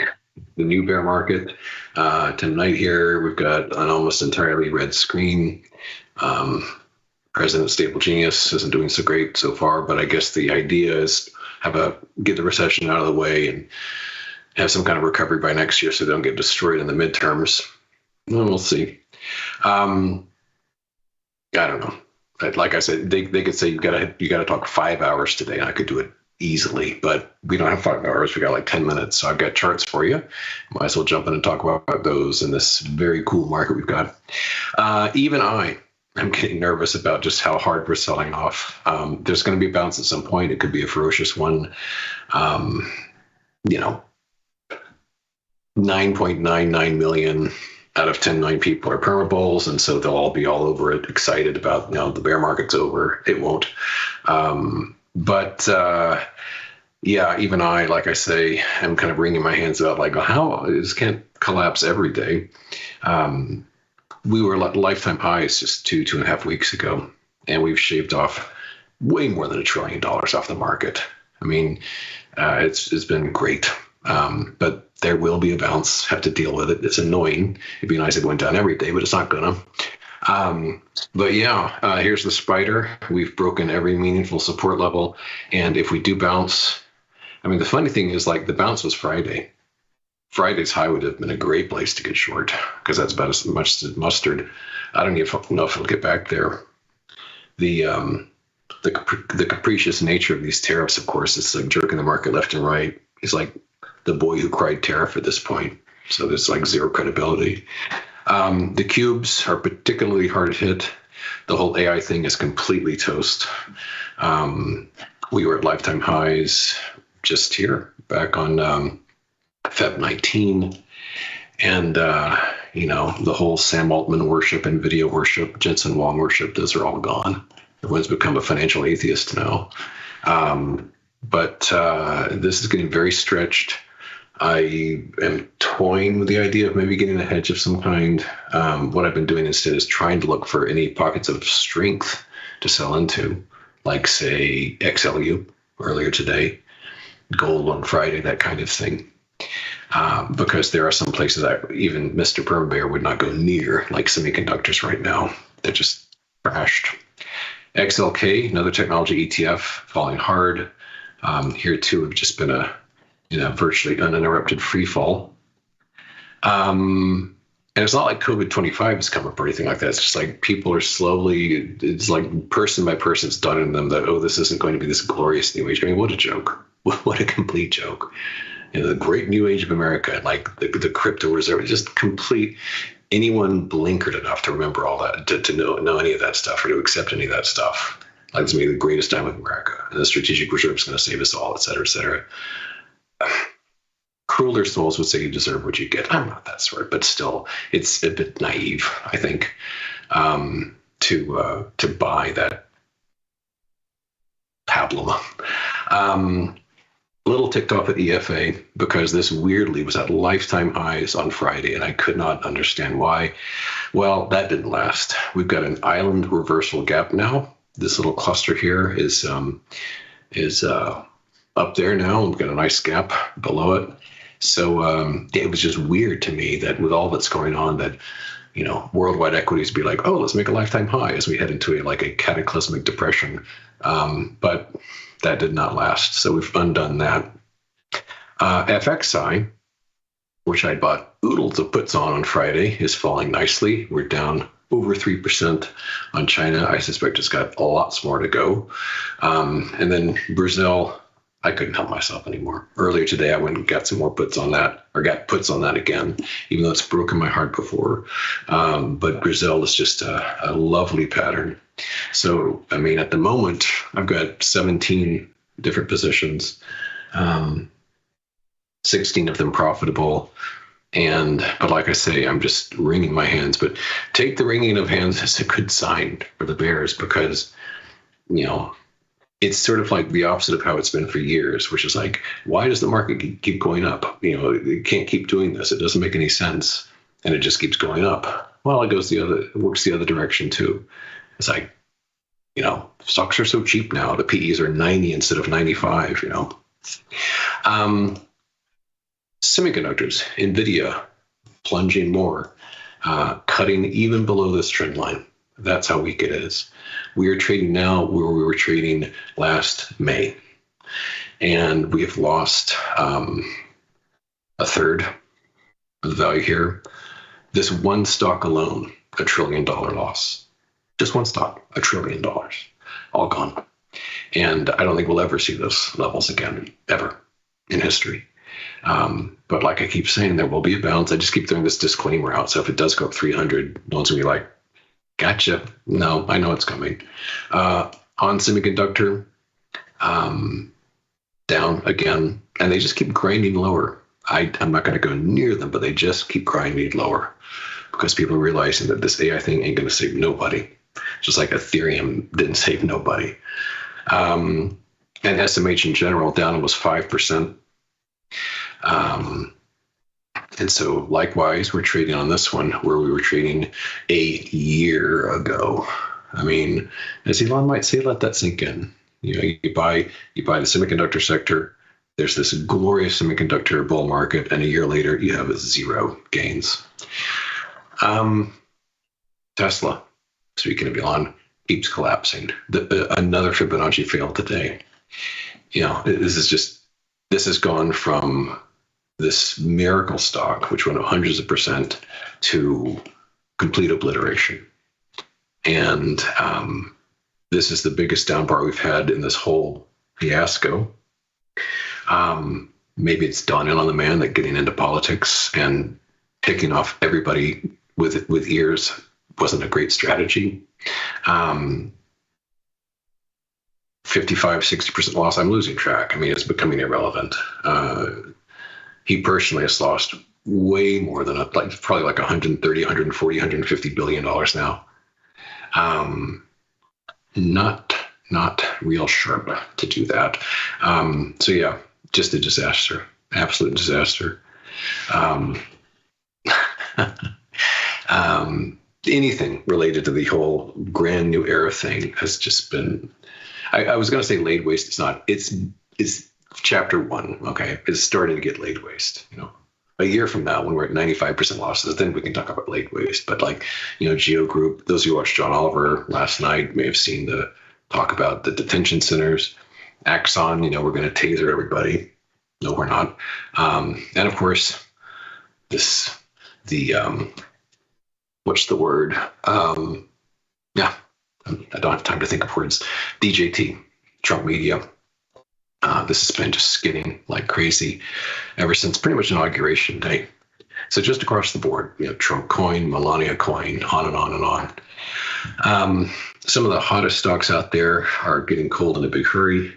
We have Reddit, which is down about 50% plus. Lots of stocks have lost more than half their value in the past few weeks. So Reddit's one. Serve Robotics, just nothing but down. You know, NVIDIA, you know, had been their patron, and this has fallen from 23 down to a few dollars now, heading towards zero. Intuitive Machines, one of the many private space companies, plunging. Oklo, Sam Altman's nuclear power company, and you know, this is a blue chip compared to this sort of thing. Net Power, you know, here we've gone from about $15 to $2.50. So these are big moves. It's there's a lot going on under the surface, and you can see people are, you know, at this very moment, people are looking for, you know, when's the bottom? When's the bottom? About half an hour ago, people started buying back in. I was kind of disappointed today was down, to tell you the truth, because the Russell in particular is just begging to be shorted at the right levels. And those levels never came. It just kept falling. So I was kind of hoping for a rally today to take advantage of, but there was no rally. Maybe that's forthcoming and it'll be a bigger one. Well, Bitcoin's going exactly like I said. You know, I talked about the importance of 90,000. I talked about the notion of a counter trend rally to around 90,000. It got up to 93 or so. And we're plunging on this one as well. And I've long held that this was headed, and it probably sounded preposterous at the time when this was at 108,000. Talk of it going to the 70s would seem absurd. We're already there. I think we've got thousands left to go. It is just comic, the predictions about $500,000 Bitcoin, $1 million Bitcoin. And they have these absurd arithmetic exercises where they would take all the value of the currency in the world and divide it by the number of Bitcoins and say that's the target. I can't imagine the sort of mentality that would go through such an algorithm. It won't be $1 million. I dare say a few years from now, people will be like, "Bit what?" But don't tell the crypto creeps that they're a weird cult. So just don't take it from me. Just kind of, smile quietly and walk to the other side of the room because they are freaks. MicroStrategy is getting killed. They're down way more than 50%. Michael Saylor just keeps borrowing more billions and buying more Bitcoin with a desperate hope that somehow it'll make a difference. It hasn't been making a difference. We may well have seen the peak for Bitcoin for all time already. And, a decade from now, if we're still around, books will be written about, like, what were they thinking? Gold, as I said, I shorted on Friday. And we're down on this. I'm holding on. I think we've got more to go. I'm just kind of tightening the stop as we go. I'm out of time already, but we got a late start, so indulge me a little bit here. I'm going to go a little bit over.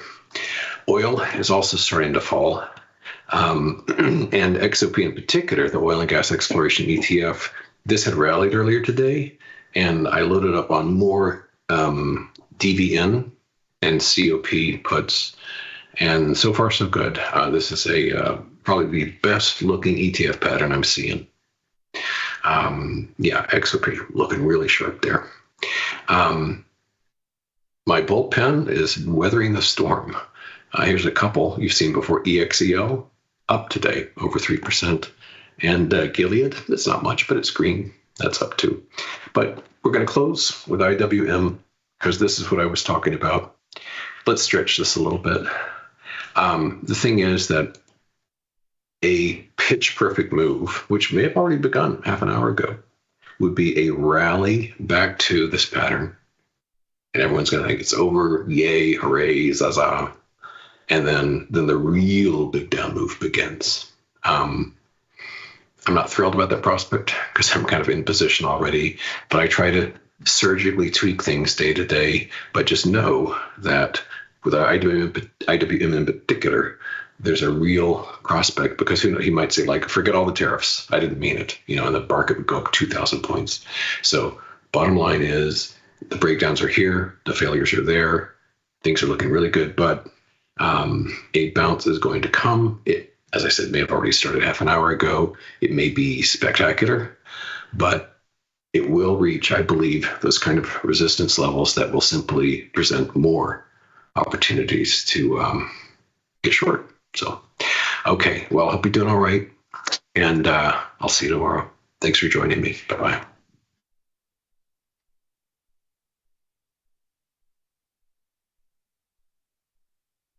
Dear Cheapo Airlines, thank you so much for sending my luggage on a magical side quest instead of my planned destination. I am glad that I had the sustenance of the single pretzel I was served on board while I was waiting for my bag to arrive. Looking forward to your reply, because surely the response can't be as delayed as long as my flight was. Warm regards, Bettina. Sometimes it feels good to get smart. Get even smarter with live trading insights and some live taunting. Every day I do God's work here. From the smart mouths at Tastylive. If you missed the live show, here's our cherry on top weekly recap. Today's Kashmir Pulaski Day. So I know you forgot the pushkis. I brought you cherry pie. What do you want from sweetie. me? Yeah, it's You're tomorrow. conflating, just because I'm saying things that are in Polish, you think it's the same thing. Kashmir Pulaski, a freedom fighter, he's honored here in the city. This is his day. Tomorrow is Fat Tuesday or Mardi Gras, and that's Punchki Day. Two separate things. They both happen to be Polish words. Are you sure it's tomorrow or Thursday? I thought somebody. Oh, yeah, tomorrow. No, it's tomorrow. Fat Anyway, Tuesday. When is it ever been Fat Tuesday's never on Thursday. My chili is so spicy, it'll burn your face off. Yeah, that's not good to me. Like, I like spicy stuff, but just because it can burn my face off, that's not what I'm trying to do. I'm trying to have a nice meal. I'm I'm trying to eat something nice. Your chili sucks. It's all right. Don't worry about it. Don't be Actually, upset. if we're gonna get after it, your chili does suck. We'll leave Oh it my at that. God, I can't listen to you guys. Good, you're not getting any more. Neither you. Sosnoff got me sick. I definitely did not because I'm perfectly healthy. Yeah, you are annoyingly healthy. Yeah, that is true. And he is like, he's dying. He was hacking up a lung here yesterday. I think it is the titration of you just disobeying like food safety laws. I think it has worked in your favor. For sure. For sure. I think it has. Yeah. I don't think it's replicable in like a general population, but I think for you specifically. I got another one, Sosnoff. I go to my local bank over here last night after the close, and I'm talking to somebody, and I had to do a wire transfer, blah, blah, blah. I'm talking to the guy, and they're having a problem with the wire transfer and all this other stuff. So they go, let me get my specialist guy. And who walks in?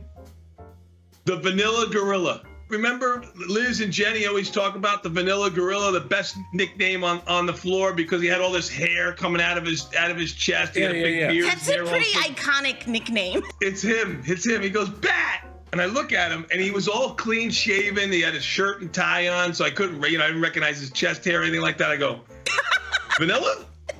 He goes, yeah. And anyway, he's the big manager there at the bank, so I got an in now. If you need it, you can have an in too. We got the Vanilla Gorilla on our side. I don't need an in at like the Skokie Savings and Loan Bank. It's the Glencoe Credit Union. How dare you? I don't even know the Glencoe Credit Union. I got Giuseppe in New Orleans. What's up, my man? I've noticed the last 2 days to talk about your birthday, but those two guys next to you never once saying happy birthday to you. Happy birthday to you. To you. Happy birthday. You belong in a zoo. Happy birthday. Hey, Sosnoff, now blow out this candle. Get the full scoop by checking out the archives at tastylive.com. You can get up to $4,000 when you open and fund a new account with Tasty Trade. That's 4,000 buckaroos, 4,000 bills, 4 large, 4K, 4 grand. Get on the platform for traders who just want to trade. Tasty Trade. Make your move.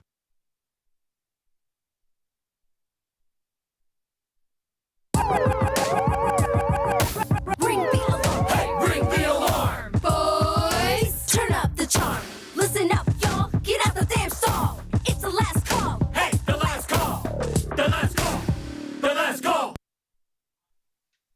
Tomas, we are back, my friend. The last call is here, and I call Uncle. Even the S&P is down 150 after being down 200 just a moment ago. This is the first uptick we've had all day. Sosnoff, they walked them lower.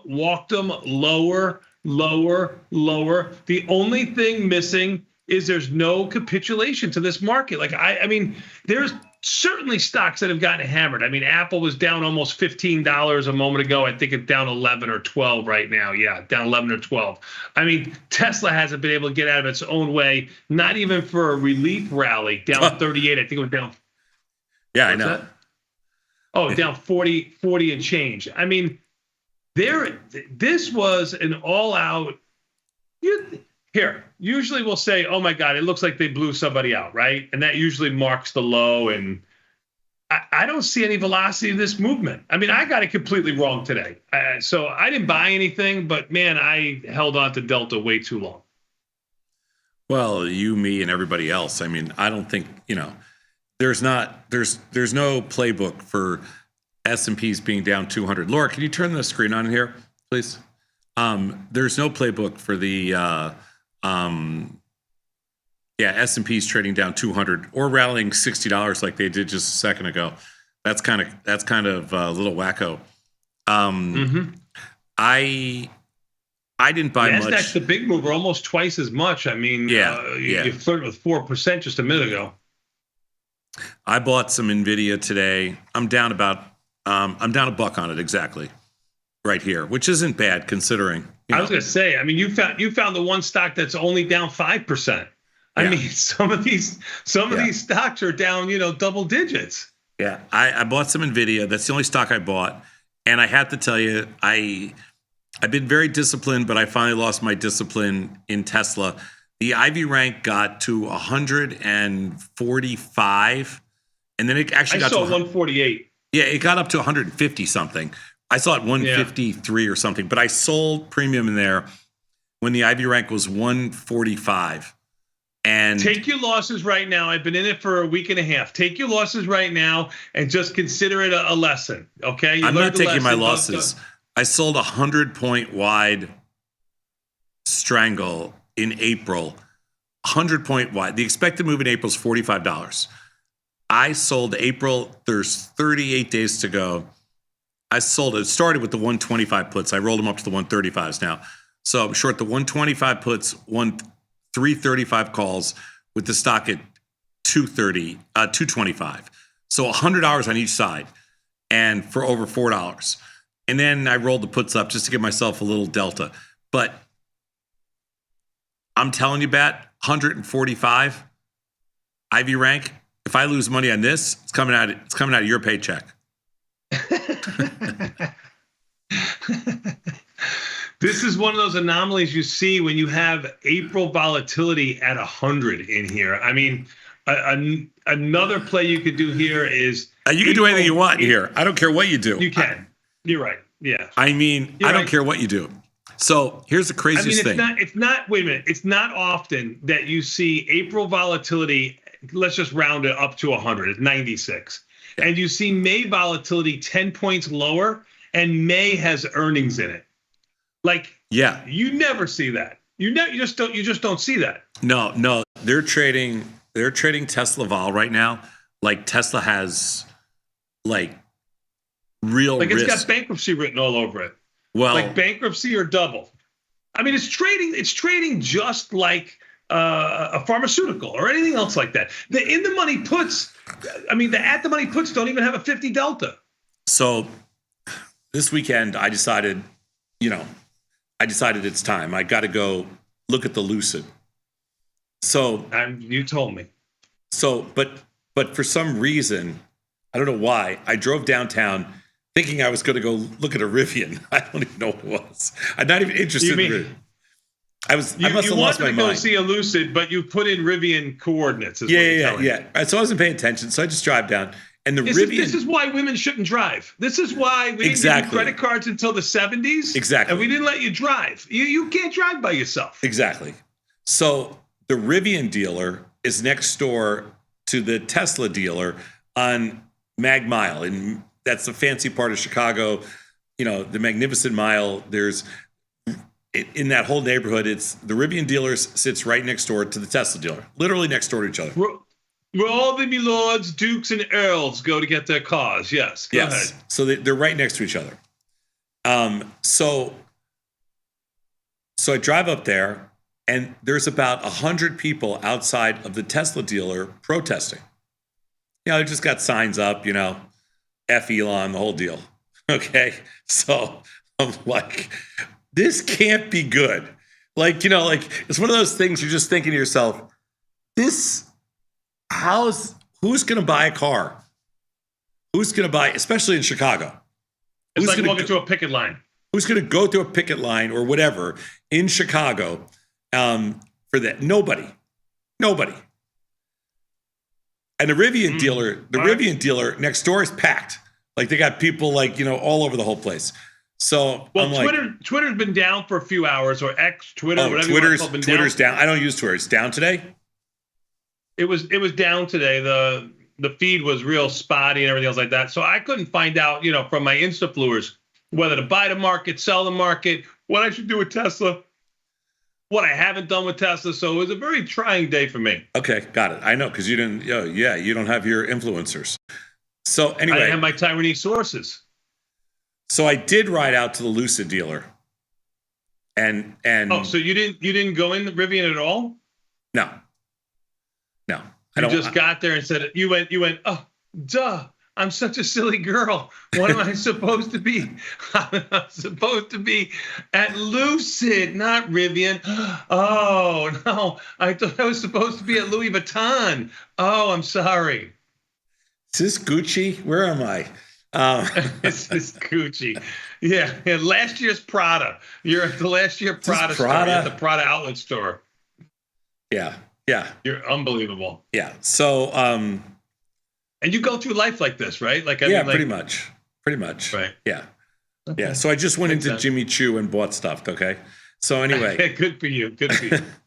so I go to Lucid dealer and I checked out the Lucid. It's a nice car. It's a $2 stock, but nice car. It's a $2 stock, but it's a nice car. Anyway, that's my whole long story, just the protesting. So I figure when I'm looking at Tesla, I'm like, how could this stock be up? Anyway, long story short, Tesla Vol is crazy. The IV rank right now is 148. Yeah, it's unbelievable. It really is. IV rank is 148. I don't remember ever seeing a Tesla IV rank. And Lucid was a $2 stock. It's $1.25 now. Is it down $1 today? It's only down 15 cents that I see. Lucid's 208. Yeah, You got the wrong right stock. price. You got the wrong stock. It's 208. Oh, I'm sorry. I got Lucid Diagnostics. I apologize. Don't kick them when they're down, okay? Don't kick them when they're down. It's a 208 stock. It's exploding. I apologize. I cut it in half. Everything else is getting cut in half. Why not? Anyway, but I do think that there's some crazy premium in Tesla. So if you want to take a shot, go for it. Okie dokie. I'm in there already. Yeah, me too. 149, 150. I mean, premium in there. I don't know. Will we see those levels again? I don't know. But you played it. You played it down the middle, right? You didn't play with any type of delta. No delta. I'm flat. I don't know. I mean, I don't know. Anyway, the rest of the market. Let's talk everything else. So, sure. Sold some. My only opening trades today were sell some premium in Tesla and buy some Nvidia stock, which obviously hasn't done anything. Other than that, the bloodbaths were pretty broad today. I mean, Bitcoin, Coinbase, MicroStrategies. You can pick your poison. Microsoft. There was no place to hide, Thomas. If you tried to put your toe in the water any place, it was only just a matter of how bad you were going to get hurt. Any NASDAQ stock.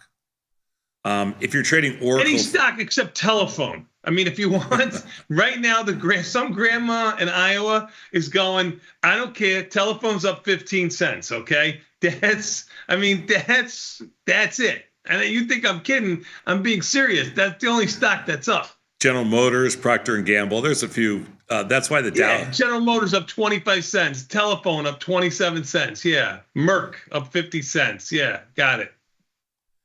There you go. ExxonMobil up 270. Thanks, Trump. There you go.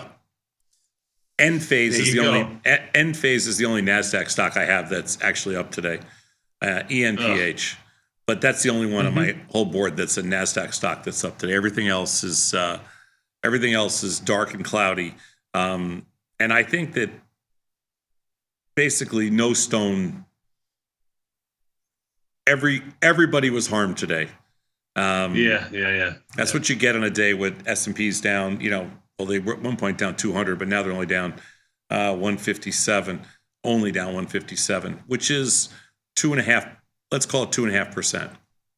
NASDAQ for most of the day down 4%. Dow down 2%. Russell down just over 2%. This was a NASDAQ bloodbath, sliced up any which way you want it.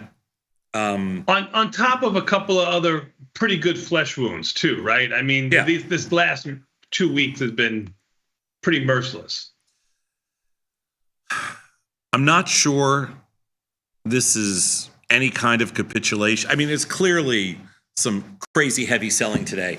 I'm not sure. There was some big volume today. 4 million SPX options, over 12 million SPYs, 3.5 Nvidia, but I didn't see any velocity. It was almost like it was very similar to the way we went up. I mean, this was a much larger magnitude of the move, but just stair step higher. And if you were trying to roll something and you put it at mid price and you didn't get filled, if you weren't aggressive, you didn't get filled. And it's the same way on the way down here. If you put something in at mid price and you were going to wait it out, you didn't get filled because you never got an uptick in the stock.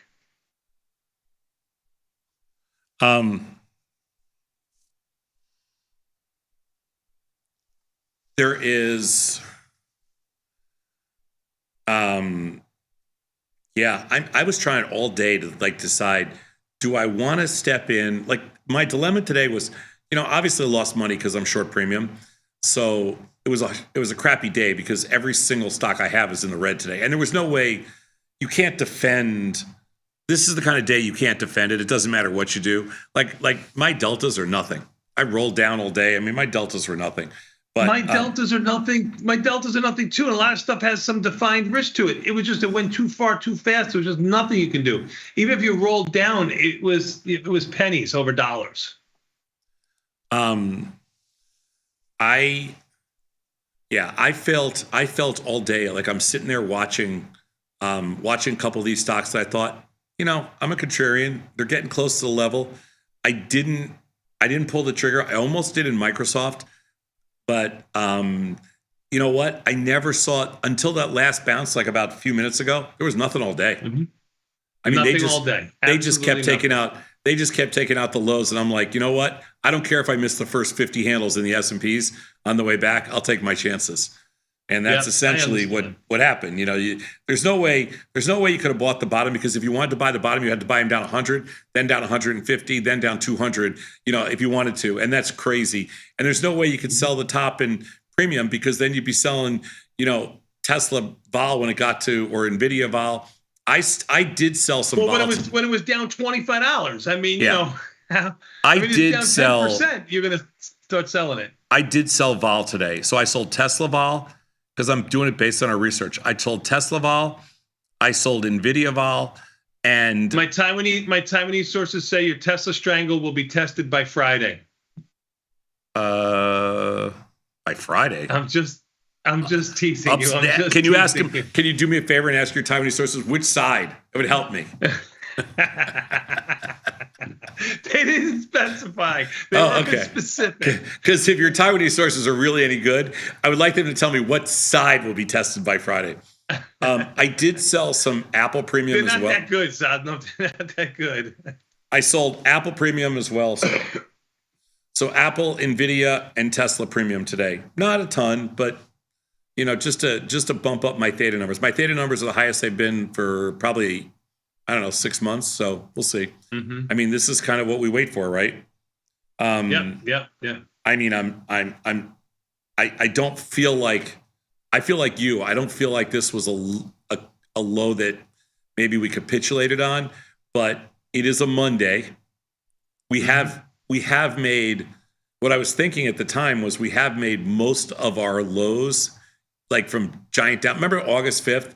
We had this huge down move on Monday, and then we had the following Monday, we had a huge down move, and the following Monday, we had a huge down move, and each time Monday was a low. So we'll see. Maybe it is. Who knows? Yep. I don't think they're going anywhere to the upside, but I think you got to, if they rally for a couple of days, then you can just let them have it again. My Taiwanese sources just want to remind you, Oracle, CIEN, and DIX today. Yeah, so I have a small Oracle position. Not that I did not put anything on today. I don't know if you looked at Oracle. It's not my favorite trading stock.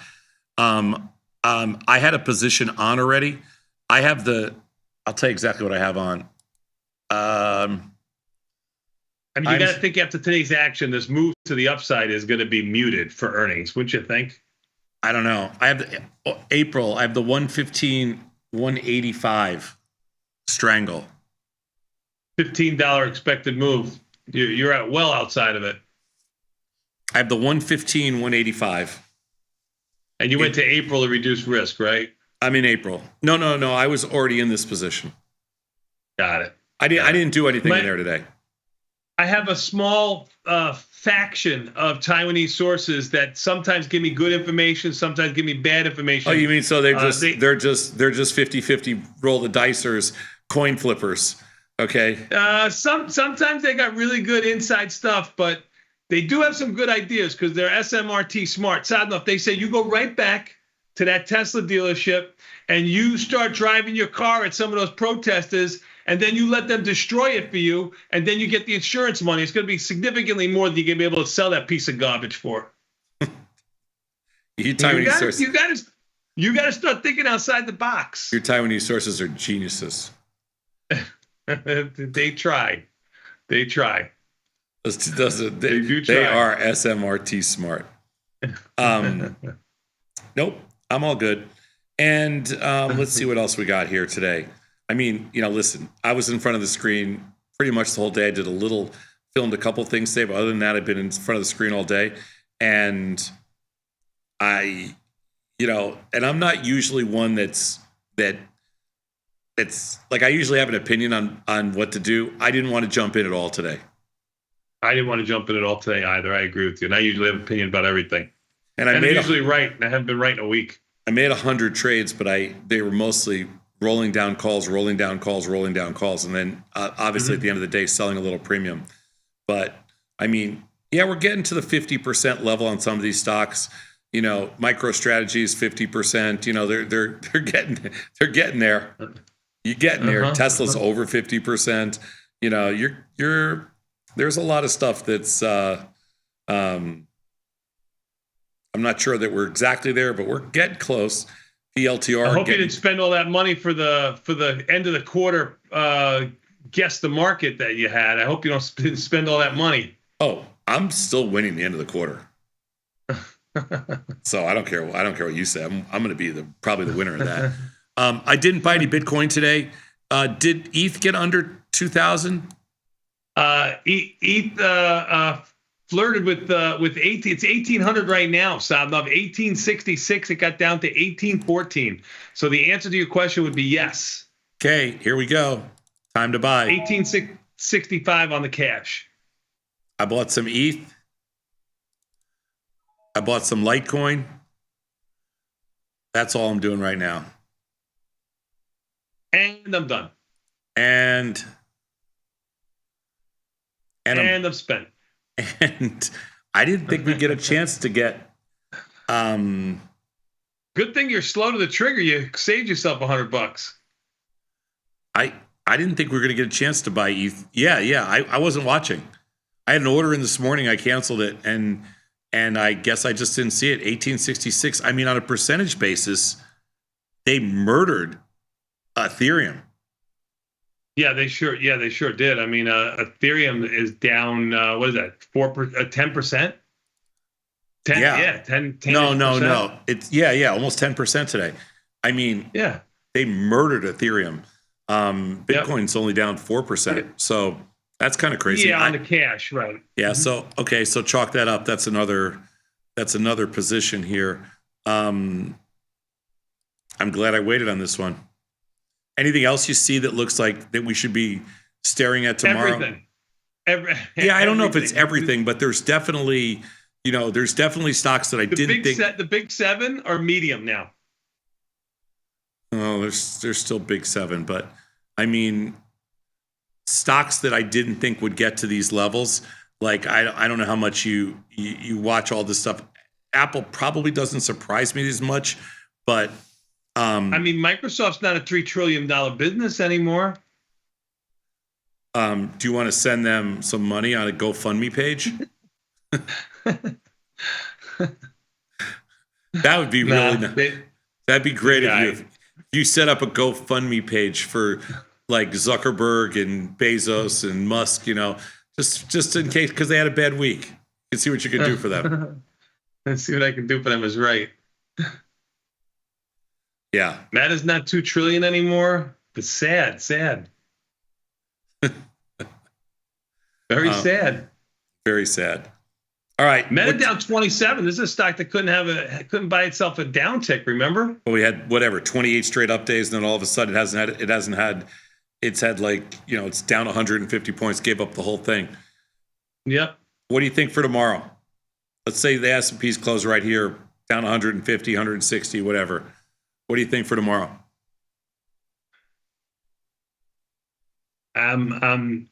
I haven't seen the velocity. I've been wrong. I have a cold. What, you want some more excuses? What you need me to do anything? My wife made me clean my room. I mean, there's a lot of things I'm not firing on all cylinders enough right now. So,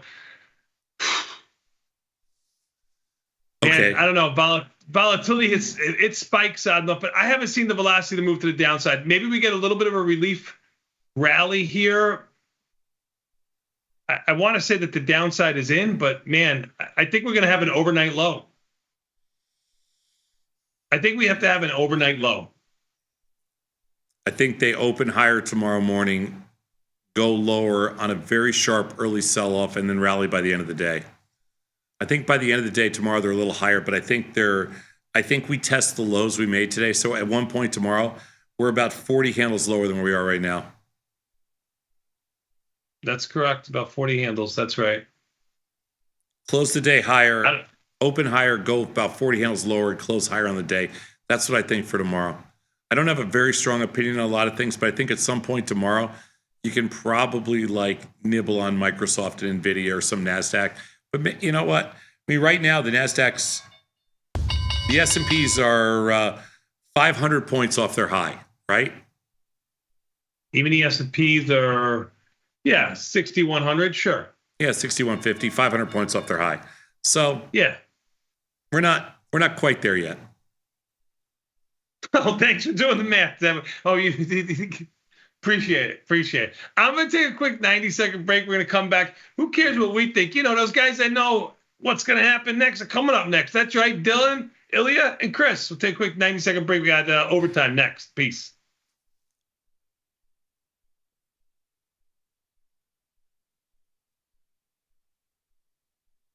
You can get up to $4,000 when you open and fund a new account with Tasty Trade. That's 4,000 buckaroos, 4,000 bills, or clams, 4,000 in dough or cheddar, not the cheesy kind. 4 large, 4K, 4 grand, which is no small thing. Open and fund a new Tasty Trade account and get on the platform for traders who just want to trade.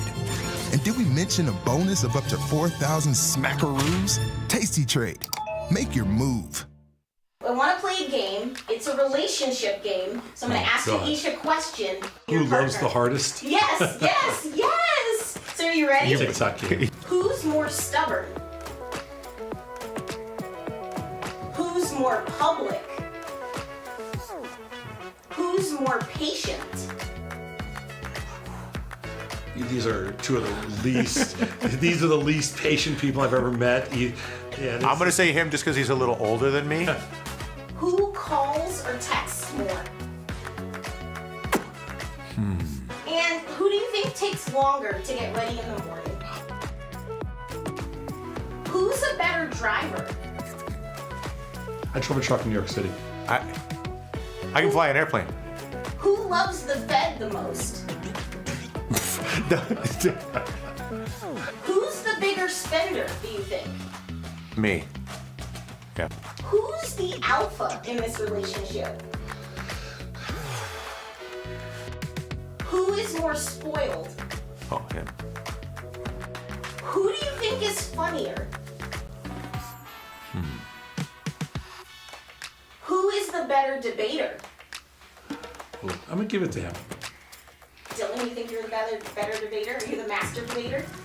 No, he's he's good because he doesn't answer the questions, which is great for debating.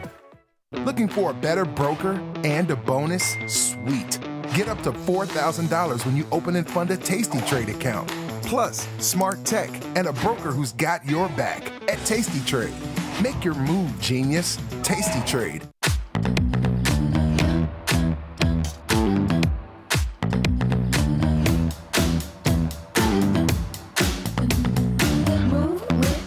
Shake it up, stop when the clock hits 13. Sing 1, 2, 3, 4. Cause no one can do it like we do it, like we do it, like we do it. Cause no one can do it like we do it, like we do it, like we do it. What's up, everybody? Check out my new series, Life Cycle of a Trade, where I show you my real-time trades with insights into strategy selection, adjustment mechanics, all the way to the closing order for all of the tastylive core strategies.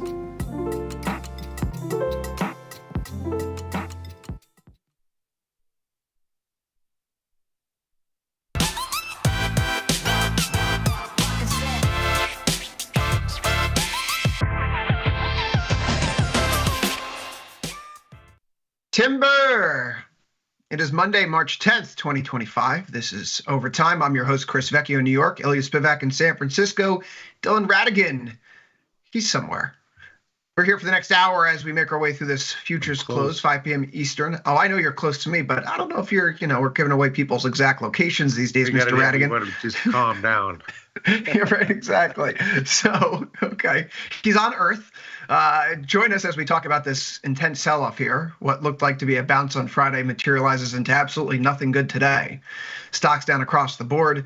Let us know what you think. Join the chat, tastylive.com, of course. You can head over on the platform, too, to watch us. But if you're already there, tell us what you're trading in the YouTube chat. We want to know how you're looking at these markets these days, because the S&P falls a healthy 2.63% in today's session. We see a NASDAQ, which was down over 4, settles in at 3.79% lower. A Russell 2000 continues to reach for its namesake, down to 2024. That's a 2.57% sell-off. And then the Dow Jones joins the fray, off by 2.06%. The risk appetite was bad down everywhere. Cryptocurrencies see a double-digit bleeding in some cases. Ethereum off closer to 14. Bitcoin nearly down 10%. Bonds well bid across the curve. Gold, silver, well, in an environment where people are selling things down, they have to raise capital. Even the metals get thrown in the trash. And the dollar can't find any reprieve, even as talks of Europe's fund may be stymied thanks to the ever-reliable, definitely not pro-Russian greens. Anyhow, we have the next hour to talk about all this and more.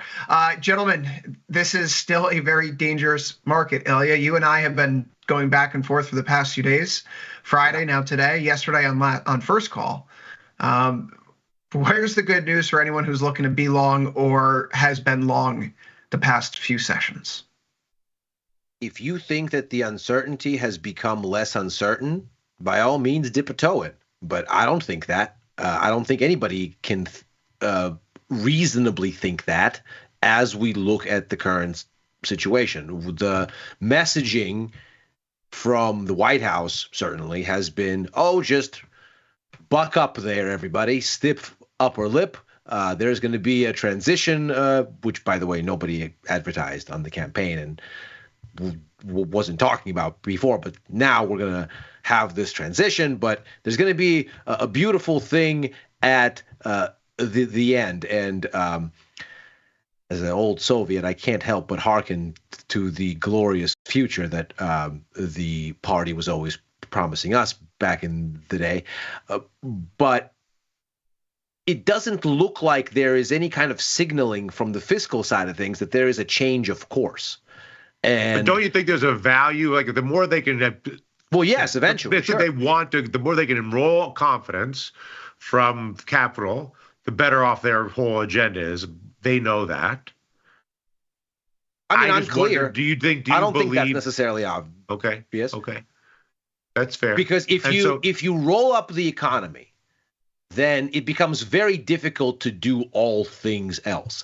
As in trading, as in politics, people stop to give you the benefit of the doubt very quickly if you were to trigger a wave of unemployment. And so this is really the main thing. I mean, yes, if you wanted lower interest rates, well, you probably have the ingredients for them here, but at what cost? Lower interest rates and lower inflation, which no doubt can come over recession, also come with job losses. So do people really feel any better if you bring down inflation, but people don't have wages? It's not exactly. And I think the obvious. There's some obvious things. One, that they don't all happen at the same time. They layer out over time, and they can separate in space so that the causality is questionable and someone else's problem. Sure. And these are people that are very transactional. The leadership is very transactional. I just still think they have a strong incentive, the same way they sent J.D. Vance to Munich for the defense sort of throwdown, which is like you're on your own. Go. Good luck. Yeah. I think an economic speech of coherence is going to be in order pretty quick from somebody, just because I think it's in their interest not to have everybody think that they change their mind every day. Which that is certainly something that could get done by the administration. Some singular event where Beth, the Treasury Secretary, goes to wherever, Nebraska, whatever, and tells it how it is. That certainly could be helpful because let's be clear. I mean, I think the markets would feel much better if they had all of the tariffs that were said to occur, if they would occur, and then the message from the White House was, listen, this is what it is. We'll see you in 12 months. Adjust. And markets would adjust. It's the uncertainty that really seems to be and I think that I think people around, my speculation is that that's something they can reduce that by just doing some good statements. They could. Yes.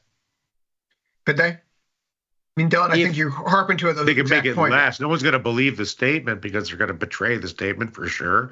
But at least the statement implies that they're trying that they're incentivized to misrepresent some future that won't happen. Makes them think.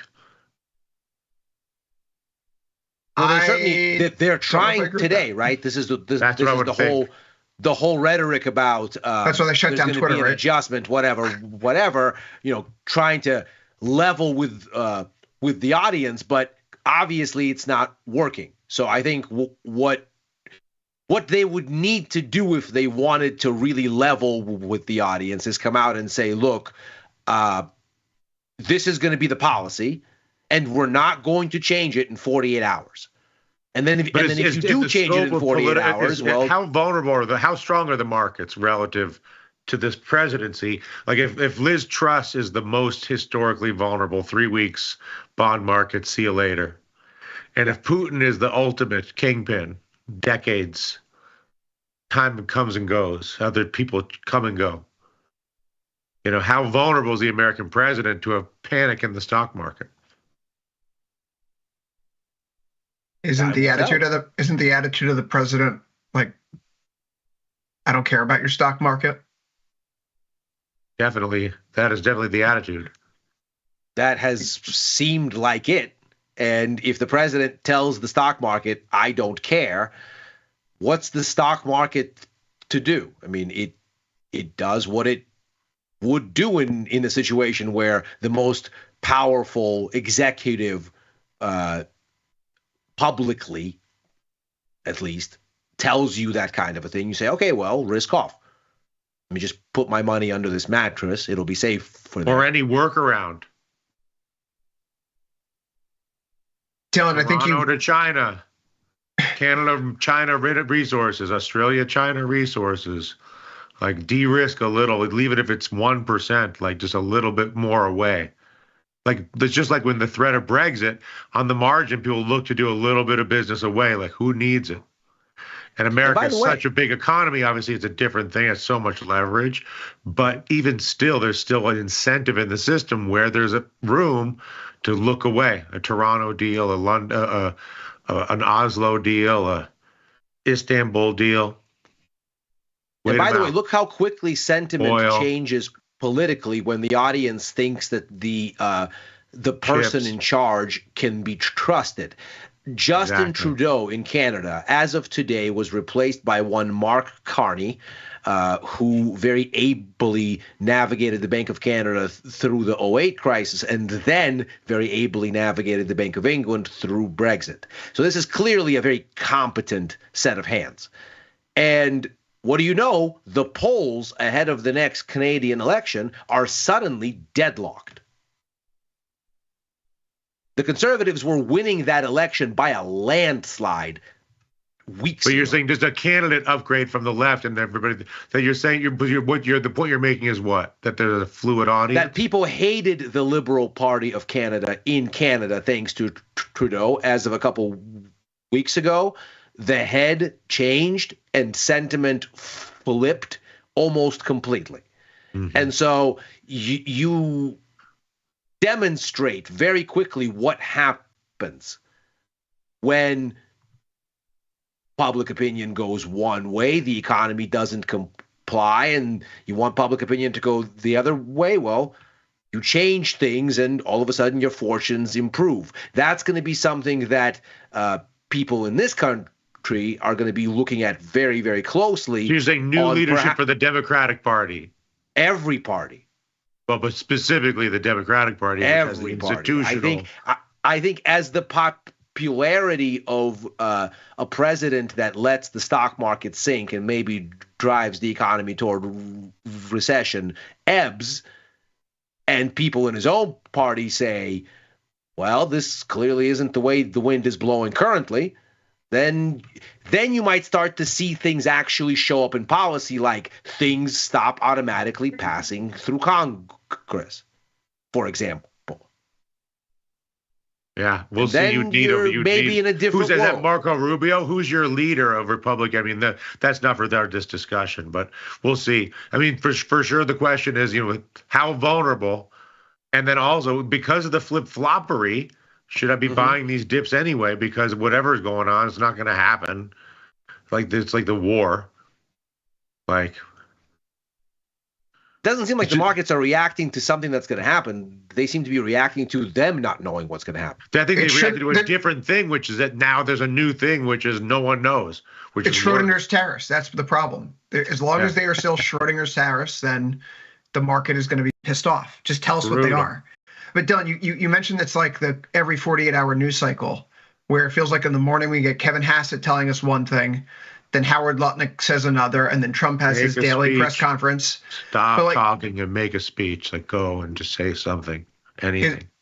Maybe what we should be looking for, that the administration understands that it's all the signals it's the mixed signals, quite frankly. What are you doing? Right? Maybe when they stop talking, that's when we know that they're getting the message, right? They only let Trump talk, for example, about it, because you're getting three different stories every single day. And how could you possibly benchmark the risk? But I guess the question I want to ask you guys, it seems like there's a legitimate deterioration in sentiment insofar as people have just thrown up some of the meme stock names. I know we call them growth names, but Reddit, Robinhood, Coinbase, MicroStrategy, Marathon Holdings, Tesla, Pizza Hut. Is this Pizza Hut? Hut 8? We see these are all the companies that people have been flying high into or trying to fly high into in recent months and years. Others, like the semiconductors, the 3 times bull semiconductors, down 14% today. Is this the end of the bull? That's obviously helpful 10% ago in some of these indexes, but are these the things that indicate truly the bull is dead, Dylan? That we can't even hang on to the crap anymore? We're not willing to ride out the crap? For sure. I mean, again, there's no question. The known here is that the most powerful policymaker on earth is changing his mind. The institution is changing its mind, or at least rhetorically changing its intention. It's socializing different ways of thinking that are in opposition on a regular basis in a way that indicates that they're not a reliable counterparty, which is worse than saying something that we don't like, or that someone doesn't like. Because I have to price this is not a functioning counterparty. So now I have to price, a whole workaround, whereas opposed to now, anyway, everybody can see what's going on here. I sure would like to at least sell some premium. I would love to sell some puts. I don't know how that's looking, but I mean, I love to get in there, but that's why the stock market's never been my friend. Oil treats me well. I get involved at the worst times with the stock market, but sure is tempting. You mentioned oil. We can take a break here from stocks real quick before we jump into the sector rotation and jump over to commodities. Ilya, I think you would argue the growth names continue to look a little sick here today. If it was copper, if it was crude oil, we're sitting down near close to the lows of the session. Oil's off 1.64%. Copper, that's down by 1.33% here. The news out of China over the weekend certainly didn't help. China deflation continues, ongoing, resuming, however we want to ascribe it to the black box of data that is China. What's the play here in oil now? It feels again, like so many of these other, almost everything right now outside of the metals, there's just so much negative directional momentum. There is, but you're also sitting on the bottom of this very long-standing congestion area that you've helpfully outlined here. There's a whole bunch of swing lows down here, and you very pointedly held them last week and couldn't break through. So I'm bearish, but I'm not so cavalier as to say, oh, well, this support has held, 4 times before. It very demonstrably held last week, so it's definitely going to crack now. I don't think there's any knowing that. I think you look to see what happens down here. If you take out this support, maybe you start to get a little bit curious. You start to look for opportunities. Helpfully, IV is actually still relatively low in here as compared to stocks. I was trying to price up some put verticals to see if maybe I can roll out some of my equity shorts in time, but all is expensive out here in equities. In oil, not so much. So there is every opportunity to want to be short. You just need the risk reward to be attractive. And when you're sitting specifically on support, like directly on it, it's not really attractive to want to sell. Either we get a clean sweep through this support, this level, and then that swing bottom from September is not too far behind. If you don't drop too deeply under this current support, maybe you get to nibble a little before you get to test down there. Maybe you have to go through that low. But I'm looking for the big capitulation here. If oil is going to take out this range bottom, it has a whole lot of ways to go. And so I don't need to rush it. I want to be short, but I don't want to do it in a reckless way. Dylan, that's why you get yourself a couple of put spreads, 1 standard deviation out, 45 days out. Yeah, I mean, I'm waiting for it to take this range out, and then off you go. Right. If you take that out, then you've got room all the way back down. Yeah, this becomes a nasty looking chart. This is a lot of support around the 66, 67. Maybe you start to dip into the lower 60s. You're talking 30 in a hurry. Maybe. Yeah. I mean, do you think that's true for a lot of asset prices? Do you think that same thing going to the stock market sell-off is the main thing today, obviously? Like, do you think that are we really anywhere in the stock market other than off because of a little craziness? There's more room to fall, certainly. I mean, if you look at where the key levels are on S&P, ending up at 5,300 really wouldn't be that crazy of a stretch. Mm-hmm. Yeah, I mean, it feels like one of the risks that's growing for the economy right now, and I think stocks are reflecting this, is that there's, we called it sudden stop, where people collectively say, I don't know what's going on. I don't know if tariffs are going to be here or there, so I can't plan for business or plan purchases. And unless it's an emergency, I'm really not going to spend money just because I don't know how to deploy it. Does it feel like everything's freezing up? Do you see an American economy that looks like? Well, this is my first time in America, in New York anyway, which to the extent to which that's America. But since there's been a transition in leadership, and colony, original colony, and a union state, the discussion is very much one of going to have to. This got a little wackadoodle, gotten a little wild and woolly for a little while. It's gone on for a minute. Now we need to pull back and just stand back. A little work around, a little pause and observation, which is terrible for growth, obviously, and leads to unemployment, which leads to unhappy voters, which leads to all sorts of negative outcomes. And sort of they do a 2-year play. I mean, I'm sure they're using the Musk playbook, which is deeply unpopular the first year he had Twitter. But I don't know that the U.S. government is the same thing as that, because the confidence to underwrite global stability since 1945 is a really valuable subsidy for the earth, for everybody. And to raise the base case of cost of risk globally by taking away a stable underwriter is a historic event, in my opinion. Yes. Go on. You seem to have some thought there. No, I completely agree. I mean, look at what we're seeing. in the post-World War II order, the baseline was America patrols the seas, making everybody's commerce safe and cheap. America has a security umbrella on all of the big, America has the liquid currency and the liquid financial markets to lubricate everybody's comings and goings in the world economy. And America has a security umbrella on the biggest sources of demand: itself, Canada, Western Europe, Australia. The big, predictable rule of law demand centers. Now we're trying to acquire Canada. No one voted for that. And we're at odds with Western Europe, and we've asked for a rearm, a new weapons system to be developed independently out of Berlin.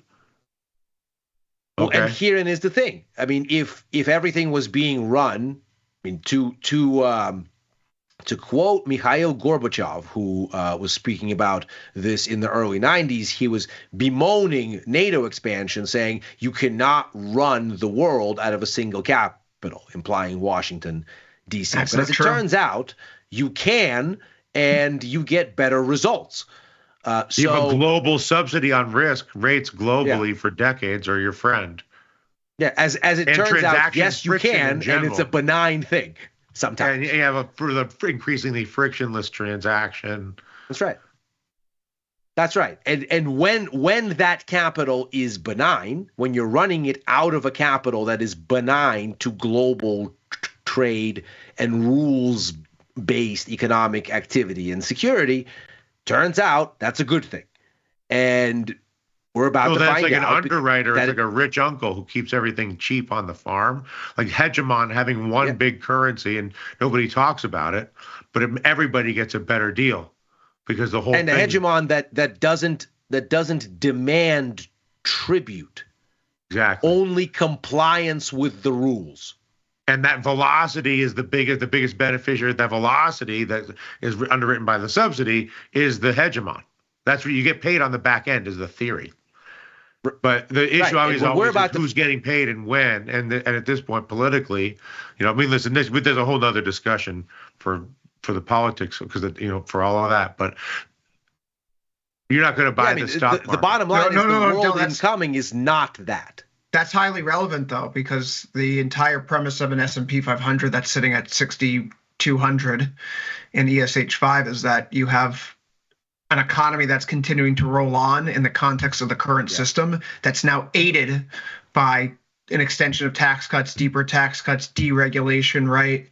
Like you're taking the constraints off the economy, the albatross off its neck, and maybe that's coming still. Maybe this is the engineered recession. I keep hearing this talk of how Besant's saying, the economy is going to go through a period of detox, and Trump says it's going to be a period of transition.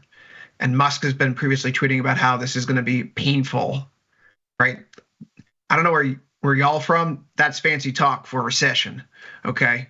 And that's what they're doing here. They're saying they're engineering a slowdown, and perhaps it means that you're going to clear the excess out of the economy. Although, again, how do you measure that? We have measures of this, like how much value is the private sector adding to GDP?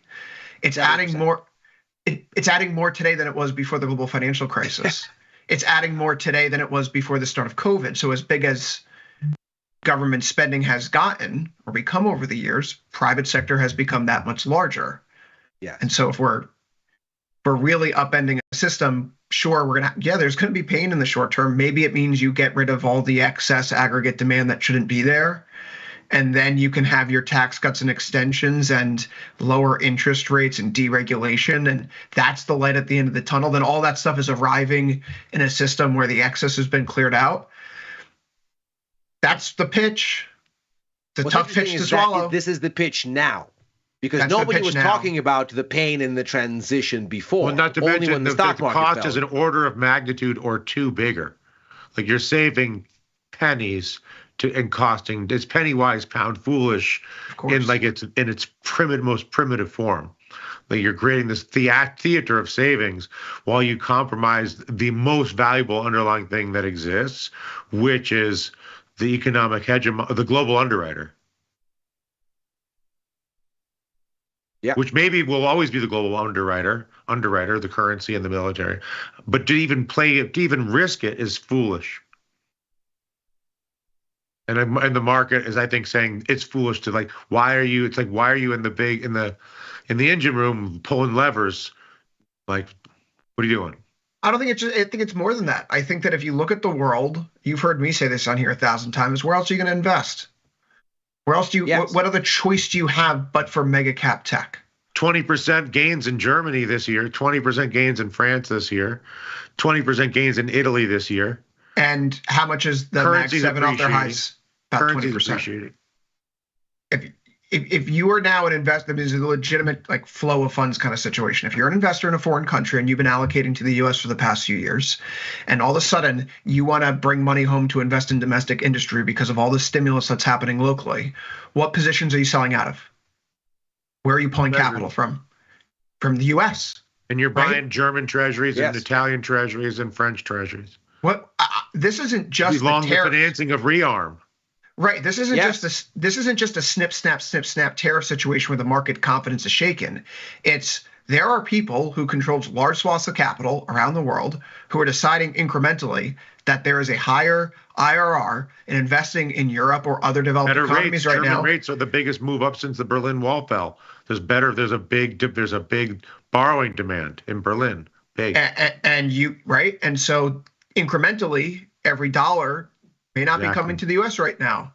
And if you want to help finance these things abroad, what are you doing? You're selling your U.S. equity and you're converting it back to euros because it's been in a dollar-denominated position. You're selling your dollar, you're selling your stocks, you're getting your dollars back into euros after you make that conversion, and then you're buying your own domestic equities. And then you're going to stay there for a little while because likewise, do you trust the government right now? Every country acts in national interest. The United States, we pretend that we don't. We wrap it up in a whole bunch of nice things like USAID. And really, like, it's to keep the empire intact. But that's the jig. We're a benevolent empire, so to speak.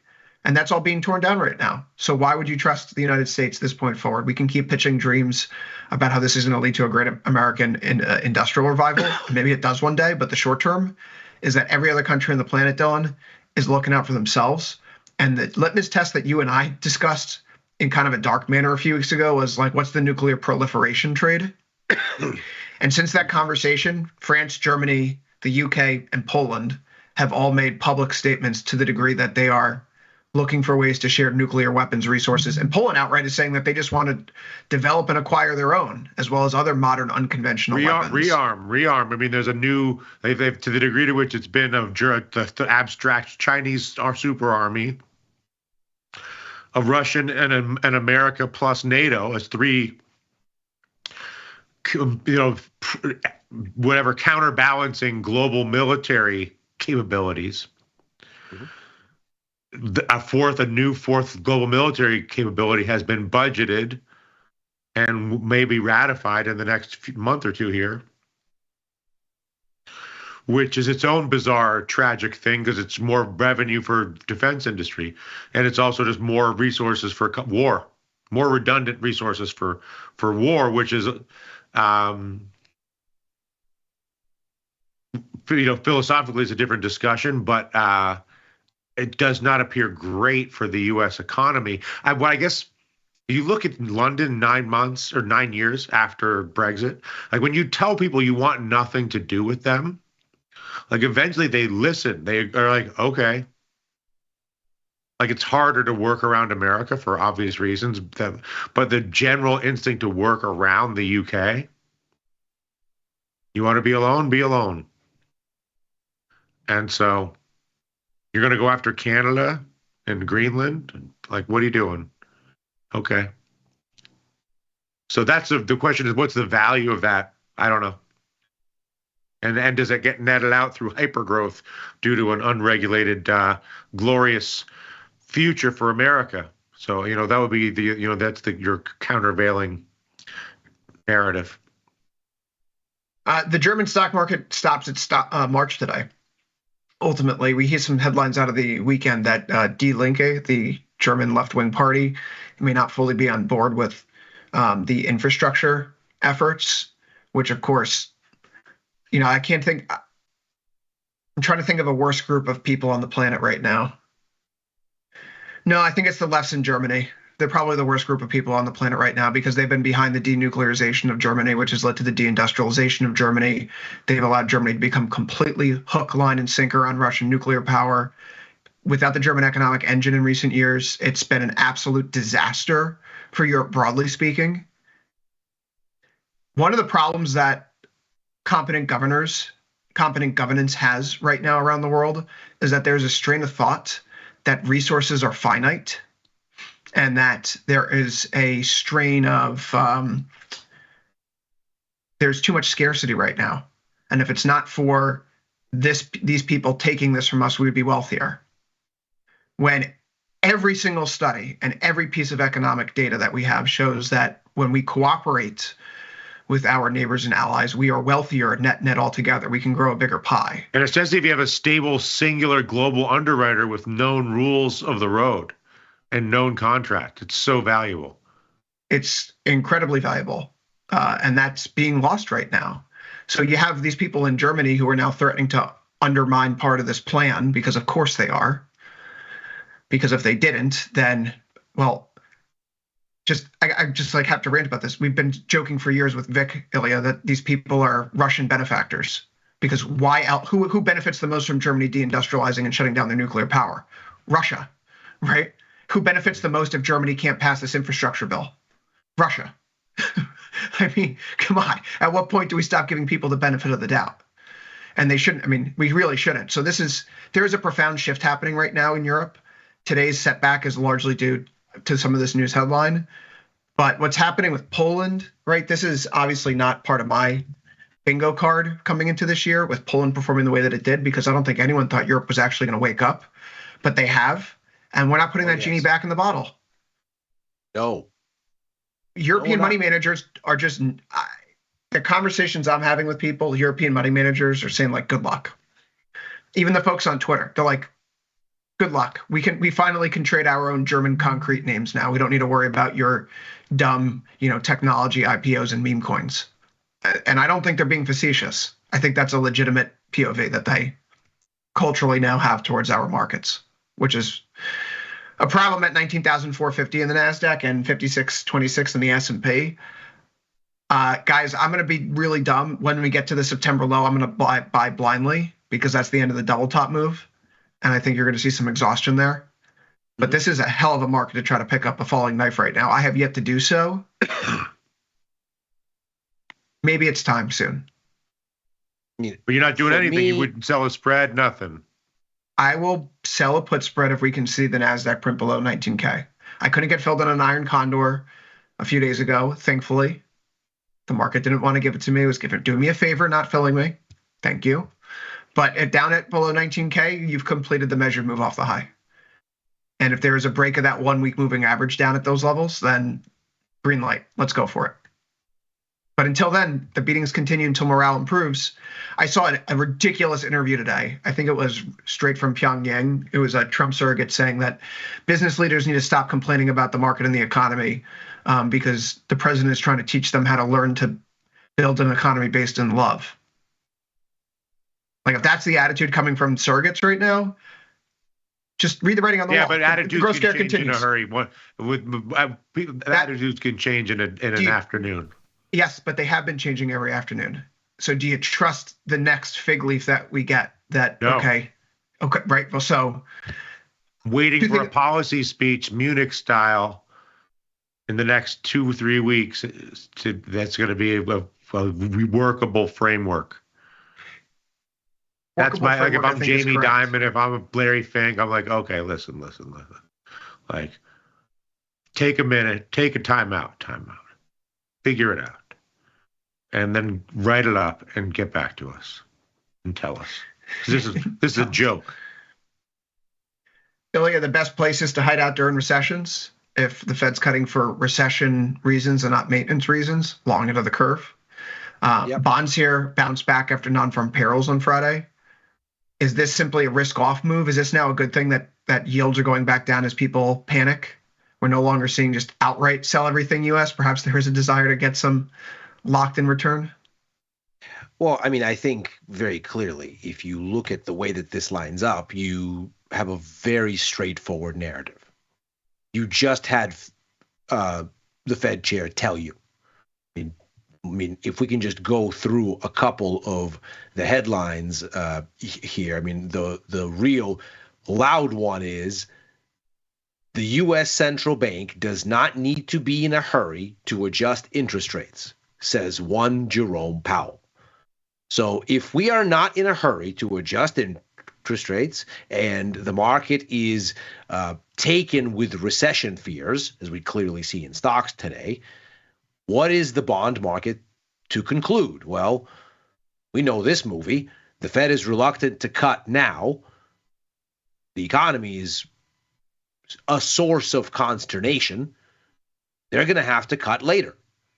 And because they're delayed, they're going to have to cut more and faster. The whole thing is going to have to be harder hitting. What does that look like? It looks like a falling of yields at the longer end. Is it any surprise that the bonds are doing as well as they are? Ostensibly, the longer this continues, CPI, of course, front of mind on that score. Wednesday, yeah.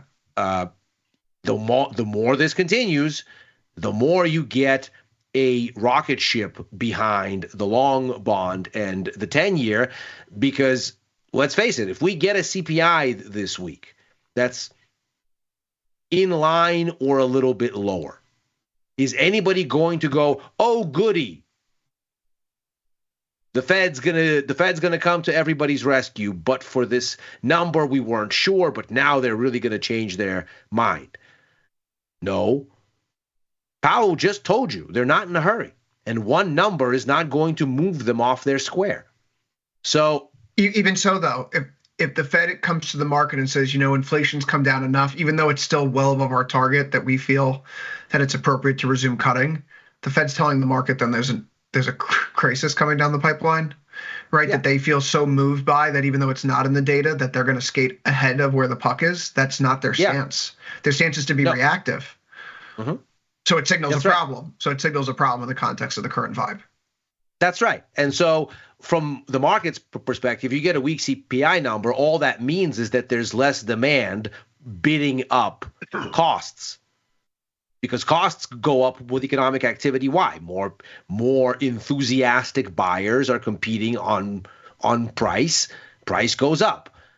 Well, if there's not enthusiastic buyers, certainly the University of Michigan consumer confidence numbers should tell us about that on Friday. And as I was getting ready, by the way, to talk about that, I noticed the revision from the initial estimate of February's consumer confidence and the final numbers are miles apart in the wrong direction. So even just a little bit longer to revise the consumer confidence data gave you a much worse result than even you yourself thought if you were the University of Michigan doing the initial survey with most of the survey respondents. So you get a weak CPI number here that echoes that, and the upshot is something that is 70% of the economy, household consumption, is weak. That's the message you take. Not, oh, goody rate cuts. It's, oh, no, they've come for the consumer. The rotation here today is pretty ugly. Top three performers, all in the green. XLU, utilities up 1.1%. XLE, energy up 0.75. IYE up 0.61. And that's it for all the top performers. Everyone else is underwater. 22 of the 25 that we track find themselves in the red. SMH down the biggest, 4.69%. Closely followed by telecom, 4.28%. And that looks pretty darn toppy here, just on an ETF level. Ilya, that looks like we have topped out. When we talk about what's happening in XLK, obviously this continues a breakdown that began closer to the end of February here. 2 days after we hit an all-time high, we get that S&P Global PMI reading. We spoke on that Friday on Futures Power Hour. Recession imminent, as we called the show. And since then, it's been an absolute bloodbath. We're down, getting into the neighborhood of 20%. Dylan, we're also getting into. Don't you have to think about Tesla? I mean, I just like the track records being what they are, and I'm just looking at this tech bloodbath, and look at this little turkey. This is a mess. Okay, Dylan. So Tom had a really good point with Tony earlier on last call. Apparently, some rabble rousers are going around organizing protests at Twitter at Tesla dealerships, particularly in blue states. And given the nature, Soros. Probably Soros, and definitely not anyone you and I would know, Dylan. We don't have that kind of money to support those kind of protests. I wish I had such a budget. It's the Sam Bankman-Fried crypto residual. Somebody's running a ghost account for Did Sam. you see his interview with Tucker Carlson this running weekend? protests at Musk? What's that? Yeah, it's him and Puff Daddy are at Rikers running some side crypto at a war with Elon Musk. That's what's really happening. And they're live streaming with Tucker Carlson, which is just, and now so Sam Bankman-Fried gets thrown into solitary confinement because he shouldn't have been live streaming with Tucker Carlson. He shouldn't be running protests at Tesla factories, man. Right. So the real question is, was Tucker Carlson coming into the stream from Moscow at the time? Yeah. So Tom had this really on the right side of the deal. Tom had this really good point, which was like, if these protests are going on in blue states, right? Do you think that the average person in a blue state, given the history there, like an Illinois, Chicago, are they going to cross a picket line to buy a Tesla right now? And so Tom's like, this thing is just a dog. Like, what's the point of even trying to pick it up? Tony went on to say that he feels like Tesla is either a bankruptcy risk or a risk of doubling. So I suppose this being a madman stock now, you don't lose 15.43%. The Musk binary. It's an Elon Musk, Donald Trump binary. It's not even a car stock, right? That's a racket. And Dylan, you and I need to admit how much we were wrong about something. You and I were saying like, oh, wow, like maybe we're thinking about it from our perspectives. If you and I were so smart to be the wealthiest man in the world and, in kind of that like King of Rohan way, be the guy who whispers in the king's ear, and we would see our share prices like, is this thing undervalued at $400 a share? And you and I were like, yeah, probably. Little did we know. But now that's what maybe buy it.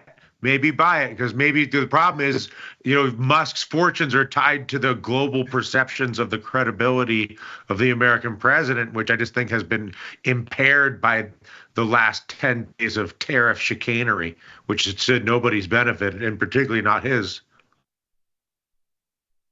What's better for Tesla, Musk saying that he's stepping away from the company or him saying that he's stepping away from government? Dylan. What's best for him is to portray himself as a success in the government. He's at the point of no return. His only path is to come out of this and say, I wanted the government. And then the stock goes to, $1,000.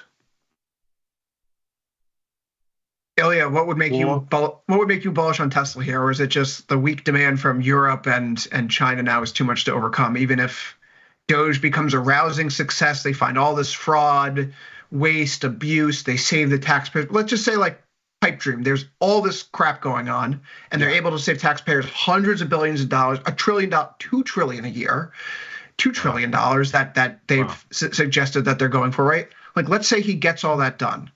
Yeah. At what point do we think that this is no longer a liability for Tesla? Because I think this is a really unique idiosyncratic risk that very difficult to quantify for any other company in American history, to be clear. So no, I mean, I think if you thought that Tesla was down because mainly its chief executive is in the White House with his eyes off the ball, you would see a more isolated incident kind of a sell-off, where Tesla would be selling and NASDAQ wouldn't. Other names would be doing better. That's obviously not what we're looking at here. Tesla is very much wrapped up in a broad sector, indifferent market sell-off. It's like the central player in a sectoral decline based on the global elevated de-risking and U.S. household pullback.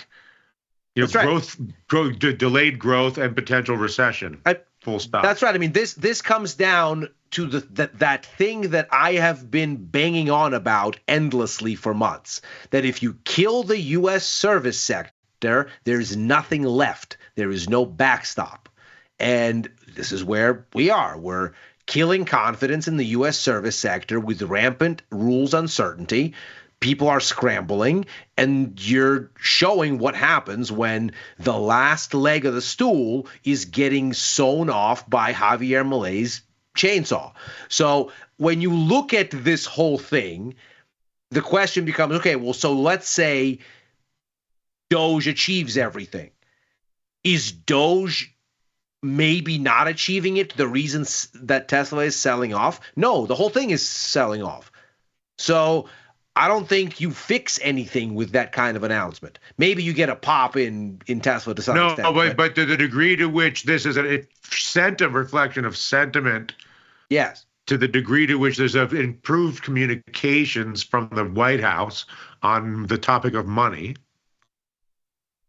is this an opportunity to get long, the sort of corporate government, contract layer for the next 4 Not until years. It is. Right? So you look at a candle like today and you say, okay, if they manage to stop the broader bleed out in sentiment, Tesla does become an interesting vehicle for a patronage sort of a play. But not against the backdrop of a completely indifferent sell-off that couldn't care less if it's Tesla or whatever. Picking your silverware, sticking it in your own face is ill-advised behavior. Yeah, I mean, just don't assume that Tesla is any different than the rest of the market, which is also sinking. There is a broad-based liquidation here. Yeah. It doesn't care about names. Which both is the liability of the Tesla sell-off / all the AI names. It's also the opportunity, because you're doing it's basically a risk-off leadership sentiment shift. Well, yes, eventually there will be a lot of these really attractive "the future is coming" names are going to be on very juicy discount. But the question is when. Yeah. And right now, there's no sign now is that time. Yeah, everything kind of looks like crap individually. Amazon broke through a major support level, highs that we had last summer, which once we scaled through in November, we just kind of overshot them, but they more or less became support on the way up as part of that. I'd be very happy August uptrend. Amazon, by the way.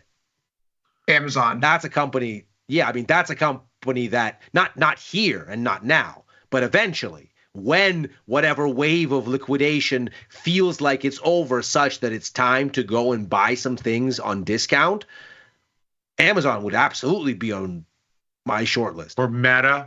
Why isn't Bezos getting the Musk treatment? Or maybe is Amazon stock getting the Musk treatment? He's not right out now? there in front of cameras waving Javier Milei's chainsaw, making a spectacle. He's running his company quietly. He's on a yacht somewhere, probably. Meta as well. The key word there is probably, because we don't know, because he's not in front of a camera. The Meta chart's remarkable to look at insofar as it's been basically a straight line down, just as it was a straight line up on the way up. Meta still is actually just holding in positive territory year to date. We closed 2024 585.51. We're at 597.99 here. It's holding up, I think, a little bit better than some of these other names because the AI revolution, that's not necessarily stopping in the world. XLU, which is obviously a prime AI name because of all the energy demand. I think this is just one of the things that people can hang their hat on. Is the entire bullish thesis falling apart? Not necessarily. If you look beneath the surface, this is a Mag 7 story right now. The growth premium that these companies got as being the only investable, the biggest parts of the only investable index in the world, if you were trying to generate returns to your clients, there are now other places to do it. And so if you're selling things off, where are you selling them? You're selling them your biggest winners longer term. You're selling off the things that you've had capital deployed in for a while here. And I think if we take a look at like the 1 week performance here in the stock market on FinViz, this actually, the visual speaks to this. Depending upon where you look and what sector you're in, right? The red over the past week, it's tech, it's finance, it's consumer cyclical, it's communication services. But you know what? You look into XLP names, those staple names, heck, tobacco. We look into some of the things like, and it's not red everywhere. This is a lot of red because the biggest names in the market are red. And there are going to be winners and looters because tariffs breed political artifice and favoritism, as they have always done. JP Morgan, Wells Fargo, Bank of America, American Express, Visa. I mean, all that's economic slowdown territory in terms of transaction velocity. Mm-hmm. That's the problem. This is the problem here. That's interesting. These are the things that you should be worried about. This is whatever. Goldman. This is the economic issue. This is the economic issue coming through over the past week, over the past month. Well, that's like your growth multiple. Your edge at top left is just the froth. It's like the leading edge of your dreamy multiples. Right. Your futurist multiple. In an ideal world, this is splashed green over here, and then it goes to red. If it's going to be red, it's like red in this corner. Mm-hmm. When in reality, that's the opposite. Yep. It's like a measles case. You're like, we would like this to not have a giant red dot in the exactly worst possible place. So interesting. The beatings will continue until morale improves, as always. I don't have any long deltas on in stocks coming into today, nor have I. I'm just going to stick with the very simple filter that has kept me from doing something dumb, even when we have those type of reactions like we did on Friday. Also, a rule of thumb: markets don't bottom on Fridays, right? Can they bottom on Mondays? Yes, but Turnaround Tuesday has a name and a nickname for a reason. But I would point out here that in the S&P and the NASDAQ, this very faithful filter over the past few weeks, are we closing above the 1 week moving average? And we have not done so since the middle of the month, since that February 20th day here in the S&P 500. Since then, it's been a straight line down. The momentum profile is not great. What's the momentum profile for pushing long stocks? VIX below 15, 5 EMA above the 21. It works. It works during uptrends. It's not an overthink kind of environment. We're nowhere close to that right now. 64.2 IVR. I think that we're going to see a bounce near the September lows. I think we're going to try to reach for them. I think this is the pain point in the market. I think this is where the administration perhaps gets its act together and sends out a BESANT for the comprehensive. This is the plan. We're cutting government spending. We're reducing demand to help bring down inflation. As that comes in, the Fed's going to cut rates. It's going to bring down borrowing costs. Against that backdrop, with tax cut extensions and deregulation, then the ground will be tilled for economic growth in a manner that kind of Reagan had it done in the early 80s, because Reagan's term starts off with a recession, and then you get all the deregulation, and the Fed cuts come in. We don't give Reagan enough. Reagan gets too much credit in my mind for the economy, because does anyone ever say, yeah, well, the Fed cut 17 times during his term? No. Yeah. 17 rate cuts do help. But if you get all those rate cuts in the context of the deregulation and the tax cuts, then you can get the more fertile ground. But there is the transition between the digging and the seed planting. The market's not liking it. I don't even know, this is my problem with these big changes, generally speaking, for market regimes. We're often promised a utopia that comes with a heavy dose of medicine first, and we end up taking the medicine, and then the utopia never rises. And the markets are saying this isn't going to be good for the economy's long-term growth prospects or our long-term employment prospects, and it's going to make us all poorer. Because after all, the market is a weighing and voting measure, and it's voting negative in the short term, and it's weighing the odds of lower real incomes on a longer term basis now. Besson talks about, and Lutnick talks about making T-shirts and things back home. Why on earth do we want people making T-shirts here? It's a globalized economy. The market on the global scale. The job for robots. $16 an hour at the high end. If you're the most skilled person, skilled laborer in making T-shirts, you're not going to reality in our economy with the cost of living here, that's not going to put food on the table. So why are we rooting for that outcome? But Ilya, you're rooting for that outcome right now because you're still short. So will you stay short into tomorrow? Yes, I will. There's absolutely no reason to change anything here. I am starting to approach max gain on some of these put verticals. Not quite there. So I'm not immediately motivated to change anything. I still have a little bit of leeway. Obviously, if the sell-off continues in a straight line from here, I'm going to want more exposure, and I'm going to want to roll things out, and it won't matter that things will be expensive. I'm just going to roll with the momentum. But ideally, what I would love to see is for the markets to stop falling here, to correct a little bit ahead of CPI. Obviously, they have a piece of event risk on Wednesday. I would love to see the markets back up a little bit and get a little bit more neutral so that vol can maybe come in a little bit so that I could buy more put verticals. Because with vol as elevated as it is, it's a little expensive, and I want better risk reward. So I'm kind of hoping that actually the sell-off is finding some kind of a respite over the course of tomorrow's session, because I would like to get more short. Dylan, how do you feel about this market going into tomorrow? Yeah, I like that. I like that oil put spread. I think oil is sort of reflecting the real sentiment about the economic activity as much as the banks are. And if anything, I just think that I'm shopping to sell volatility on the outside of the banks and oil to the downside, but I'm not doing anything right now. And I'm watching the equities. Yeah, I'm patience, right? Sitting on our hands, patient. That's how we make the money, as Jesse Livermore might say. The time will come. Patience. And remember, in December 2018, the plunge protection team did ultimately make its way out there. So we can look forward to that. But everyone needs a bit of an uplifting note here to end the day on. So let's talk about something related to my favorite sports team, the New York Mets. Dylan, you're upstate. Not quite where this is, but they're renaming their minor league baseball team, the Rumble Ponies, to the Southern Tier Spicy Meatballs for a few games this summer. And these are their new logos.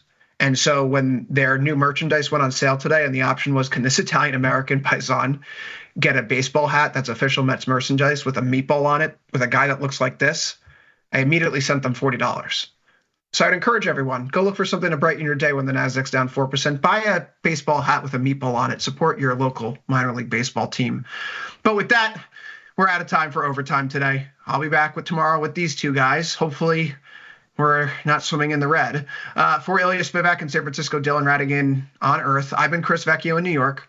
We'll see everyone tomorrow. Same time, same place, right after last call. Good luck trading. Up next, Ilya Spivak with Macro Money. See you there, everybody.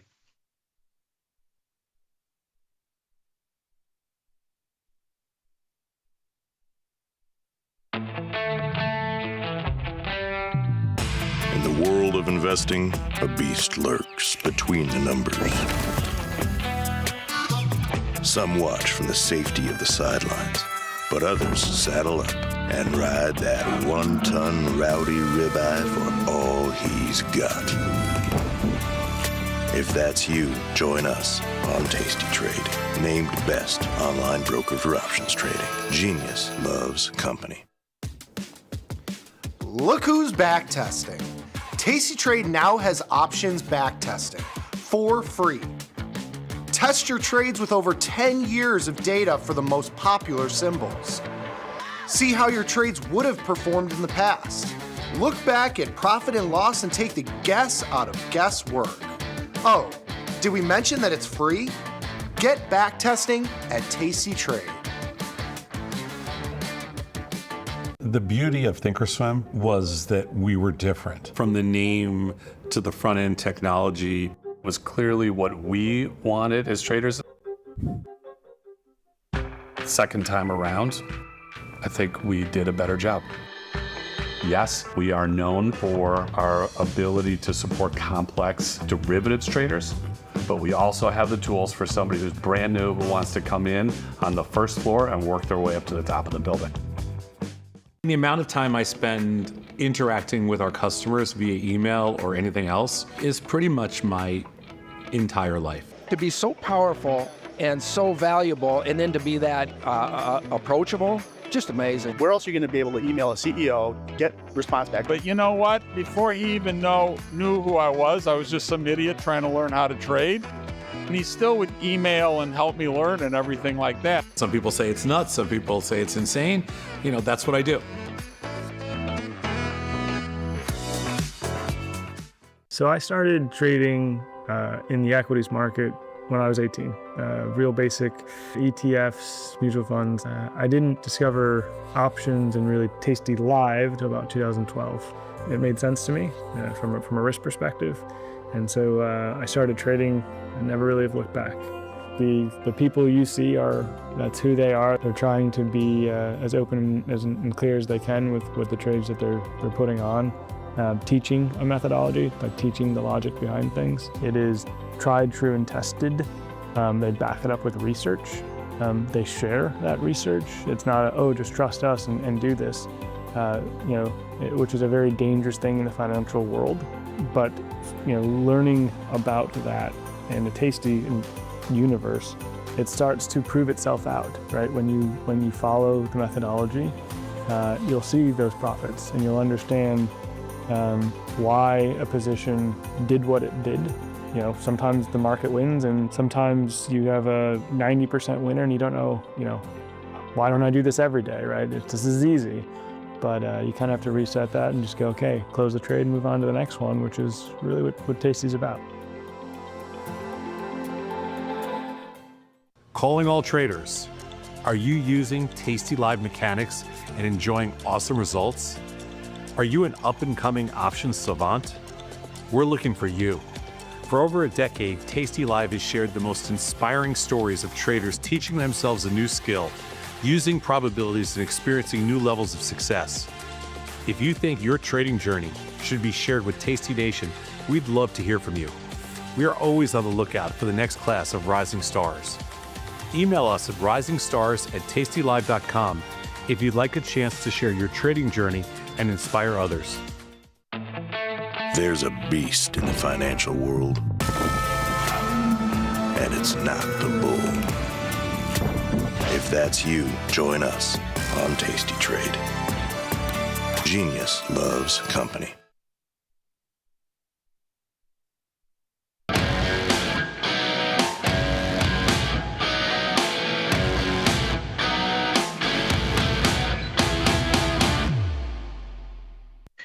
It is another sea of red out there for stock markets. No respite from last week's bloodletting as this week kicks off, but have the markets finally lost enough? We're getting to some sort of exhaustion point finally, where we have a sort of bargain hunting mindset return to the forefront, because of course the markets are discounting machines, and eventually they absorb the bad news that there is. They adjust valuations to what that bad news is implying, and then they move on. So have we finally lost enough to get a little bit of a respite and to get the bargain hunters excited enough to put a toe into the pool? That's the question that we're going to try to figure out here on Macro Money. I'm Milius Pivac, head of Global Macro here at Tasty Live. We'll start with a look at what the markets did last week, and needless to say, the situation on the equities side of things was anything but encouraging. Another week of steep losses. S&P 500 as a benchmark for risk sentiment writ large off 3.1%, and the NASDAQ here off 3.3%. So clearly the situation looking like the sell-off that we've been watching around growth concerns and risks of recession that have really animated the markets recently, that very clearly here continues. By the way, the title in that chart ought to say the week of March 3rd. So no, that's not old data. That's just a mislabeled chart. So let's move down the list of assets here. And perhaps the one that sticks out the most with a little bit of a misleading view is the bond market. We can see 10-year yields up 2.4% last week. The 2-year yield close to flat, but up just a hair, 0.3%. But lest we get it confused here, the prior week saw losses in excess of 5%. So these gains here don't really represent a meaningful improvement or a meaningful rebound. Losing 5% requires you to gain well in excess of that to get back just to even. And what we saw were very tepid increases, probably motivated by the centrality of the U.S. NFP report and the speech from Chair Powell at the end of last week on Friday. So the bond markets were a little bit better anchored just because they seem to have event risk at the end of the week, and they certainly took their time to react to other things and digest it a little bit. But make no mistake, yields have been significantly reduced against the backdrop of what we're seeing here with these growth concerns. And indeed, as the week started, we see them sliding down yet again. Crude oil down amid all of this. Gold managing to edge out a little bit of a gain as we saw a little bit of consolidation. But again, the prior week saw heavier losses, and you'd need a greater rise than 3.6% just to get back to scratch. So the slight improvement in gold, not exactly anything that represents a meaningful amount of progress. Moreover, it's down again today as the liquidation that we've seen brings selling across the board, people seemingly not really caring about this or that asset just as long as they can sell it and turn it into cash, because the overall mood has become defensive. Last week on the currencies front, that kind of liquidation not benefiting the U.S. dollar, although it is doing a little bit better today. The euro in particular surging nearly 5%, which is an absolutely astronomical move for the most liquid currency cross, the euro-US dollar cross. For it to move 5% in a given week, given the vast amounts of liquidity there, is extraordinarily unusual. And so that kind of a surge certainly echoing elsewhere. The dollar, of course, down against the yen as well. It comes up 1.6% as yields look softer. And frankly, as the dollar looks weaker across the board, the gravitational pull of that euro very strong because it's such a huge component of the dollar market that when it moves, it's going to spill over into other USD denominated crosses. That, of course, follows news that Europe is looking at the US suddenly as an unreliable security umbrella and plans to spend a huge amount of money. Conversations are starting to get into the cumulative trillions of euro to rearm and rebuild military capability. And uniquely, it seems like the UK and France and Germany, if you are a student of history, you might appreciate how unusual this is, all are of a mind together that they are going to go on a large defense build-out spree. That, of course, sending the message that there's going to be a tailwind to growth. There's going to be a whole lot of borrowing and spending. And so interest rates have surged in Europe, and that's not surprisingly helped the euro. So with this backdrop, are we perhaps reaching an exhaustion point? Well, the event risk that's coming up this week certainly begs the question. The first, arguably the most significant, at least at the onset, is the U.S. CPI report. The expectation here that headline inflation is going to tick back down.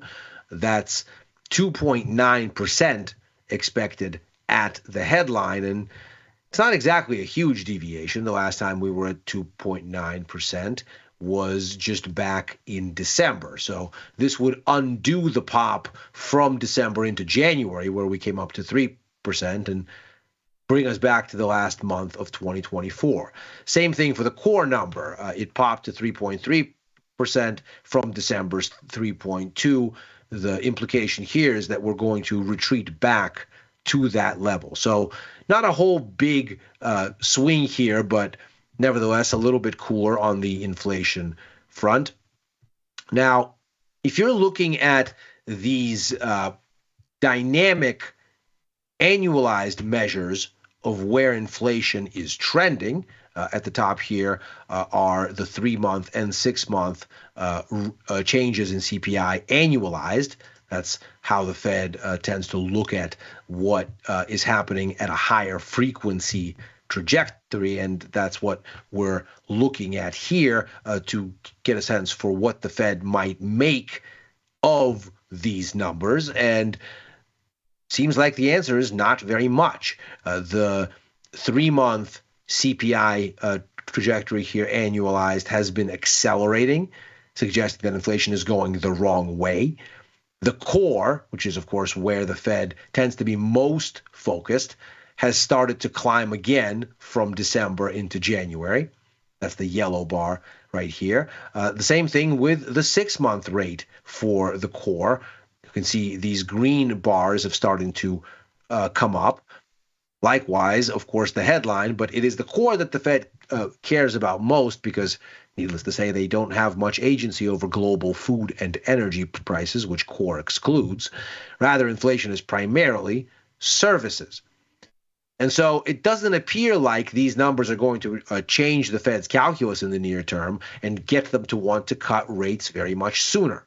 That, of course, lines up with what we heard from Chair Powell on Friday.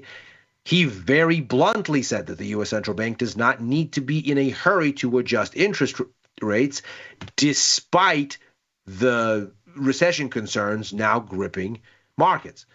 He said the U.S. economy is in a good place despite elevated uncertainty, that the labor market is not a significant source of inflationary pressure, that the 2% inflation goal remains in focus, and while the path will be bumpy, the Fed does not overreact to 1 or 2 readings that are higher or lower than anticipated.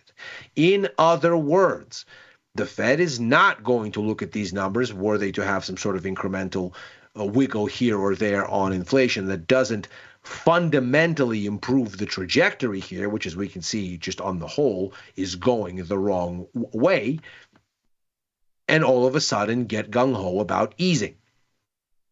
So then how would markets interpret softer numbers here? Well, if we look at the internals of what was happening in January, we can see there was, in fact, a pickup in inflation, in fact, even in core inflation. But that largely came from the goods component having a significant improvement, and the energy component having a little bit of an improvement also. These changes, though, mostly come down to those calculations going from more negative contributions to 0 or less negative contributions. So to put this in context, the contribution from goods went from a negative 10 basis points contribution to headline CPI to negative 3. And the contribution from energy went from negative 4 basis points to a positive 6 for a swing of 10. So we're looking at a situation then where the main story isn't so much shifting of the numbers at the top, but what is happening to the growth indication under the surface. As we can clearly see from where inflation mostly lives, it is firmly baked into the core services component of CPI. In fact, of last month's headline 3% inflation rate, 2.62 percentage points, that is to say an overwhelming lion's share, came from core services. And so really the main story here appears to be that you're seeing weakening in the one part of CPI where you do not want to see it if you are in the midst of a growth concern. Because what this is telling you is indeed that growth is cooling. Meanwhile, the central bank is not in a hurry to do anything about it, which of course is not the kind of thing that has positive potential for sentiment. Later in the week, we will have U.S. consumer confidence data that comes out on Friday and tells us a very similar kind of story. Here we've had a dramatic decline in consumer confidence recently, largely as we've seen this eye-watering surge in inflation expectations. We've jumped back to 4.3% for the one-year inflation expectation in this consumer confidence survey, and that's largely reflected, surprise, surprise, uncertainty about tariffs, uncertainty about trade policy, and uncertainty about fiscal policy more broadly. In other words, the very same thing that gave us those scary PMI numbers that began the upswell in recession concerns that have given us the market sell-off that we're looking at now. If you want to date that, just take a look at where the charts are on any given asset on February 21st of this year. That's when those PMIs come out and really spook the markets. That, of course, gave us the weakest numbers for overall sentiment going all the way back to 2023 in November. For the inflation number, it was also the highest expected number since right around then. So the markets are clearly unnerved by what's going on, and the expectation is that they will be unnerved still further.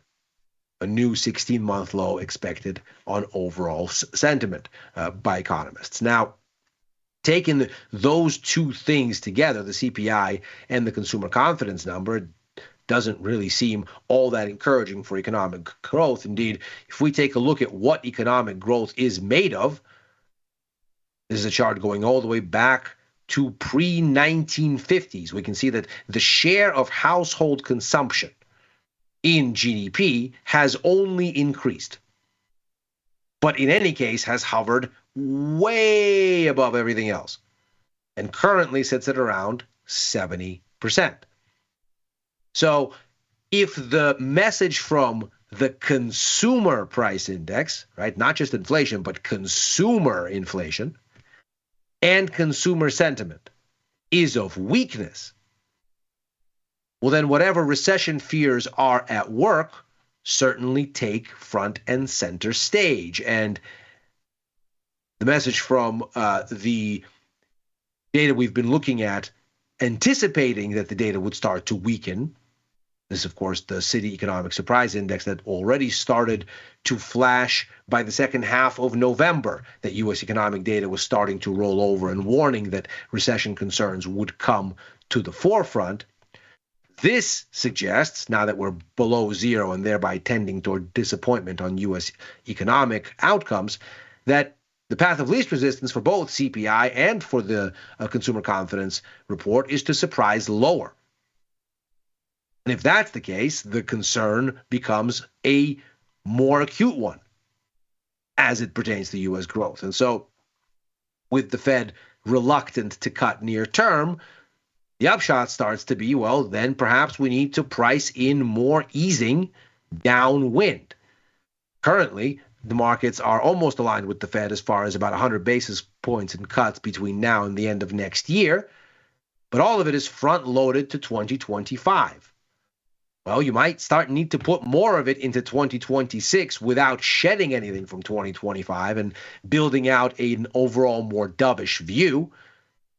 If the growth picture looks more ominous, thanks to this data flow, and the Fed isn't rushing in to help. That, of course, means lower yields, and a weaker dollar probably doesn't do any wonders for the stock market. Now, outside of the U.S., we will also get a monetary policy announcement from the Bank of Canada, obviously very much within the striking distance of all of this. Very much the expectation, as we can clearly see here, that we are going to get a cut. Here's where the current curve is. That's in the red. A month ago, as we can see, the curve was a little bit less dovish for what was expected. It's become more so, especially toward the end of the year. The purple is a month ago. And then these yellow bars are the difference between the current curve and the current policy rate, just to get a sense for how much easing we're on the menu to see. Now, we can see by April, a quarter of a percentage point in cuts is already there, which is to say that a cut this go around is essentially already baked in, already a given.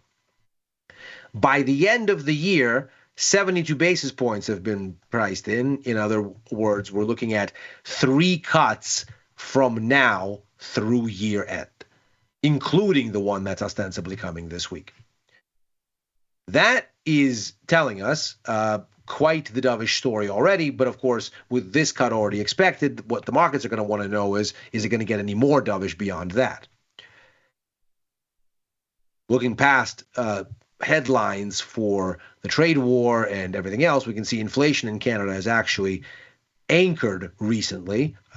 Going back to about October of last year, we've sort of gotten stuck around 2 to 1.9%, give or take. There was obviously something of a blip here in September, but generally speaking, in the second half of last year and going into this year, inflation seems to have stabilized around the central bank's target. Now, that's despite economic growth looking lower. What we see here is that both the manufacturing and the service sector PMIs for Canada are below this key 50 level.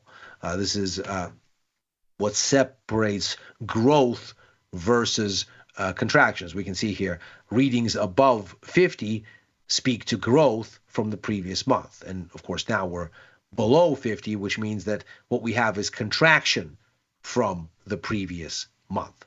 So both manufacturing and the service sector now under fire. Will the Bank of Canada signal that perhaps they're going to take a still more dovish view? Well, perhaps not, while inflation is sticky here, and perhaps not likewise, considering we're almost certainly on the verge of announcing an election. So to the extent that the central bank can stand aside for now, and to the extent that we have, of course, contracting overall composite PMI telling us that economic activity in Canada is shrinking, but not so much that it's coming outside of the realm of the recent ranges, and might still be consistent with slightly positive GDP over time, at least for the next couple of quarters.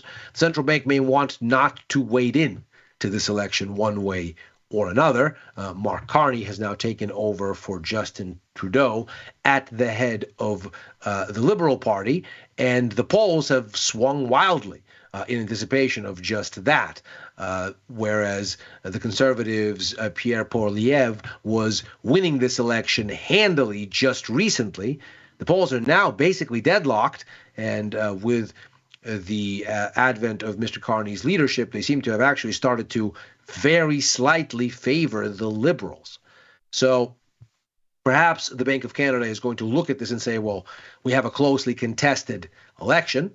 We have an inflation rate that is basically on target and isn't going very far, very fast here. The growth situation isn't great, but it hasn't really changed all that dramatically in the past month or two. Perhaps we can still eke out some time here. We're already expected to cut 3 times this year. Perhaps we don't need to change that dramatically so for now. And if that's indeed the case, then we might end up with the ingredients for a Canadian dollar rebound. It has been beaten down in particular around these trade war headlines, but perhaps if the Bank of Canada is only as dovish as is already expected and not more, there is some room for a recovery. And that is macro money for today. As ever, we are here right after overtime, Monday through Thursday.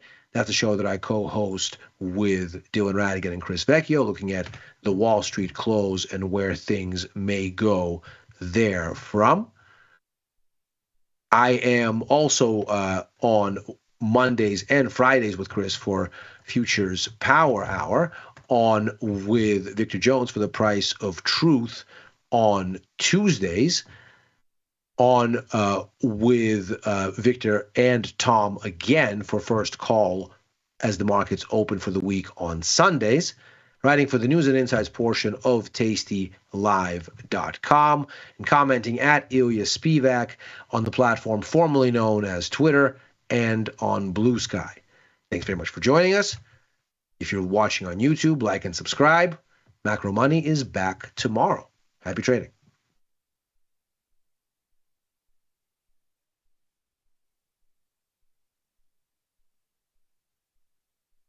At Tasty Live, we live and breathe the markets. But when the live show's over, are we out of breath? If you want to inhale the latest breaking market news, we've got you covered. The Tasty Live research team and on-air personalities post refreshing content updated daily covering earnings, economic reports, trade ideas, and much more. If you want a breath of fresh air and not stale takes, visit the News and Insights tab at tastylive.com.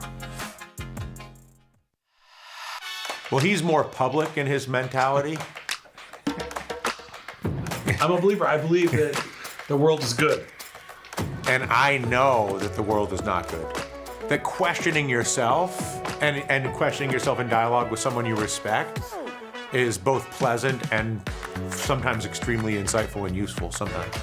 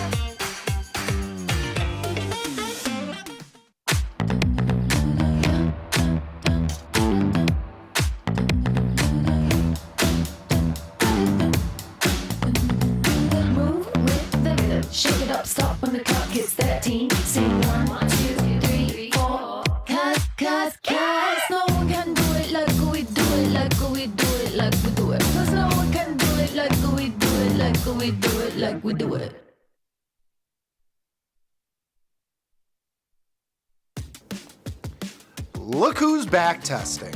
Tasty Trade now has options back testing for free. Test your trades with over 10 years of data for the most popular symbols. See how your trades would have performed in the past.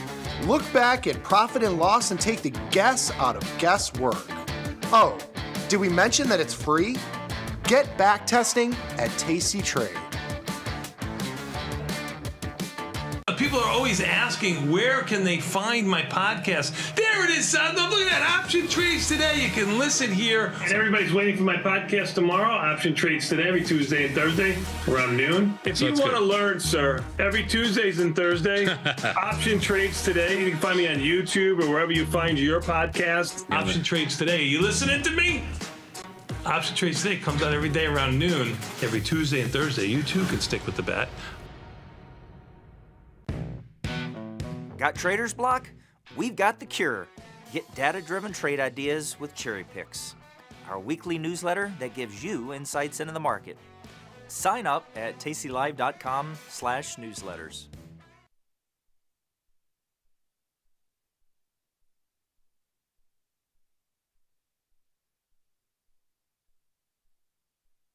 At Tasty Live, we live and breathe the markets. But when the live show's over, are we out of breath? If you want to inhale the latest breaking market news, we've got you covered. The Tasty Live research team and on-air personalities post refreshing content updated daily covering earnings, economic reports, trade ideas, and much more. If you want a breath of fresh air and not stale takes, visit the News and Insights tab at tastylive.com. Well, he's more public in his mentality. I'm a believer. I believe that the world is good. And I know that the world is not good. That questioning yourself and questioning yourself in dialogue with someone you respect is both pleasant and sometimes extremely insightful and useful sometimes.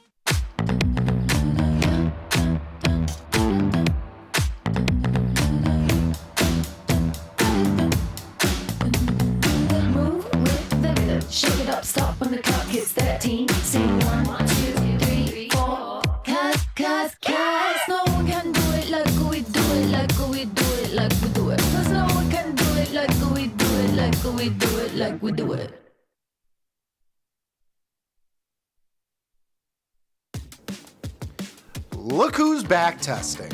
Tasty Trade now has options back testing for free.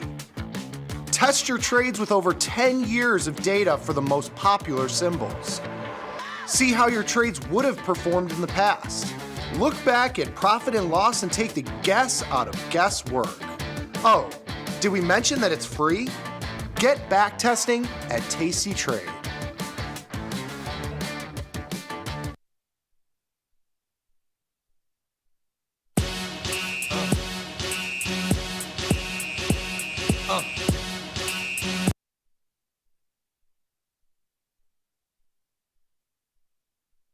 Of 3D Frankenpunk's fame, Beans fame, new member of the Tasty Crypto team, Dan Cecilia. Dan, what's up?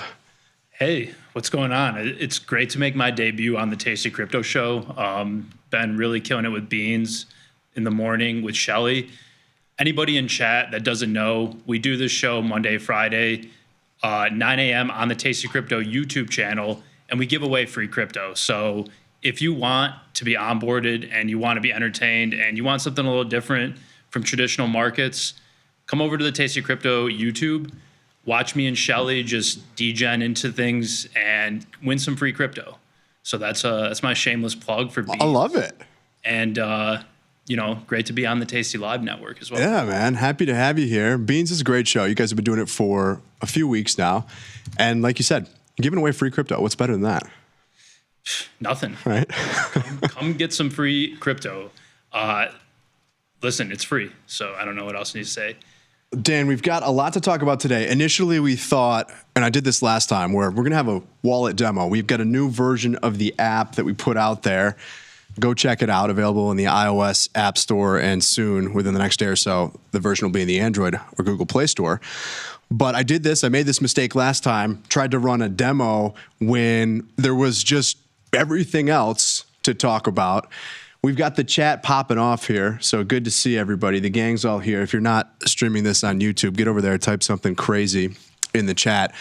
But there's some blood in the streets, as they say, not just in crypto. Big move in the S&P, the NASDAQ, obviously, the VIX, I think last I checked, over 26. So we're continuing to see, some of the moves to the downside from last week materialize. I think everyone's question is, where does it stop, Dan? And we've got some data points that we want to look at to maybe answer that question. Yeah. Truth is, I don't know where it stops, but I think based on everything we can see in the market and sort of the unwind and how quickly this asset class moves, I think we are nearing a little bit of a short-term local bottom. Not sure where we go next, but if you followed these markets for a while, they move basically, they move double or 10x what you would see in like a traditional TradFi market. So not totally 10x, but just things are magnified. A lot more volatile. Yeah. So I do personally think we are nearing a local bottom, and I just think with the unwind in traditional markets, that hits crypto particularly hard. Over the last, if you've been following crypto markets over the last couple of weeks, we had a few narratives that sort of hit the top, right? I think that meme coin narrative was a big one. People were waiting for this Bitcoin reserve to try and push things higher. And so I think with those things kind of priced in, and then the unwind in traditional markets, that's where we saw this big kind of drawdown. Perps markets and some of the derivatives markets are also showing that as well. So we're pretty highly levered, and just that unwind is pretty nasty. So yeah, for reference here, we have our performance dashboard on the screen. I put these numbers together about 3:30 Central Time this afternoon. A bit of a recovery as we've started the show. We have Bitcoin at 79.7, ETH almost back to 1900. So you can see a little bit of a bounce here, but down 15 to 17% on the week when we look at Bitcoin. Implied volatility has popped a little bit here. Much worse outside of BTC. ETH down about 30%, 50% on the month. You don't see that, or excuse me, on the 3 month. You don't see that all that often. And yeah, it's been pretty nasty just about everywhere, with the exception being Bitcoin Cash for some unknown reason to me. If anybody in the chat knows what's going on, let us know what's up. But it's ugly. That said, as you mentioned, we've done some research around this before, specifically looking at Bitcoin, but this is all the same, just with varying degrees of volatility. And what we found is that when you get these moves of this magnitude, which happen a lot more often than you might think, and quite often, the more volatile moves are actually to the upside, even though it doesn't feel like that or seem like that today. But when you see a 20% move on a weekly basis to the downside, you typically then get a bounce within the next month. And we'll go back to that show. I'll pull and refresh some of that research that we did. We'll look at this around ETH and others, but Bitcoin's just been around the longest. You're nearing those lows. Now, that doesn't mean that you can't go lower. And at times we've seen that evolve, I suppose, into a larger 30, 40% down. But that's typically following, a real risk-off catalyst that's specific to crypto.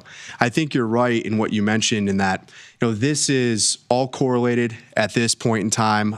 You're seeing a bit of an unwind of some pretty concentrated positions in the AI, tech space, Mag 7, you name it. You can see that here in equities in the NASDAQ. And crypto is no different, right? This was bid up on Trump. This was bid up on digital asset stockpile, strategic reserve, et cetera, et cetera. And then once you finally got that news, again, seemed to be a bit of a nothing burger, at least given kind of what people were hoping for. And for now, we're just not going to sell the Bitcoin that the U.S. government has seized, which I think is a great start. You don't need that selling pressure in the market. But some of the catalysts that people were excited about have been removed for now. That said, yeah, it seems like we're nearing lows. I want to jump to a couple of the data points that you showed me earlier, and we'll talk about those. But before we do, let's just take a quick look at volatility. When we rank volatility, this is not at the top of the range by any means. And I think anyone that's traded in crypto knows it's actually more volatile, a lot more volatile to the upside. This is an asset that has a lot of asymmetry embedded in it, right? It can only go to zero. It's not there. It has been pretty violent today, but you see more volatile moves to the upside. So not surprised that our IV ranks are only kind of mid-range here, but implied vol for Bitcoin back at 60. ETH is kind of trading towards the higher end of the range. You need about 88, 90 or so for the IV rank to be 100. But what I want to key in on are the expected moves. Looking for about a $6,600 move in Bitcoin, ETH about $200, Solana $23, and you can see that range for Bitcoin there, 72 to the downside, 85 to the upside.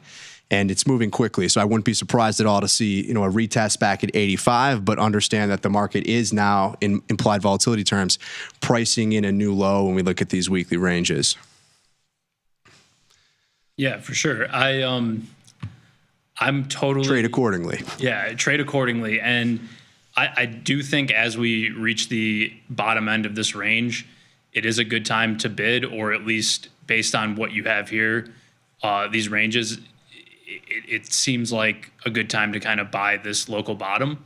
I am personally a little bit more keyed in on different niches in the market, less on a macro sense, but more just kind of bidding things that I know people are using on chain. I'm a lot different in the sense that I look at what apps are being used, what ecosystems and networks are being used, and I try and go in and I find just beaten down alts or beaten down. Yeah, what are you looking at on a day where you don't want to throw the baby out with the bathwater? Arguably, everything is on sale here. There's some stuff that clearly is not going to be coming back, or at least not anytime soon, to the levels that it was at. When you look at memes, you look at AI agents, a lot of excitement that kind of blew up there. But where are you going? What's on your shopping list, so to speak? And if we could throw up the browser here, we can take a look at some of these data points as well that you're talking about. Yeah. So basically, I'm looking at a few key sectors. I think DeFi 1.0, the Uniswaps, the Aves, some of those makers, some of those protocols are underpinning the entire on-chain ecosystem. And I want to make note that this is different from like Bitcoin, ETH, Sol. This is more on-chain DeFi specific. Those tokens are actually cash flow. They generate fees. They generate cash flow. They underpin borrowing and lending in the space. So I think that those are great tokens to take a look at. They're apps that people use. They're ones that are available in the Tasty Crypto wallet. Not yet on the platform, but in the wallet, you can come in and buy them. And I'm also looking at some of the more beaten down narratives like DeFi AI. There's a platform called Hyperliquid, token Hype, that I'm looking at. These are not what you would typically see on a normal trading platform. They're, again, in the wallet. So if you want to learn more about that, or if you want to come chat with me about what we're looking at there, yeah, you can see it up on screen. Those are applications that people are using on chain through a wallet extension or a wallet app. So if you want to chat more about that, come in our Discord. We can throw that up later. You could chat with me about anything more on the alt side, stuff that's available in the wallet. But, broader sense, if you've been in this market for a while and you're seeing blood like this, I mean, you just got to kind of stick it out and be able to feel comfortable bidding at these levels. So. Yeah, I don't think that this is anything structural in nature in terms of anything changing. There's no systemic risk event here. I mean, we've gone through a period of time where the largest exchange in the industry collapsed once it was known that it was a complete fraud, literally using customer funds inappropriately. And so you've gone through that selling pressure. You've seen that reset. I think this is more of a correction, in my opinion. It doesn't mean that it can't go a little bit lower here, but this has been quite a move, and we have at times seen similar moves of similar magnitude. Well within bull markets, you get these corrections. And I think it's to be expected. If you have an asset that can go up 100, 200% per year, you're going to get 30% pullbacks at a higher frequency. I think where it catches people off guard is just how quickly this reverses, right? And laid back trader is absolutely right. The hyperliquid chart is trash, and you can see here on the screen that's pretty much what we're seeing just about everywhere. Bitcoin dominance at about 62, which is going to, again, be about a multi-year high. So that's, I suppose, the bid to safety in the space. But, in the larger market cap stuff, you do see these pullbacks, and I think that's the nature of it. This is extremely volatile. Yeah. Most of these major bull market runs, you'd see 40% drawdowns. So again, you got to be prepared for the volatility here. Have some liquid cash to bid if you feel comfortable. I think we saw major outflows on the ETF products too. Something I don't track as closely, but I've been seeing in some of the data that I pay attention to. So, So what are some of the other data points that you'll look at? We've got a couple other places we want to go. You showed me MV, RV, and the Z-score there, which is going to measure standard deviations. You want to start there and just kind of walk through other things that you're seeing that might indicate either we're nearing a bottom, or if people are questioning whether this entire cycle is over, how might you use this data to put some perspective around it? Sure, yeah. And we just need to go back to the browser that we were on there. Yeah. There we go. Yeah, so this is an interesting chart. This is the Bitcoin market value, realized value Z-score, and basically what this is showing is standard deviations in the price. So when you see those big spikes, similar to a VIX, when you see these big spikes into that pink zone, that's an indication of extreme overbought territory, almost like top of cycle type indication. So if I was thinking about RSI as an indicator for overbought, to put it simply, this is something that you'd look at as well, where should you be concerned that we're going to top out, you might want to sell. It's at these levels, and we weren't really even there preceding this move lower. And it's not that you have to be there, but these are the extremes. Yeah, and you could see where it bottomed in 2023 and that run up into 2024. So, looking at it, it doesn't look like it's hit this extreme kind of like overbought top of the cycle, I guess Z-score on it, standard deviation on it. So I believe that this is kind of a standard pullback in just normal cycles with Bitcoin. Now you can't look at this in isolation, right? It's every cycle is different, every time period is different. We have a lot more liquidity on chain. Even stable coins. The market cap for stable coins, which are dollars on chain, US dollars backed on chain, which underpin a lot of DeFi, pretty high. Visa does a great dashboard for this. So actually the credit card processor Visa puts together some statistics on stable coins supply in the space. And that's all stable coins that they track. So you could see it's sort of up and to the right. We get these periods of maybe like pulls back a little bit, but since about 2020, stable coins have been steadily coming on chain, coming online. This underpins a lot of liquidity, a lot of on-chain transactions, and a lot of just general activity in the space. So this is what you want to see, right? This is a pretty healthy advance in terms of growing stablecoin market cap, stablecoin volumes that often indicates new money flow on chain. It's tough when we're going month to month, but we're not necessarily seeing a period where this is declining as you did, from 22 to call it kind of mid or end of 23, where we then bottomed and you saw a lot of liquidity come back. And you saw that in the traditional sense as well. Right. So you're looking at the MV/RV Z-score. You're looking at stablecoin market cap and the subsequent growth there. The other one I have up here, Dan, is the funding rate. I don't know why our heat map isn't loading, but can you speak to this a little bit? And this actually looks like it's just reversed in the last hour from where we were, which is maybe no surprise. Yeah, so funding rate's a really important, I guess, indicator in the space. That is for the perpetual future product. Everyone in the major players that trade derivatives in the space, they trade the perpetual future. We can drop some more information to that about what a perp is. Long story short, there's no expiration. It goes off of a funding rate. These are 24/7, 365 markets. So this perpetual futures underpins all of the hedging and speculation going on in the derivatives markets. Largest player being Binance, DYDX, another one, Bybit, OKX. And what that's showing us right now is that funding rates are negative. That means longs are paying shorts.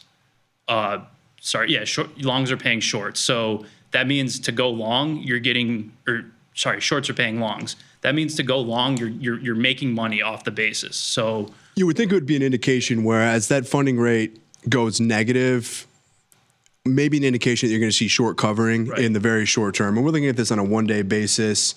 You can move this, across different time frames to get a sense of where we are, what that 30-day rate would be the equivalent of.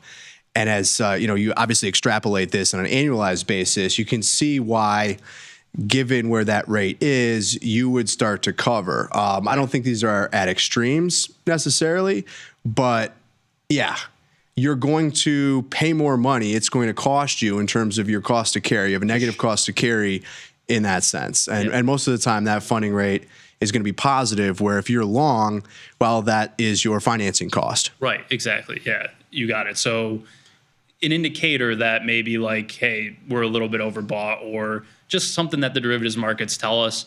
And again, the perpetual product is what people trade in this space. So that's the one to pay attention to.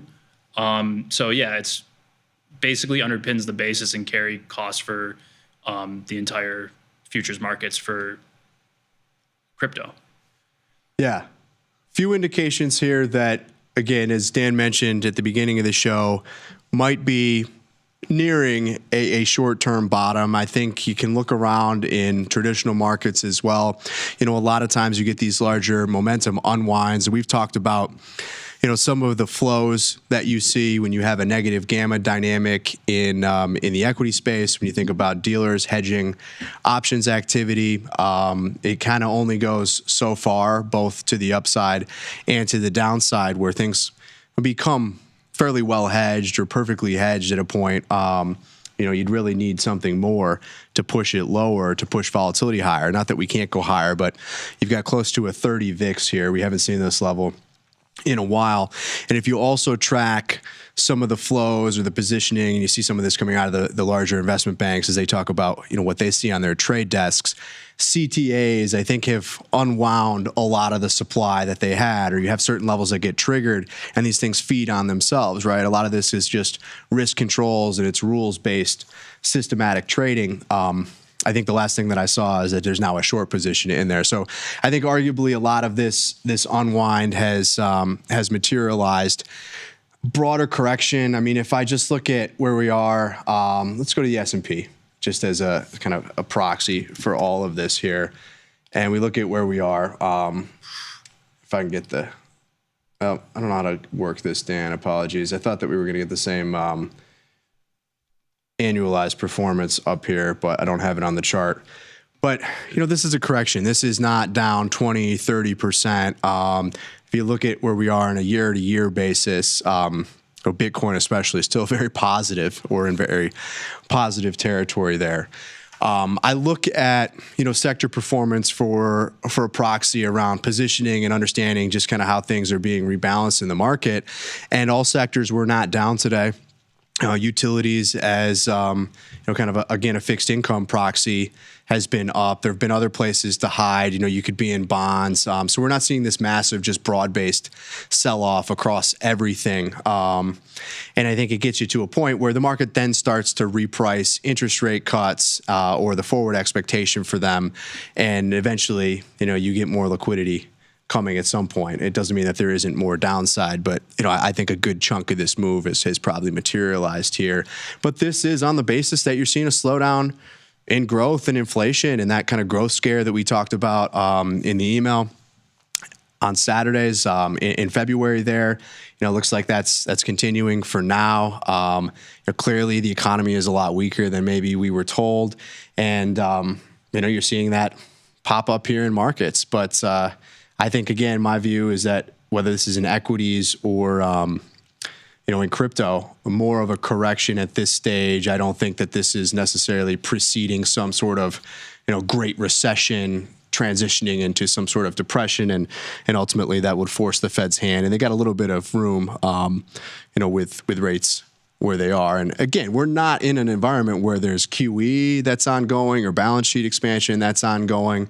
So if you're worried about some sort of massive correction, at some level, they step in. I don't think that's what we're playing for necessarily, but just trying to put some perspective around what we're seeing here.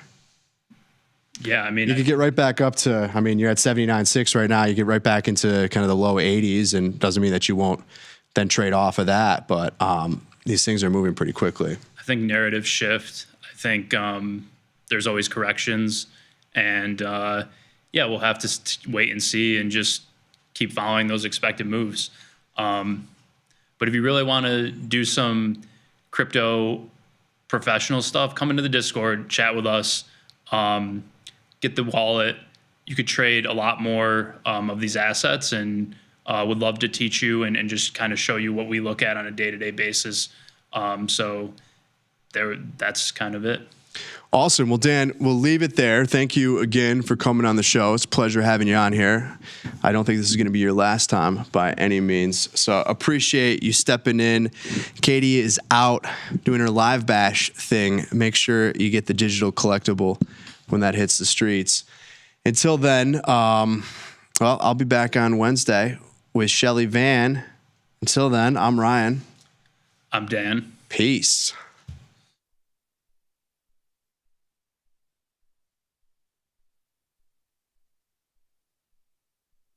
In the world of investing, a beast lurks between the numbers. Some watch from the safety of the sidelines, but others saddle up and ride that one-ton rowdy ribeye for all he's got. If that's you, join us on Tasty Trade, named best online broker for options trading. Genius loves company. Regulation time may have expired, but the conversation is just getting started. This is Overtime, the post-market scrimmage for market junkies. Join Chris Vecchio, Ilya Spivak, and me, Dylan Radigan, as we analyze the X's and O's for everything from earnings to politics to macro events and more. Nothing's out of bounds on Overtime. We break down the news to provide you a playbook for your trades. Watch Overtime Monday through Thursday only on tastylive. The beauty of Thinkorswim was that we were different. From the name to the front end technology was clearly what we wanted as traders. Second time around, I think we did a better job.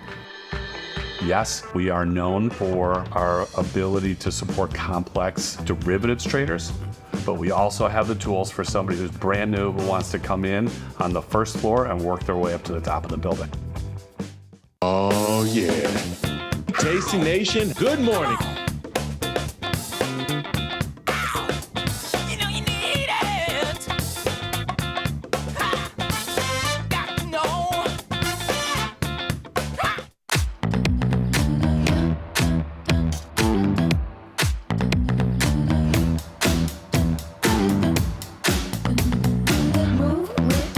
Shake it up, stop when the clock hits 13. Sing 1, 2, 3, 4.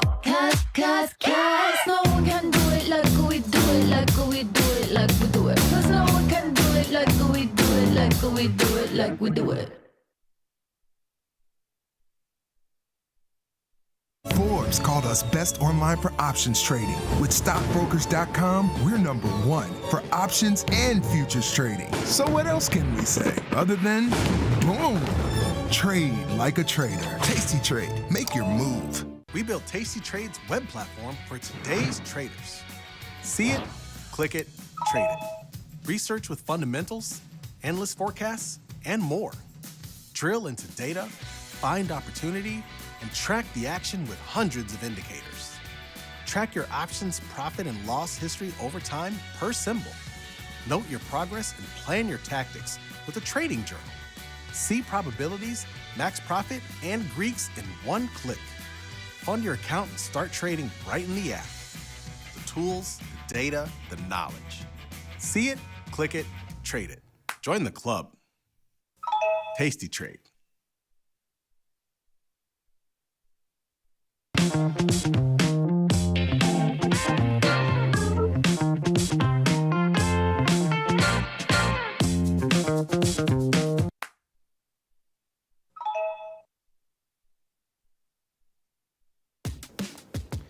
Look who's back testing. Tasty Trade now has options back testing for free. Test your trades with over 10 years of data for the most popular symbols. See how your trades would have performed in the past. Look back at profit and loss and take the guess out of guesswork. Oh, did we mention that it's free? Get back testing at Tasty Trade.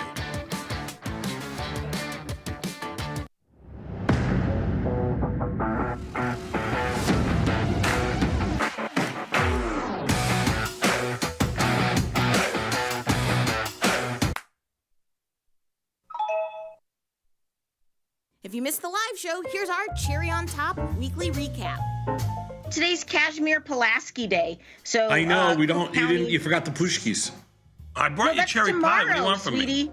Yeah, it's You're tomorrow. conflating just because I'm saying things that are in Polish. You think it's the same thing. Kashmir Pulaski, a freedom fighter. He's honored here in the city. This is his day. Tomorrow is Fat Tuesday or Mardi Gras, and that's Punchki Day. Two separate things. They both happen to be Polish words. Are you sure it's tomorrow or Thursday? I thought somebody. Oh, yeah, tomorrow. No, it's tomorrow. Fat Anyway. Tuesday. When is it ever been Fat Tuesday's never on Thursday.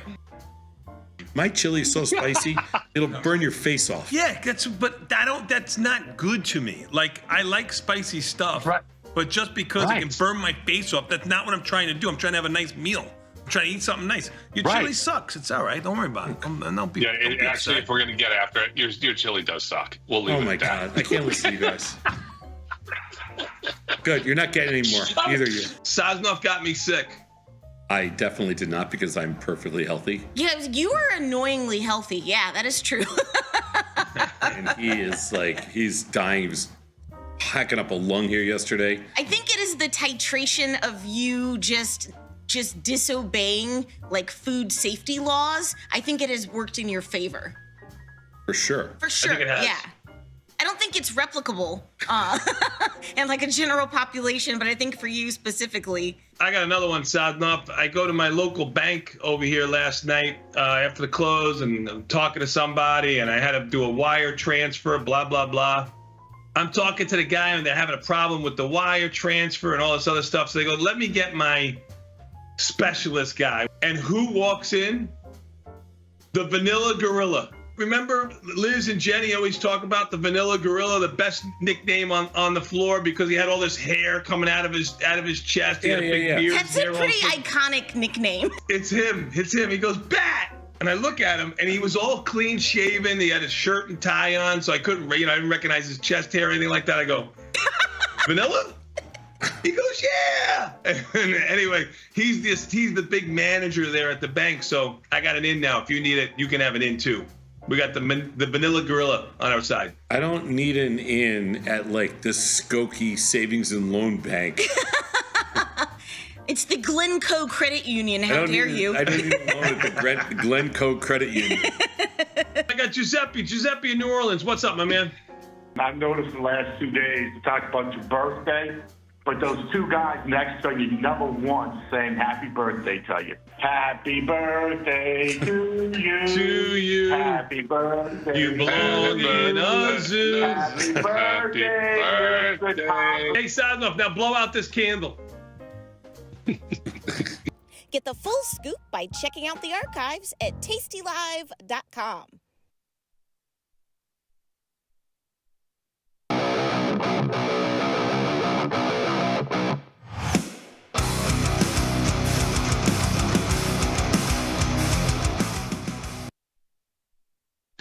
Oh, yeah, it's Manic Monday. Monday, March 10th, a little bit after 5 p.m. Central Time, the best time. You know what that means? It's time for The Price of Truth, a little podcast where we like to explore the incentives that govern our world.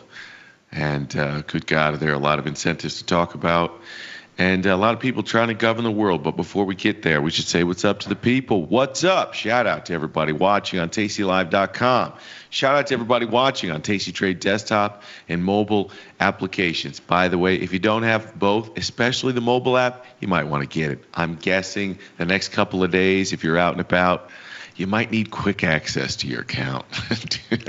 Do me a favor and download the mobile application. But if you want to be part of Bing, this little chat box over here, there's only one place that you can do it, and that's on the evil Google YouTubes.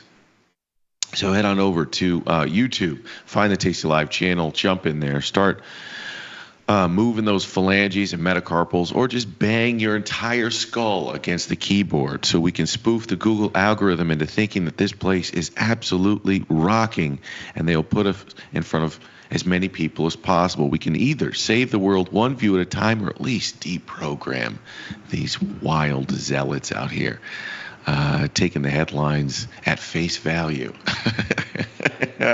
Speaking of the people, we should say what's up to the people. Shout out to everybody in the chat already. I see all of you. Thank you very much. Let's see what's up. What's up, Grumpy Mike? What's up, Brian Watson, the GOAT of YouTube? Oh, my hair looks wild today. Taif, did I get that right? CM, how you doing, my friend? A Crazy House, Lone, John Steen or Stein? Stein, probably. What's up, Sleepy Mocha? Nicole, how are you? Cato Prime FM, Misdemeanor, love that name.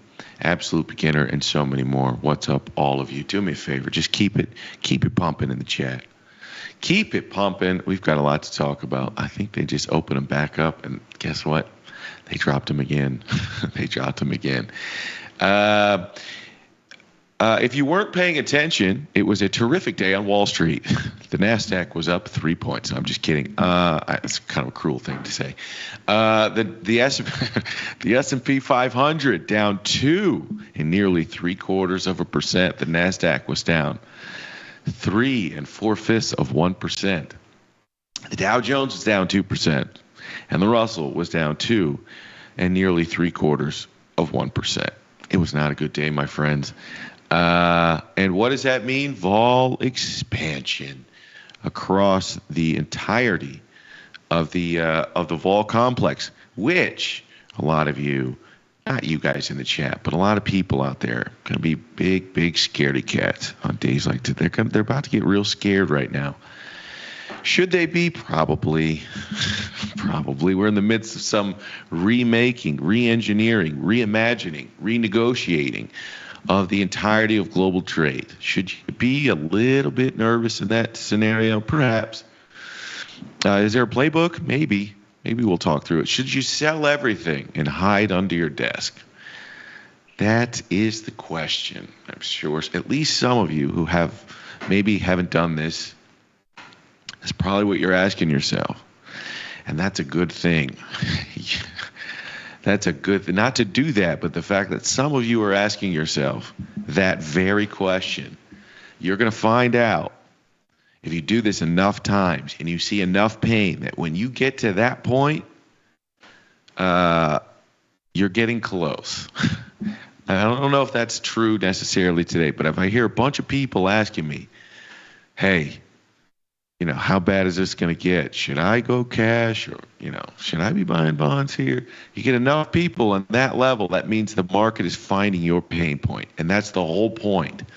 The whole point of days like today, or sell-offs like today, or over the last couple of weeks, this 10% correction off in the S&P 500, more in the NASDAQ, more in the Russell, is to find the market's pain point. And we're going to find it. So whatever your worst possible pain point is, we're going to find it. And then here's the problem.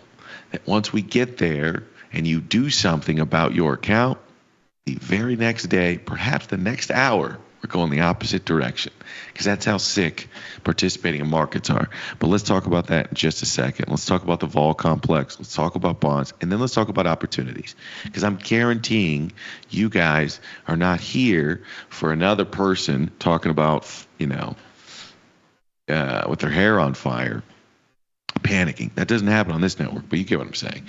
Vol, the VIX cash at 27.86, my babies. We are now getting into territory that's starting to get interesting.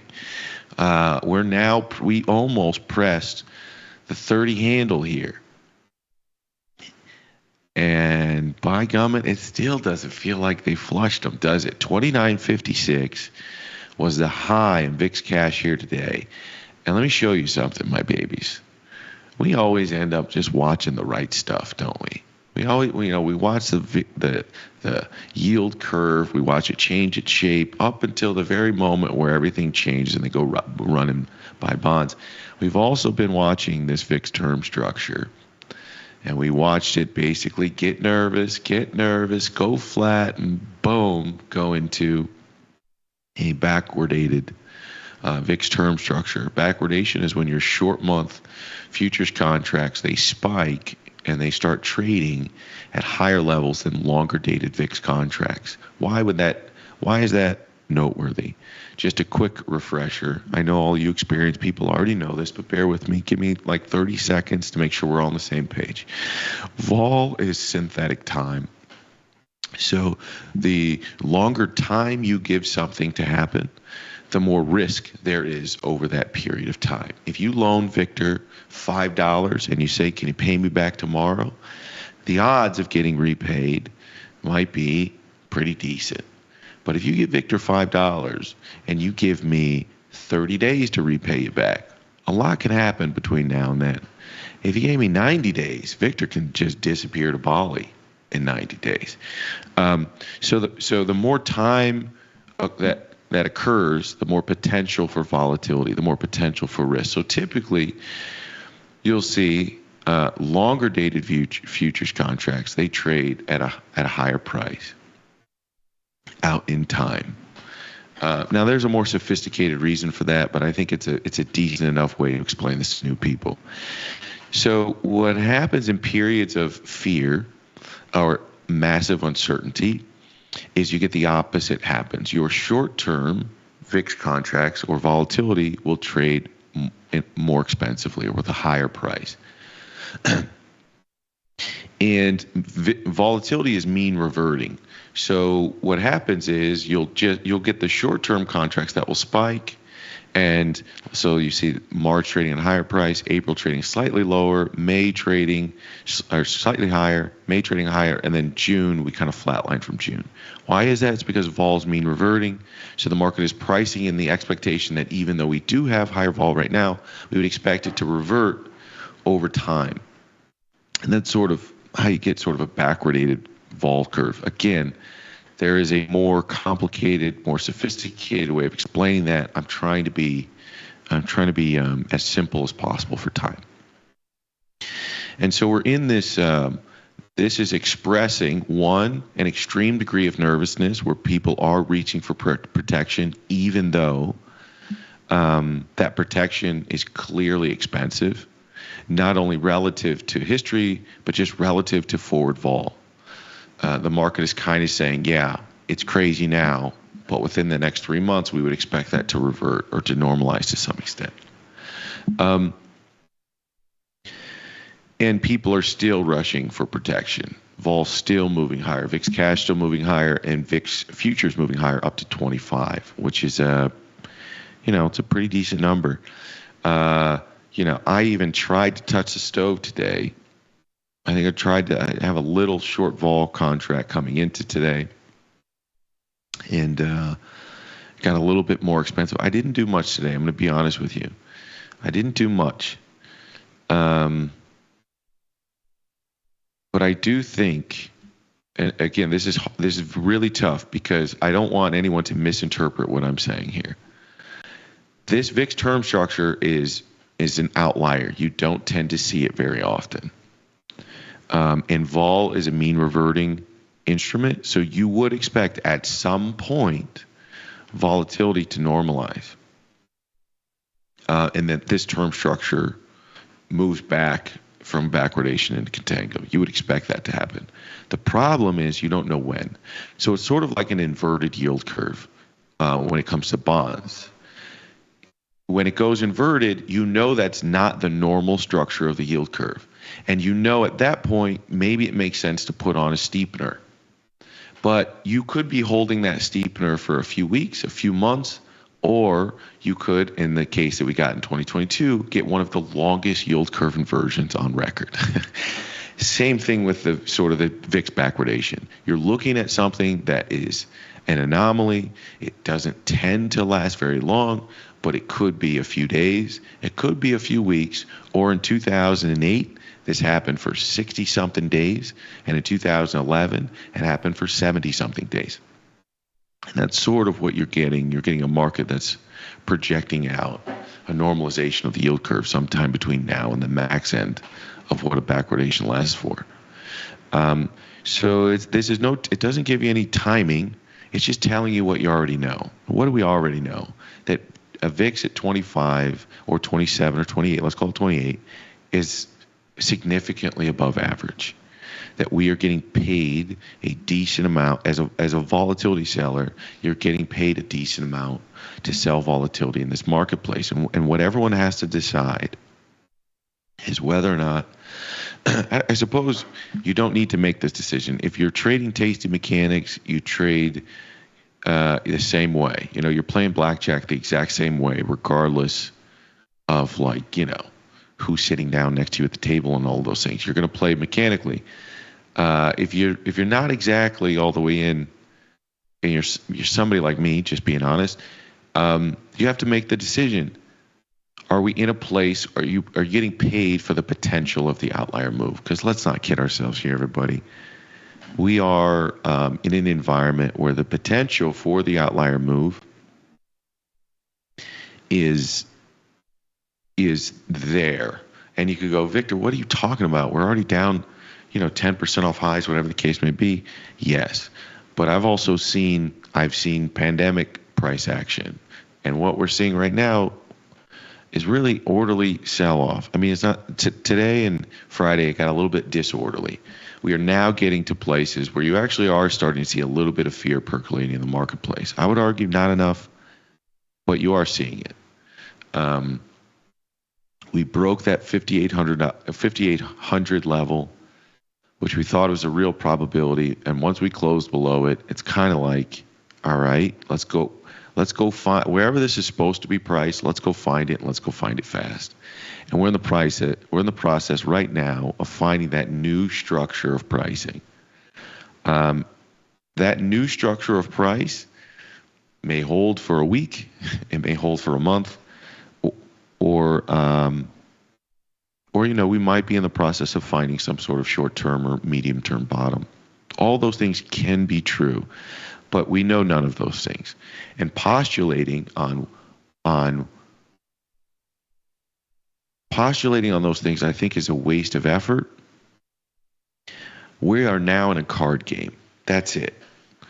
We're now in a card game, and we're just trying to read risk and reward at all times. And you don't have much in this card game. You can try to read the U.S. president and policy. You can try to read how our trading partners in the North American economic bloc are going to respond. You can try to read how Europe is going to position itself. You can try to read how Russia and China are going to try to negotiate this, especially with the U.S. trying to move closer in terms of economic ties with Russia and get something done in Ukraine. You could try to move all the puzzle pieces on this geopolitical puzzle and put them together. It's going to be really tough. And I think all we have right now to probably focus on is vol and price. We can try to tell the narrative so that we don't get caught off guard. We can try to understand where we are in the negotiation and the potential high likelihood pathways as we go through this negotiation. But really, we were just 6,000 plus or minus 200. We're probably going to find, I don't know, let's call it 5,500 plus or minus 300 wouldn't be the craziest thing, right? Which means we might be getting to a midpoint fair value. Doesn't mean we stop here. It certainly means we could go test the bottom end of this range before we normalize at 55. I'm just picking a number, by the way. 55 seems like a decent new midpoint range. I'm just picking a number. But let's call it, if 5,500 was fair value, it would mean it wouldn't be crazy to go test 5,200 to make you just absolutely want to puke. So again, here's what I will say. If somebody's in a position where they're sweating, it's going to be painful. But what I personally would do, if you're not comfortable with your position, address your position. And know that if we turn around tomorrow, you're going to learn a lesson. And that lesson is how to appropriately size your risk before you get into these periods of time. And that lesson probably everybody in this chat has learned at some point. They've oversized their position. They got themselves into their max puke point. And that puke point happened sort of at the worst possible point in time. And the name of the game in sizing your position is to try to keep yourself away from your max puke point. But if you don't puke, I don't want to say if you don't puke, if you don't address your risk, it just keeps getting worse. And then you're gonna go find it one way or another. CM says, Vic mentioned a couple days ago he's ready for the pain that he knew would happen when he voted for it. Okay, fair enough. What I said a couple of things. I did say that one day. The other thing I said was to do the risk analysis of your own position and put yourself in the worst possible scenario. And what does your portfolio P&L look like? And if you don't like how that feels hypothetically, you're going to like how it feels in reality even less. So adjust your position before we get going and break this 5,800 support line. That's really what I said. But there was another day where I said, look, I'm ready for it. This isn't pain compared to what I think could potentially happen. There's no real collateral in this system if you really get going, but that's a whole nother conversation. He knew he would go through pain, and we're going to get some new incentives now. Unrealistic. I don't know, man. I don't know. I don't think this is pain, my guy. I think 10%, 4.1% unemployment is not pain. But I also think one of those is a forward-looking indicator. One of them is a backward-looking indicator. So let's talk price. From a price perspective, at 6,200, is a 10% correction, right? About there, 600 points puts us. Yeah, we're at a 10% correction in the S&P 500. So as bad as this might feel for some, it doesn't feel that bad to me personally because I had a larger percentage of cash. I was not over-levered in the Mag 7 because that's what this show's all about, quite frankly, is to find other opportunities than those. Because every other show, it's a momentum show. It's just a dog and pony show of why you should be in the 7 companies that make up 40% of the NASDAQ and 30% of the S&P. And at some point, you don't know when, that becomes a problem. And guess what? The last 2 weeks, it's the problem. So I don't know. It doesn't feel that bad. To me, it's a 10% correction. It feels about like a 10% correction in the S&P 500. But if you're over-levered, I shouldn't say over-levered. If you are over-levered, it's a problem. If you're overexposed in things like Microsoft, in Tesla, if you have a lot more exposure in those areas, it doesn't feel like a 10% correction. And I understand that.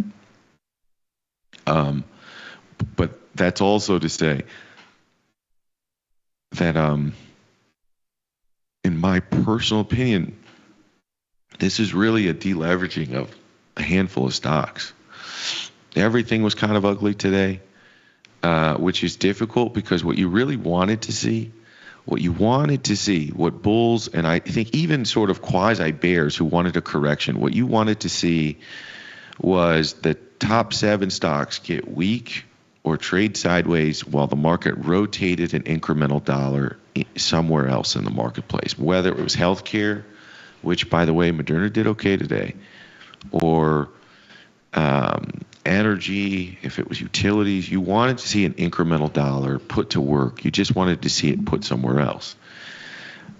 And by the way, that's not just in the U.S., an incremental dollar into something like Europe or China or Europe, China, Mexico, possibly India, all these other places, whether they're developed markets or developing markets, all these places have underperformed the United States.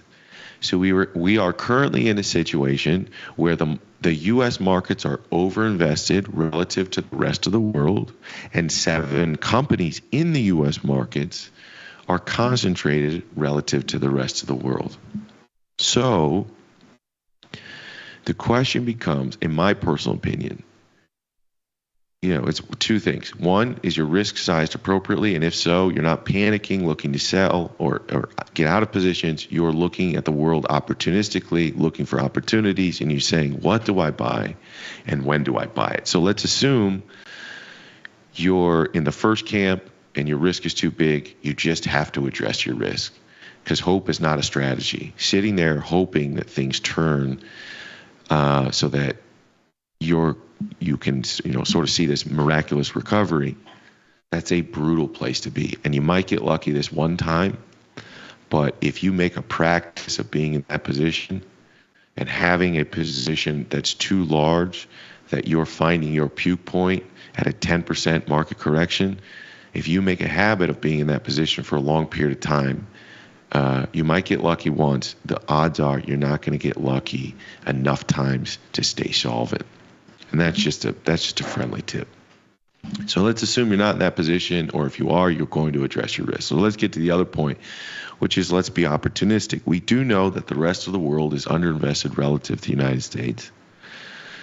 And I think there are enough people at this point that are kind of looking at the potential of a weak dollar. And if you're looking at the potential of a weak dollar, that does mean that the potential for equity market increases in other places, the setup is there.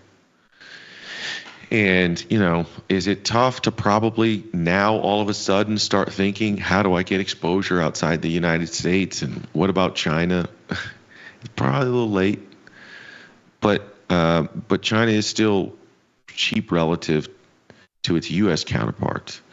So it's expensive on a price basis, but maybe not on a relative basis. But I do think there's probably some interesting areas out there, right? China being one.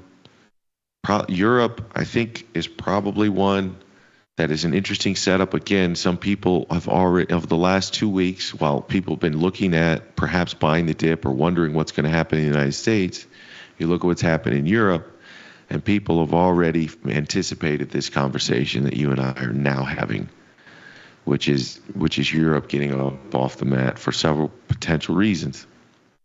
So if I were looking, and I am looking opportunistically,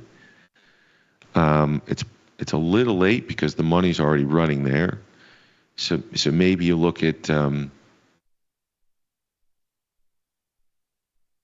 you're sort of selective about how you do this, and you don't throw all your chips in at one time. You diversify your entry points. But I do think it might not pay today, and it might not pay in 3 weeks or 3 months. But I do think at some point, if we probably need to we probably are moving to a place of more fair distribution of dollars in our system across lots of different.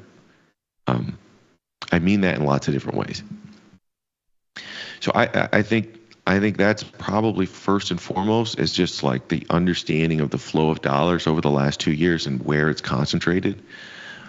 There are some people that might disagree with me, and they would say that's wrong The right thing to do is go look at those prime assets that are now trading much more cheaply. So the 7 stocks where there is the concentration, you go back to the concentration and you get them at these deeper discounted prices.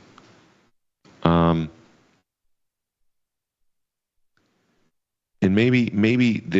I do think there's going to be the potential. Last time around when Tesla got to 170, I bought it up at 170. Tesla approaching 200, I'm going to be honest, it's getting into an interesting level to start accumulating. But I think we're just getting back to a point. Tesla at 220, that's where we were when people were forecasting 3% GDP, right? And no global slowdown. So I think these things have been beaten up because they were the most offsides. But I don't know that they're on sides yet, right? We're still looking at a negative 2% GDP now, which I think a lot of this comes from, I would be careful about this. I don't really think we're going to come in at negative 2% for the next quarter. I'd be really careful about using this too much as a barometer of reality. I think this probably has some normalization to do. And here's why I say this. If it was real here on the 22nd or whatever day this was, how can the next day we're down 3%? And I get that we had a data release, but it has a lot to do with the trade imbalances and our trade deficit as we were buying a bunch of stuff from the rest of the world and we were buying that stuff ahead of tariffs. That has a lot to do with how this calculation of GDP comes in at negative 3% or nearly. But I would just be careful about thinking about that as the reality of the world, of what the data is going to look like. Anyway, let's keep going. So the VIX term structure is in deep backwardation. It's signaling to you that there is a healthy amount of fear in the marketplace right now, that we are getting to a point. I don't want to call it where we're in washout territory. I don't want to call this a washout. It doesn't feel like it just yet. But it is starting to feel like at least I'm getting paid something. 27 vol feels about right for all the risks in the world that we're facing right now. I'm not saying it's adequate. If vol could totally spike to 40 and 27 wouldn't have felt like the right price. But we're getting into a ballpark where I think it makes sense given the risks that we're facing in the world. At a 19, that's what I said, at 19 vol, it's elevated relative to its historical average, but I didn't feel like at that time, you go check the tape, I'm getting paid for the risk in the marketplace. I think at this time, 28 vol points, probably a little bit closer. Let's look at the yield curve. The short end of the yield curve is falling. It's falling even more so. So if you look at the 1 or the 2 year, we're now at 390, and where we were maybe 4% before. What does that mean? What that means is the market is making more room for potential cuts in the short term. It's making more room for the Fed funds rate to drop, because if you were to drop that and to make the yield curve normal, you're now looking at somewhere between 3 and 4 cuts over the next year. You're opening up the potential of a 4th cut into the next year is effectively what the yield curve is doing. And if we look at the CME FedWatch tool on the aggregated tab, we can see they still haven't changed their probabilities of this meeting coming up next week, March 19th. It's still a hold. And you got to wonder, play this out a little bit. Like, try to get ahead of today's news cycle and today's market emotion. Play it out to March 19th. March 19th, you get a Federal Reserve that is looking at pretty decent market volatility. And Jerome Powell's got to stand in front of everybody and in front of that market volatility, because the market is finding his pain point too. And he's got to stand in front of everybody, seeing all this volatility in price, and he's got to go, no cut. Now, what's going to come with that? Probably a fairly dovish stance. Let me say what could come with that. What could come with that is a dovish stance. What could come with that is a change in rhetoric, a shift towards balanced risks in the marketplace and a shift towards I'm concerned about growth, sort of foaming the runway for the cut in May and sort of blessing it. The question is, how does the market take that? How does the market take a 10% correction in the S&P and some of the Mag 7s sort of trading in deep discount? I don't say deep discount, more than corrections. And the head of the central bank coming out and saying, deal with it. Kind of an interesting thought experiment. Let's keep going. May is when the first official cut is priced in, but not by much, my babies. It's only a 51.49. It's still a coin flip. So the interesting thing about what he says next week is he's either going to sort of bless the idea and move towards the idea of a potential May cut, or he's going to keep himself fairly neutral, which will give us the entire rest of March and April some time for them to operate and make some decisions. How wild if he stays neutral and gives doesn't show his cards. How wild could that get? June 18th, another hold. And then July, we get the second cut, or at least that's what the market is pricing. And then October, a third cut. So those are your cuts for the year, at least what they've currently priced. All of those. So we've gone from one cut for the year now to three, and they've moved them all up. And we're now just basically one meeting away from starting a cutting cycle. Which a cutting cycle, if I'm not mistaken, on average is about 3 cuts. Let me pause for a second. I've said a lot. I don't think this is a two-way show. I haven't responded a lot to what you guys think are in the cards for what's happening now and what could come. Let me stop for a second and see what you guys are saying. CM, I went back and recorded it with my phone, not posting on YouTube or anything, but I do have it. All right. I mean, if you record it on your phone, CM, it's on YouTube, my friend. Everything I say here is recorded and archived on the internet forever. Cato Prime says, I found my max puke point today. Noted. You are 100% correct, Victor. I know. The tough thing about it is, as bad as it feels today, it'll feel worse tomorrow if we rally 2%. As bad as it feels, it's sort of almost therapeutic or cathartic in a way, because you're like, God, at least I took care of it. And as bad as your puke point felt, it can get worse, and it will get worse if we rally 2% tomorrow. You'll hate yourself. Crazy House says, I love the pain. Let's get a lock limit down day tomorrow. See, that's somebody that's ready. Uncertainty is the bull in the China shop, Victor. Amen, surfer boy. CM, I agree. It's not at all. It just suggests pain for those who aren't in Singapore, who live paycheck to paycheck or close. CM, the insinuation there is that I think you're misdiagnosing me, my friend. You're misdiagnosing me as some elite who doesn't understand a class of people where I come from, my family comes from and is currently in. The neighborhood that I lived in was Humboldt Park in Chicago. Shout out to the West Side. Bro, I'm whatever you think about me, you're off. And you and I have a disagreement about what is best for the class of people that I care about most. You believe that the treatment for that class of people is through weaker purchasing power, which prevents any pain. The pain we experience is slow but lethal. It leads us down this path of thinking that we have some sort of happiness because we're able to afford cheap trinkets that cause cancer on a long enough time frame, or birth defects. I'm being hyperbolic, but you get what I'm saying. but we don't have true happiness. We're just sort of dopamined out enough to build up and rack up a bunch of debt until we pass away. And to me, I don't think that's a meaningful existence.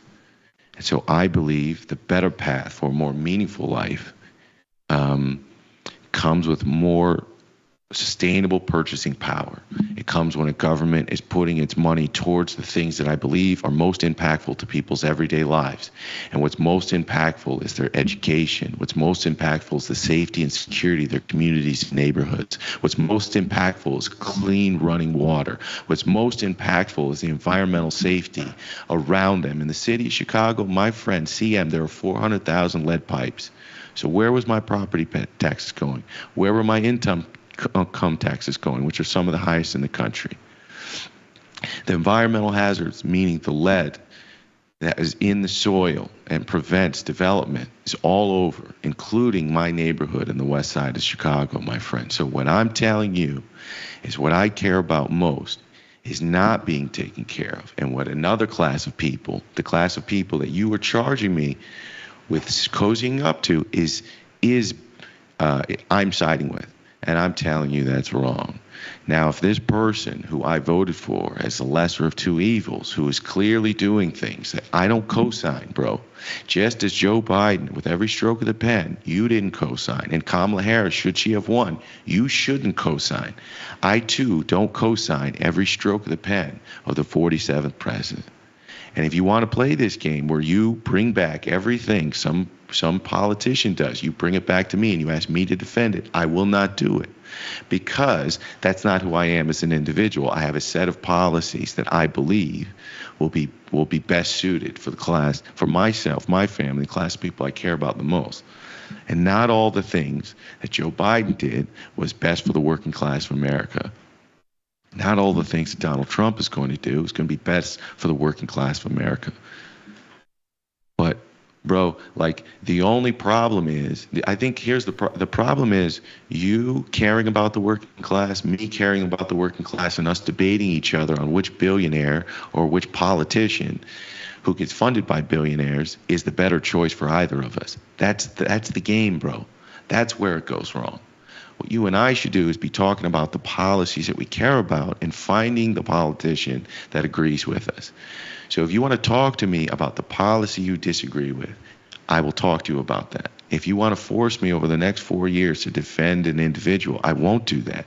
That's not who I am. So I hope we can keep going back and forth on that, CM. But I hope that clarifies not only my position, but who I am as an individual and what I care most about.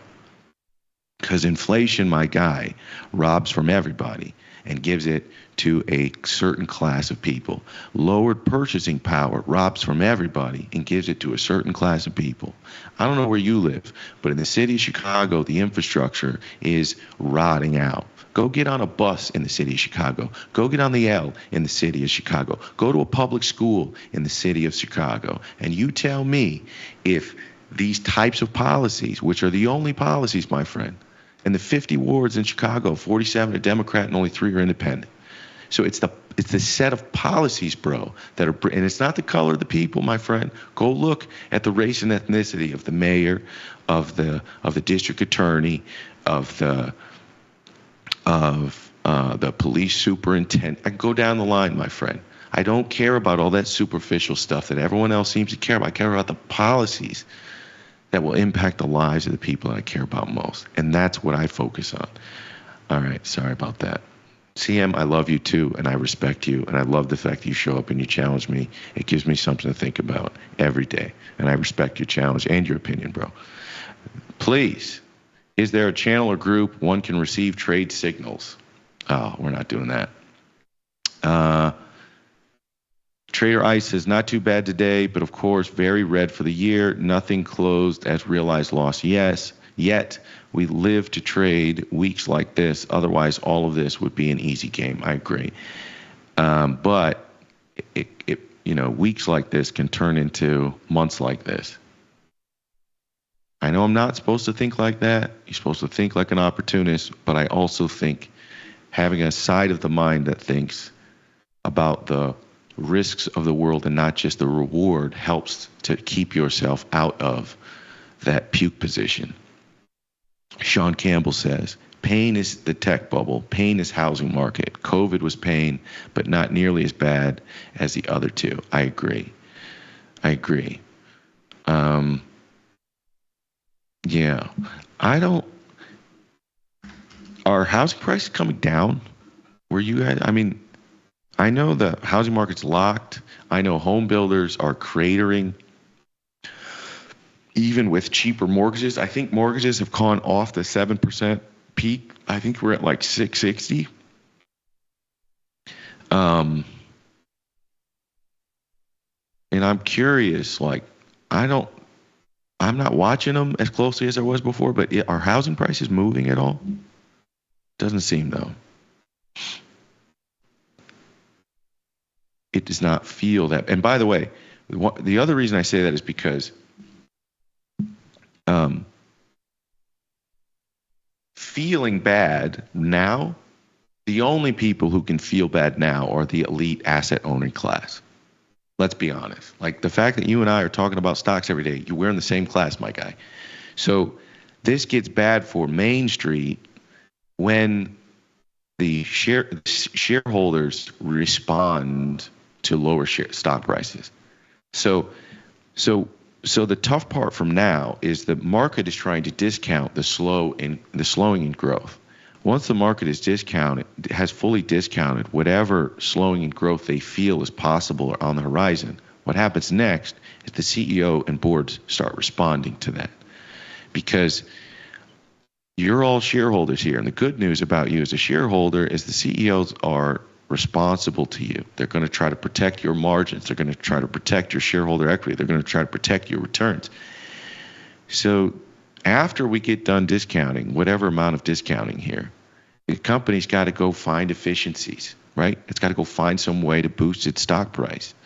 If that's the way that some of these, CEOs think in a sort of quasi self-serving and short-term manner. And then what happens from there is that prized and coveted unemployment rate, that starts to move a little bit. And in that last jobs report, we did see it move, not by much, but we did see it tick up, and we did see labor force participation tick down, which to me is like a double whammy. Because I always think that unemployment rate, it's just a gimmick, man. It's a gimmick. If you don't find a job within 12 months, or you're not sufficiently looking for a job, they don't include you. And so let's say we've got a bunch of people right now who are losing their jobs. And let's say in order to find a new job, it might take you more than a year to develop a skill. Maybe you've got to go to some class, whatever the case may be. We just forget about you. And I think it's sort of the idea is if you can't find a job in 3 months, it's the economy's problem. If you can't find a job in a year and a half, that's your problem. That's sort of how it's designed. And I don't know. I think that's fair for the most part.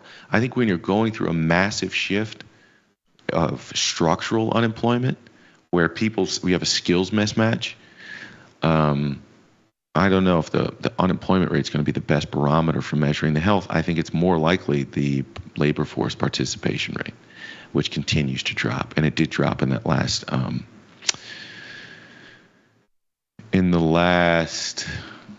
jobs report. Sorry, I don't know why I can't find the words. Donna says, I'm holding on to Mag 7 stocks right now. Donna's a gangster. Not a troll, very sincere, Vic. Your honesty and candidness is very respectful. I know you're not trolling, bro. I know you're not trolling. And I never see it as a troll, CM. I totally respect your point of view and opinion. I respect the challenge. And I feel like we are living it. I feel like you care. You care about the outcomes of your country.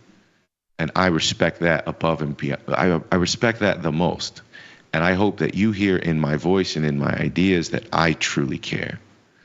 I don't know if I'm right, and I don't know if you're right. But I know you care. And if we both care, it prevents us from going left in a conversation, from getting disrespectful, from getting angry at each other, from screaming at each other, from ad hominem personal attacks. I don't care about attacking you personally, bro. I care about finding the right idea, the right solution that ends in the same outcome that we both want, which is a better world full of personal liberties and freedoms. I'm not sure that we got it in the last 4 years, and I'm skeptical that we're going to get it in the next 4. I'm hopeful but skeptical, and I think no matter who gets elected, that's probably the right position. SPY under 550 gets serious. I agree with that, Catan, to an extent, but I think SPY under 550, I'm going to close my eyes and start scooping up something at a very small amount. Like I said, because if we were at 6,000 plus or minus 200, I don't think it's crazy to find a new price, like to widen up. Plus 200 was a smaller volatile range. So go plus 300, and what's your range then? Below 5,800. So then I go, okay, well, I get to 5,500, and I get 5,200. So then I got 5,500 plus or minus 300. I'm just at a wider vol point, and my midpoint is 55. We probably don't stay there. It probably looks like a Richter scale or something, but maybe that's a decent fair value. I know I should be more scientific. I should probably slap a multiple on the S&P or something, but I think it's hard to be scientific here. Every new day, there's so much news flow, and there's so much to try to impact and discount that I think most people are, you can't go penny for penny with the news. You just got to figure out what's your fair value, and then you just play poker with the market the rest of the day.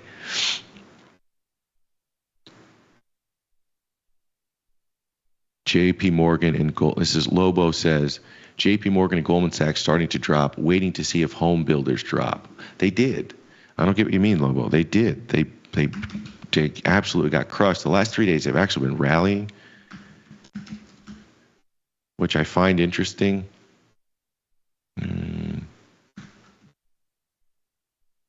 ITB. Because there's some part of me that thinks that's the area that turns first, right? That's the market's going to go try to sniff out the bottom, and these things lead. Whatever the market thinks housing's going to do, that's probably a decent barometer for how you think about the rest of the economy. Sort of weird to see this all happen. I remember sitting here talking to you in September of last year, going like, I think when they cut, long it's going to lift, and that's going to be bad for housing. And if it's bad for housing, how can it be good for the economy? I was right. I don't know if I'm right for the right reasons. You know what I mean? I don't know if ceteris paribus, if you get rid of all this trade war stuff or tariff stuff, are we still in the same place? I don't know. Part of me thinks, I don't know. What do you think the answer to that is? Let me ask you this question. Everything else is the same. The only thing that's different is there's no tariffs discussion on China, Mexico, or Canada. Where are we trading right now? Answer that. I'll keep responding to some of your guys' stuff, and then I want to talk about sort of some themes here in just a second. IBIT ETF has been bleeding for the last 6 months. It has. Let's see. At CM, COVID showed why it's funny, sad that Trump and Vic has said we will go through some pain, but that's what is needed to Vic. Change incentive structures. DJT, trade deficit reduced.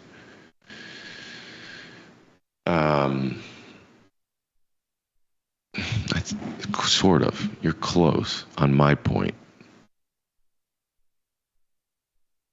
Let's see. Taif says lithium and nuclear are good setups here with Albemarle and CCJ. Surprisingly, CCJ holding up quite well, and so far haven't broken the uptrend. I agree with you. So the areas that I'm most interested in, Taif, is accumulating materials.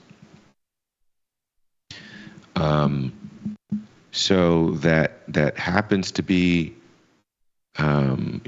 so Albemarle, that's lithium, so you're in the materials area. CCJ is uranium, so again, you're in sort of the materials area. I own both of those. I own Albemarle and I own CCJ. And yeah, Albemarle, I made this joke last week that somebody called it like a horrible investment. I'm not going to dunk on the person, but I said like that it's a great time to add.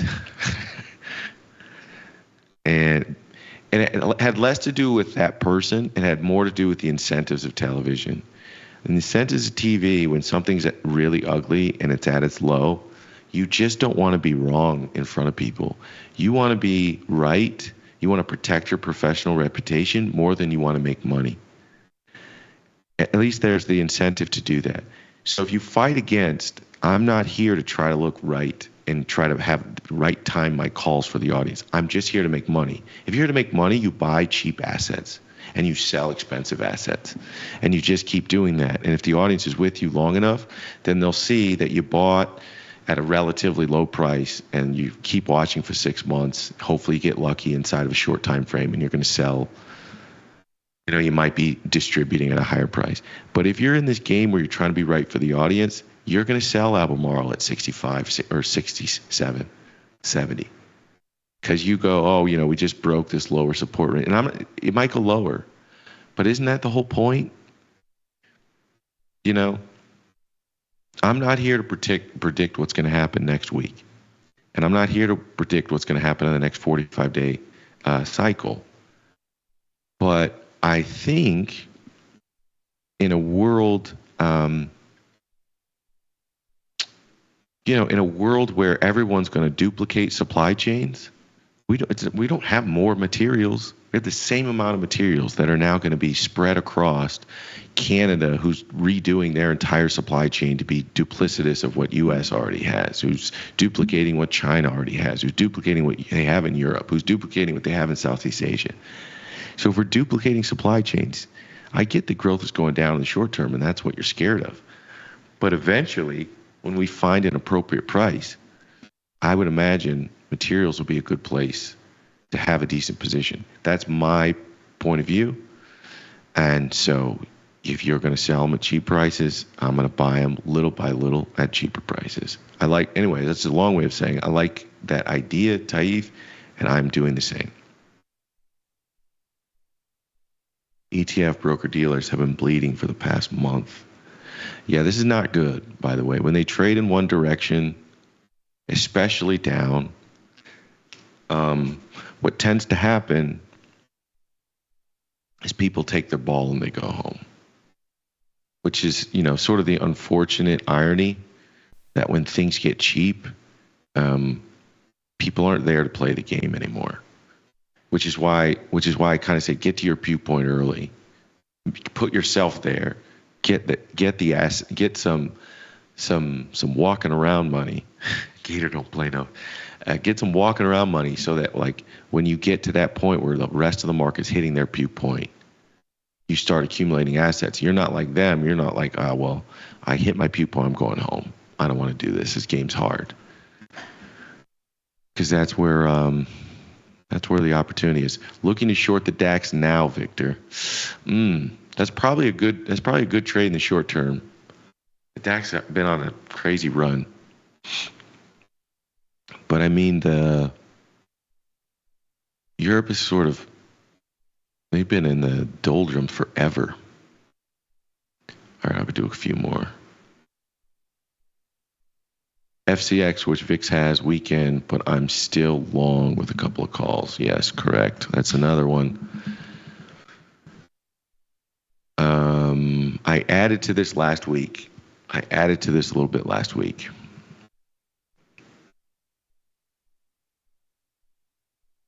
New person here, Sean Campbell says, new person here, and I'm holding for a long position, collecting on the way down to lower profit targets as market makes it clear bottom. Right on, Sean. I don't know if you're talking about an individual stock or just like the broader S&P 500.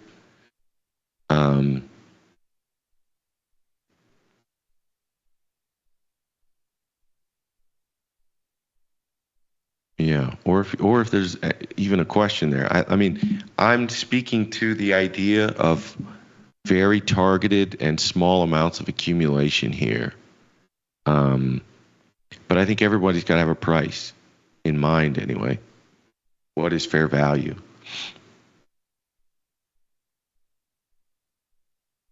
Let's see.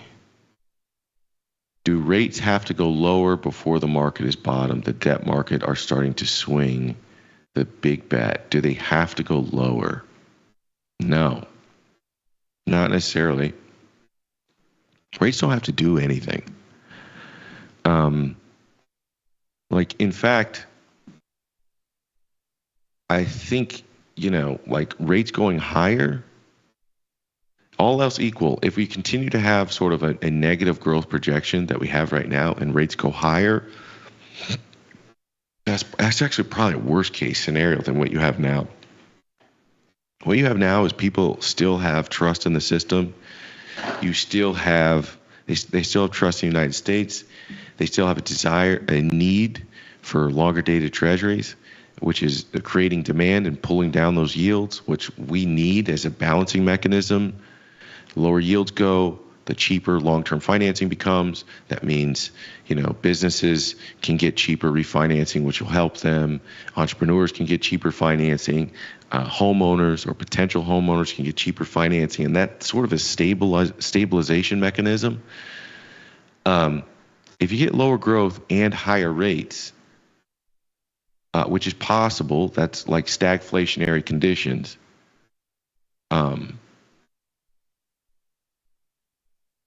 Yeah, that's like, I think that's actually a much worse case scenario. Do rates have to go lower? They don't have to. They don't have to. Do I think they will? I think probably, if you had to put a gun to my head, I'm flat at the long end now. So I was leaning long. I was a little bit early, but we eventually got a real decent rally back up to 120 in bonds.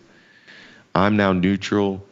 Bonds came back down to 116, 117 handle. They've now had a really decent rally today by a point or more. We're now at 118. I'm flat.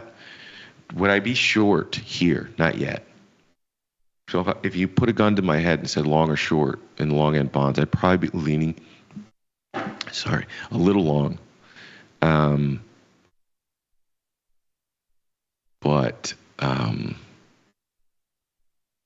Yeah, I'd probably be leaning a little bit long.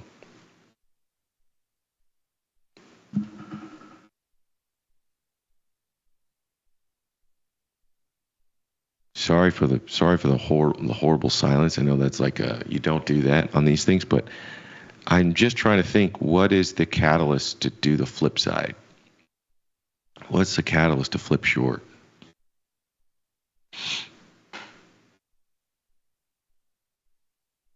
Yeah, and it's either growth. It's the growth projections get materially worse than here, and then the market starts to predict a response. And then you want to be maybe leaning a little bit short the long end, or we renegotiate with China. Because I've said this before, and now I don't think this is novel. I think pretty much this is sort of the opinion of the marketplace, that the whole tariff thing with Canada and Mexico was really just the opening move. It was the opening move in the chess match, which was ultimately designed to get them to adopt the same position on China as the U.S. wants them to have, so that the U.S. can turn to China in these negotiations, and there's a bigger economic bloc and less workarounds. I think the first administration, when President Trump and his administration tried to do these tariffs, I think China outplayed them a bit, and I think they're trying to close the loopholes. I don't know if it works. I don't really know how I feel about tariffs, quite frankly.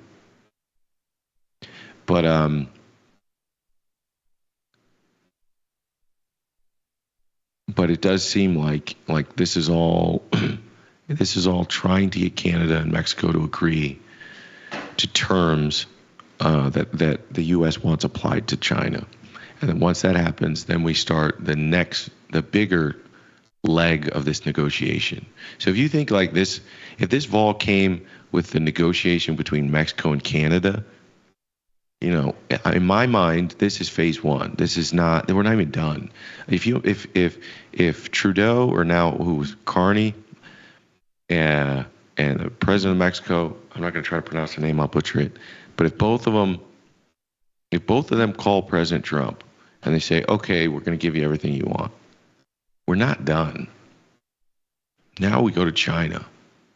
And that one is much more consequential.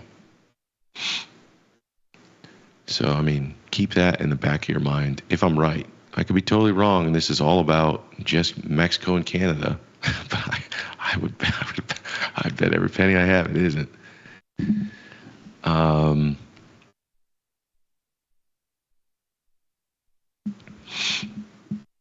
I could act exactly like T and Musk if I didn't have a shred of more or basic morals and common decency.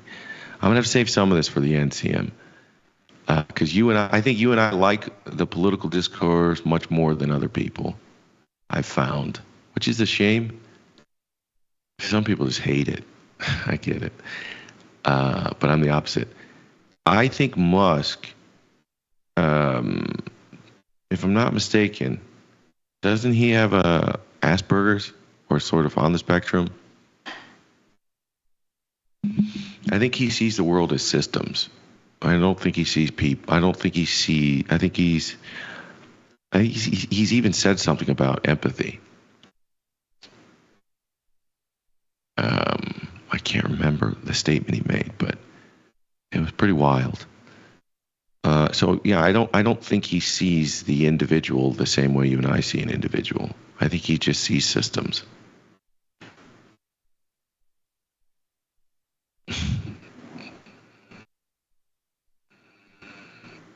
Basic morals and common decency. Yeah.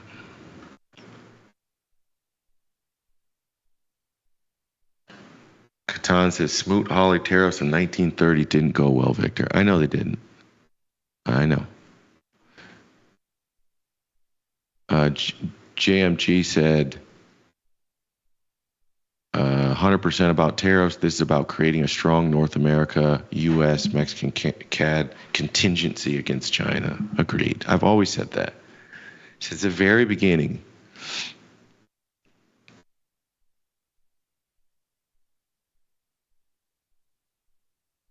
Moss said he has ADHD.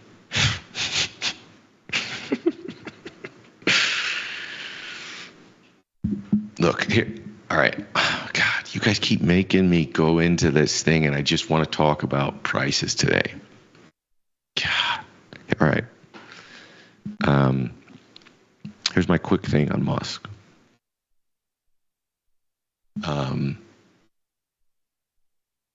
I think the people who are holding up signs and protesting, like, I didn't vote for Elon Musk. I think you've been asleep. I think most people who use that line against the current administration, I'm not saying it's wrong. I think most people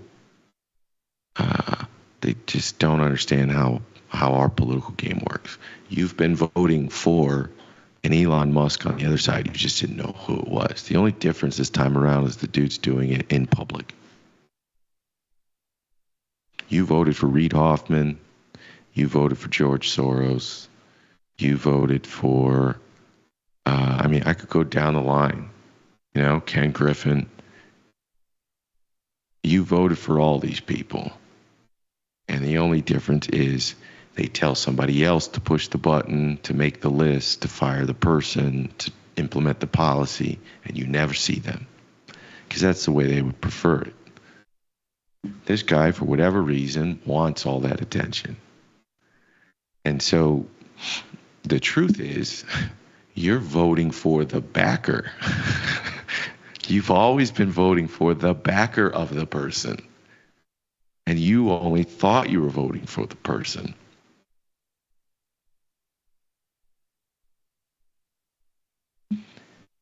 That is not to say I'm down with all this. Like, I'll give you an olive branch real quick.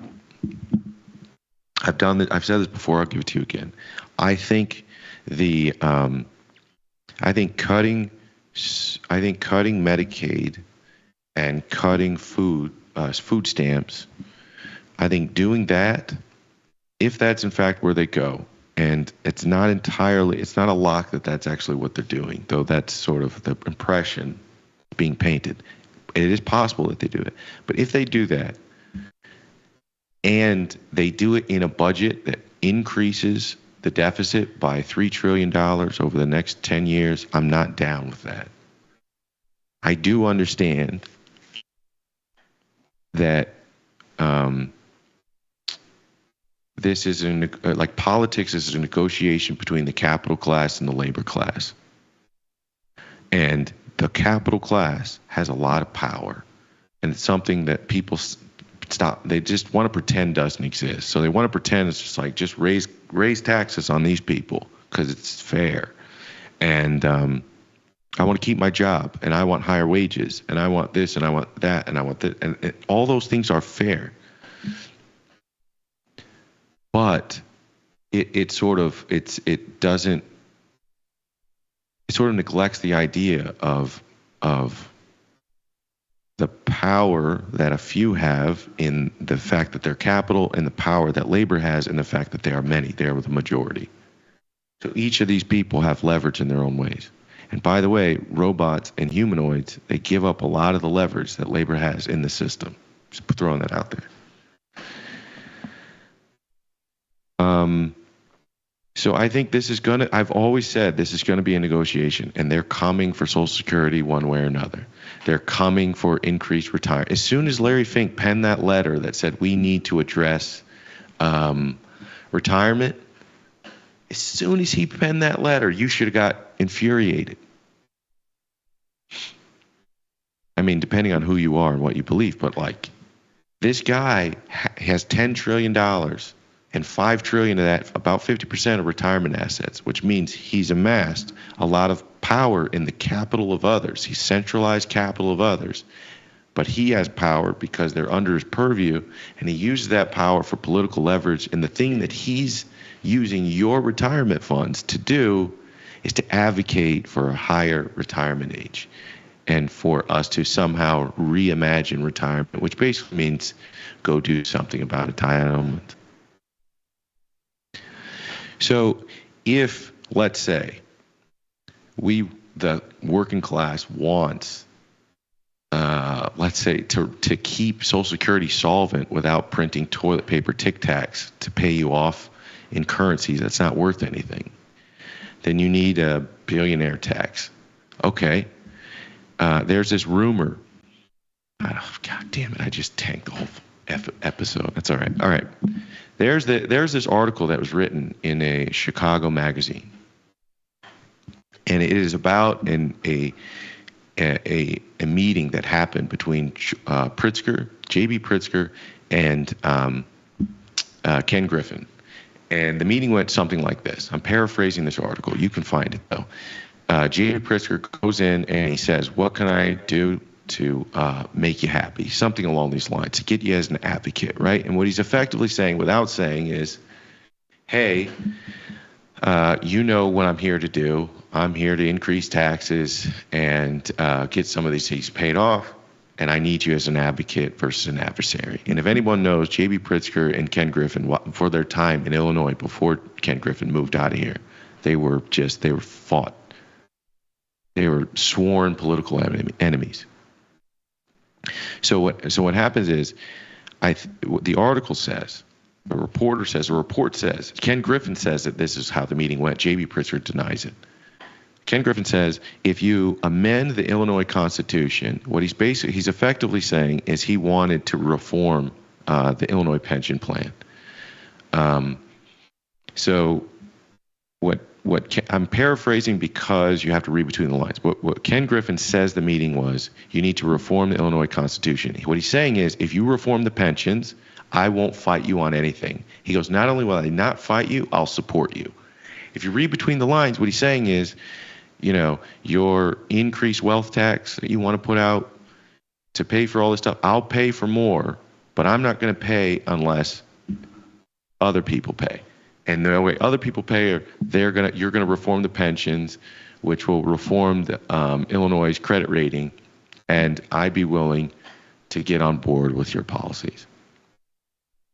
And Ken Griffin says that JB didn't decline the offer. He said, no, we're not doing that. Walked out of the meeting. JB Pritzker denies it vehemently and calls Ken Griffin a liar and says he lied under oath. What won't he lie about? Gangster way to refute this story. I don't know if it's true or not, but here's what I do know. That at some level, if Ken Griffin says that that's what happened, he's telling you how politics work to him. And to him, he's saying, the way that I don't spend tens of millions of dollars to fight you on the wealth tax, which he did in Illinois, and he got it. He was successful. He figured out that if the wealth tax was increased a certain percentage, it would cost him $52 million annually. Or no, over a certain period of time. So he took that exact amount, $52 million, and he spent it in a public campaign to run ads to get people to vote down the wealth tax. And he also had other rich friends in Chicago do the exact same, and they all use the exact same calculation. He basically said, if this goes up by 3% or 2%, whatever, this is how much you're going to spend for every year. So just spend it one time to run these ads, get it voted down, and it will save you that amount of money, those tens of millions of dollars into perpetuity. So my point is that if you want something as a labor class, you have to understand it's a negotiate. Politics is a negotiation. So you want a billionaire tax? Well, that means you're going to be working till 70. And all the pensions are going to get reformed and likely not paid out on. You get what I'm saying? Like, this is all a big negotiation, and it doesn't have to be fair. But money is supporting these candidates and putting them in place. But your votes are ultimately what people have to lobby for, and that's the balance, man. And the reason I've thought that, like, if you want if they want a balanced budget, okay, we'll give you the throw red meat out to the base. And in exchange, these cuts are coming. Cuts to Medicaid, cuts to Social Security, increase in the retirement age. All that stuff comes, and it should come with some counterbalance. Anyways, I kind of got off topic there. Let's see. I don't know if I'm pissing people off. I'm losing people. People are like, "What the hell are you talking about? The market was down 3%, and this is where you're going." Not an unfair point in China. Retirement is like 55. They just raised retirement in Japan, or I don't think they actually even have one. The fact that we had to choose between Trump and Kamala or current Republican Dem is the main larger problem. The 1% can care less. That's what I think. I agree, man. So I try not to get caught in I'm yelling at you because you wear a blue shirt, and you're yelling at me because I don't care about that stuff, bro. To me, I want to go, okay, you guys want lower taxes, and you guys want better schools. You guys want, I don't know, whatever. You guys want higher margins, but you guys want clean water.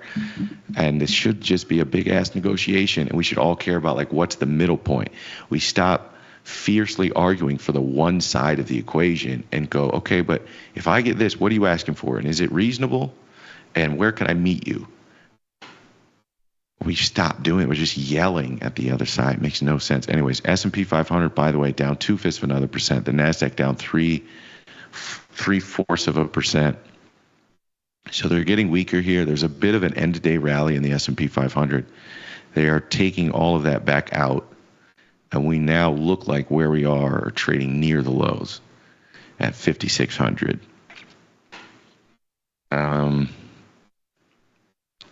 Vol's not getting any cheaper.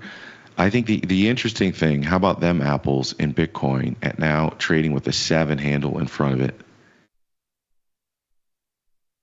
All this trading, investing stuff we do must be analyzed in the context of the current political environment. They are inextricably intertwined. See, you're good, Victor. I appreciate that, man. In a way, some of the things I'm saying are linked. Some of the things I'm just sharing my own idealistic point of view, which may or may not be applicable to price. A Bitcoin at 79, what say the room? Are you interested in Bitcoin at 79? I'm a little disappointed. We got all the way back down to 79. As I told you, I bought right before, literally, I bought that Friday. The president made the announcement on Sunday of a Bitcoin reserve. We rallied $10,000, I think. And we're in the upper 90s. I closed out some of the position, most of the position which I announced. I let a little contract float, playing with house money, and that thing's basically a big old scratch now. That contract. So the question is, what do you do with Bitcoin here?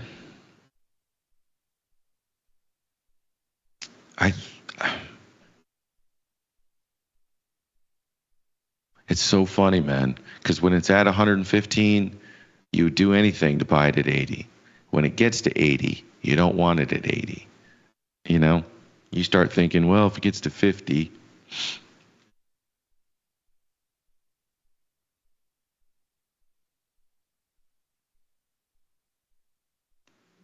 yeah, I think this is one of those areas that's probably pretty tough. I really only like to swing trade Bitcoin when I think I've got a really good setup.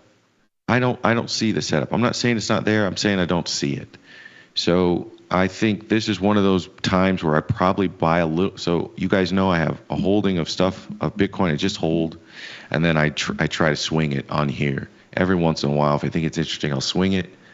I don't see the swing, but I do see a little bit cheaper Bitcoin, and I think maybe the more prudent thing to do is just buy a little bit more in the long-term holding. Not a bunch, just a little bit more. And so that I can keep doing what I'm supposed to be doing, which is buying when assets are red and selling when assets are green. So I think that's probably the way I'll take this. I'll buy a little bit more for long-term holdings, and I don't see the swing trade yet. So I don't want to take one. Ethereum under 2,000. That one might be an interesting setup for a trade. That one might be a little bit more interesting. Ethereum under 2,000 is definitely way more interesting, I think, than Bitcoin at 80. The problem is I don't really believe in Ethereum. You know what I mean? I guess I don't really believe in any of this shit, but I don't really believe in Ethereum to the same extent that I believe in Bitcoin. Not that I believe in it. I just think it's like it's one of the only things that has a digitally, artificially manufactured hard limit. So for that reason, because there's a demand for that instrument, it creates a sort of interesting upward drift, given its artificial scarcity. So I think that I'm interested in that aspect. Ethereum doesn't have that, and it has a central sort of authority.